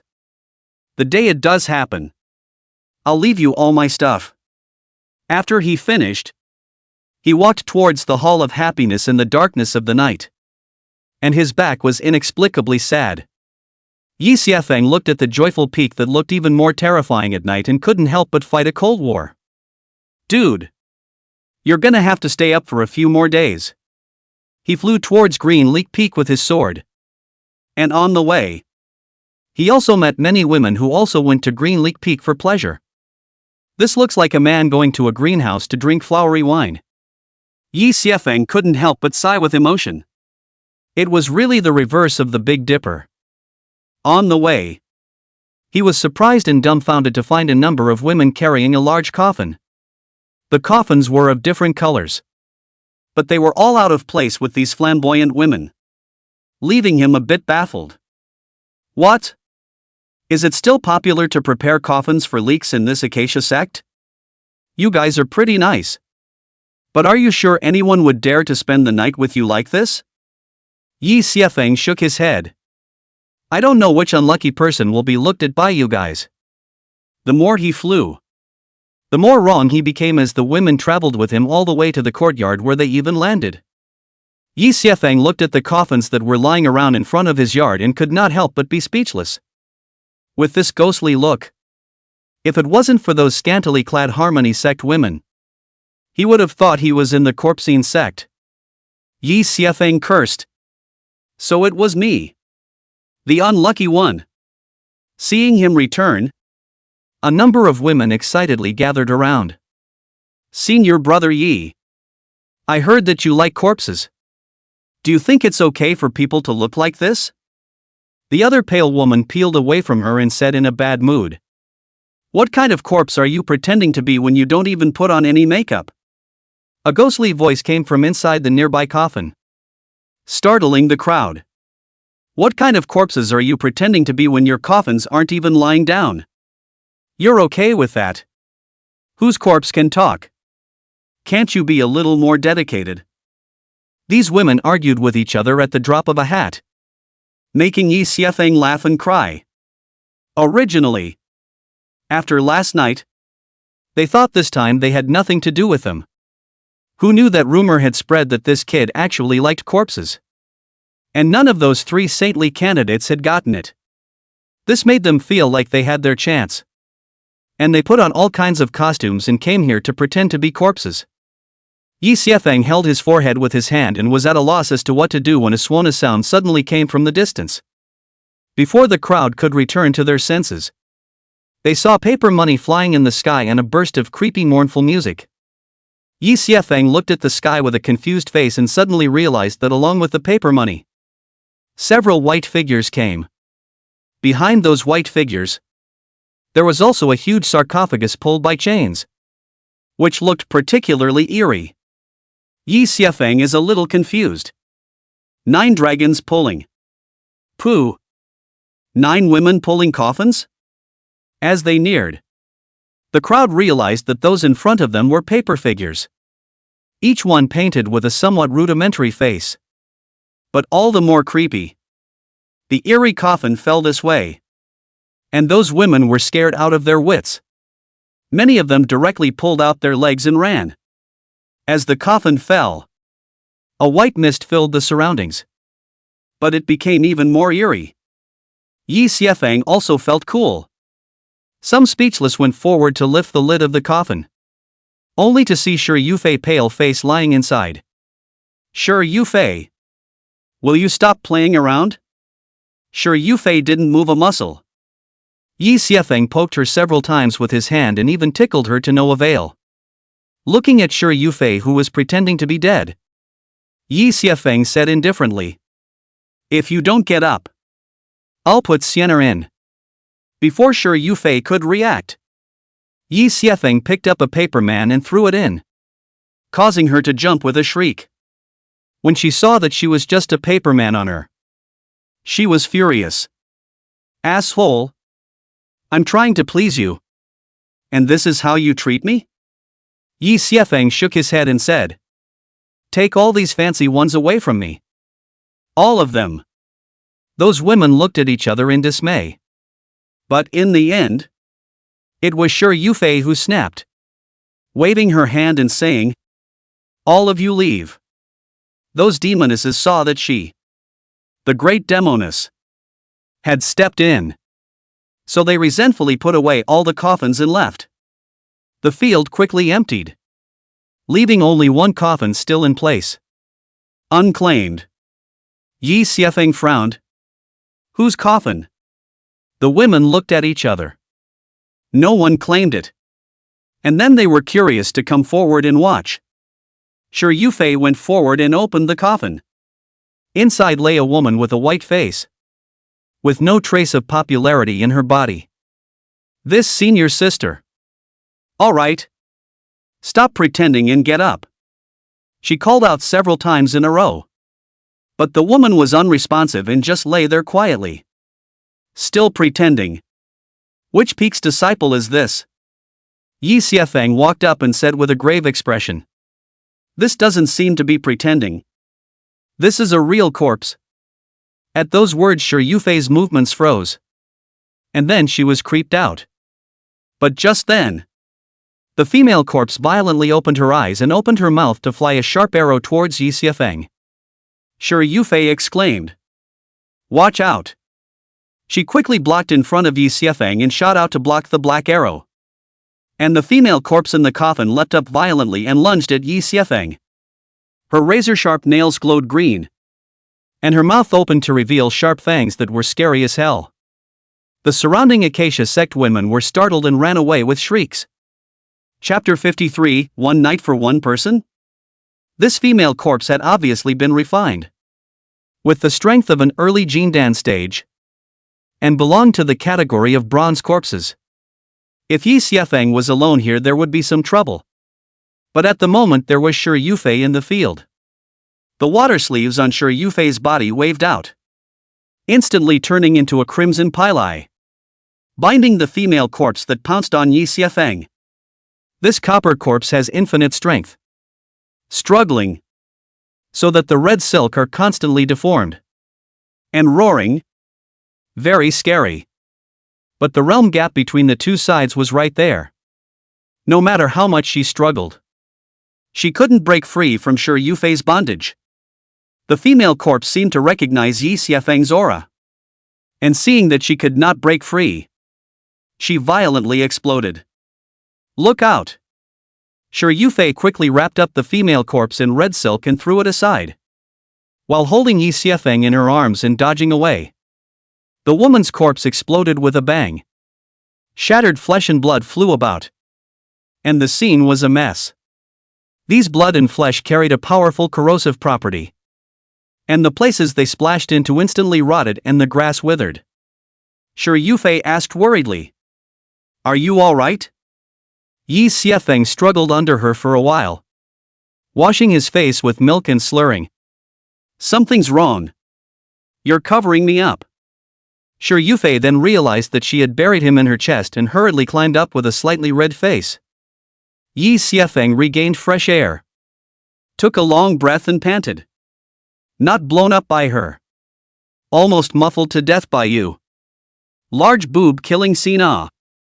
Shi Yufei gave him a blank look and said, "I should have known not to save you." The two men stood up and looked at the scene of a genuine large murder scene in general, but could not help but shake their heads. "Who sent this coffin? This is really killing you." Yi Xiefeng looked at the dead grasses and trees and said with palpitations, "It's really poisonous. Is this Baoli hiding poison? If he was really into that, he would have been poisoned, if not blown up." Shi Yufei searched around in the field and couldn't figure out who actually sent this coffin. Yi Xiefeng said thoughtfully, "To be able to use a bronze corpse to kill me, this person's cultivation is at least Yuaning." Shi Yufei murmured, "Yuaning realm? Could it be that Yuan Kuei guy who wants you dead?" Yi Xiefeng shook his head and said, "Who knows?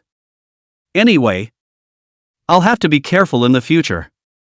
This bronze corpse made him realize that he wasn't safe even in the Harmony sect, and he still had to be careful. Soon, the law enforcement hall within the Acacia sect sent someone over, and the person who came was none other than Xiang Yukui. Xiang Yukite looked around and made various visits and investigations, but gained very little, and finally could only remind him, "Senior brother, it seems like you've offended someone. Why don't you go and stay at my place for a night tonight? And my sister will protect you closely." Yi Xiefeng dumbly said, "I'm afraid that if I go to your place, I'll be in more danger." Xiang Yuki's beamed. "It's not like I'm going to eat you." What a coward. Yi Xiefeng walked within his courtyard. Xiang Yukite and Shi Yufei exchanged glances and each gave a cold snort. Shi Yufei faintly said, "Senior sister, don't forget that he's mine tonight." After returning home and defeat last night, the three of them decided to take turns coming to Yi Xiefeng's place without interfering with each other. They weren't worried about the other party playing tricks on them. After all, they had all sworn a Taoist oath not to use force or winks. Shi Yufei was the first one to come due to her familiarity with Yi Xiefeng, as well as her reasoned arguments. Xiang Yukite was the second. And as for Huang Ying, she was the last. Because she was really a bit diabolical about this matter of Yi Xiefeng's necrophilia. Xiang Yukite smiled sweetly and said, "All right. Then I wish senior sister good luck." As she drifted away, Shi Yufei hurriedly followed up in the middle of Yi Xiefeng's room and looked at him and smiled. "Little Xiefeng why don't you just obey senior sister?" Yi Xiefeng said in a cloudy manner. "Fairy, please respect yourself. I'm not this kind of person. Shi Yufei beamed and said with some dissatisfaction. You guy. I heard that you became a corpse collector? Yi Xiefeng nodded. Somewhat depressed. Yes. Shi Yufei directly occupied his bed and couldn't help but snicker. Isn't this very much in line with your interests? Yi Xiefeng said breathlessly. I love a good female corpse. What's the point of giving me a male corpse? Shi Yufei reminded. If you don't want to die. When you go into the room alone to collect the corpse, report your big name first. After all, you've made a complete name for yourself in the Acacia sect. And those guys who are intent on getting laid will be able to find a few moments of sanity. But if it's a Yuaning realm disciple, you'll have to be careful. They're not necessarily afraid of the three of us. It might be more dangerous for you to go in there if you give your name. So consider it at your own discretion. Yi Xiefeng crowed. Isn't this nonsense? Shi Yufei wiggled her little feet and said faintly. How can it be nonsense when people are kind enough to remind you? She directly laid down on Yi Xiefeng's bed and said with a smile. Since Seiji is not interested in others, I'm going to sleep. Yi Xiefeng was planning to cultivate on his knees, but suddenly remembered something and walked to the bed to look at Shi Yufei. Shi Yufei lay on her side, resting her head on her hand and looking at him blankly. What is Seiji doing? Beastly? Yi Xiefeng reached over and said in a deep voice. In your body. Is there any yin qi present? It suddenly occurred to him that if Shi Yufei also had yin qi in her body, could he borrow her yin qi to cultivate? The feeling of sudden advancement made him want to stop. So he was a bit of a food for thought. Shi Yufei nodded. Naturally. What's wrong? Reach out and show me. Yi Xiefeng said in a deep voice. Shi Yufei greatly stretched out her small hand that had a few roundness. Yi Xiefeng rested on her hand and his spiritual energy probed into her body. He realized that Shi Yufei really did have a rather large amount of yin qi inside her body as well. Not much smaller in scale than Ji Lingxian. Ji Lingxian was a virgin. Her yuan yin was unbroken. And it was normal to have yin qi on such a scale. But this woman actually has one? Is she a virgin too? But it was naturally impossible for Yi Shuefeng to open his mouth and ask about this. After all, that would be too presumptuous. It couldn't possibly be a problem with the kung fu. All the women of the Acacia sect had yin qi on such a scale? This time, Yi Xiefeng had learned from his previous mistake and didn't dare to touch the cloud of yin qi, but carefully retreated. Shi Yufei curiously said. How was it? Yi Xiefeng pondered for a moment, carefully flipping through the Medicine King's medical codex in his sea of consciousness, figuring out how he could draw out the yin qi without invoking it. He searched for a while, and finally found a needle technique called the Invoking God Needle, and instantly had a decision in his mind. I can give it a shot. I just don't know if you're willing to try. Shi Yufei looked at Yi Xiefeng with some surprise and joked. In case you invoke my yin qi, don't blame me for using force on you. Yi Xiefeng smiled awkwardly, not knowing what to say. Shifu Yufei asked curiously. Then what am I going to do? Yi Xiefeng was a bit embarrassed. Although I can directly apply needles, but this is covered by clothes, so I'm afraid it's not good to give needles. But I'll just look at the back. You can just lie on your back and I'll apply the needles to you. Chapter 54, They're a disgrace to the Acacia sect. Shi Yufei covered her mouth and laughed lightly, looking at him with a different meaning, making Yi Xiefeng a little embarrassed. She rightly assumed that this kid was trying to take advantage of her. But she didn't hesitate and directly took off her upper body's clothing. Yi Xiefeng hurriedly turned around. And a moment later, Shi Yufei's light voice came from behind him. It's okay. Yi Xiefeng turned around, but saw Shi Yufei naked, lying on the bed, covering her chest with the quilt. But that bare jade-like back. Charming shoulder blades. Slender jade neck. Plus the hair that was stroked to the side. Was full of femininity. Yi Xiefeng's gaze fell on her warm and soft jade that was pressed into place despite being covered with the quilt. Almost superfluous. He hurriedly meditated on the Tai Shang forgetfulness technique to calm the fluttering in his own heart. His gaze not daring to look around. Sure, Yufei was quite satisfied with his reaction and said with a smiling face, "Little Xiefeng, why haven't you come yet?" Yi Xiefeng swallowed his saliva. While then took out his silver needle and started to perform that set of god-inducing needles. As soon as he gave the needle a shot, he immediately triggered the yin qi, which surged into his body along the silver needle. Sure, Yufei immediately let out a delicate hum, feeling the yin qi in her body being drawn out by the silver needle. She was not surprised abnormally. This guy actually managed to draw away the yin qi in his body? You're serious? Where did Yi Xiefeng know this? After this needle went down, he continued to stick in the next needle. Sure, Yufei didn't overreact. So he was able to hold the silver needle directly and absorb it, which was exceptionally comfortable.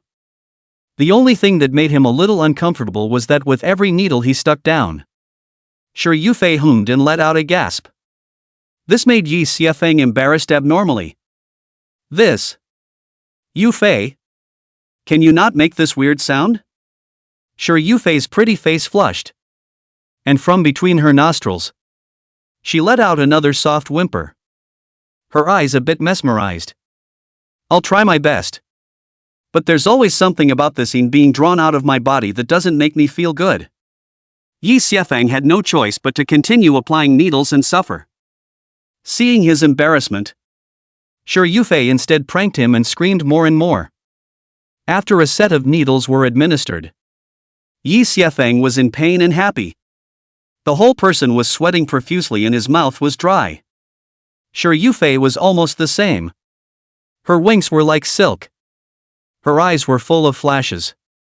And she only felt that her entire body was soothed. Yi Xiefeng pulled away the silver needle and looked at Sure Yufei, who was still comfortably letting out soft chants with an afterthought look. He was so angry that he slapped her directly on her arse. And said without a word of warning, "Well, call it a day." Sure, Yufei snapped her head up a knot.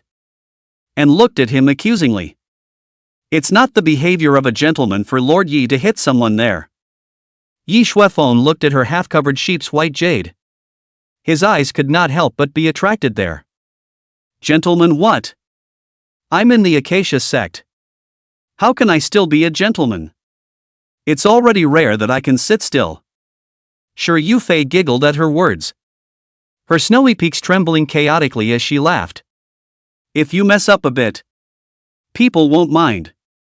Yi Xiefeng didn't have the heart to say, "You said it." Sure, Yufei hummed and said slightly provocatively, "Do you dare?" Yi Xiefeng nonchalantly reached out and touched her conscience. Well, not bad. Conscience greatly. He felt it as if he had a tendency to fall. It's just that I'm playing along.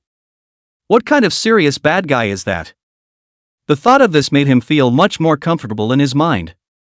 Sure, Yufei exclaimed in shock, not expecting that he actually dared to get his hands on him, and couldn't help but cover her hands over her chest. You guys? Are you for real? Yi Xiefeng withdrew his hand and placed it between his nose to sniff lightly, before letting out a light laugh. Isn't this your gracious invitation? Sure, Yufei snapped. You guy. You used to be a prude. But now you're really bad. Yi Xiefeng said danglingly. If a man isn't bad, a woman won't love him. Sure, Yufei blankly glanced at him before smilingly saying, Then do you dare to come for real? Yi Xiefeng gave a frown. Or wimped out.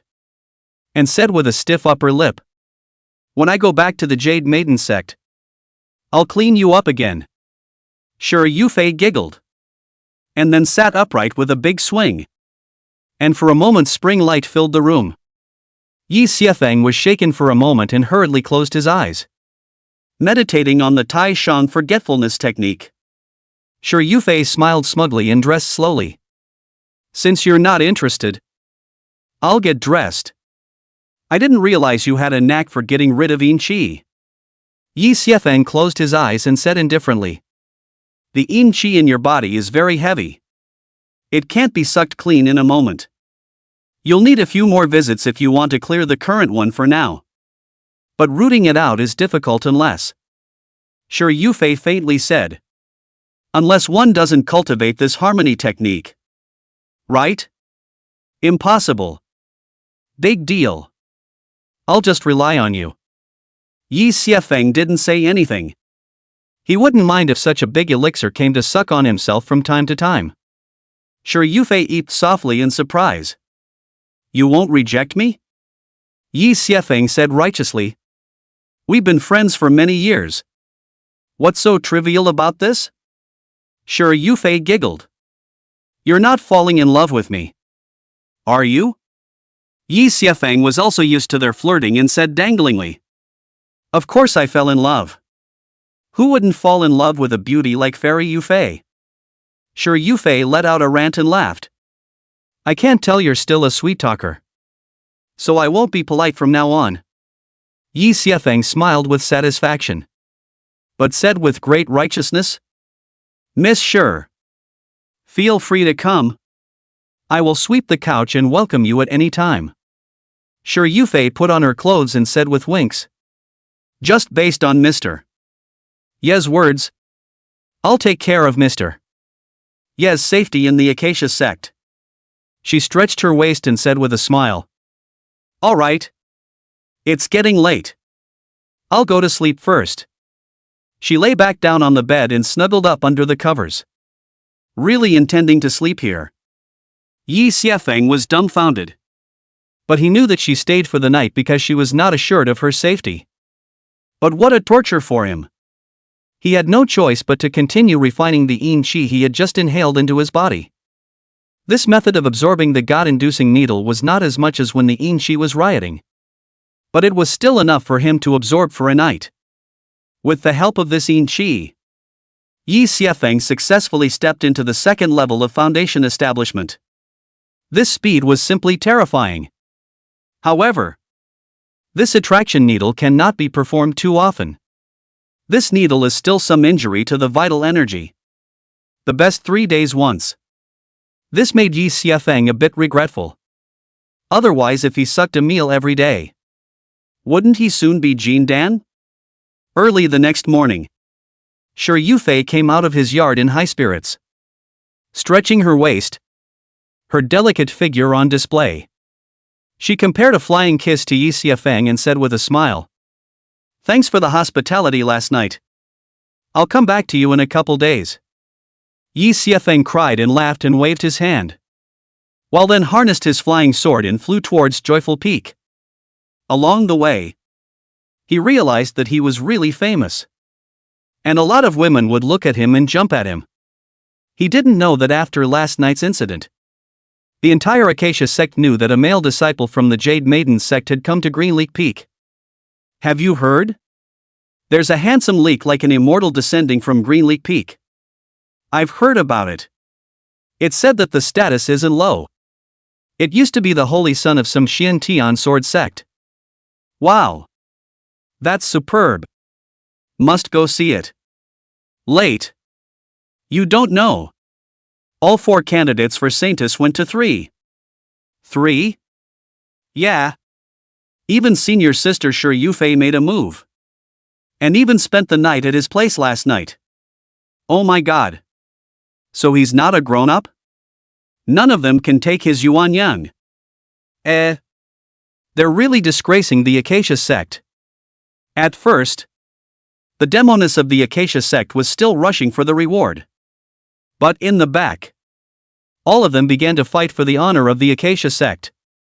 After all, this was a provocation to his own Acacia sect, which could not be tolerated. Chapter 55. This is all a panacea. At the moment Yi Xiafeng knew nothing about this and was arriving at the joyful peak to hand over a shift to CSCSN who had survived the robbery. Brother Xie. What are you doing? Xie waved his hand with palpitations and said. Don't mention it. That senior sister got high last night and almost didn't suck me in too. Yi Xiafeng looked towards this morning light-shrouded joyful peak and had a tingle in his scalp. It's a dragon's den. Xie left after saying goodbye to Yi Xiafeng. And Yi Xiafeng walked up the hill towards the Palace of Happiness with trepidation. He came to the Hall of Happiness and subconsciously looked at the tree. But he didn't see Ji Lingxian. So he couldn't help but feel some regret. At noon, Yi Xiafeng buried another dry body in the back of the mountain and could not help but sit in front of the earthen grave and stare. This acacia sect. It really is a devil's den that eats people without spitting out bones. Body collectors sure are a high-risk occupation. Just then, a sudden gust of wind came from what seemed to be a concealed weapon slamming into him. Yi Xiafeng reflexively looked up. But it was a green-colored spirit fruit. And hastily reached out to catch it. On the tree in the distance, Ji Lingxian was shaking her little feet and was biting into a spirit fruit of the same type. Kid, you're still alive? This one's on you. Yi Xiafeng was dumbfounded and glanced at the spirit fruit in his hand, realizing that it was actually the rare green spirit fruit. Hiss. It seems that this girl is still quite rich. He picked up the spirit fruit and took a bite. The flesh melted in his mouth and then turned into aura flowing into his body. His mouth and mouth were fragrant. In the distance, Ji Lingxian jumped down, bouncing and running to him with a wave in front of her. Yi Xiafeng hastened to meditate on his sins. One could not, or at least should not, think evil of her. It's not about children. Ji Lingxian saw the lust in his eyes and cocked her head, unable to resist snickering. What were you just thinking about? I got the feeling you were thinking something bad. Yi Xiafeng hurriedly denied. Nothing of the sort. I'm just exploring the unknown. Ji Lingxian skimmed her lips and said. It's still unknown. Don't you already know? Yi Xiafeng was embarrassed. Sure enough. When you are spying on the abyss is also spying on you. Ji Lingxian didn't pester him much. Just circled around him with her small hands behind her back. Yi Xiafeng, you still remember what you promised me, right? When she returned, she realized that her realm had actually loosened up as the yin qi decreased. This made her ecstatic. Could it be that the so-called necessity of double cultivation to break through was because only double cultivation could drain the yin qi from her body? So although there was some hesitation, she still chose to come back to Yi Xiafeng to verify her thoughts. If it was true as he had guessed, then he would not even need to break his body to break through to the Yuaning realm. Yi Xiafeng gave a hum and said, Naturally, I remember. Isn't it just to help you get rid of the yin qi in your body? You give me your hand. Ji Lingxian stretched out her hand with some hesitation and frowned. You're not trying to invoke the yin qi in my body again, are you? Although she wanted to break through, she instantly hesitated at the thought of being taken advantage of by this guy. No. I just need to find out where the yin qi is in your body. Just take off your top and turn your back to me. Ji Lingxian was instantly hesitant, her hands clasping her chest in a wary manner. Top off? All the way off? Yi Xiafeng nodded and said. It's best to take off all of them. Otherwise I won't be able to find where the acupuncture points are and I'll easily make a mistake. Seeing that Ji Lingxian was still hesitating, he faintly said. If it's not possible, it's fine for us to act like we did yesterday. When these words came out, Ji Lingxian instantly hesitated, choosing the lesser of two evils, and chose the first. After all, what he should have seen and what he shouldn't have seen, he's seen and got on with it. She'd rather take a loss than break her body. Okay. But not here. Yesterday she went back only to find herself covered in dust. And she couldn't have been more disgusted. Yi Xiefeng looked left and right and said, "Then where to?" Ji Lingxian faintly said, "Follow me." Yi Xiefeng hesitated. "But I still have a mission." Ji Lingxian calmly said, "It's fine. I'll just say it for you." She seemed to have quite a status in the Acacia sect. And even that head demoness of the Hall of Acacia, whose cultivation was at the out-of-body realm, treated her with respect. When he heard that she was going to take Yi Xiefeng away, he was all smiles and hurriedly assured that he would take care of the body. Yi Xiefeng followed Ji Lingxian away under the demoness' meaningful gaze. The head demoness shook her head, dumbfounded. "I didn't expect this guy to be good at this. Hurry up and inform the patriarch before you do so." Ji Lingxian brought Yi Xiefeng back to the middle of her room and closed the doors and windows tightly. Her complexion couldn't help but be a little unnatural. "What's next?" "Reach." Yi Xiefeng was concise. And Ji Lingxian honestly reached out. Yi Xiefeng reached out and put his hand on her hand, carefully checking it out. And in his heart, he probably knew the situation. He found that the acupoints where different people's yin qi converged were not all the same. Probably because of the problem of the gong method practiced in the transportation. "Just take your top off and turn your back to me."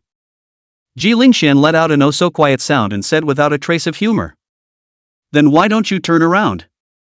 Yi Xiefeng laughed awkwardly. And a moment later, when Ji Lingxian called him back, he couldn't help but light up. Ji Lingxian nervously sat on the bed with her knees crossed, her back to herself, her long hair like a waterfall, her entire body taut. "This back? It's a shame it's not cupped. But it's okay. You can actually do your own acupuncture. Smooth your hair to the front." Ji Lingxian did as she was told. And Yi Xiefeng saw the left and right hemispheres if he was hidden, and could not help but secretly marvel. "There's a lot of room in the sea." Yi Xiefeng gathered his emotions and cast a spell in his hands. A silver needle flew out and stuck on top of the acupoints. Since this girl was afraid of men, he could only use silver needles with silk threads to suck the yin qi from her body through the air. Ji Lingxian stifled a few grunts, and then involuntarily let out that kind of yelp, her entire face reddening. Yi Xiefeng hurriedly hugged Yuan Shuyi to make sure that this really wasn't Shu Yufei's problem, and really didn't spit it out. He continued to apply the needles while Ji Lingxian, despite her best efforts to suppress it, that sound was still coming out of her nose. This person, she wanted to die. Shame on her. Why does this sound so much like doing that? She never dreamed the sound would come from her own mouth. A woman in a black sari stood outside the door of the room. Hearing this voice, she couldn't help but smile slightly. But there was some regret in her eyes. "Good apprentice. You're relieved. But in that case, I'm the only one still suffering." Half an hour later, the sweaty Yi Xiefeng drew out the silver needle and let out a long breath. "That's fine. Just suck it up every 3 days for the rest of the day." Ji Lingxian was also drenched in fragrant sweat and gave a breathless hastily putting on her clothes. "I know. You go home first." Yi Xiefeng gave an oh, and then walked out of the room and flew towards Green Leak Peak. Anyway, Ji Lingxian had greeted him for himself, so he would be lazy today and save himself from dying in an inexplicable way. But when he thought that the yin qi in both Ji Lingxian and Shu Yufei's bodies would have to be sucked up after 3 days, he was a little tickled again. This sucking in yin qi can be much faster than normal cultivation. This Acacia sect has so many women with a lot of yin qi. There's no need to hang yourself on 2 people. At this moment, when Yi Xiefeng looked at the women of the Acacia sect, he immediately felt that they were all walking elixirs. You can't enter the treasure mountain empty-handed but return empty-handed. The women of the Acacia sect had always picked on others for a living. never dreaming that someone would treat them like an elixir. Yi Xiefeng quickly returned to the room that he was in and began to write vigorously. Soon writing out a huge banner. A gynecological sage. A needle to a disease. Chapter 56, next time.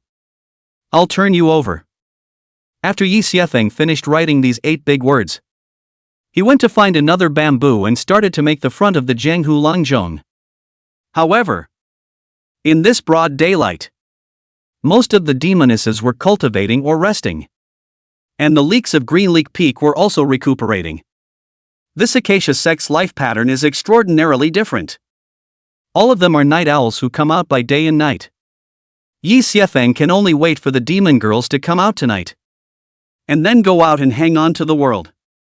On the other hand, after Yi Xiefeng left, Ji Lingxian lay on the bed with a feeble face and a somewhat retrospective look. This plucking out of Yin Qi actually gave her a feeling of soundness. When Yi Xiefeng collected the needles, she was actually a bit reluctant, which made her squirm. Right at this moment, a charming and moving voice rang out slightly flirtatiously.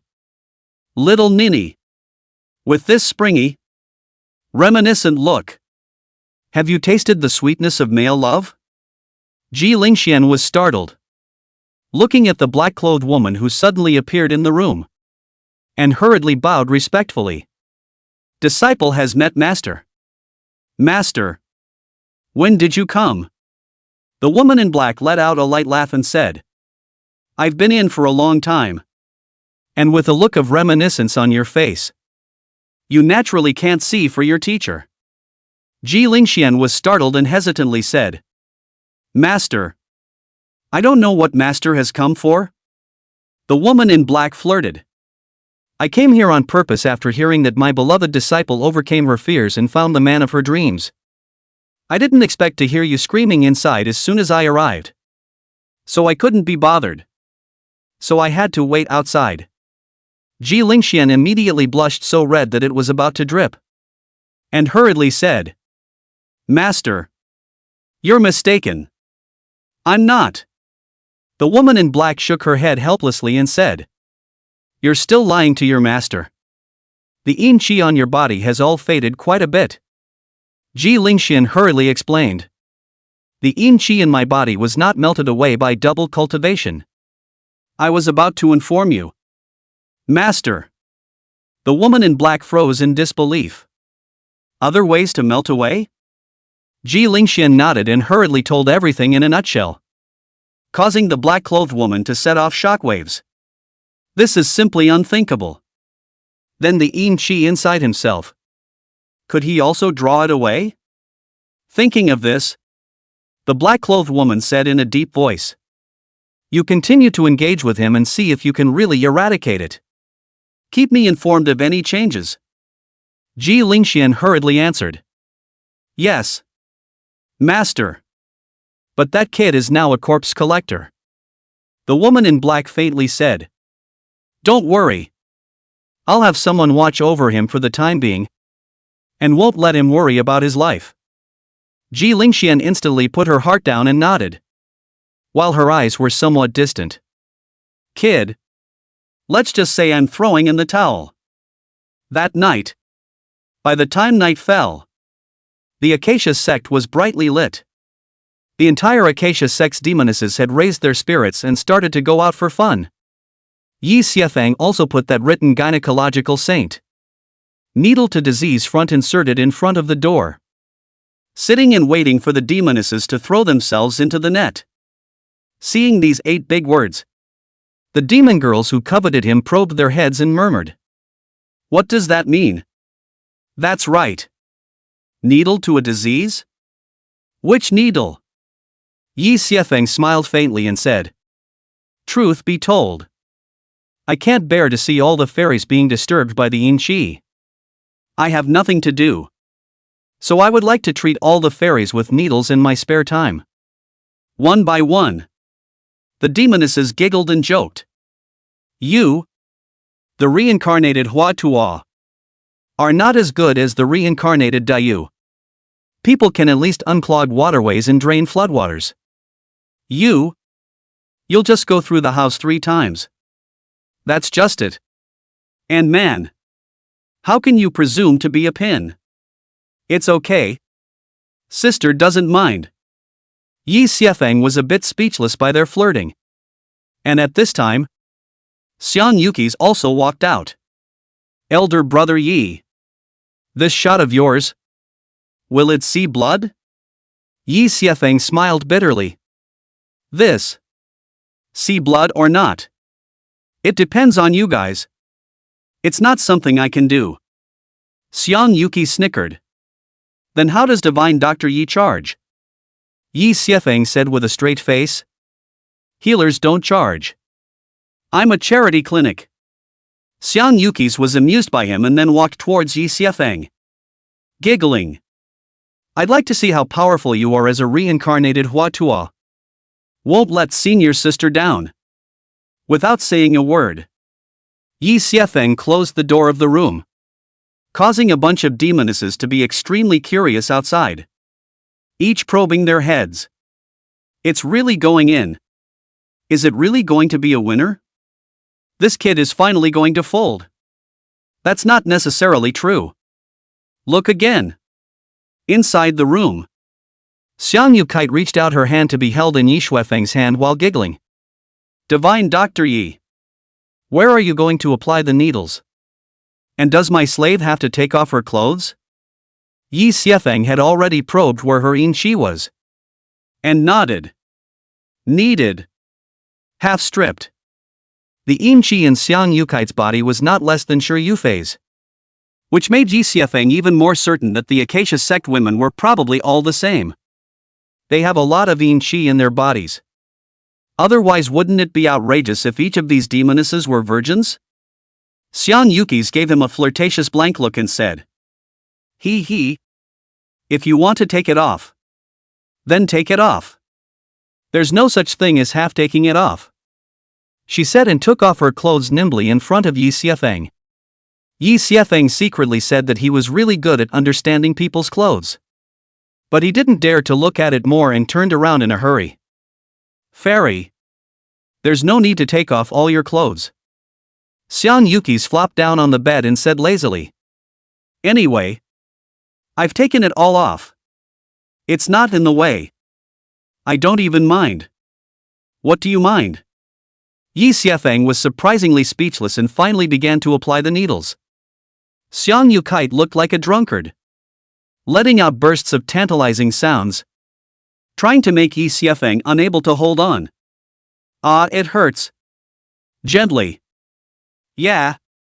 That's it. Get in there more. So cozy. Yi Xiefeng was full of question marks. Was he really applying needles to save people? You're ruining my reputation. However, as she performed the needle technique, Xian Yuki's also went from playing along to looking serious. Hiss, you're gentle. It hurts. Outside the door, Shi Yufei and Huang Ying came jointly.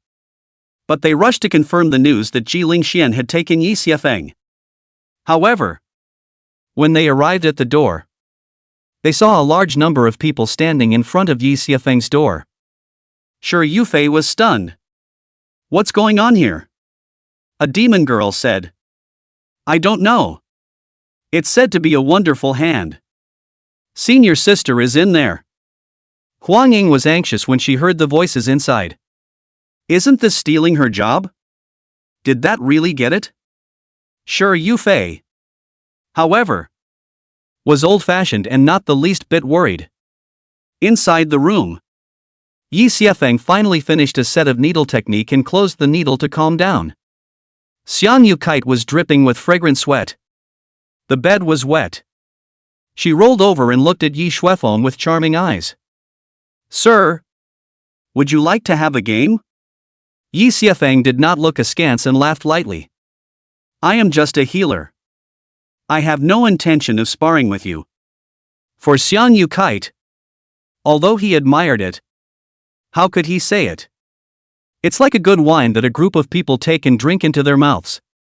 And then people pass it on to him. This diaphragm. Who knows how much spit anyone spat into it? Yi Xiefeng does not despise to the language kite. Everyone has their own way of living. Respect and bless. Just will not be close. Xian Yuki's naturally could feel Yi Xiefeng's resistance, but did not explain anything. Just ranting. People are looking forward to this so much. Senior brother Yi is really disappointing. Yi Xiefeng was dumbfounded and said, Senior sister Xiang, I still want to help out the other fairies tonight. Xian Yuki said pitifully. Senior brother is kicking people out so quickly. People still want to stay here tonight.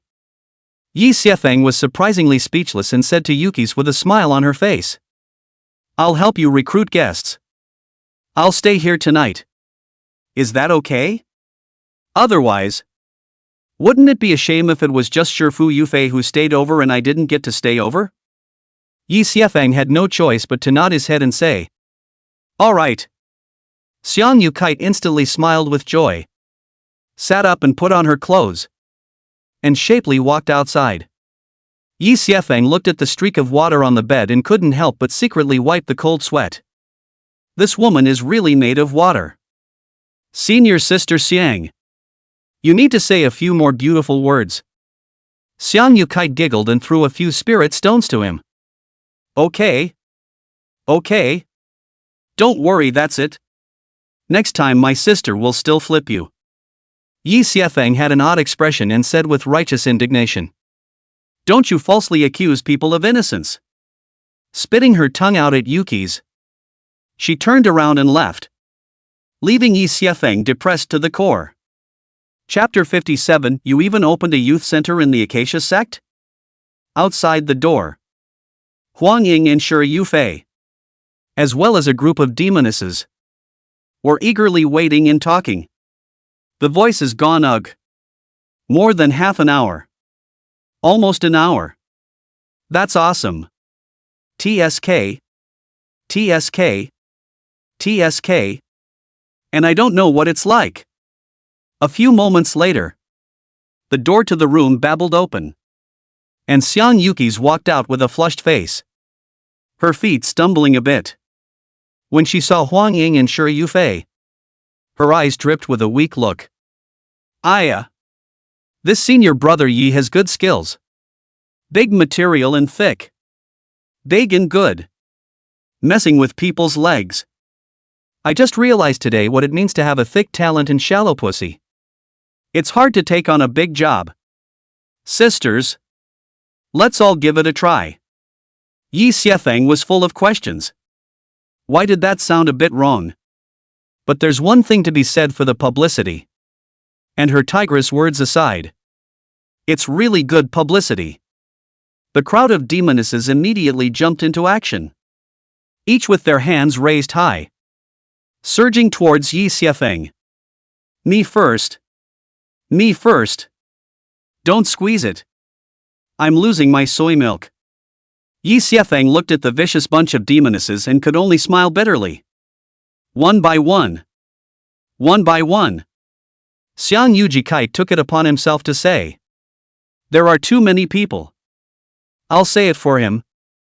The highest bidder gets it. She winked at Yi Xiefeng and said, Half for each.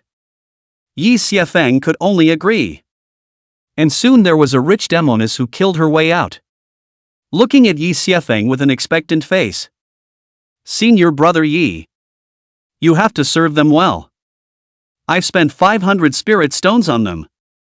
Yi Xiefeng was full of questions, but he could only nod his head and say, Senior sister, please. A few moments later, that demoness, with a flushed face full of reminiscence, reluctantly walked out. Senior brother Yi, can't you really do it again? Give it to someone one more time. Just one more time. Can't. It'll hurt my body. Senior sister will come back in 3 days. It takes 3 days. Yi Xiefeng nodded. The reason why he was so quick this time was because the yin qi in the demon girl's body was not even a tenth of what Shi Yufei and the others had. It made him depressed as to what it was all about. But it was too late to think about it. The demon girl behind him couldn't wait any longer and pulled him inside. Yi Xiefeng was in pain and happy, and could only follow in, feeling like a greenhouse girl. But the speed of this strength increase, that's really nothing to talk about. Xian Yuki stood in the doorway, like a bod soliciting guests, bidding for his next one. Seeing this scene, Shi Yufei didn't know why she was a little unhappy in her heart. It was as if her exclusive toy had been snatched from her, depressing her to the core. Huang Ying said with a smile. Senior sister seems to be jealous? Shi Yufei snorted coldly. No. Seeing that Yi Xiefeng was safe and sound, she did not stay any longer and turned to leave. That night, Yi Xiefeng worked until most of the night and was really a bit tired. But the customers were raving about it, and each one of them clung to it and returned to it, tickling the hearts of the other demonesses. Although there was not much yin qi in the bodies of these little demonesses, a little goes a long way. Soon, the spiritual energy in Yi Xiefeng's body had been consumed and replaced by a dense yin qi in his body.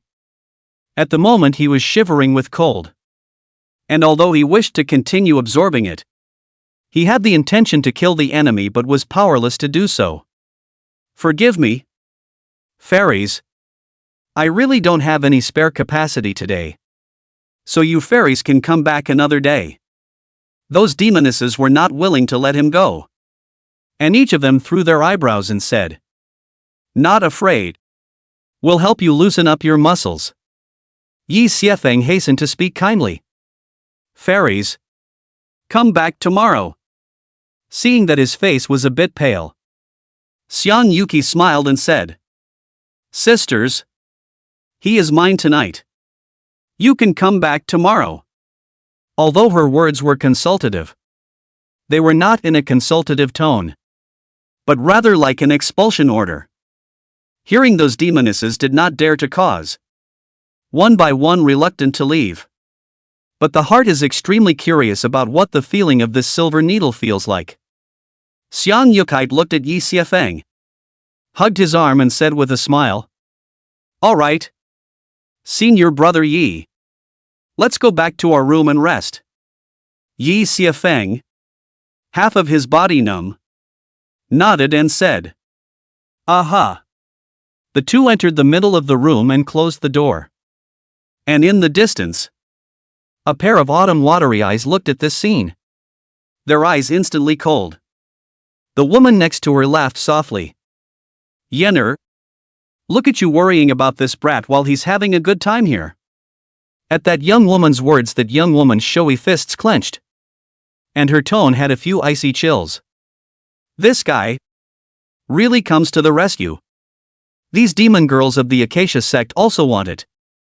Really?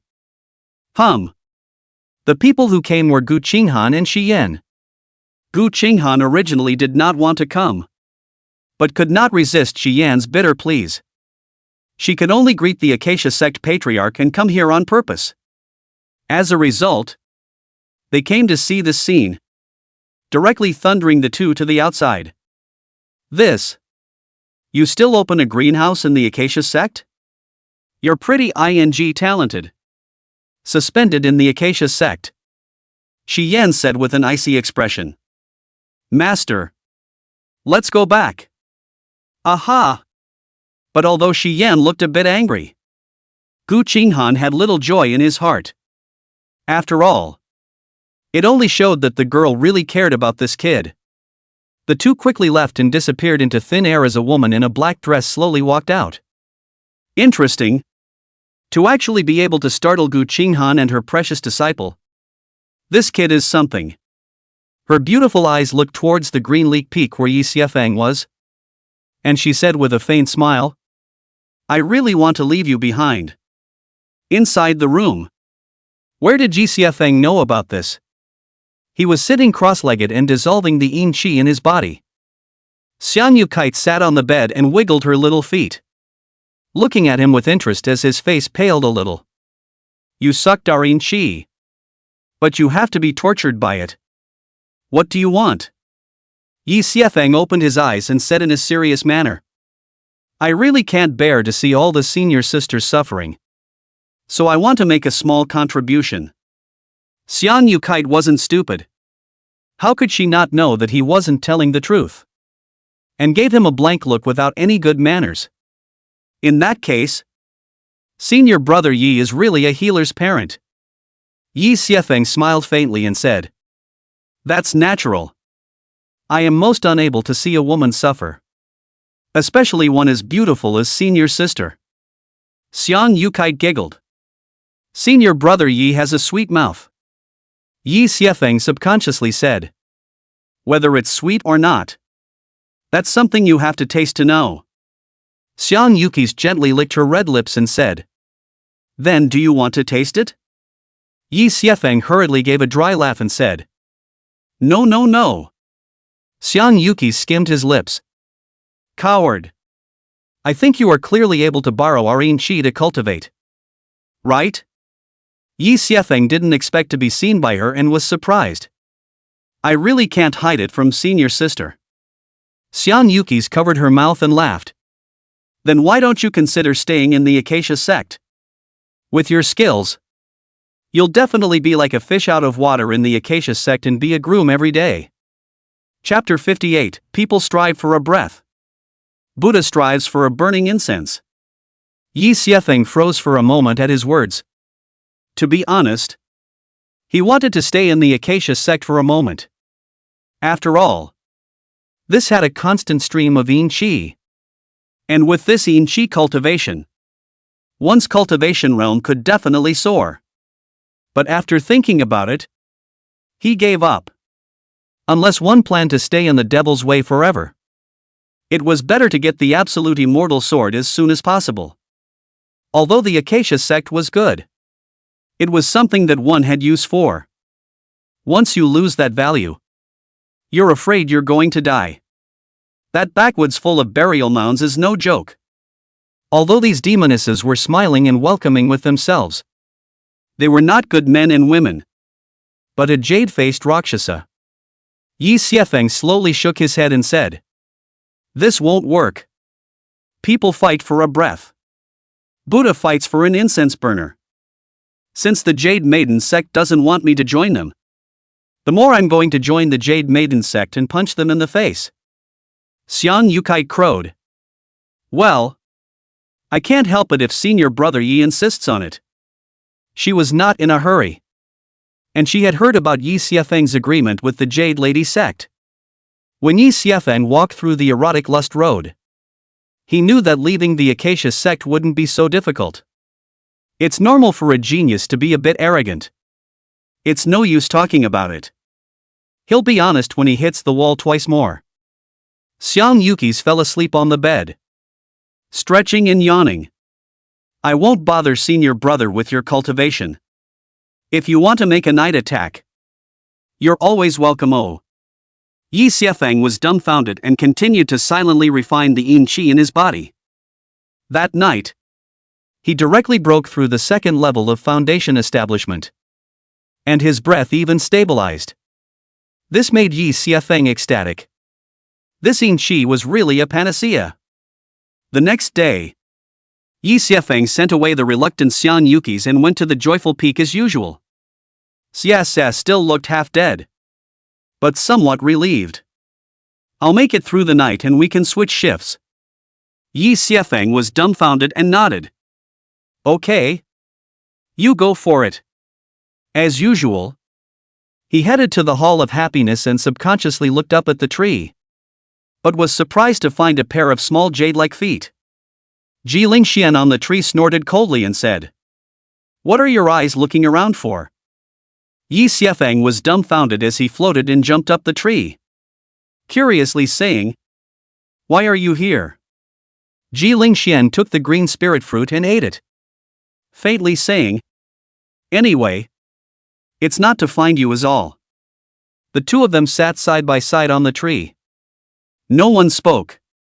And the only sound left was Jiang Yuli eating the fruit. After a while, Jiang Yuli seemed a bit embarrassed and took out a spirit fruit to give to him. Here. Yi Xiefeng gave a thank you. Then asked curiously. Why did you join the Acacia sect? Ji Lingxian said carelessly. Which is why. It's not that my family is poor and sold me. Yi Xiefeng froze for a moment and smiled bitterly. That's right. Everything is fate. Half of it can't be helped. Have you ever resented your parents? Ji Lingxian shook her head and said. What is there to resent? They have their difficulties. Without them, I wouldn't have set foot on this cultivation path. And I have them to thank for that. Yi Xiefeng asked. If there is a chance, will you leave the Acacia sect? He couldn't help but sigh. He really was still guilty of the common problem of men. Pulling good women into the water and persuading windswept women to come ashore. Ji Lingxian looked at him in surprise before giggling. I heard that you're from the Xian Tian Sword sect. You're not an undercover agent sent by the righteous path. Are you? Yi Xiefeng cackled in his heart. But half joked. I'm probably considered an undercover agent? Specializing in rescuing you devil women? Ji Lingxian puffed and laughed before looking up at the sky. Her eyes filled with bewilderment. She muttered. Where can I go if I leave the Acacia sect? I've grown up in the Acacia sect since I was young. This place is equivalent to my home. And everything I've learned is from the Acacia sect. If I leave the Acacia sect, I'll probably die somewhere soon somehow. So I won't leave. Her voice was ethereal with some helplessness in it, making people listen with some intolerance and heartache. Yi Xiefeng looked into the distance and smiled. The world is a big place. It's not just the Harmony sect in front of you. You can look around. Ji Lingxian twisted her head to look at him, but saw the pity in Yi Xiefeng's eyes and could not help but sneer. What? Is that heartbreaking? Maybe I lied to you? Yi Xiefeng let out a frown. He really couldn't tell if this demoness was telling the truth or not. Just then, the token in his hand lit up. But it wasn't in the direction of the Hall of Acceptance, but a separate compound. I've come to live. I'll go first. Yi Xiefeng jumped down from the tree. Ji Lingxian waved her hand and said, Be careful. Don't die somehow. Yi Xiefeng answered. And then with a lot of apprehension in his heart, he carefully headed within that courtyard. A moment later, he looked at the door to the room and couldn't help but gulp. Taking a deep breath before speaking. Greenleaf Peak Corpse Collector Yi Xiefeng has come. Dare I ask if it's convenient for senior sister to go in? There was no sound from inside. And it took a while for a woman's voice to come out, which seemed a bit mocking. Yi Xiefeng? Come in. Yi Xiefeng couldn't help but thump in his heart when he heard this voice. This voice was familiar to him. He carefully opened the door and stepped inside the room, which was filled with an aroma that was familiar to him in several ways. Yi Xiefeng searched the ground for a while, but did not find the body he wanted. So he could not help but be a little puzzled. Are you looking for this?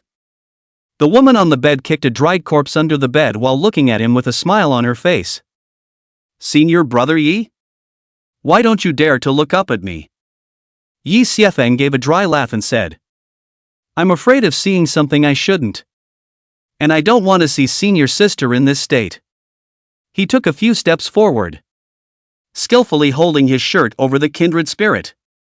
If senior sister has nothing else to do, I'll go down first. The woman said in a cold voice. Stop and look up at me. Yi Xiefeng looked up helplessly. The woman on the bed was naked, her head full of green silk pouring down, covering her chest. Senior sister Huang Ying. Why are you doing this? The woman on the bed was none other than Huang Ying, one of the several demoness candidates of the Acacia sect, and the woman who would be traveling to his place tonight to spend the night. Yi Xiefeng was really not expecting to come across this situation, to run into her in such an awkward scene. But this shattered his illusion that the women of the Acacia sect could possibly be virgins. Probably none of them except Ji Lingxian. Oraheim smoothed her long hair and asked, "Do I look good?" Yi Xiefeng nodded sincerely and said, "Of course senior sister looks good. Then senior brother Yi, come and play with me?" Oraheim smiled and reached out to touch him. But he dodged it lightly. "Senior sister. Please respect yourself." Huang Ying let out a long sigh and said, "Is senior brother looking down on women like me? Thinking that I'm as human as I can be?" Yi Xiefeng shook his head and said, "Naturally not. I already knew about the problem with this gongfu. I don't blame senior sister for this." Huang Ying laughed dumbly. "Of the 4 holy maiden candidates of the Acacia sect, I should be the only one who has already broken her body. In other words, all 3 of them are still virgins. If you double cultivate with them, you won't actually lose out. Oh. Chapter 59, Xian'er is here." Yi Xiefeng didn't expect to hear this here in Huang Ying, and couldn't help but be a little stunned. "You mean all 3 of them are still virgins?" Huang Ying lazily lay down and smiled sweetly. "Yeah. The 3 of them still have unrealistic fantasies. They're probably still struggling with who they're going to give their first time to. And to which one they don't hate. Ridiculous. I recognize the reality. Since I'm going to break the body sooner or later, why don't I break through to the out-of-body realm earlier and surpass them?" Yi Xiefeng did not comment on this. After all, people have their own aspirations. Cannot be generalized. Huang Ying looked at him with a slight snicker. Senior brother Yi has a cleanliness fetish at first glance. So I guess he's not interested in a woman like me. Senior brother. Since you're here anyway, why don't you also administer the needle to senior sister? And I won't bother you tonight. How about it? Yi Xiefeng hummed. And Huang Ying rolled over and just lay on the bed, letting him let go of his hand. Yi Xiefeng could only put that benevolent brother on the ground while stepping forward to carefully apply the needles. He couldn't help but feel a little uncomfortable as he looked at the claw marks left by the pleasure on her back. "You guys are pretty fancy. This time." However, he did notice a distinct difference. The yin qi on Huang Ying was indeed not as strong as the other 3. It made him think. Did the breakthrough want to drain the yin qi? And the process of dual cultivation between a man and a woman was the process of draining it away? Huang Ying didn't move a muscle, feeling the yin qi pulling out of her body, not knowing what she was thinking. Half an hour later, Yi Xiefeng pulled away from the room holding the dried corpse, and a sobbing sound came from inside. Huang Ying lay on the pillow and sobbed. Since this stitch could draw out the yin qi, what she had done? With this guy around, wouldn't it mean that Shi Yufei and the girls didn't even need to break their bodies to make a breakthrough? At the moment her heart was filled with remorse. Why hadn't she held back longer? Why hadn't he come earlier? Yi Xiefeng which know these. According to the routine after this day, the night as usual in the Heping sect hanging pots to help the world.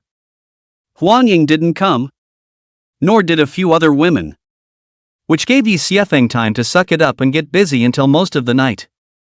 The next day, Yi Xiefeng did not go to Joyful Peak because today was the day of the shift change. Xie Sun was in charge of collecting the bodies during the day, and he'd just go over there again at night to change shifts. Since Yi Xiefeng had put out a message last night that he would open the door during the day for the next few days. So early in the morning, quite a few demonesses of the Acacia sect were waiting outside the door. All of them eagerly waiting. Especially those women who had heard that they could get rid of their yin qi without having to break their bodies were lining up overnight. After Yi Xiefeng washed up, he opened the door to receive, and really had the feeling that he was a divine doctor who was hanging on to the world. He had been busy for a whole day, thoroughly stabilizing the second level of foundation establishment, and was planning to head to Joyful Peak. Just at this time, There was suddenly something strange in the sea of consciousness. And a slightly disgruntled voice came out. Why haven't you come over to me? You guy? Yi Xiefeng was ecstatic. Xian'er, you finally came over. I'd like to come over to you. But I'm really busy over here. Nangong Xian'er was a bit curious. Is your side that busy? Yi Xiefeng told her about his side of the story while flying towards Joyful Peak. Now that Nangong Xian'er had come over, he immediately breathed a long sigh of relief in his heart. At least with Nangong Xian'er around, one would no longer be so easily slaughtered. Fairy, what's going on over there? Nangong Xian'er said indifferently. There's nothing going on. It can still be dragged out for a while.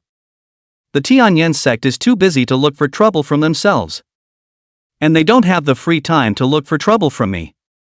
Yi Xiefeng curiously said. What's going on? Nangong Xian'er said breathlessly. I'll talk to you after your side of things is settled. Yi Xiefeng hummed. And between the two of them talking, they had arrived at Joyful Peak and met Xia Xia. Xia Xia hadn't slept for a day and a night. And although his demeanor was tired, he was in high spirits. Senior brother Yi, you have a special status and will usually be fine. But you shouldn't take it lightly. You must watch out for those lustful senior sisters. They are losing their minds and don't care who you are. Yi Xiefeng nodded and said. Senior brother Xie. How can this be distinguished? Xia-san said with a wry smile. Senior brother. Generally speaking, those who can suck the stove tripod to death are all lustful. You'll just have to pray that the Taoist friend in front of you had fed them before he died. Or else you'll have to carry a gun into battle as well. Yi Xiefeng was instantly creeped out. The way he said this, it was almost like telling him that the objects to collect the corpses were all of them. Senior brother Xie. This is still going to involve feeding a tiger with your body? Xia Xia said with a sad face. If I want to, I will be a fellow traveler with a number of Taoist friends. I hope that you and I will not be brothers with the same core. Yi Xiefeng instantly understood why he was getting weak. So he had a part-time job in addition to collecting corpses. No wonder this is a high-risk occupation. Xia Xia patted his shoulder and said. Take care. Senior brother. Yi Xiefeng was in a fretful mood and habitually walked towards the mountain's Chengxian Hall. Along the way, the sound of insects and birds chirping. Obscene language is endless. The rhythmic slapping sound on both sides. Gasping is even more uncomfortable. When Nangong Xian'er heard these voices, she was ashamed and angry. And couldn't help but curse. Really shameless.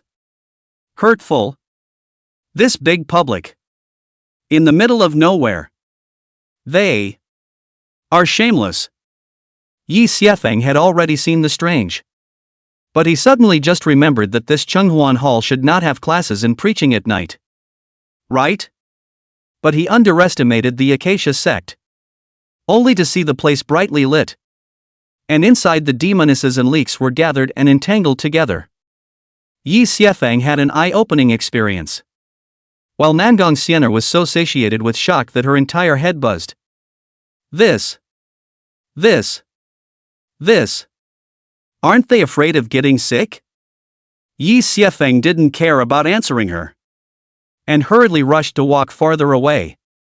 So as not to be dragged in. He didn't have to wait long for the first of his friends to die. And rushed to collect the body. He was lucky that this Taoist friend accomplished his mission before he died. And that demon girl's core was full of overflowing feet. Yi Xiefeng hurriedly picked up that Taoist and left. He was burying the corpse in the back of the mountain when he suddenly realized a frightening thing. This dude. He's broken. This makes Yi Xiefeng's cognition of these demonesses to a higher level. Brothers with different cores do not know. You guys are really its power to break the stem ah.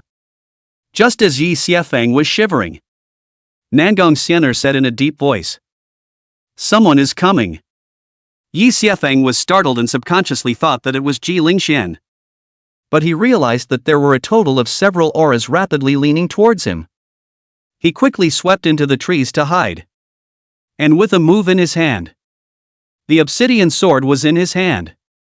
A few moments later, 4 figures leaned over from all directions. And the person at the head was actually a Jindan cultivator. The 4 of them searched around for a while. But they did not find the target of their and other people's trip. So they could not help but look at each other. The man in charge looked at the freshly erected earthen grave and frowned. The earthen grave is still freshly constructed. The people shouldn't have gone far yet. The remaining 3 looked around. And one of them looked up into the tree and saw Yi Xiefeng hidden above. There. However, Yi Xiefeng had already struck instantly, leaping down from the tree and chopping down with a sword. Although the man raised the long sword in his hand to block the obsidian sword, he still screamed miserably and was kicked out. Yi Xiefeng floated down to the ground, pulled a sword flower in his hand and smiled kindly at them. What do the 4 of you want with me late at night? Chapter 60, Borrowing a Head. That Jindan cultivator in the lead said in a cold tone. I want to ask you to borrow your head for a while. Go! The 3 of them swarmed up, while the cultivator who had been kicked out quickly climbed up and offered up his magic weapon. Nangong Xian'er reminded. There's another person in the dark, with a cultivation level in the Yuaning realm. I just don't know why he didn't make a move. Yi Xiefeng's heart was slightly austere, and the obsidian sword in his hand suddenly shone brightly, illuminating several people who could not open their eyes at all. Only the Jindan cultivator at the head of the group was able to use his divine sense to find out where his location was. But in this instant, several brilliant and dazzling sword lights flew towards him. It was obvious that Yi Xiefeng wanted to capture the thief first. That Jindan cultivator quickly retreated and scrambled to harness his magic weapon to protect his body. But he was still knocked out. Yi Xiefeng's combat experience was so rich that he could tell at a glance that this guy didn't often fight with others. He took a step out and performed his body technique, ghostly appearing in front of that Jindan cultivator with a heavy chop of his sword, only to hear a dang sound. The man was woefully out of position. Clearly a Jindan cultivator. But he was beaten by a series of sword moves. The light was blinding to outsiders. But in the hands of Yi Xiefeng, who was holding the obsidian sword, it was very soft. Yi Xiefeng realized that this Jindan cultivator's foundation was extremely flimsy and he didn't seem to have a decent magic weapon. In short, papier-mâché. The remaining 3 were even made completely unable to open their eyes by the dazzling obsidian sword, and could only listen to the sound and make random moves. Quite a few attacks landed on that Jindan cultivator, infuriating him and making him roar. Who the hell hit me? Don't hit me if you can't find anyone. The remaining 3 people immediately threw themselves at the mercy of the law, holding their magic swords in their hands, not knowing what to do. A moment later, that Jindan cultivator couldn't hold back and couldn't help but curse again. You 3 grandsons. You just watch. Don't you? The 3 men looked at each other in disbelief. And one of them had a more rigid temper and cursed right back. Fight or no fight?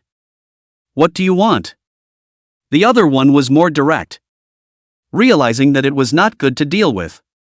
He just turned and ran. This mission, I'm not taking it. The other 2 also pulled their legs out and ran at once. And the Jindan cultivator cursed angrily, but could do nothing about it. Zhao Guang, Zhu Yanming, Xin Yuan. Remember this. Yi Xiefeng almost laughed out loud. And with a great determination in his heart, his attack became more and more powerful. However, he was still secretly wary of that person in the shadows making a move. So he was always ready to let Nangong Xian'er fuse with himself. As long as Nangong Xian'er made a move. As long as that person in the dark was not an out-of-body cultivator, he or she would not be false.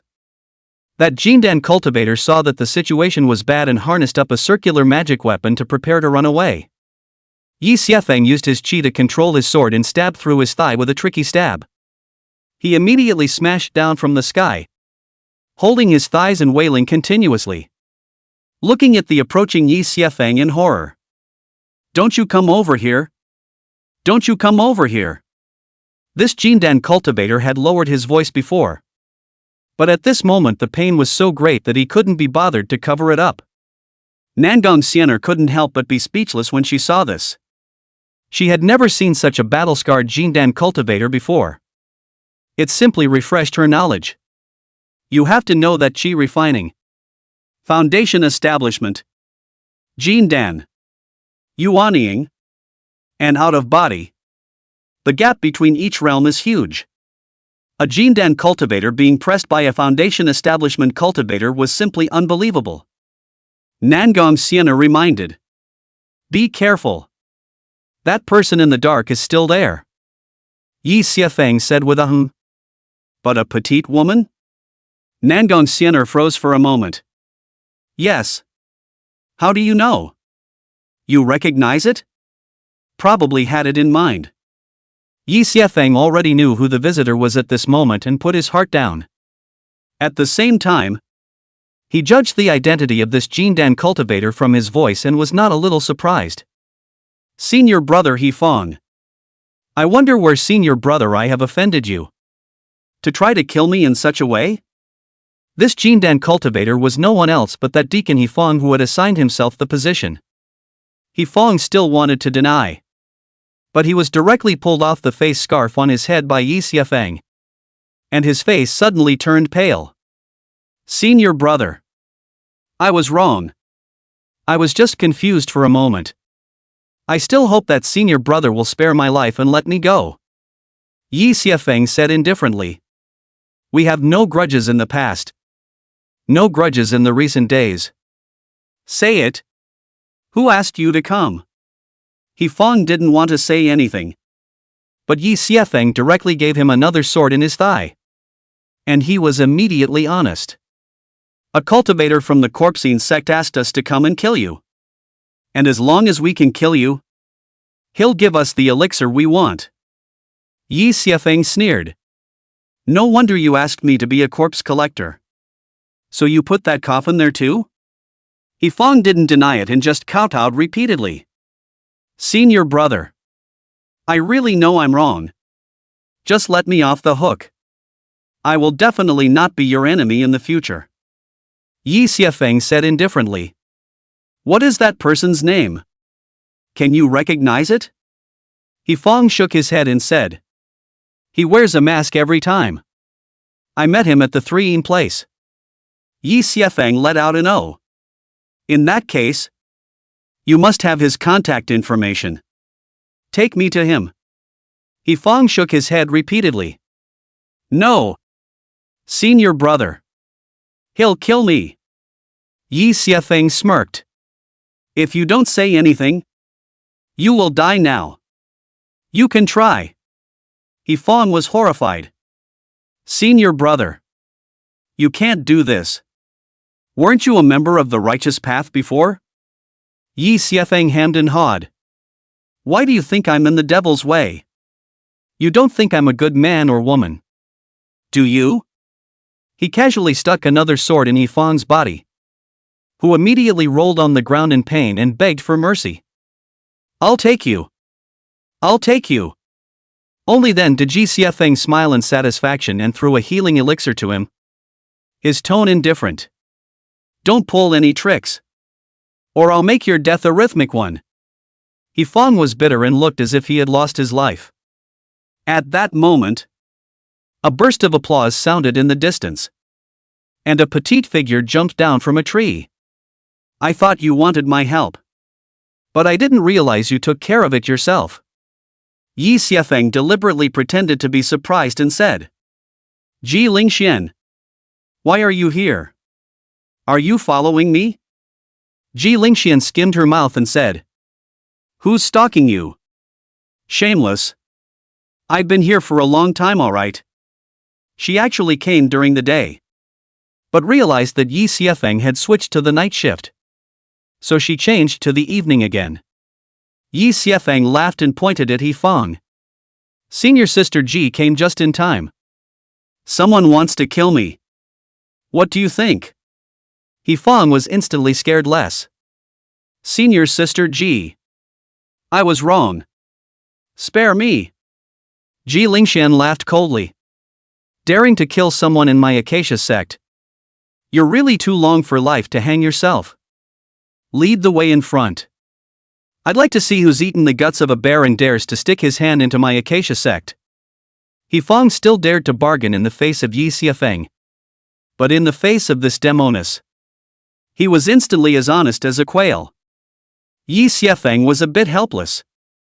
Really? In this devil's path? Good people can't mix.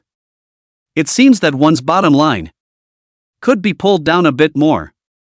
Yifeng cried out and summoned out, informing the man that he had gotten his hands on the goods and asked him to come and inspect them. The man quickly replied, telling him to bring Yi Xiefeng's head and come to Sanin Feng to get the final payment.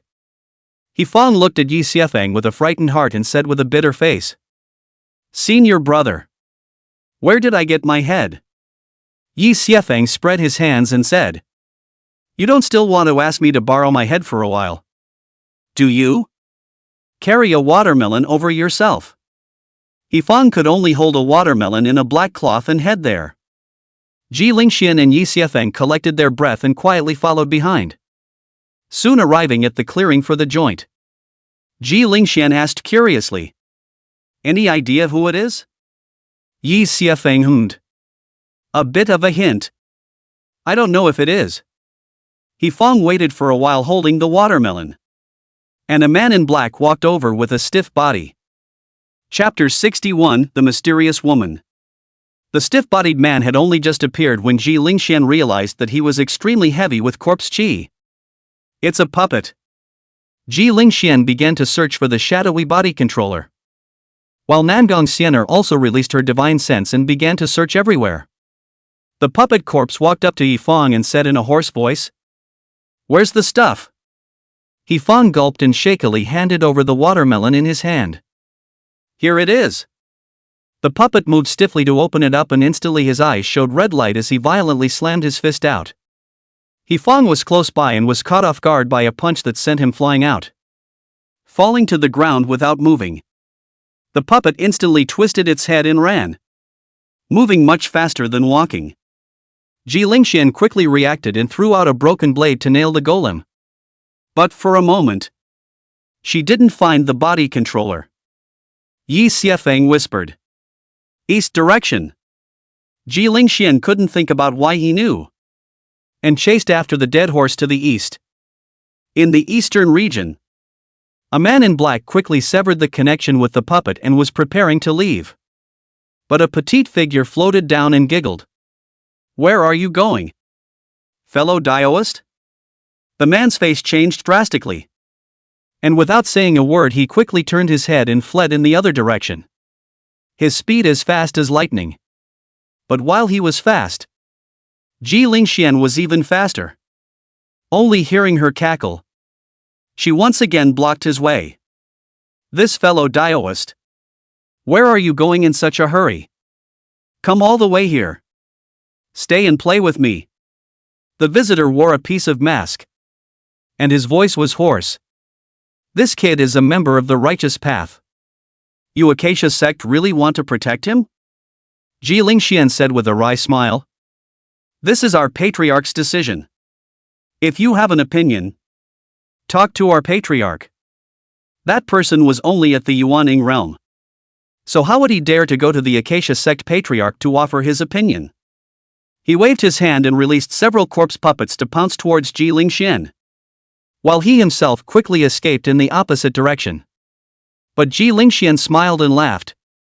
Her small hand stretched out, 2 small round knives into her hand, quickly slicing and chopping vegetables in general to clean up those corpse puppets.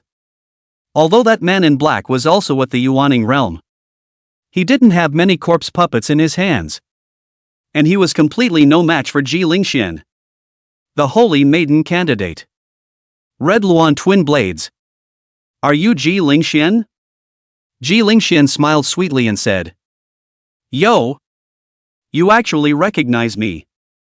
Since you know it's me, why don't you tie your hands? The man screamed in agony. His heart was timid. His hands were a few points weaker. And soon he was left with nothing but woeful strokes. Yi Xiefeng also rushed over at this moment, but didn't immediately step in to save this guy from jumping over the wall. A moment later, Ji Lingxian bundled the man into a brown bundle and threw it at Yi Xiefeng's feet. Looking at Yi Xiefeng with a smile on her face. Nah. I've captured the person. So it's up to you what great sage Yi is going to do with him. Yi Xiefeng could not help but have a deeper understanding of her strength. Even in the Xian Tian sword sect, this demon girl was considered a strong person. He took the obsidian sword and picked off the man's mask. Looking at the ugly as hell face with a helpless smile. Yuan Kuei. We meet again so soon ah. You really haven't learned your lesson. Yuan Kuei looked at Yi Xiefeng resentfully. Yi Xiefeng? You're the holy son of Xian Tian sword sect. Do you only know how to hide behind women and sell your color? Yi Xiefeng smirked. You're jealous? I have the color to sell. What do you have? You don't have any hair. Yuan Kuei was so angry that his face turned red. And Ji Lingxian giggled. You're so damaging. Yuan Kuei shouted angrily. Yi Xiefeng. If you're sensible, you'll let me go. Or else the Cultivation sect won't let you go. Yi Xiefeng picked up the obsidian sword in his hand and shook his head helplessly. Yuan Kuei.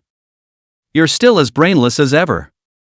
He plunged his sword into Yuan Kuei's lower body and gave him a direct fatal hit on the chicken. Yuan Kuei instantly changed from Tai to D. And could not help but scream miserably. Writhing on the ground like a worm. Yi Xiefeng smirked. Yuan Kuei. I don't dare to kill you. But I can waste you. Yuan Kuei looked at the coldness in his eyes and couldn't help but be startled. Begging for mercy.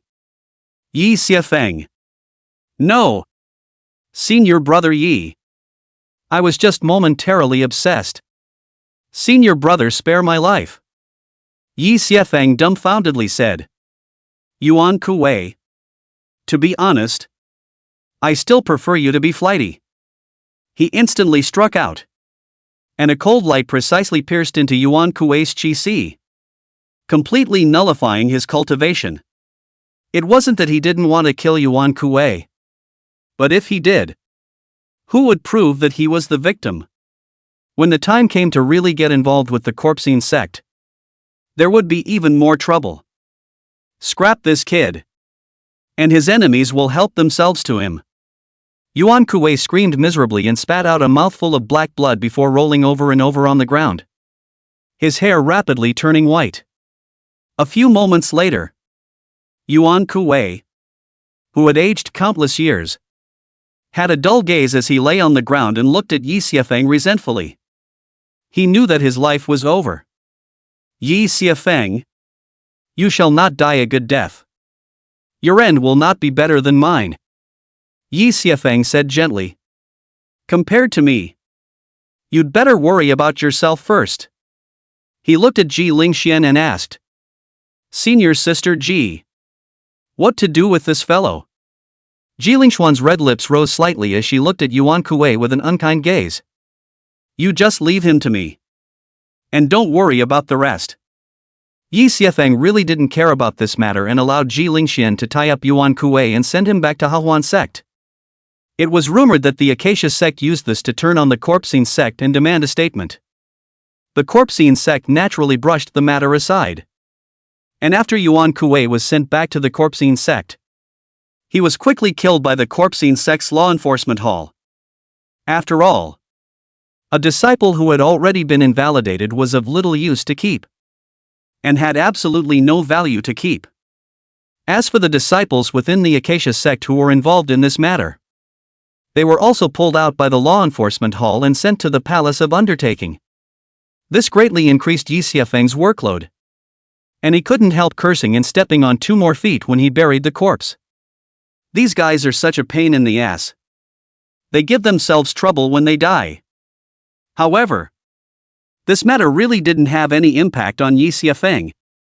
And no one even came to him for questioning. Yi Xiafeng couldn't help but re-examine Ji Lingxuan's weight in the Acacia sect. This little ninny's identity was not simple. The next day just happened to be the day that Ji Lingxian was given the opportunity to suck the yin qi from her body.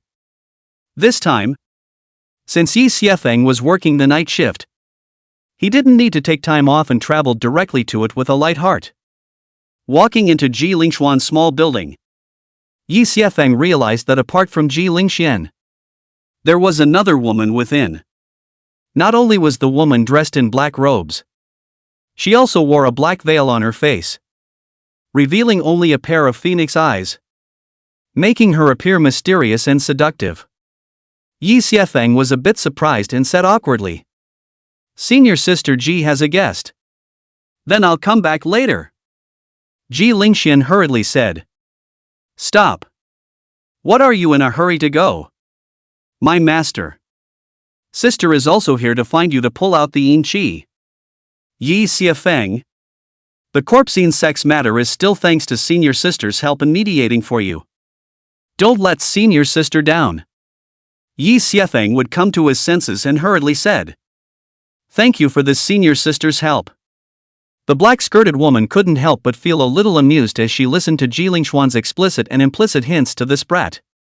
It's just a part of the job. In a moment, we'll still have to labor to help pull out the yin qi. Her voice was so soft that it sounded like she was being pampered, even though she was just talking normally. Yi Xiafeng's heart was stirred at the words and he hurriedly recited the Taishang forgetfulness skill silently. What level of demoness is this? Just listening to the voice is enough to make one's body burn with desire. He simply couldn't dare to imagine what kind of immortal music this woman would sound like if she were to make some kind of sound. Chapter 62, Acacia Sect Patriarch. Seeing Yi Xiafeng's lustful look, Ji Lingxian couldn't help but cough to remind him.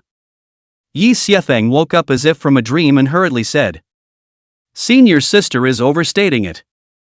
It's just a matter of lifting a finger." The woman in black let out a light laugh and looked at Yi Xiafeng with interest, making him look uncomfortable. Yi Xiafeng hastily twisted his head to stop looking at her and inquired, "Both of you, who will come first?" Ji Lingxian looked at the woman in black, smiled sweetly and said, "Senior sister, you first." The woman in black nodded her head and Yi Xiafeng said somewhat unnaturally, "This fairy needs to remove her outer clothing to administer the needles." The woman hemmed and gently removed her cloak, revealing an incomparably enchanting torso. She seems to have made preparations early, deliberately wearing a revealing dress to come, exposing her bare jade-like back, with a large open-work chest. The woman's white as snow skin had a black stripe on it, adding a touch of seduction to her. Even though Yi Xiafeng had already read countless women, he still couldn't help but marvel at this ghostly body. If the bodies of ordinary people were casually crushed by Nuwa, this was probably the work of the great god Nuwa's showmanship. It was as if her torso could arouse anyone's desire. Dimpled without being exaggerated, a hair more would be too much. An inch less would be too little.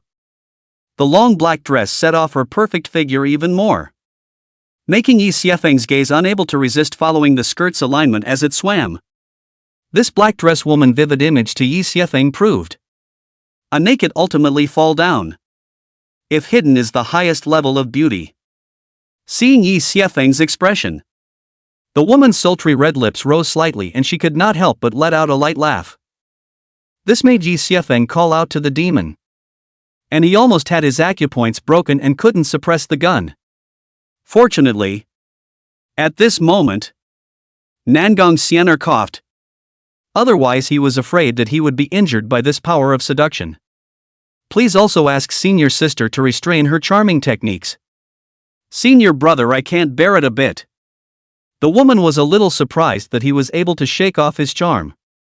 And then smiled apologetically. Senior brother, forgive me. This physique of mine is so. It is not my intention to make things difficult for senior brother. I will try to restrain myself. Yi Xiefeng nodded and smiled bitterly. Please also reach out to me. Senior sister. The black-skirted woman reached out to him, and Yi Xiefeng was a bit surprised when he realized that there were also black lines on her hand. But in the next second, he was completely surprised by the scale of the yin qi inside the woman. The yin qi of Shi Yufei and the others was nothing but a drop in the bucket in front of the woman. This majestic yin qi. If he could transform all of it, he could definitely become a Yuan Ying realm cultivator himself. Who the hell is this guy? And the lines on the outside of her body were even less of a decoration. But the yin qi had invaded the surface of her body and overflowed to the outside world. Yi Xiefeng looked along her neck. But he did find extremely hidden black lines that seemed to have spread to her face. The black-veiled woman couldn't help but frown slightly when she saw him looking toward her. What's wrong? Yi Xiefeng shook his head and said. It's nothing. It's the first time I've seen yin qi on such a scale. I was a bit startled. The yin qi in the fairy's body is too deep and is distributed in a messy manner. I don't dare to drop the needle at will for fear of causing a riot of yin qi in the fairy's body. The black-skirted woman said indifferently. Just let go of the needles. I'm not too far gone to blame you. Yi Xiefeng nodded and said. Then please also ask senior sister to lie down on the bed. I'm going to get ready to administer the needles. The black-skirted woman gave an oh-so-sweet sound and lazily laid down on top of the jade bed. Yi Xiefeng looked at her enchanting body and carefully said. Xian'er? What exactly is this woman's origin? Fairy? Yi Xiefeng shouted several times in a row. But Xian'er didn't say a word. But she was clearly in his sea of consciousness. Yi Xiefeng suddenly remembered the last time Xian'er appeared like this. Which was when she met Gu Qinghan in the Jade Maiden sect. Could it be that this woman was also an expert at this level? Yi Xiefeng was full of doubts and sat on the edge of the bed to meditate on the Heart Sutra while carefully dropping the silver needle. The black-veiled woman frowned slightly but did not say a word. Worried that she would disturb Yi Xiefeng if she made a sound. Yi Xiefeng let out a long breath. And then more and more silver needles fell and started to seal off the yin qi in her body. The woman still clenched her teeth and didn't say a word. Until Yi Xiefeng ran his gongfu to suck up the majestic yin qi in the woman's body. The woman couldn't help but let out a hum. Yi Xiefeng almost lost control. And hurriedly held his breath and said in a deep voice. Senior sister. Take control. I can't carry it. The woman let out an oh-so-subtle cry. But it backfired. And she hastened to shut up and die on her pillow. However, the sound that came out of his nose made Yi Xiefeng suffer. And fortunately, Nangong Xian'er made a timely move. Nangong Xian'er stabbed him in Yi Xiefeng's sea of consciousness from time to time, making him wake up in time. Yi Xiefeng was pantomiming the Heart Sutra while sucking the yin qi from her body. The whole person was sweating profusely. However, the yin qi in the woman's body was far more pure than the others, causing Yi Xiefeng pain and pleasure. Other than that, just her alone was enough for Yi Xiefeng to absorb. Although the black-skirted woman on the bed was in some pain, her beautiful eyes were brighter than ever. And she did not react in any other way. I didn't realize that this kid actually had some skills. Being able to draw the yin qi away from his body. After an hour, the woman also had a thin layer of sweat on her body. While Yi Xiefeng was as good as out of the water. His lips turned a little white. The yin qi in his body had reached its limit. And he hastily stopped administering the needles. Fairy. That's it for today. There's not enough true essence left in my body. The black-skirted woman sat up uninterestedly and regretfully said. You can only inhale this? If she continued to follow Yi Xiefeng's absorption frequency, It would probably take several years for the yin qi in her body to be absorbed. It was a lot better than it had been. But for her, she still wanted to be able to do it all in one go. Yi Xiefeng said helplessly. Fairy, forgive me. My strength is still weak. I can only absorb so much at the moment. Besides, I still have the yin qi inside elder sister Ji's body that I haven't absorbed yet. The black-skirted woman let out an oh-so-subtle cry. And could only talk herself out of being too greedy. This was good enough. She raised her hand to look at the magic pattern that had faded a little. And asked curiously. Can you specialize in sucking the yin qi from a certain place? To her, the most important thing was naturally the magic lines on her face. She'd been wearing a veil to meet people ever since she got the damn thing on her face. Yi Xiefeng thought about it and said. It should be possible. But you have to find the right place to see the effect faster. The black-skirted woman nodded in satisfaction and said. All right. 3 days later. I'll come back for you. Yi Xiefeng nodded. And then started to look at Ji Lingxian. Ji Lingxian looked at the black-skirted woman a little uncomfortable. But she could only take off her outer shirt and lie down. She couldn't help but make a noise despite her best efforts to restrain herself. And it made her want to die of shame. After another half an hour, Yi Xiefeng withdrew the needles. And then said with a tired face. If there is nothing else for the two senior sisters, I will leave first. The black-skirted woman handed out a bag of spirit stones. This is your reward.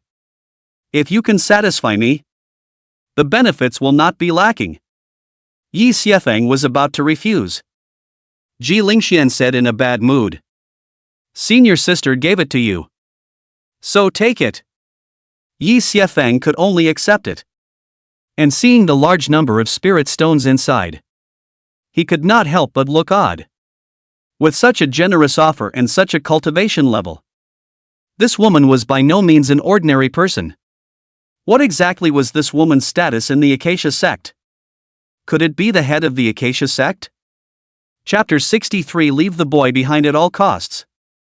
In fact, Yi Xiefeng did guess correctly. This black-skirted woman was no one else but the Acacia sect's patriarch, Nangong Xian'er. After Yi Xiefeng left, Ji Lingxian respectfully stood beside Nangong Xian'er with some apprehension. Master, how was the effect? Nangong Xian'er looked at the lines on her hand that were a few shades darker and nodded slightly. It's okay. You've done a good job in this matter. Turn around and go to the treasure pavilion to receive your reward. Ji Lingxian laughed. It's good to be able to help master. Disciple doesn't dare to take credit for it. Nangong Xian'er said with a smile. If I reward you, take it generously. Master is not such a stingy person. Ji Lingxian, however, was worried. Master, this kid is bent on going back. What can we do? Nangong Xian'er looked at her wrist. Her complexion slightly chilled as she said. Tell them to leave this brat behind at all costs. If it's not possible, arrange for a female disciple within the gate to use force on him directly. We can't let this brat go anyway. Ji Lingxian let out an ah and said with some hesitation. Master, is this really good? Nangong Xian'er said with a wry smile. Why? You little ninny can't give up. How about you go on this mission? Ji Lingxian's pretty face slightly reddened as she waved her hand back and forth. I don't mean that. I just think that a softer means can be used. Nangong Xian'er gave a hem and faintly said. I'll leave this matter to you. And you can also see if you can learn this set of stitches. This needle technique is marvelous and incomparable. If we can learn it, it will definitely benefit countless disciples of the Acacia sect. And we don't have to wait for him. Ji Lingxian nodded and said. Yes. Master. I understand. On the other hand, on Yi Xiefeng's way back, Nangong Xian'er finally showed her head. That woman isn't simple. Just like that Jade Maiden sect patriarch. She's in the Mahayana realm. Yi Xiefeng sucked in a breath of cool air and said. It seems like she really is likely to be that Acacia sect's patriarch. Nangong Xian'er hummed. If the Acacia sect doesn't have any other Mahayana cultivators, it should be. Yi Xiefeng didn't know whether it was a blessing or a curse for him to be looked at by such a powerful person. If the other party really wanted to keep himself behind, he was afraid that he would be in trouble. He went back with worry and continued to start going up to Joyful Peak at night to collect the bodies. This time there is Nangong Xian'er in. Yi Xiefeng bottomed out a lot. At least he does not need to be afraid of being forced on awe. However, Yi Xiefeng still underestimated the danger of this Joyful Peak. That night, he was pulled into the room by two lustful senior sisters in a row, forcibly stripping off his clothes with the intention of coming on strong. Fortunately, Yi Xiefeng's acupoints were sealed, and the two sisters scratched their heads and danced with their guns and sticks. But he remained impassive and insensitive. The two were furious. Were they so unattractive and worthless? Is it a man? Annoyed, the two cursed and blew Yi Xiefeng out, leaving him in tears. This Acacia sect demoness has quite a temper? He breathed a long sigh of relief though. Thankfully he had the foresight to do so. Otherwise this little trick flowing water any clip. I almost can't help but let them suck sun knee. Nangong Xian'er giggled. Aren't you afraid they'll spread this around? Yi Xiefeng ought, and was instantly a little worried about his reputation being damaged. But it's better to have a tarnished reputation than a late one. Xian, who was secretly observing, heard their cursing and was curious enough to go in and inquire. At once, she looked odd. This guy can't? So they're sisters? Thinking so, she didn't know whether to be happy or sad in her heart. However, there was no longer so much resistance to Yi Xiefeng administering needles to her. No! I must arrange for some more people myself and test the waters. I can't be fooled by him. Where did Yi Xiefeng know about this? And spent the night with no danger. During the daytime the next day, Yi Xiefeng was entertaining the demonesses who had come, when he suddenly realized that Shi Yufei was not far away. He happened to have something to ask her. So he hurriedly finished the hand of the demoness, while greeting her to come in. Shi Yufei walked in a little disgruntled, and even she didn't know what she was sulking about. She said sourly, Senior Yi is really busy. Yi Xiefeng smiled apologetically and joked. Senior sister Yufei, are you jealous? Didn't I receive you first? Only then did Shi Yufei turn her anger into joy and hummed. I thought you'd forgotten about people as the newcomer wins over the old. Yi Xiefeng laughed dryly. How is this possible? Senior sister, take off your clothes. Right?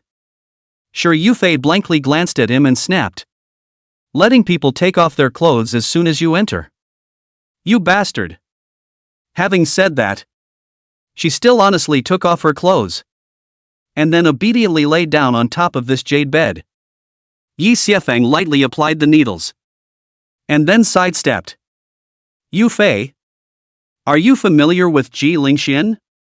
Hearing this, Shi Yufei instantly looked back at him and frowned. What is your relationship with Jiang? Ah! You lighten up. Yi Xiefeng smiled apologetically and said. What relationship can I have with her? Isn't it just that we met at the Joyful Peak before? Then she forced me to make a trip to her place to give her a stitch after she found out I could do it. That's all. Shi Yufei let out an "oh." A little uneasy. That's it? Yi Xiefeng looked at the smear of snowy white in front of her and moved his eyes away with difficulty. Just this. Why are you so jealous of her? Shi Yufei was dissatisfied. She always looks like she doesn't want to be in the same boat as us. And she's temperamental. Who would like her? Yi Xiefeng continued to apply the needles and tried. Then why don't you guys team up against her? Sure, Yufei pouted. He's the sovereign's personal disciple. How dare we? Gu. You really want to stab me to death?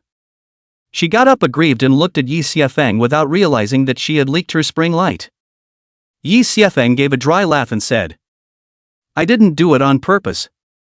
I was just a little surprised. Just lay back down. I don't know where to look when you're like this.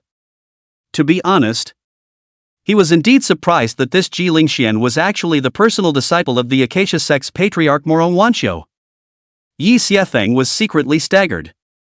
No wonder the other few women were so scared of her. Sure, Yufei slumped back. And Yi Xiefeng tentatively inquired about the Acacia sect patriarch again. The answer he got was not what he expected. This Acacia sect patriarch really preferred to wear a black dress and always wore a veil. She was even a cultivator of the Mahayana realm. Everything was right. Yi Xiefeng was completely sure that the one he met was the Acacia sect patriarch. In the next few days, Yi Xiefeng found that one by one, these demonic women of the harmonious sect who had already been at peace had become sexually interested in themselves again. Various kinds of head scratches and throws themselves at him, as well as tempting him under the guise of administering needles. Even Huang Ying, who had shown little interest in him, had come back to harass him, looking like he was dying to use force. This made Yi Xiefeng sit on pins and needles. The whole thing was creepy. And he hurriedly looked for Shi Yufei to inquire. You don't know until you ask. The Acacia sect had actually doubled their rewards a few times, which made Xiang Yuji and the others somewhat unable to protect him. Quite a few Acacia sect demonesses were foolishly moving around and seemed to be planning to use force on him. This made Yi Xiefeng walk on the road, all on tenterhooks, lest the next second by the demoness dragged into the bushes to perform that metamorphosis. Chapter 64. Come on. You're quick with your hands. I'm in a hurry. Central State. Xin Tian Sword Sect. The Xin Tian Sword Sect patriarch Yamu Shui was calmly drinking tea when suddenly a woman's panicked voice came from outside the door. Master. Master. It's bad. Yamu Shui looked at the flustered Xia Shishir, picked up the tea and took a sip, and said blandly, Xi'er, what's the matter with being so flustered? The person who came was none other than Xin Tian Sword Sect's Holy Maiden and Yi Xuefeng's childhood friend, Xia Shishir. Xia Shishir said with a panicked expression. Senior brother has joined the Acacia sect.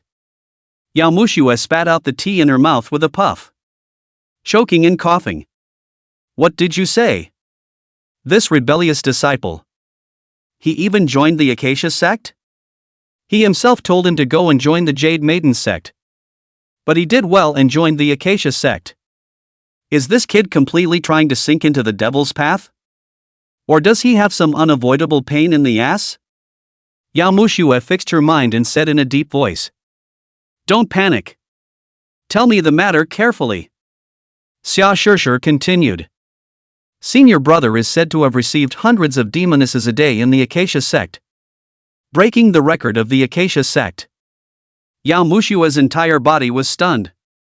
Hundreds of Acacia sect demonesses? Bull *********. What has this kid eaten? Although I knew when he was a child that he would become a great man in the future. But is it that great? Xiashir, she said nervously. Senior. What can we do about this? Senior brother is going to be tricked by the Acacia sect's demoness. Yao Mushue waved her hand and said. Shire. I know you're in a hurry. But don't be in a hurry. Let's think of a way for the teacher. Xia Shishir nodded and left with a full heart, her eyes gradually firming up. No. One could never let his senior brother sink into the devil's path. He himself had to go to the Acacia sect and rescue his senior brother. Inside the main hall, Yao Mushue also stayed for a long time. And several times she wanted to use the 10,000 miles transmission note to look for Yi Xiefeng.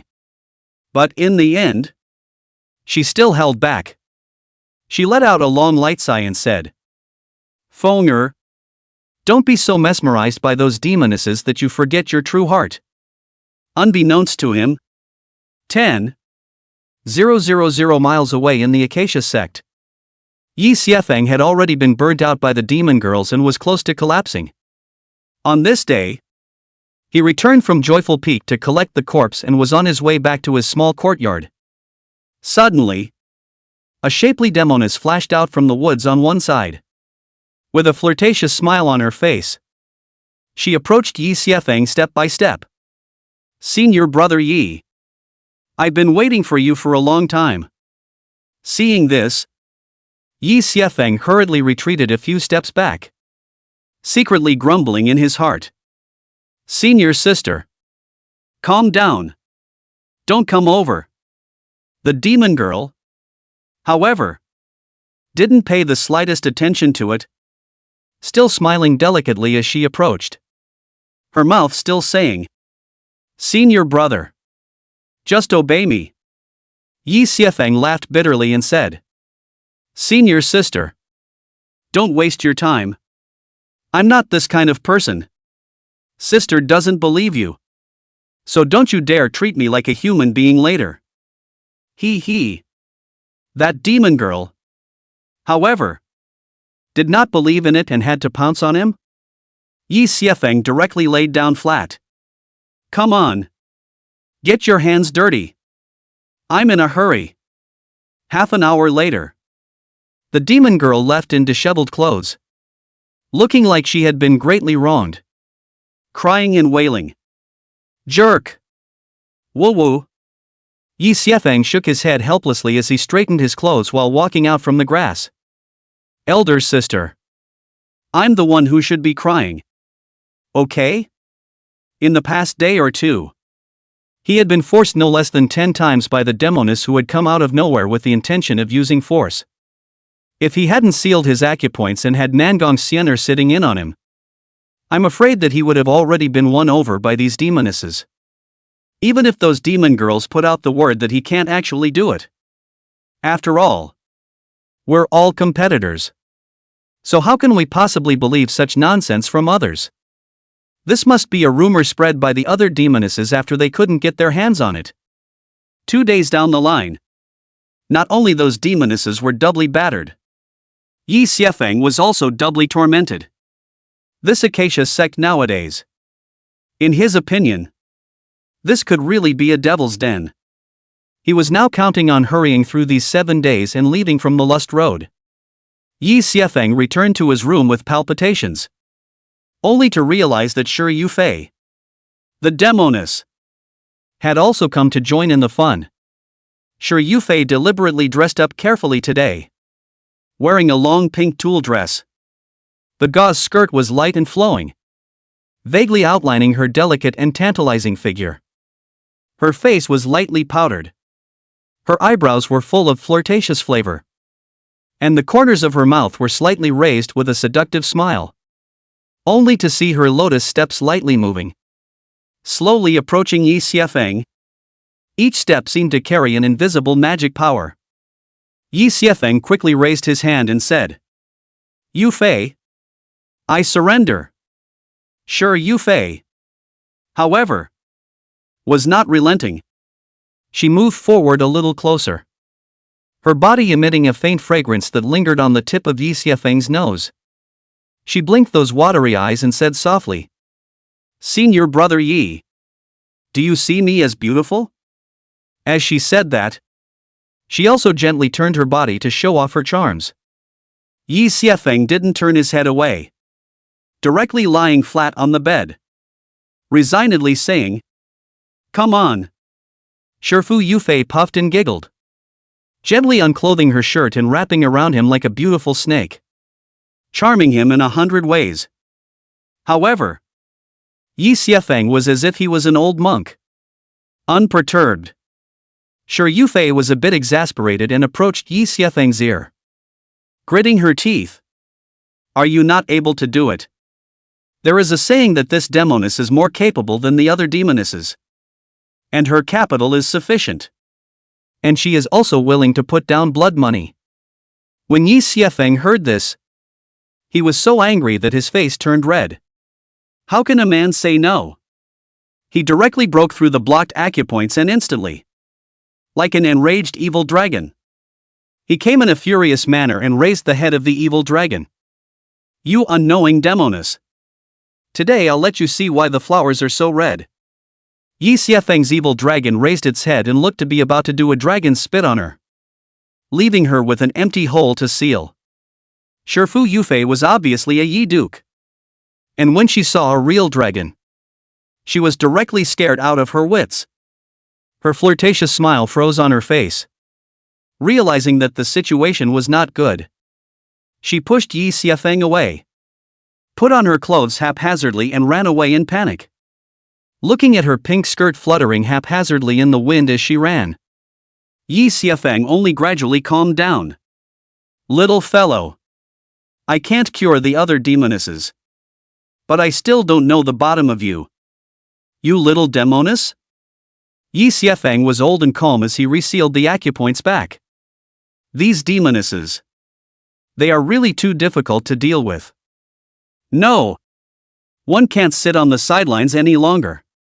Or it's no different than sitting on the sidelines and waiting to be forced. Who knows what kind of demoness you'll encounter back there? In the event that a demoness of Huang Ying's level used a charming technique on herself, she would definitely not be able to carry it off.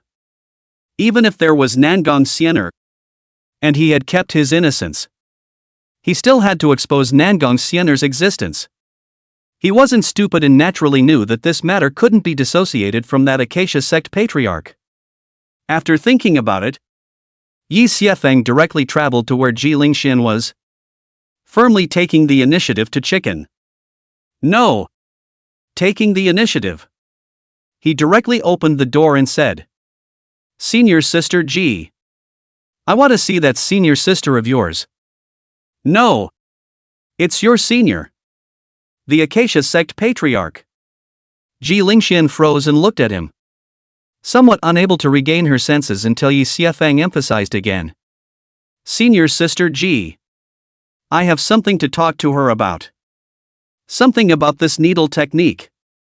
Ji Lingxian hurriedly nodded before hastily leaving to ask for instructions. A few moments later, she returned, and behind her was the Acacia sect patriarch, Morong Wanqiu. Yi Xiefeng looked respectful and said, Yi Xiefeng has met patriarch. Morong Wanqiu gave a not surprised that he guessed his identity, looking at him with a smile. What do you want with me? Yi Xiefeng said seriously. Disciple wants to make a deal with patriarch. Chapter 65, Love Without Knowing What It Is. A deeper love. Morong Wanqiu said with interest. What kind of deal? Yi Xiefeng said in a deep voice. Disciple would like to ask patriarch to withdraw his order and let disciple go. In return, the disciple will hand over that set of stitches on the day he leaves the clan and offer it to the Acacia sect. Morong Wanqiu let out a light laugh and said, I'll leave you in the Acacia sect, and your person and needles are all mine. Yi Xiefeng smiled helplessly and said, Patriarch, forgive me. I have no intention of staying in the Acacia sect for a long time. Morong Wanqiu's complexion was slightly cold as she sneered. Why? Do you also dislike my Acacia sect for being dirty? Yi Xiefeng said awkwardly. I have no such intention. It's just that the path of dual cultivation is not the avenue I aspire to. Morong Wanqiu, however, giggled. What? Think that my Acacia sect's path of dual cultivation is an unimpressive path? Yi Xiefeng said righteously. Absolutely not. Disciple knows that again sheep's intestines small road. Walking more people will also become the road. Morong Wanqiu smiled sweetly and said, You little slick. I appreciate you and want to keep you in the Acacia sect. As long as you join my Acacia sect, I can promise you that female disciples of the Acacia sect are not allowed to adopt you unless you volunteer. On top of that, I'll also give you 20,000 spirit crystal offerings per month and enjoy the treatment of a true disciple. How about that? To be honest, with this treatment coupled with another beautiful woman, Yi Xiefeng was truly moved. One must know that when he was first honored as the saint son of the Xian Heavenly Sword sect, his monthly offerings were only 30,000 spirit crystals. Most importantly, isn't this damn comfortable than going to the Jade Lady sect as an outer disciple? But Yi Xiefeng didn't want to spend his life fooling around in the devil's way. He only wanted to get back that absolute immortal sword and return to the righteous path. He took a deep breath and said helplessly, "Patriarch, I don't trust my own fixation.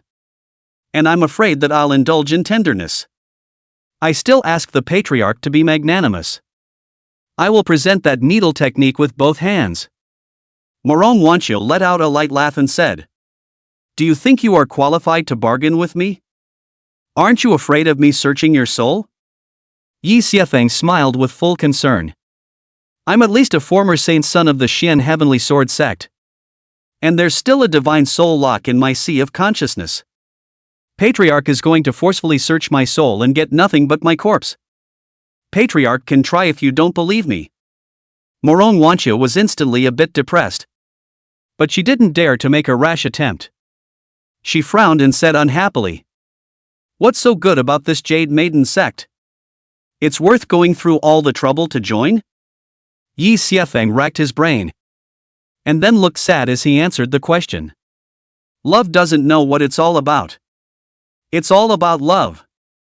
He had this look on his face, like he hadn't said anything, and like he had said everything. Morong Wanqiu and Ji Lingxian couldn't help but give him a bunch of brainstorms. Could it be that this guy liked which woman from a certain Jade Maiden sect? Who could that be? It can't be that Gu Shenghan woman. Can it? Yi Xiefeng hurriedly said, "Please don't make things difficult for me. Disciple is willing to hand over this needle technique to help the Acacia sect disciples." When he said this, he was actually quite vain. Why? Because this needle technique was detached from his chaotic immortal body.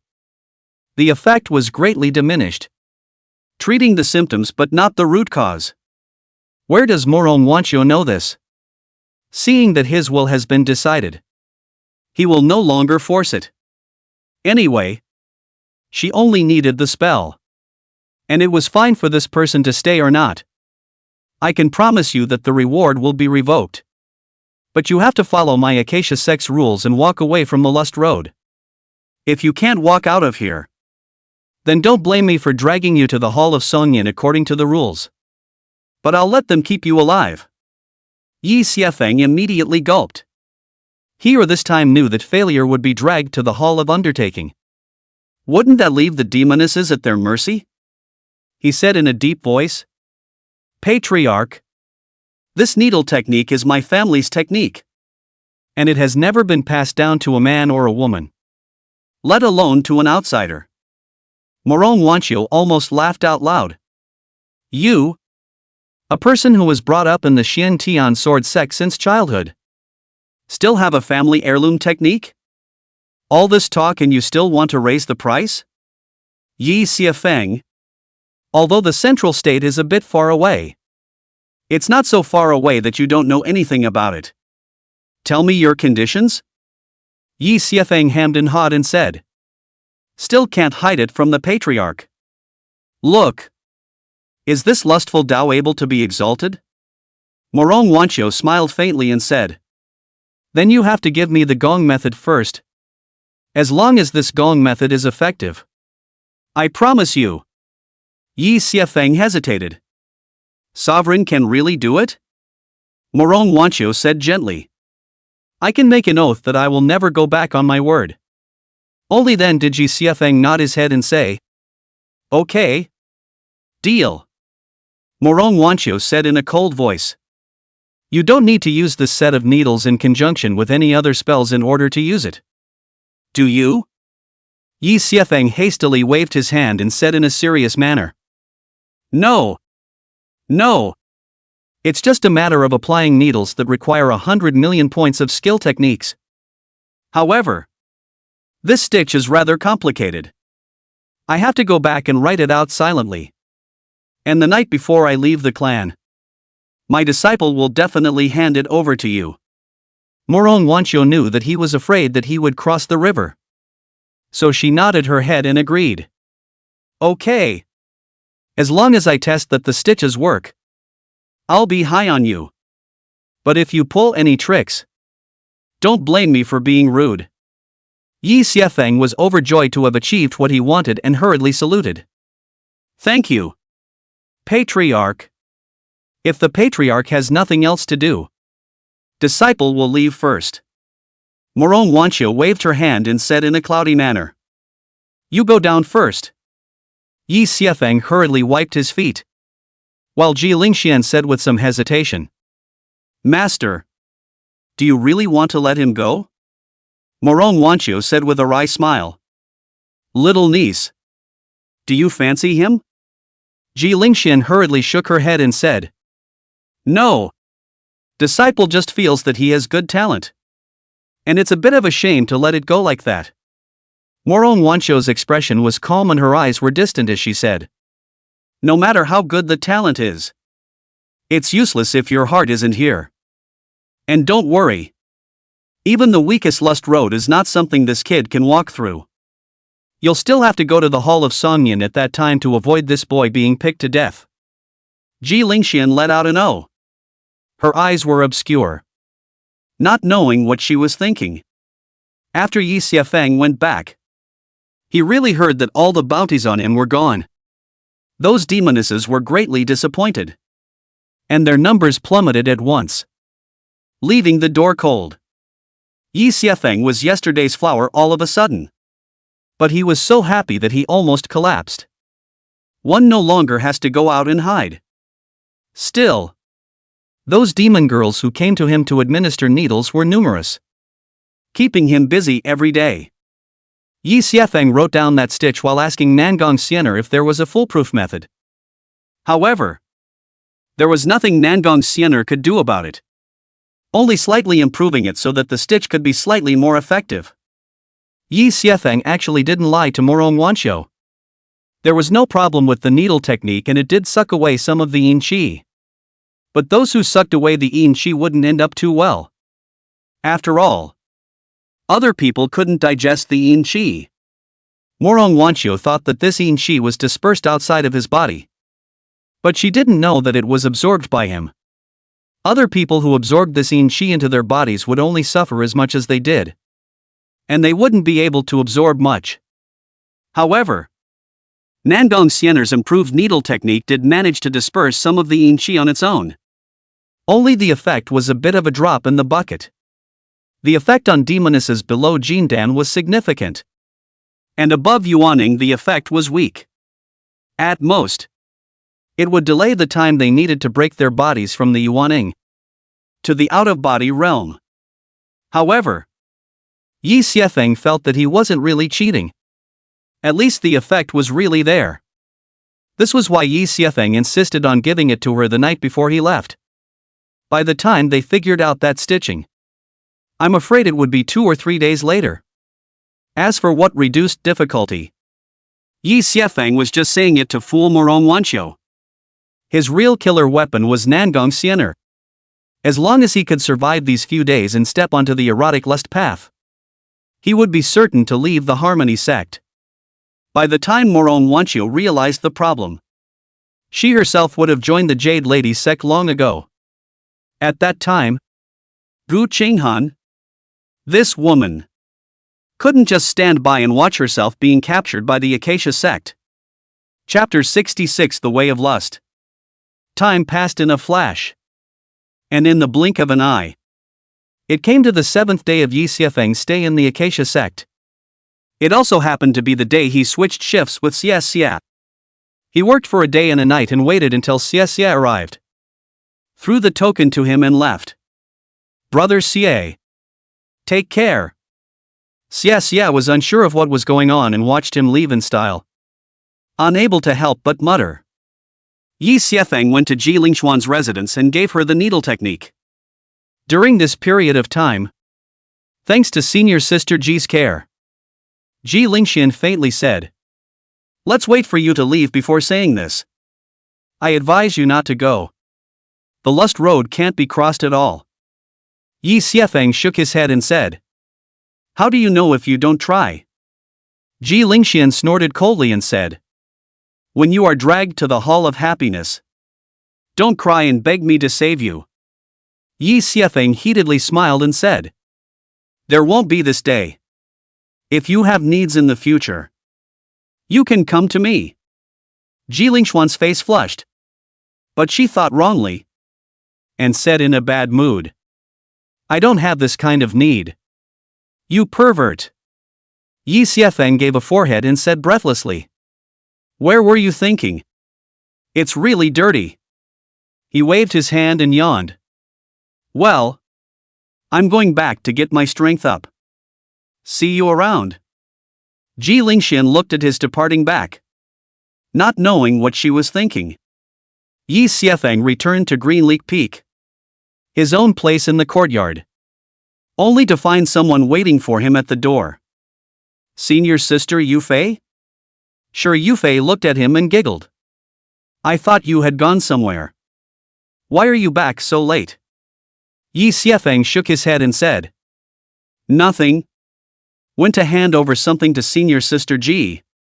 "Why is senior sister Yufei here?" Sure, Yufei hesitated and asked, "You don't want to break into that lust road tomorrow, do you?"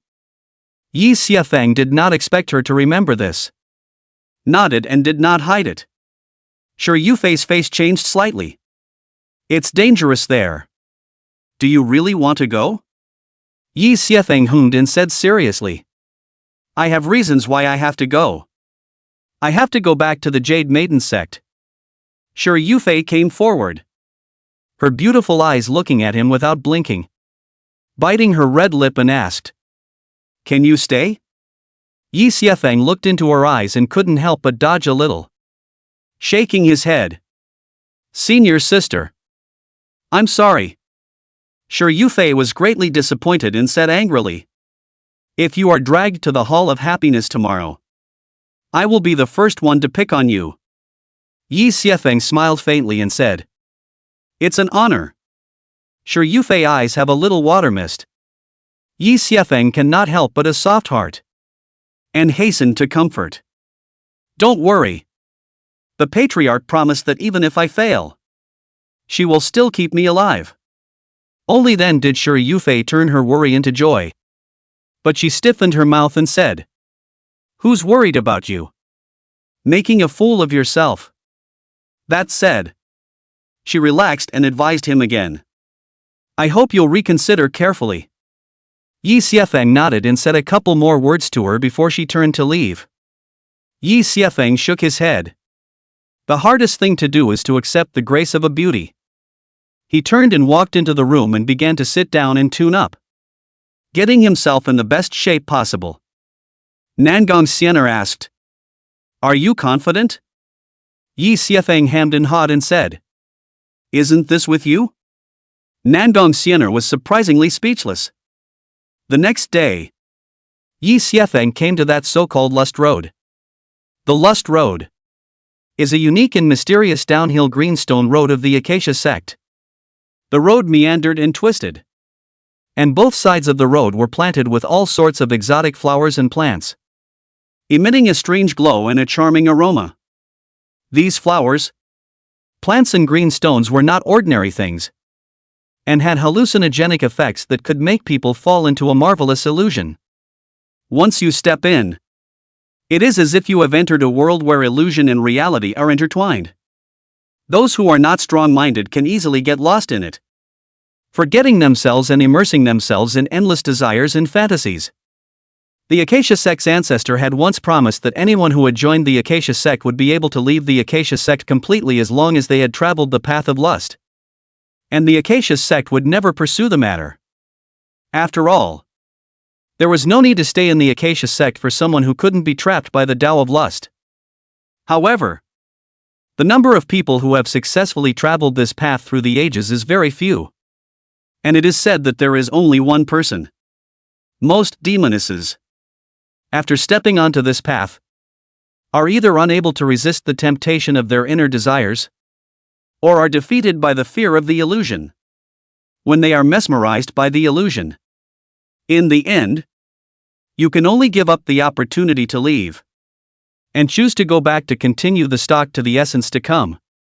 Flow essence years. Yi Xiefeng looked at the trail, took a deep breath and walked to the side to ring the big bell by the roadside. In an instant, the melodious and loud sound of the bell echoed through the valley, and the entire Harmony sect was enveloped by the sound of the bell. As the sound of the bell continued to echo, the Acacia sect instantly exploded. Above the various peaks, the demonesses who were finishing up their nightlife were startled by the sound of the bell. Not long after, they only saw a group of female disciples dressed in colorful costumes coming in like a tidal wave. Some of them were sleepy-eyed. Some were disheveled. But all of them had curious faces. And they rushed in groups of 3 or 2, mingling with each other, in the direction of the Lust Road. In the crowd, there were also some male disciples interspersed among them, who were similarly attracted by the sudden commotion. Xia, who had just finished his night shift, also stood in the crowd and looked at Yi Xiefeng with a surprised face. Is this kid crazy? He actually did what he always wanted to do. Yi Xiefeng stood quietly in the center of the Lust Road, watching more and more people arrive. His complexion still as calm as water. Those female disciples, however, started talking as if they had seen something new and strange. Why a man? A delicate-faced female disciple stared at Yi Xiefeng with wide eyes and curiosity. This person is quite handsome. He wouldn't be a leak from Green Leak Peak, would he? Another female disciple with a hot figure covered her mouth and laughed lightly, a hint of flirtation in her eyes. My! If it isn't the gynecological sage! A sharp-faced female disciple shouted in surprise, her voice exceptionally loud in the crowd.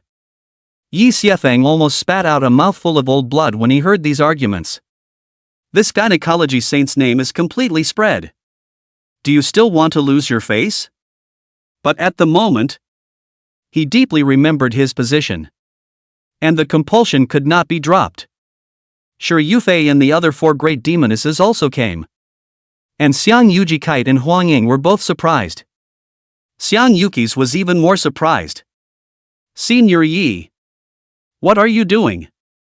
Yi Xiefeng smiled and said, naturally, I'm leaving the Acacia sect.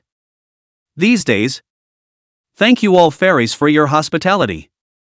Xiang Yuki's was about to say something when 3 long rainbows flew in and there was a commotion in the crowd.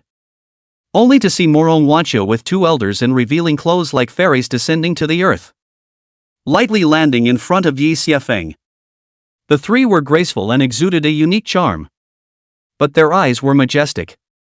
Morong Wanqiu didn't expect this kid to actually challenge so quickly, and couldn't help but look at him with a smirk. One of the elders glanced at Yi Xiefeng and a trace of doubt flashed in his eyes. Who are you? Dare to trespass on the Lust Road? Yi Xiefeng bowed slightly and said with a calm demeanor, my name is Yi Xiefeng. I am a disciple of Green Leak Peak, and I want to leave the Acacia sect. That elder frowned and said with a displeased expression, do you know what kind of punishment you need to suffer once you fail to break through the barrier? She didn't wait for Yi Xiefeng to answer and said word for word, after failing, both men and women will be dragged to the Hall of Acacia and left to be taken for 7 days and 7 nights.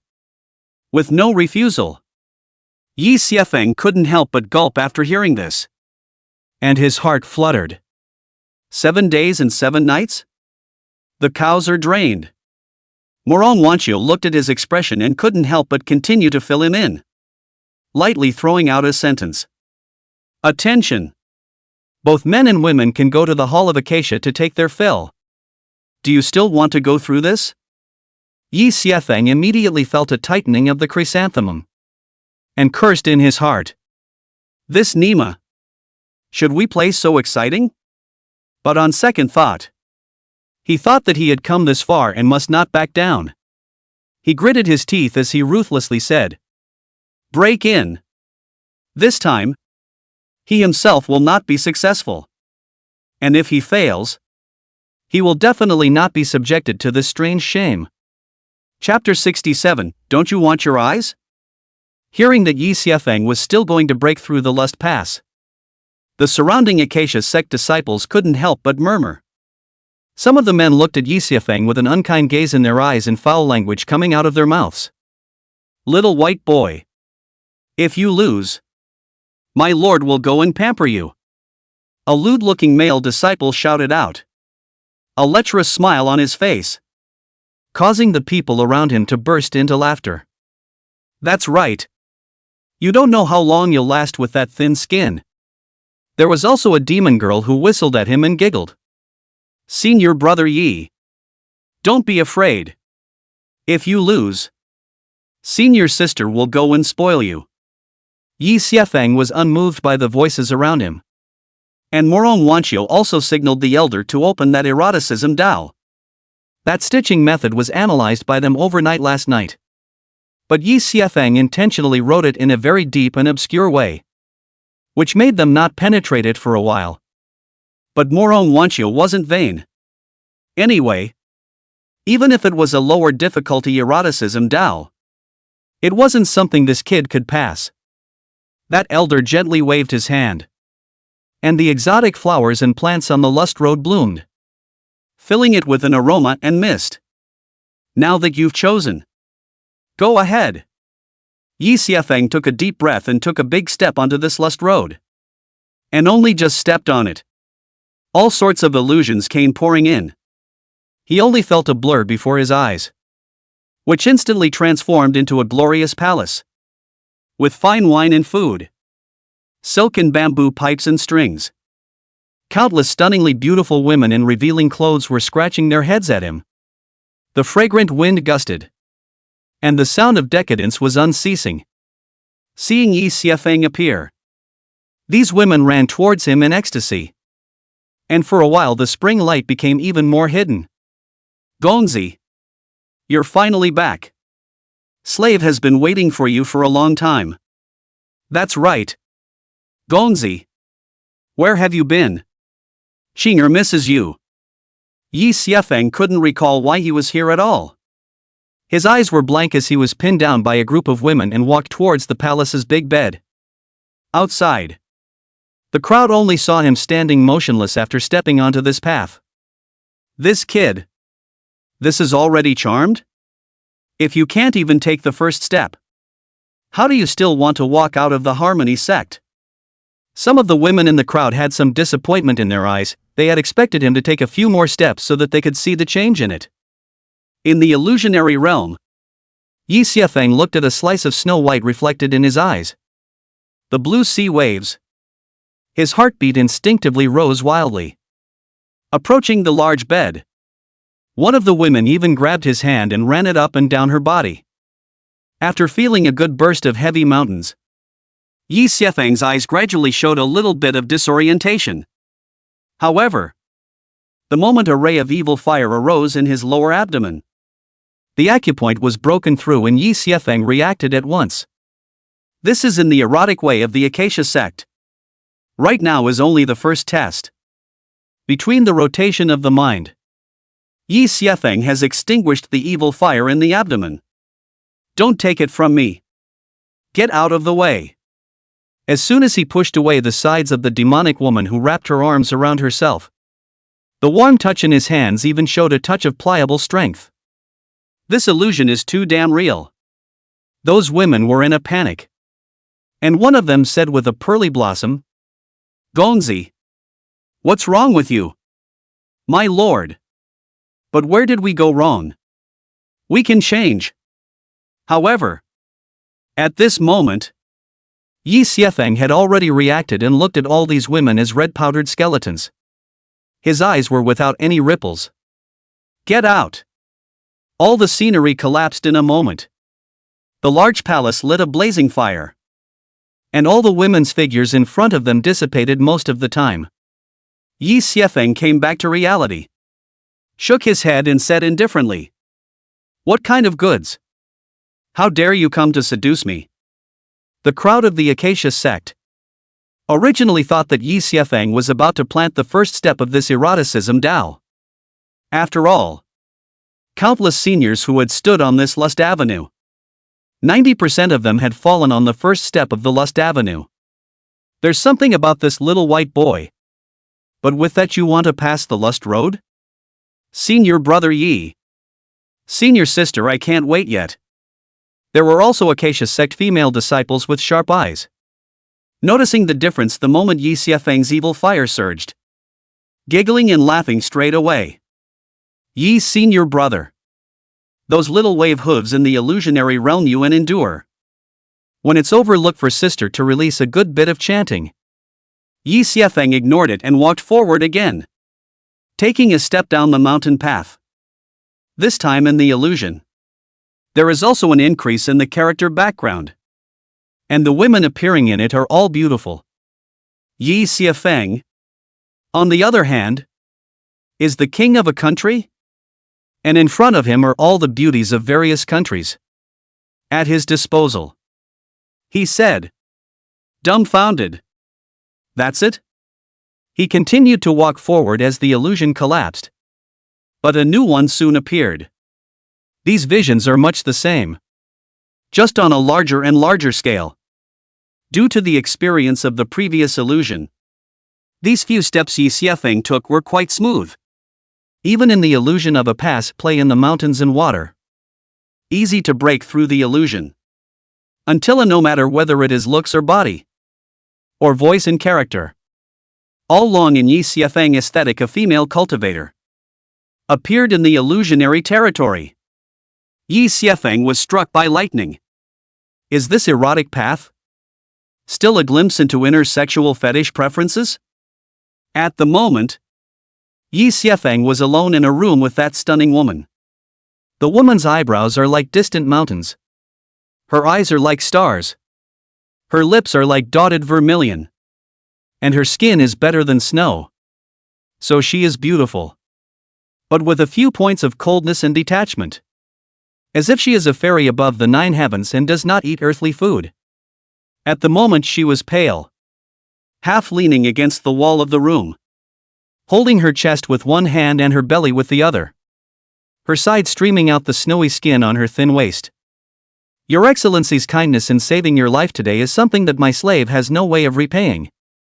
As the woman said that, the hand holding her chest loosened slightly, revealing a large area of snow white. There's no need for the girl to be like that. I'm just raising my hand. Yi Xiefeng hastily reached out, trying to stop the female cultivator's next action. As for the matter of now breaking into the lust road, it had been slightly blurred by a memory that had inexplicably surfaced in Yi Xiefeng's mind and was washed away. This memory was exactly the scene where Yi Xiefeng encountered injustice with his sword and saved the female cultivator. That female cultivator, however, took out a piece of blue-purple jade from the middle of the 2 pairs of snow whites and handed it to Yi Xiefeng. Yi Xiefeng froze, knowing that he had gotten the wrong idea, and awkwardly retracted the hand he had just stretched out to receive the blue-purple jade stone. Grasping the jade in his hand, Yi Xiefeng could feel a burst of throbbing vibrations and surging energy coming from within the jade. This is the Xian Thunder Jade I obtained on this trip. There are 7 in total, and I'm willing to share 4 of them with Your Excellency as a thank you for saving my life. There are 3 more. This Xian Lei stone can't be collected into a storage ring. It can only be carried around. Gongzi and watch me fetch it. Saying that, the female cultivator suddenly let out a dainty muffled hum. Yi Xiefeng thought that he should have been too badly injured. And while feeling ashamed of his own dirty thoughts just now, he spoke out to comfort him. Rest well, girl. It's not too late to talk about repayment afterward. No. Can't. The female cultivator's face revealed a flush, but she hastily shook her head. We need to fetch it to Gengzi now. With that, the woman undid the girdle around her waist, and a pair of onion-white fingers probed underneath her body, while one long leg slowly lifted up. This. Yi Xiefeng lowered his head and looked again at the blue-purple Shanlei stone that was still throbbing and vibrating. And then followed those two greenish-white fingers. That I saw the finger tracing a patch of snow, about to reach into a hidden jungle. Inadvertently, Yi Xiefeng himself did not even notice that a little peach color had risen in his eyes. Eyes not wanted? Right at this moment, Nangong Xian'er's voice sounded abruptly in Yi Xiefeng's mind. Chapter 68, Substitutions on the Number. It's time to end it. Outside the erotic desire Dao, some male disciples could not help but sneer when they saw the peach color flushed under Yi Xiefeng's eyes. Even if this little white boy has 2 brushes, he'll have to fold here today. One of the Acacia sect elders let out a light laugh at this. This lust road has a total of 100 steps. But it is only from this 10th step that it truly begins. After walking the first 10 steps, a short period of time to frequently see the light of spring. Trespassing on the 10th step. Very easy to be planted a named Love Eyes of the Avatar. Once this divine ability was planted, the allure of the scene seen by the Pathbreaker would be magnified several times over. Even the trespassers who had ruthlessly castrated themselves all collapsed after 10 paces. It seems that Sage Yi, who has endured for 7 days and 7 nights here, can't escape the fate of being squeezed by our sisters. So we have to let Master Yi enjoy himself for the next 7 days. There were even female disciples of the Acacia sect who had gone to the Hall of Acacia early after learning the news, waiting for Yi Xiefeng to return from his defeat. Sure, Yufei couldn't help but secretly squeeze her small hands tightly, while Xiang Yukite shook her head and said, "It seems like I have to go to the Hall of Happiness to save this brat." An alarmed voice rang out again. "No! How come the peach color under this person's eyes has disappeared?" The crowd sniffed and looked over to find that the little bit of misty color that permeated Yi Xiefeng's eyes had completely disappeared. At this moment, Yi Xiefeng's heart palpitated. The illusion in front of him shattered like a mirror. And he was back on top of that stone staircase filled with exotic flowers and plants. Fairy. Thanks. He took a deep breath and continued to walk ahead, causing the demonesses to gasp in shock. How is that possible? Someone can actually make a crack after being planted with the mesmerizing eye? That Acacia sect elder's eyes narrowed slightly as he let out a cold snort. Even if he breaks free of the mesmerizing eyes, it's impossible for him to walk these remaining 90 steps. After all, the further you go, the more it ceases to be a mere spring seduction.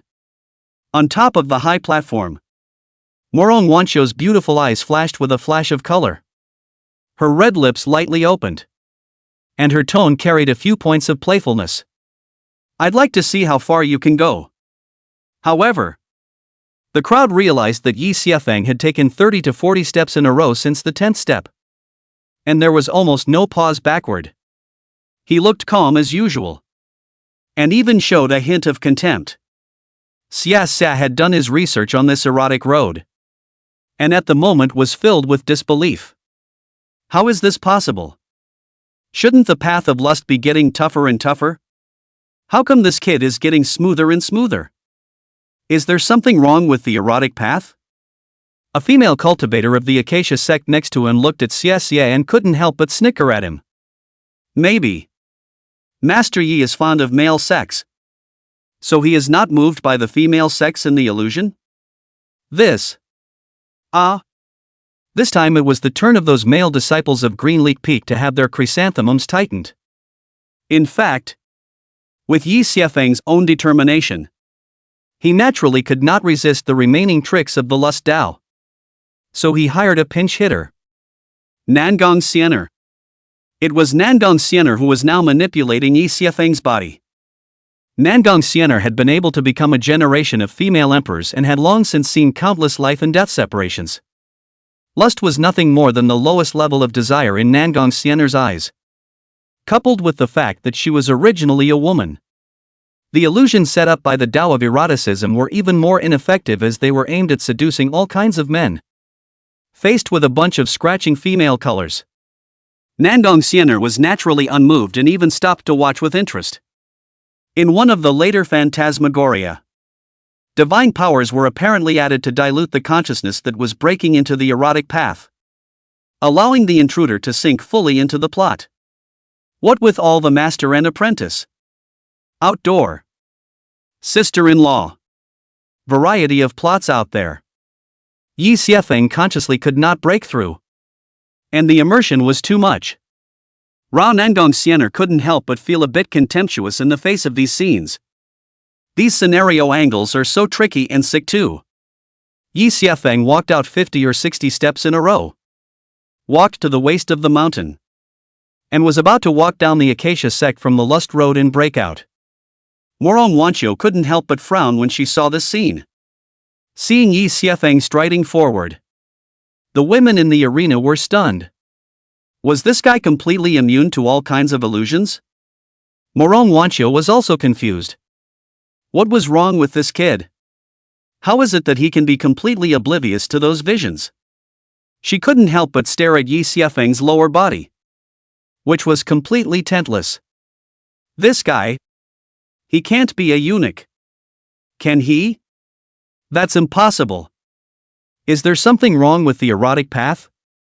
Something wrong with the illusion? An elder came to Nangong Xian'er's side and asked in a low voice. Patriarch, should we? Nangong Xian'er looked at Yi Xiefeng. A hint of struggle flashed in her eyes. A moment later, she took a deep breath and said in a deep voice, "Turn on the highest level of illusion. I want him to stay here forever." Not to mention that he had promised Gu Qinghan to help with this favor. Just based on the fact that Yi Xiefeng was able to get rid of the yin qi with his acupuncture method, he had to leave Yi Xiefeng behind no matter what. That elder answered in quickly and quietly activated his mana to begin controlling the Tao of lust, strengthening the illusion's allure and realism. The Tao of lust transformed the illusion once again, gradually progressing from the original lowest level of carnal desire to a deeper level, fusing carnal desire and emotion. In the illusion, a woman sits at the end of a cliff under the bright moonlight.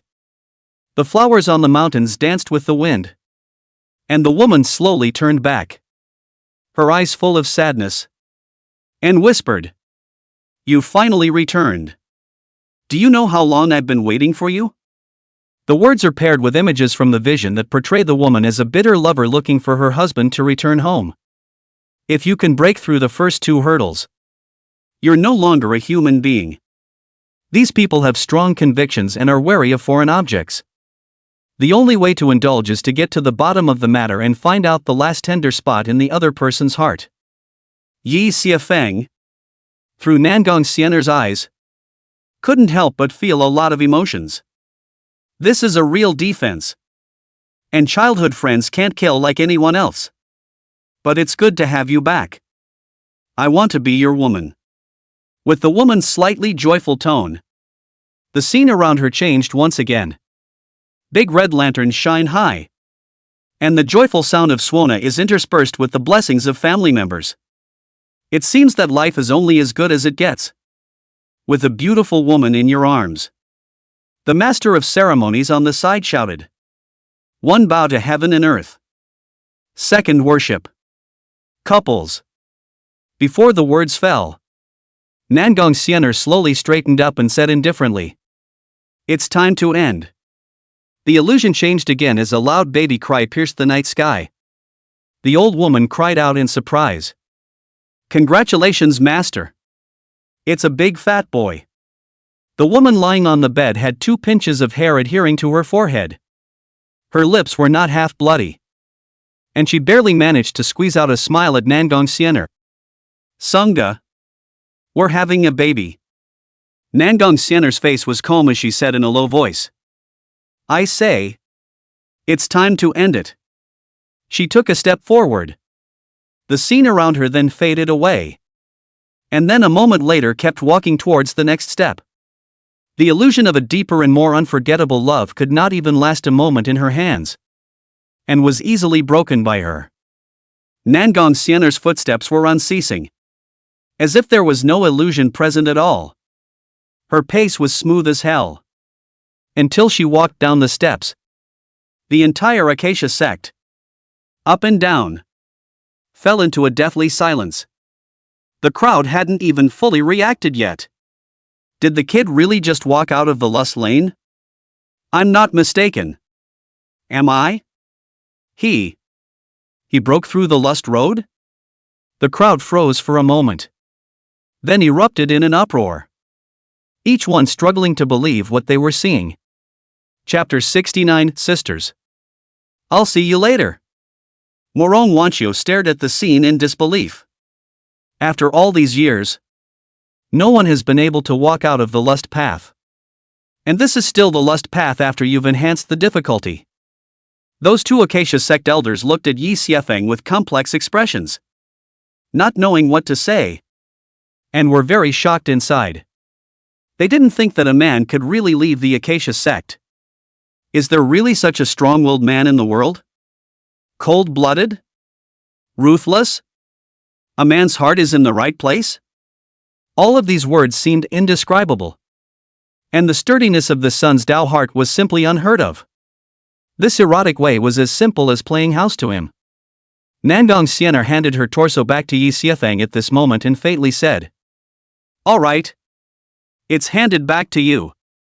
When Yi Xiefeng came back to his senses again, he was already outside the Hahuan sect and back in the middle of the vast and boundless free world. He looked back to the mountain and couldn't help but look complicated to the core. It's finally over. Yi Xiefeng arched his hand at the crowd of the Acacia sect. These 7 days.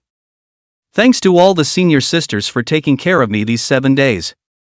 These words were naturally addressed to Shi Yufei and Jilingshuan's few people. If it wasn't for Shi Yufei, I'm afraid that just after entering the Acacia sect, she would have been directly bound and forced by the demoness. Shi Yufei smiled with mixed feelings in her heart. And the shock in her heart remained for a long time. This guy actually did pass the lust road. Originally thought that Yi Xiefeng could stay in the Acacia sect for a long time.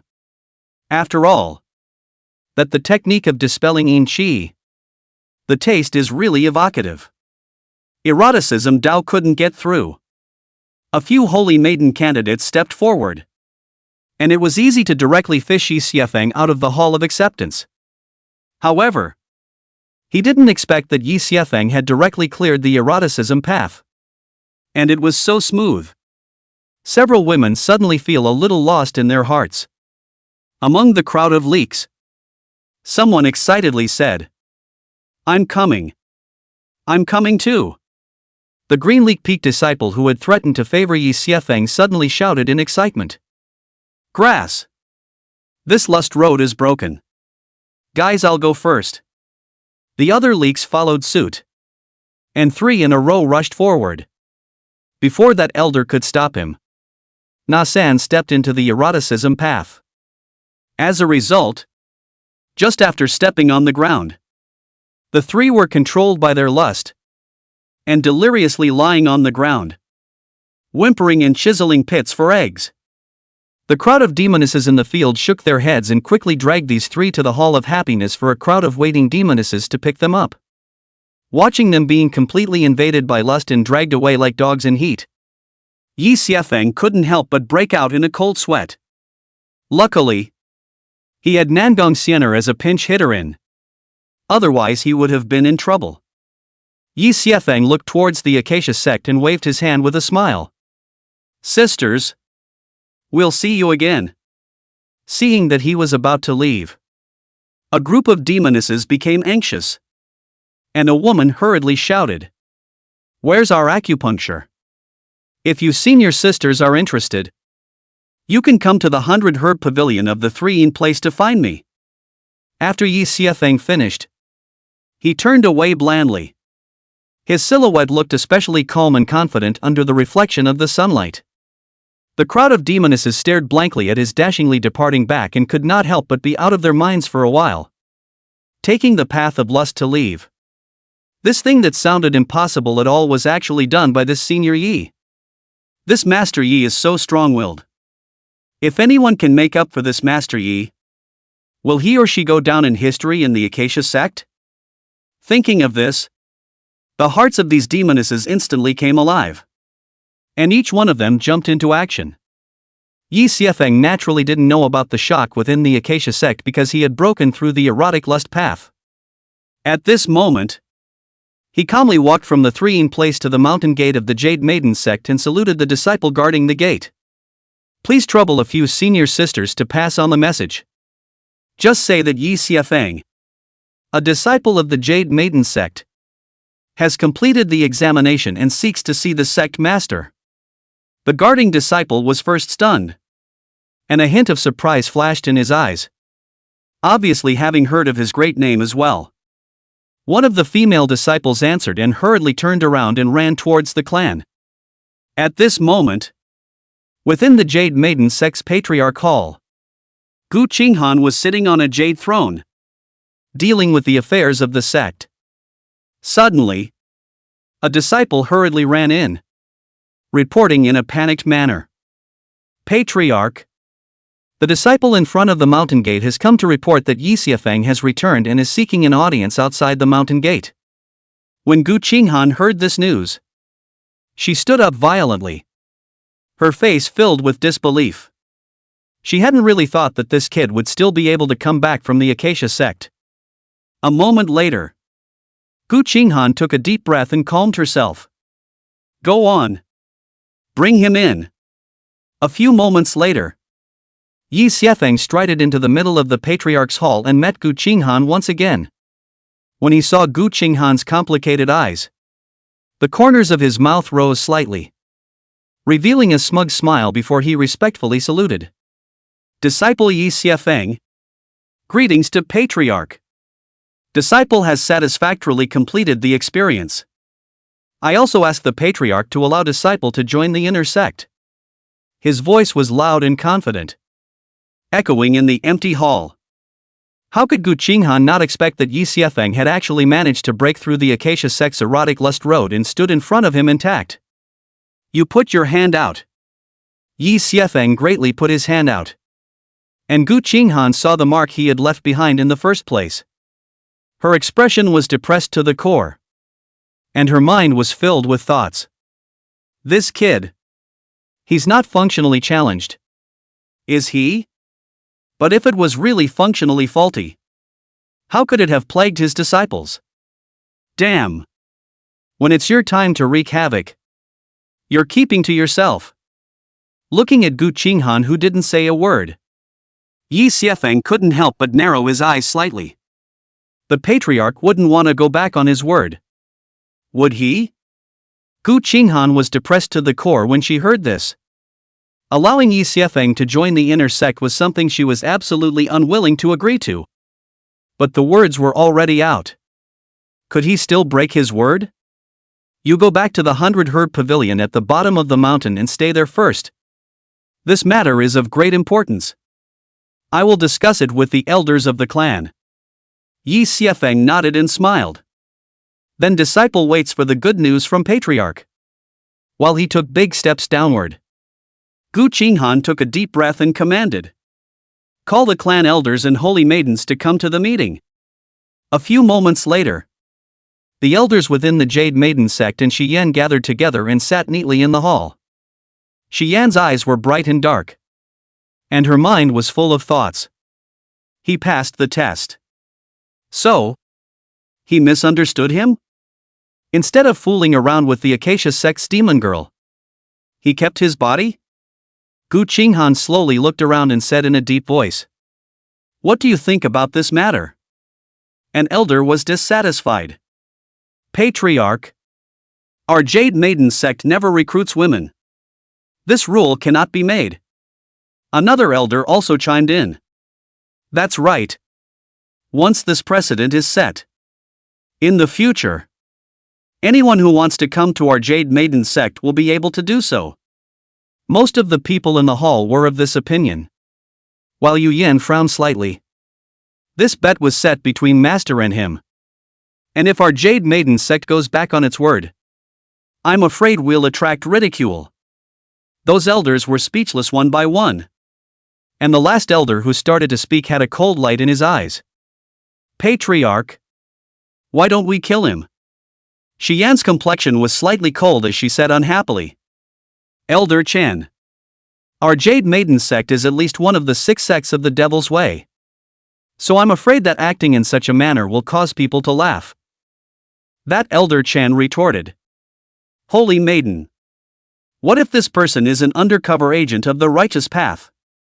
And if a man enters the Jade Maiden sect, in case he does anything wrong, won't our Jade Maiden sect have to change its name to the Acacia sect? Shi Yan said with a calm expression. If he can really disturb a woman's heart, then it only means that person is not suitable for the Jade Maiden sect. To be able to be seduced by a man, even if it wasn't him, there would be someone else. This kind of person is doomed to not go far on the path of too much oblivion. Gu Qinghan pondered for a moment and finally said, Shi Yan is right. My Jade Maiden sect can't go back on its word and make people laugh. But this son is, after all, a member of the Xian Tian sword sect. So we can't afford to be unguarded. And we still have to conduct some tests before we can do so. I will arrange a test for him. And once he passes the test, he will be allowed to join our inner sect. She slowly looked at the crowd and said in a deep voice, What do you think? That Elder Chen said unhappily. What if this son is promiscuous after joining the sect? Gu Qinghan said indifferently. If there are any improprieties in his daily actions, just find another reason to expel him from the clan. That Elder Chen wanted to say something when she heard that. But the elder beside her tugged on her sleeve. Thinking that this matter was promised by Gu Qinghan, she didn't insist. In that case, let's do as the patriarch says. The others also nodded their heads and said, What the patriarch said is very true.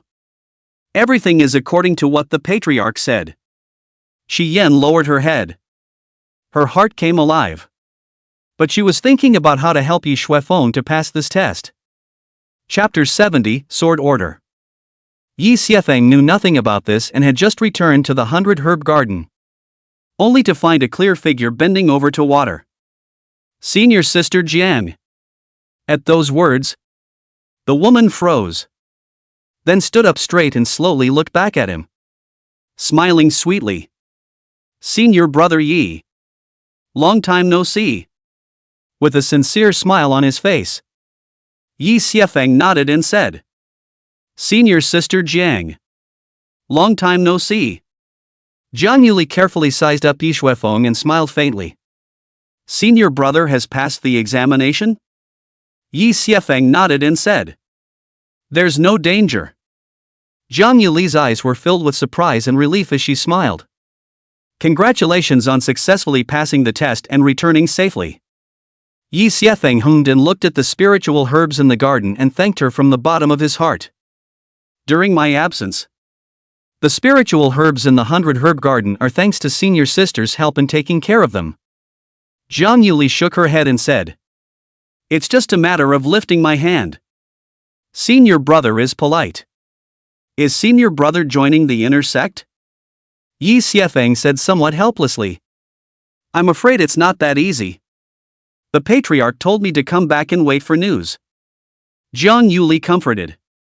With senior brother's skills, whether it's in the Jade Maiden sect or not, he'll be able to rise to prominence. Yi Xiefeng gave an enunciation. And after the two of them chatted for a while longer, Jiang Yuli got up to say goodbye. Senior brother, you've just come back. Have a good rest. If there's anything you need help with, just come to me. Yi Xiefeng nodded his thanks and sent Jiang Yuli out the door. Looking at Jiang Yuli's departing back, a warmth surged in Yi Shuefeng's heart. In this unfamiliar Jade Maiden sect, Jiang Yuli's concern and help made him feel a trace of warmth. Nangong Xian'er said breathlessly, All right. Stop laughing. The people have gone far away. Yi Xiefeng was dumbfounded before saying heartily, "Thanks to your help this time." Xian'er. Nangong Xian'er sneered. "Isn't it a bit late for you to think of me now?" Yi Xiefeng couldn't help but feel embarrassed. "I wasn't thinking of a great favor." Nangong Xian'er was speechless to the extreme. And said in a bad mood, "All right. I've done you a favor. I'll go back first. When you're free, come over to my side. I have something for you." Yi Xiefeng gave a forehead and said, "What is it?" Nangong Xian'er faintly said, "Wait until you come. I'm tired. I'm going back. Take care of yourself." Yi Xiefeng hurriedly said, "No. I haven't joined the Jade Maiden sect yet. What if I die on the Dawn's Eve? Then you're on your own." With that, Nangong Xian'er recited the origin sky skill and disappeared into Yi Xiefeng's sea of consciousness along with the white mist. The reason why she ran so fast and didn't worry about Yi Xiefeng's safety was because she sensed that Xian was watching the place again. Since the woman was there, the guy couldn't be in any danger. Yi Xiefeng shook his head and turned on the 100 herb gardens array, honestly going back to the temple to prepare for cultivation. When he returned to the palace, he realized that Jiang Yuli had even helped him clean up. And he couldn't help but smile slightly. This senior sister Jiang. What a good person. He had been wary in the Acacia sect. And coming back to this dilapidated 100 grass garden was a relief. Yi Xiefeng had only rested for a while when a figure drifted over and threw a pot of wine in his hand. "Take that." Yi Xiefeng looked at Shi Yufei, who came stepping on the wind. Not like a fairy but like a chimera. And couldn't help but laugh dumbly. "You got here fast." Shi Yufei smiled faintly and said, "The others still have to find their way. But am I not traveling lightly?" Yi Xiefeng took a sip from the wine pot and curiously said, "What are you doing over here? Tonight is not the time to get rid of Yin Qi." Shi Yufei stretched out the wine jug in her hand and laughed. "It's nothing. Just a congratulations." Yi Xiefeng touched hands with her and laughed. "Thanks." That night, with Shi Yufei around, everything was calm and nothing happened. Jade Clearance Hall. Xian watched Ji Shuefeng and the two of them openly drinking, but could not help but feel a little depressed. Why don't you just stay in the Acacia sect? How would Ji Xiefeng know this? Drinking with Shi Yufei for most of the night. Where was his newly practiced drinking capacity a match for Shi Yufei? And he fell asleep again in a daze. Shi Yufei smiled faintly and said, "If those tie-hooves knew that you were so easy to put down, they would have filled you with wine a long time ago." But she also understood that by daring to pass by drunk, the guy was putting his trust in himself. The next day, when Yi Xiefeng woke up, there was no one around him. Just the residual fragrance. It's kinda hard to get used to not having that group of demon girls staring at you around. He shook his head. And after washing up, he began to take care of the elixirs in the 100 herb pavilion. As the saying goes, when a day's monk hits a day's bell, he has to take care of this place even before he leaves the 100 herb pavilion. However, Yi Xiefeng waited for several days without waiting for an order from within the sect, leaving him depressed to the core. The Jade Maiden sect's order didn't wait, but he waited for quite a few demonesses who found their way here. So he could only continue to start hanging on to the world. For a while, the 100 herb pavilion was constantly filled with flamboyant demonesses coming in and out. And those who didn't know thought that there was an additional Acacia sect sub-pavilion here. Some of the men who wanted to look for flowers looked for them and were thrown out by these Acacia sect disciples. The Acacia sect disciples who could come to Yi Xiefeng's place all came to him because they didn't want to use dual cultivation to remove their yin qi. So most of these women were clean. Only a few were here to challenge Yi Xiefeng's soft underbelly. No matter what, with these Acacia sect demonesses around, Yi Xiefeng was a lot safer here. It's just that rumors are starting to spread outside that there's a fierce man in the 100 Herb Pavilion who has 100 women at night. And the rumors are getting more and more outrageous. Yi Xiefeng, this 100 Grass Pavilion suddenly really turned into a 100 Grass Pavilion. Yi Xiefeng didn't know this. He tended to the herbs during the day. And at night he applied needles to remove the yin qi for these day and night demonesses. Yui Yan also thus unveiled this truth and understood why he had dealt with so many demonesses. She was depressed to the extreme in her heart. And was extremely ignorant of Yi Xiefeng's behavior. Not understanding what the hell this guy was thinking. Some self-sacrificing demonesses. Is there a need to save them? She couldn't help but feel more curious about Yi Xiefeng. Yi Xiefeng waited for 7 days in a row. But did not wait for the Jade Maiden sect's order. Instead, he waited for an unexpected person. On this day, Yi Xiefeng, who had been busy all night, was absorbing the yin qi in his body when a voice suddenly came. Is senior brother Yi here? Yi Xiefeng walked out and looked at the white-clothed woman in front of him and said in surprise. Senior sister Yu? The person who came was none other than Yushan, a disciple of the Jade Maiden sect, who Jiang Yuli had brought him up to the Jade Maiden sect earlier and had a brief encounter with him. Yushan smiled sweetly and said, I didn't expect senior brother to remember me. That's really great. Yi Xiefeng smiled politely. A beauty like senior sister is naturally unforgettable. Yushan giggled. Senior brother is really good at talking. Yi Xiefeng asked curiously. I don't know what senior sister came for. Yushan took out a storage bag and smiled. I have a batch of seeds here. And I would like to ask senior brother to help take care of them. Of course. I won't underpay senior brother. These 300 extreme spirit stones will be taken as payment. Yi Xiefeng frowned and said. I wonder what kind of things are grown. Blood bijou flower. Yushan said with a sweet smile. Yi Xiefeng thought carefully. This kind of spirit medicine was not difficult to grow. And the treatment given out was not bad. He nodded his head and said. All right. I'll take the job. Senior sister. He was indeed lacking spirit stones nowadays. After all, he had madly burned spirit stones to cultivate before, resulting in him being as poor as he could be right now. And who knows when that damned order from the Jade Maiden sect will come down. One has to live one's life. Yushan handed over a storage bag to Yi Shuefeng and said in seemingly casual chit-chat. Senior brother was previously the saint son of the Xiantian sword sect. Why did he come to the Jade Maiden sect? Yi Xiefeng casually replied.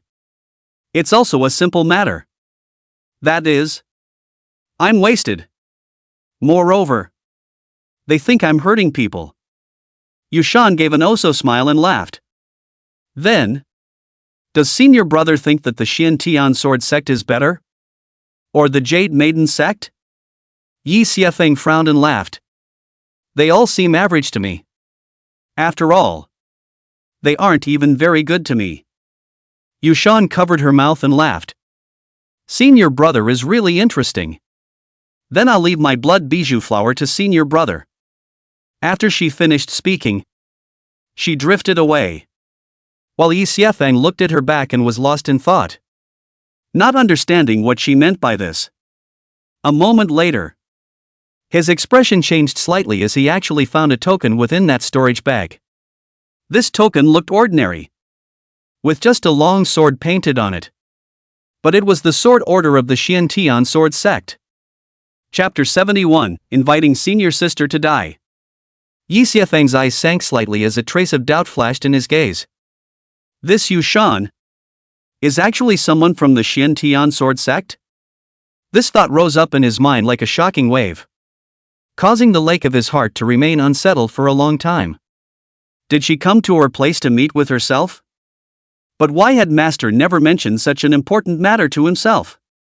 A wave of uneasiness surged in Yi Xiefeng's heart, as if a pair of invisible hands were quietly dragging him into the dark abyss. Yi Xiefeng had the intention to communicate with Yao Mushue using the 10,000 miles transmission talisman, but hesitated. In case this Yushan was someone sent by the Jade Maiden sect to test herself, then it was likely that she was under close surveillance at the moment. Once the summons is made, it is like lighting a bright light in the darkness, and it will surely be exposed. In this complicated situation, he didn't dare to act rashly, and could only hold down his inner urges. Yi Xiefeng pretended to be ignorant as he silently planted the blood bijou flower in that field of spirit medicine. The question was like a thorn in his heart, and it had been troubling him deeply. Was this Yushan an undercover agent?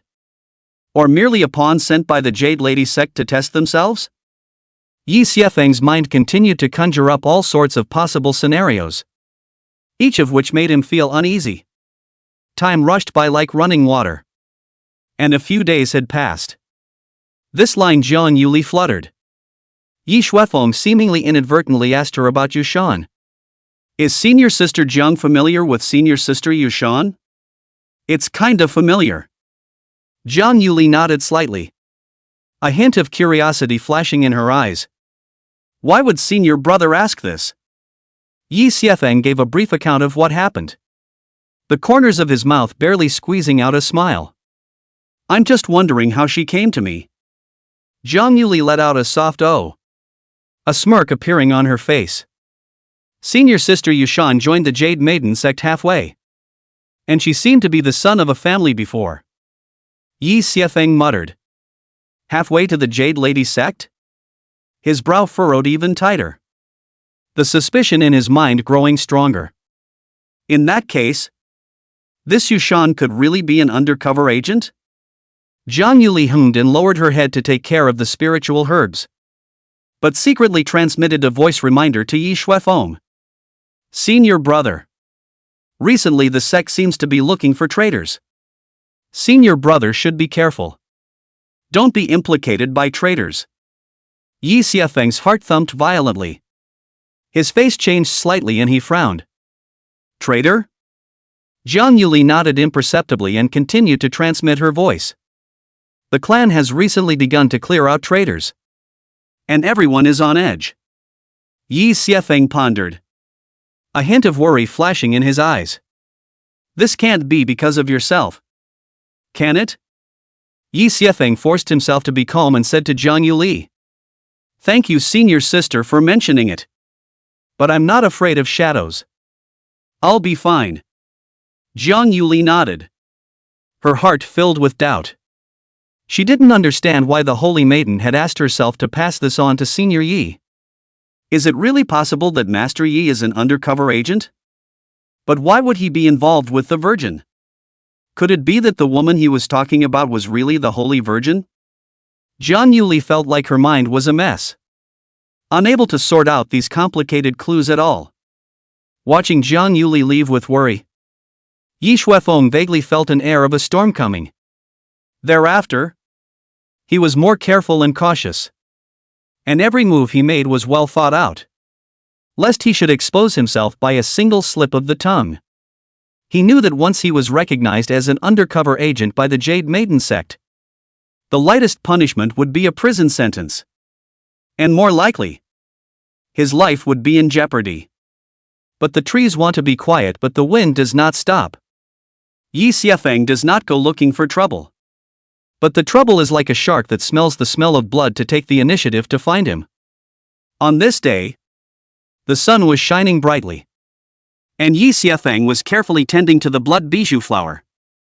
Those blood blue flowers were vibrant and delicate under his care, and their red petals shimmered eerily in the sunlight. Suddenly, Yushan once again came to the 100-herb pavilion. Her figure was in a state of disarray, her body carrying spots of blood, her cherry mouth slightly pale from blood loss. But even so, her delicate features were still hard to hide her beauty. Only at the moment there were a few more poignant moments. She stumbled in, her feet flustered, her bright eyes a little dull. Yi Xiefeng's face changed slightly when he saw this, and a hint of surprise and vigilance flashed in his eyes. What's wrong with senior sister? Yi Xiefeng rushed forward to support Yushan, his eyes showing concern. But his mind was rapidly calculating. Senior. Can I trust you? Yushan's voice trembled with a hint of despair. Yi Xiefeng pretended to be crazy and said, "Where is this coming from, senior sister? Are you meeting an outlaw?" Yushan was extremely wretched and panted. Senior brother. Truth be told, I am actually a disciple of the Xian Tian sword sect and was ordered to come to the Jade Maiden sect to work undercover. Yi Xiefeng was confused and said in dismay. You are a disciple of the Xian Tian sword sect? Yushan hummed. I was ordered by my master to come to the Jade Maiden sect to steal secrets. And now I have a slight clue. But it's a pity that I've been exposed. Without any further ado, she pulled out a jade sketch from her bosom and shoved it into Yi Xiefeng's hand. Senior brother. This is a secret I obtained in the Jade Maiden sect. It concerns the supreme forgetfulness technique and the 6 sects of the Devil Dao. She tightly grasped Yi Xiefeng's arm, her eyes full of anticipation, her tone eager. Senior brother. You were also once a disciple of the Xian Tian sword sect and know the significance of this. So please make sure to return this item to the Xian Tian sword sect. Yi Xiefeng's face changed. His heart was like a river turning over. He wasn't sure if this was a real undercover agent or just another test for himself. A moment later, Yi Xiefeng's eyes flashed with a complex look and he solemnly nodded his head. Don't worry, senior sister. I will definitely bring the things back. Okay. Then I'll die in peace. After Yushan finished speaking, she turned around and wanted to leave.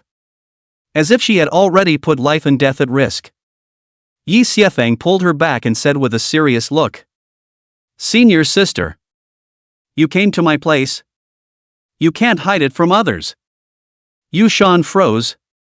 A hint of panic flashed in her eyes before she said with some curiosity. Then what does senior brother mean? Yi Xiefeng had a serious face as he slowly took out the obsidian sword. The long sword flashed with a cold light under the sunlight, revealing a murderous aura. Yi Xiefeng invites senior sister to die. His voice was cold and determined. Since I don't know if you're real or not, I'll just have to test a wave. Yushan was confused. Letting himself die? She stared at Yi Xiefeng with wide eyes in disbelief. Yi Xiefeng watched her expression without blinking. But on the surface, he had a righteous face. Without any intention of retreating. Elder sister can't hide this from anyone else. And wanting me to send things back without suspecting me. I must be cleared of any suspicion. Senior sister. For the sake of the Xian Tian sword sect, you won't be able to escape anyway. So why don't you pave the way for me? Please go to your death. Senior sister. Yi Xiefeng said.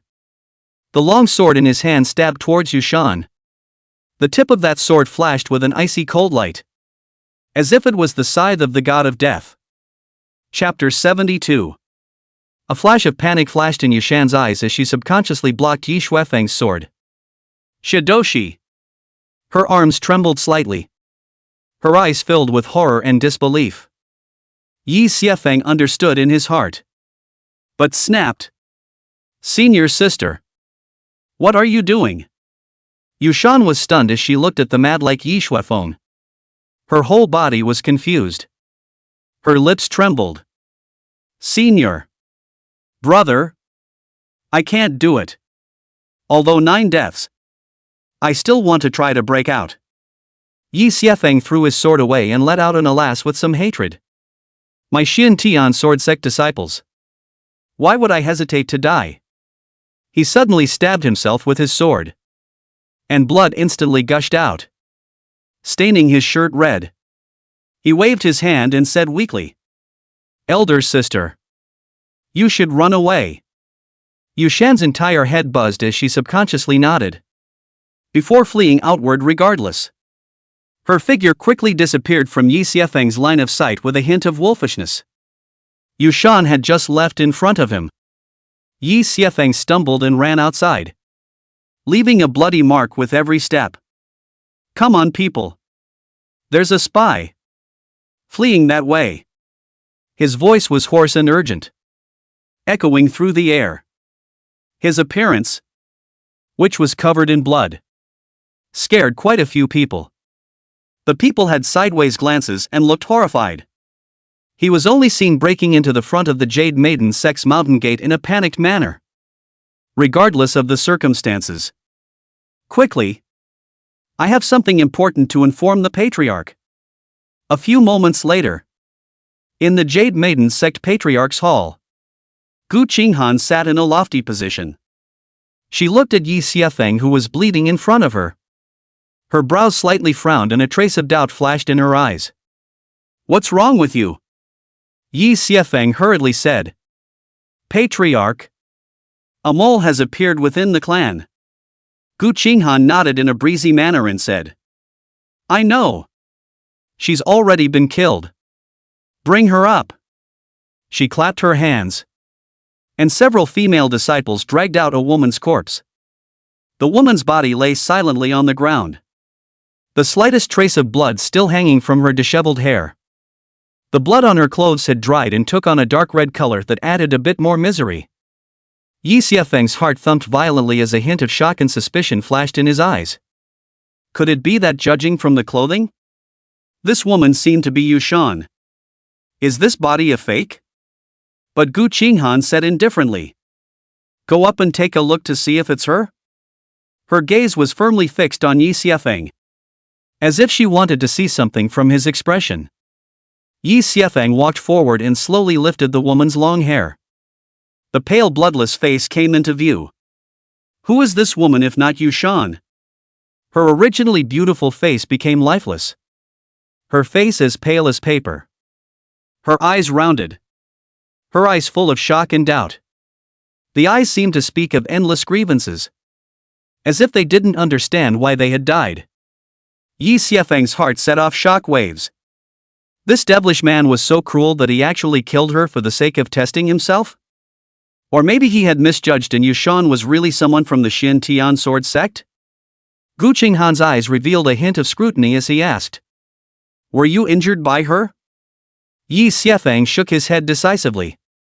Nonetheless, I hurt myself with my own hand. Gu Qinghan was stunned. Why is that? Yi Xiefeng took out the token and said in a deep voice. She came to where I was and gave me this token, saying that she wanted me to give it to the Xin Tian sword sect. This undercover agent probably thinks that I'm also from the Xin Tian sword sect, but doesn't know that I deeply hate the Xin Tian sword sect. I wanted to kill her with great righteousness, but I didn't expect this woman to be so afraid of death that she actually didn't want to be killed by me. I could only injure myself to fool her. So I came nonstop to report to the Patriarch, not realizing that she was already dead, which saved me some effort. Gu Qinghan didn't expect this guy to be able to explain himself like this, and said with a cold face, Do you hate the Xin Tian sword sect that much? Yi Xiefeng laughed coldly. The Xin Tian sword sect abandoned me as if I were a piece of cake when I was half ruined, and chased me all over the sect. An angry flame burned in his eyes. I hate to slaughter the Xin Tian sword sect's entire clan. So how could I be even remotely kind to them? Gu Qinghan waved his hand and said, You've done well in this matter. With a wave of her hand, an ethereal blue flame flew out from her palm like a spirited fire snake and quickly fell. The flames instantly wrapped Yushan's body. The fire was ferocious, and in the crackling sound, Yushan's body gradually turned into ashes. The flames reflected in Gu Qinghan's eyes, flickering with a mysterious and unpredictable light. Looking at Yushan, who had turned into ash, Yi Xiefeng's heart was shocked beyond words and his hands unconsciously clenched. Real death. Not some fake death technique. At this moment, he finally understood the viciousness of the devil's way, which was as terrifying as an abyss. And if he was not careful, he could die. Then disciple will leave first. Yi Xiefeng tried to make his voice sound smooth as he slightly saluted and turned to leave. Gu Qinghan waved her hand, her gaze following his back all the way, pondering. A few moments later, Shi Yan walked out from the back of the temple. Master. It seems he's not an undercover agent. Gu Qinghan faintly said. This is hard to say. After all, a traitor wouldn't have the words I am a traitor written on his head. Shi Yan smiled helplessly. But he's already passed the test. Gu Qinghan was also a bit depressed and said. It's not likely that he'll just say that he found out that Yushan was our test. But it doesn't matter. After killing Yushan, no matter if he's real or not, the Xian Tian sword sect will be suspicious of him. Just as Yi Xiefeng thought. Yushan was indeed a test for him by the Jade Lady sect. However, Yushan was also indeed an undercover agent of the Xian Tian sword sect. When she knew that she was asked to test Yi Xuefeng, Yushan was confused. Yushan had thought that this was a test, and felt that she was considered to have passed the Jade Maiden sect's examination. She acted in accordance with the plan and wanted to know if Yi Xiefeng was an undercover agent. Which is why she intentionally revealed a break. But she didn't expect Yi Xiefeng to be so rigid as to let her kill herself directly. She just assumed it was a trial mission and certainly didn't want to die somehow and gave up. But Yushan didn't think that this was the Jade Lady sect's plan to kill two birds with one stone. They just straight up faked it and killed her. In this way, the real undercover agent was killed and Yi Xiefeng was tested to see if he was an undercover agent. In the end, even in an uncertain situation, it could make Yi Xiefeng carry the charge of killing an undercover agent and make the Xian Tian sword sect centrifuged from him. Yi Xiefeng figured it all out on the way down. But there was nothing he could do about it. People were plainly scheming. Nevertheless, he had passed the test with flying colors. It was only the next day that Jiang Yuli came to inform him that he was able to enter the inner sect. Jiang Yuli, she obviously also knew what happened yesterday. Her complexion was a bit complicated and she sighed quietly. Yi Xiefeng finally got what he wanted and was able to move inside the Jade Maiden sect, one step closer to the Jade Immortal Sword. He was also considered to be the only one who had stayed in the Jade Maiden sect with a man's body for so many years. The Jade Maiden sect didn't want him to live too close to the other female disciples. So they arranged for Yi Xiefeng to live on a separate small mountain peak. After all, no one could guarantee that Yi Xuefeng would not hawk the other female disciples. If they were to be tainted with even a hint of the Acacia sect's bad customs, the elders would have no place to cry. Solely, he arranged for a separate residence in the inner sect range, far away from the other Jade Maiden sect disciples' residences. Yi Xiefeng didn't care. It was better if there was no one around. It was more convenient for him to act. He honestly cleaned his new pavilion, which was carved and antique. From time to time, female disciples passed by in front of the door, dressed in various colors of clothing, either light and airy or delicate and gorgeous. He also had to look at him as he passed by, his eyes full of curiosity, chattering and whispering, obviously unusually curious about Yi Xiefeng, the only male disciple. Yi Xiefeng couldn't help but let out a bitter smile and shook his head as he started back to the 100 Herb Garden, intending to bring all his things with him. What the Jade Maiden sect meant was that he would still be responsible for tending to the spirit fields, and would only be able to return to the Jade Maiden sect's inner sect during his breaks. Yi Xiefeng did not think so, and returned to the 100 Herb Garden, where large piles of warblers and swallows were still gathered. Sage Yi, we're counting on you for the toxins in our bodies, a woman in a pink sari said delicately, her eyes watery with anticipation. I can pay for it in flesh. Holy hand. Pick me. A woman in a gooseberry dress shouted boldly, a different light shining in her eyes. I was obviously here first.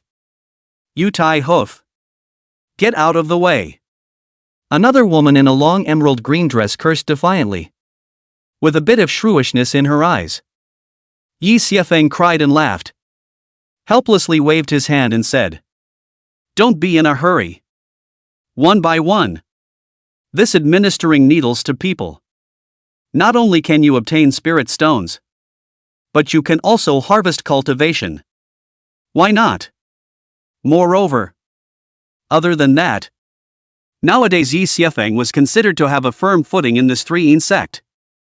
After all, the fighting strength of the women of this acacia sect was no joke. And whoever dared to mess with them was quite formidable. Get out of my way. All of you. If you don't want to die, get out." A black-robed woman slowly walked up, her black robe fluttering in the wind, emitting a mysterious and majestic aura. Yi Xiefeng looked at the familiar cloak and his heart thumped. No good. The biggest demoness of the acacia sect has come to the door.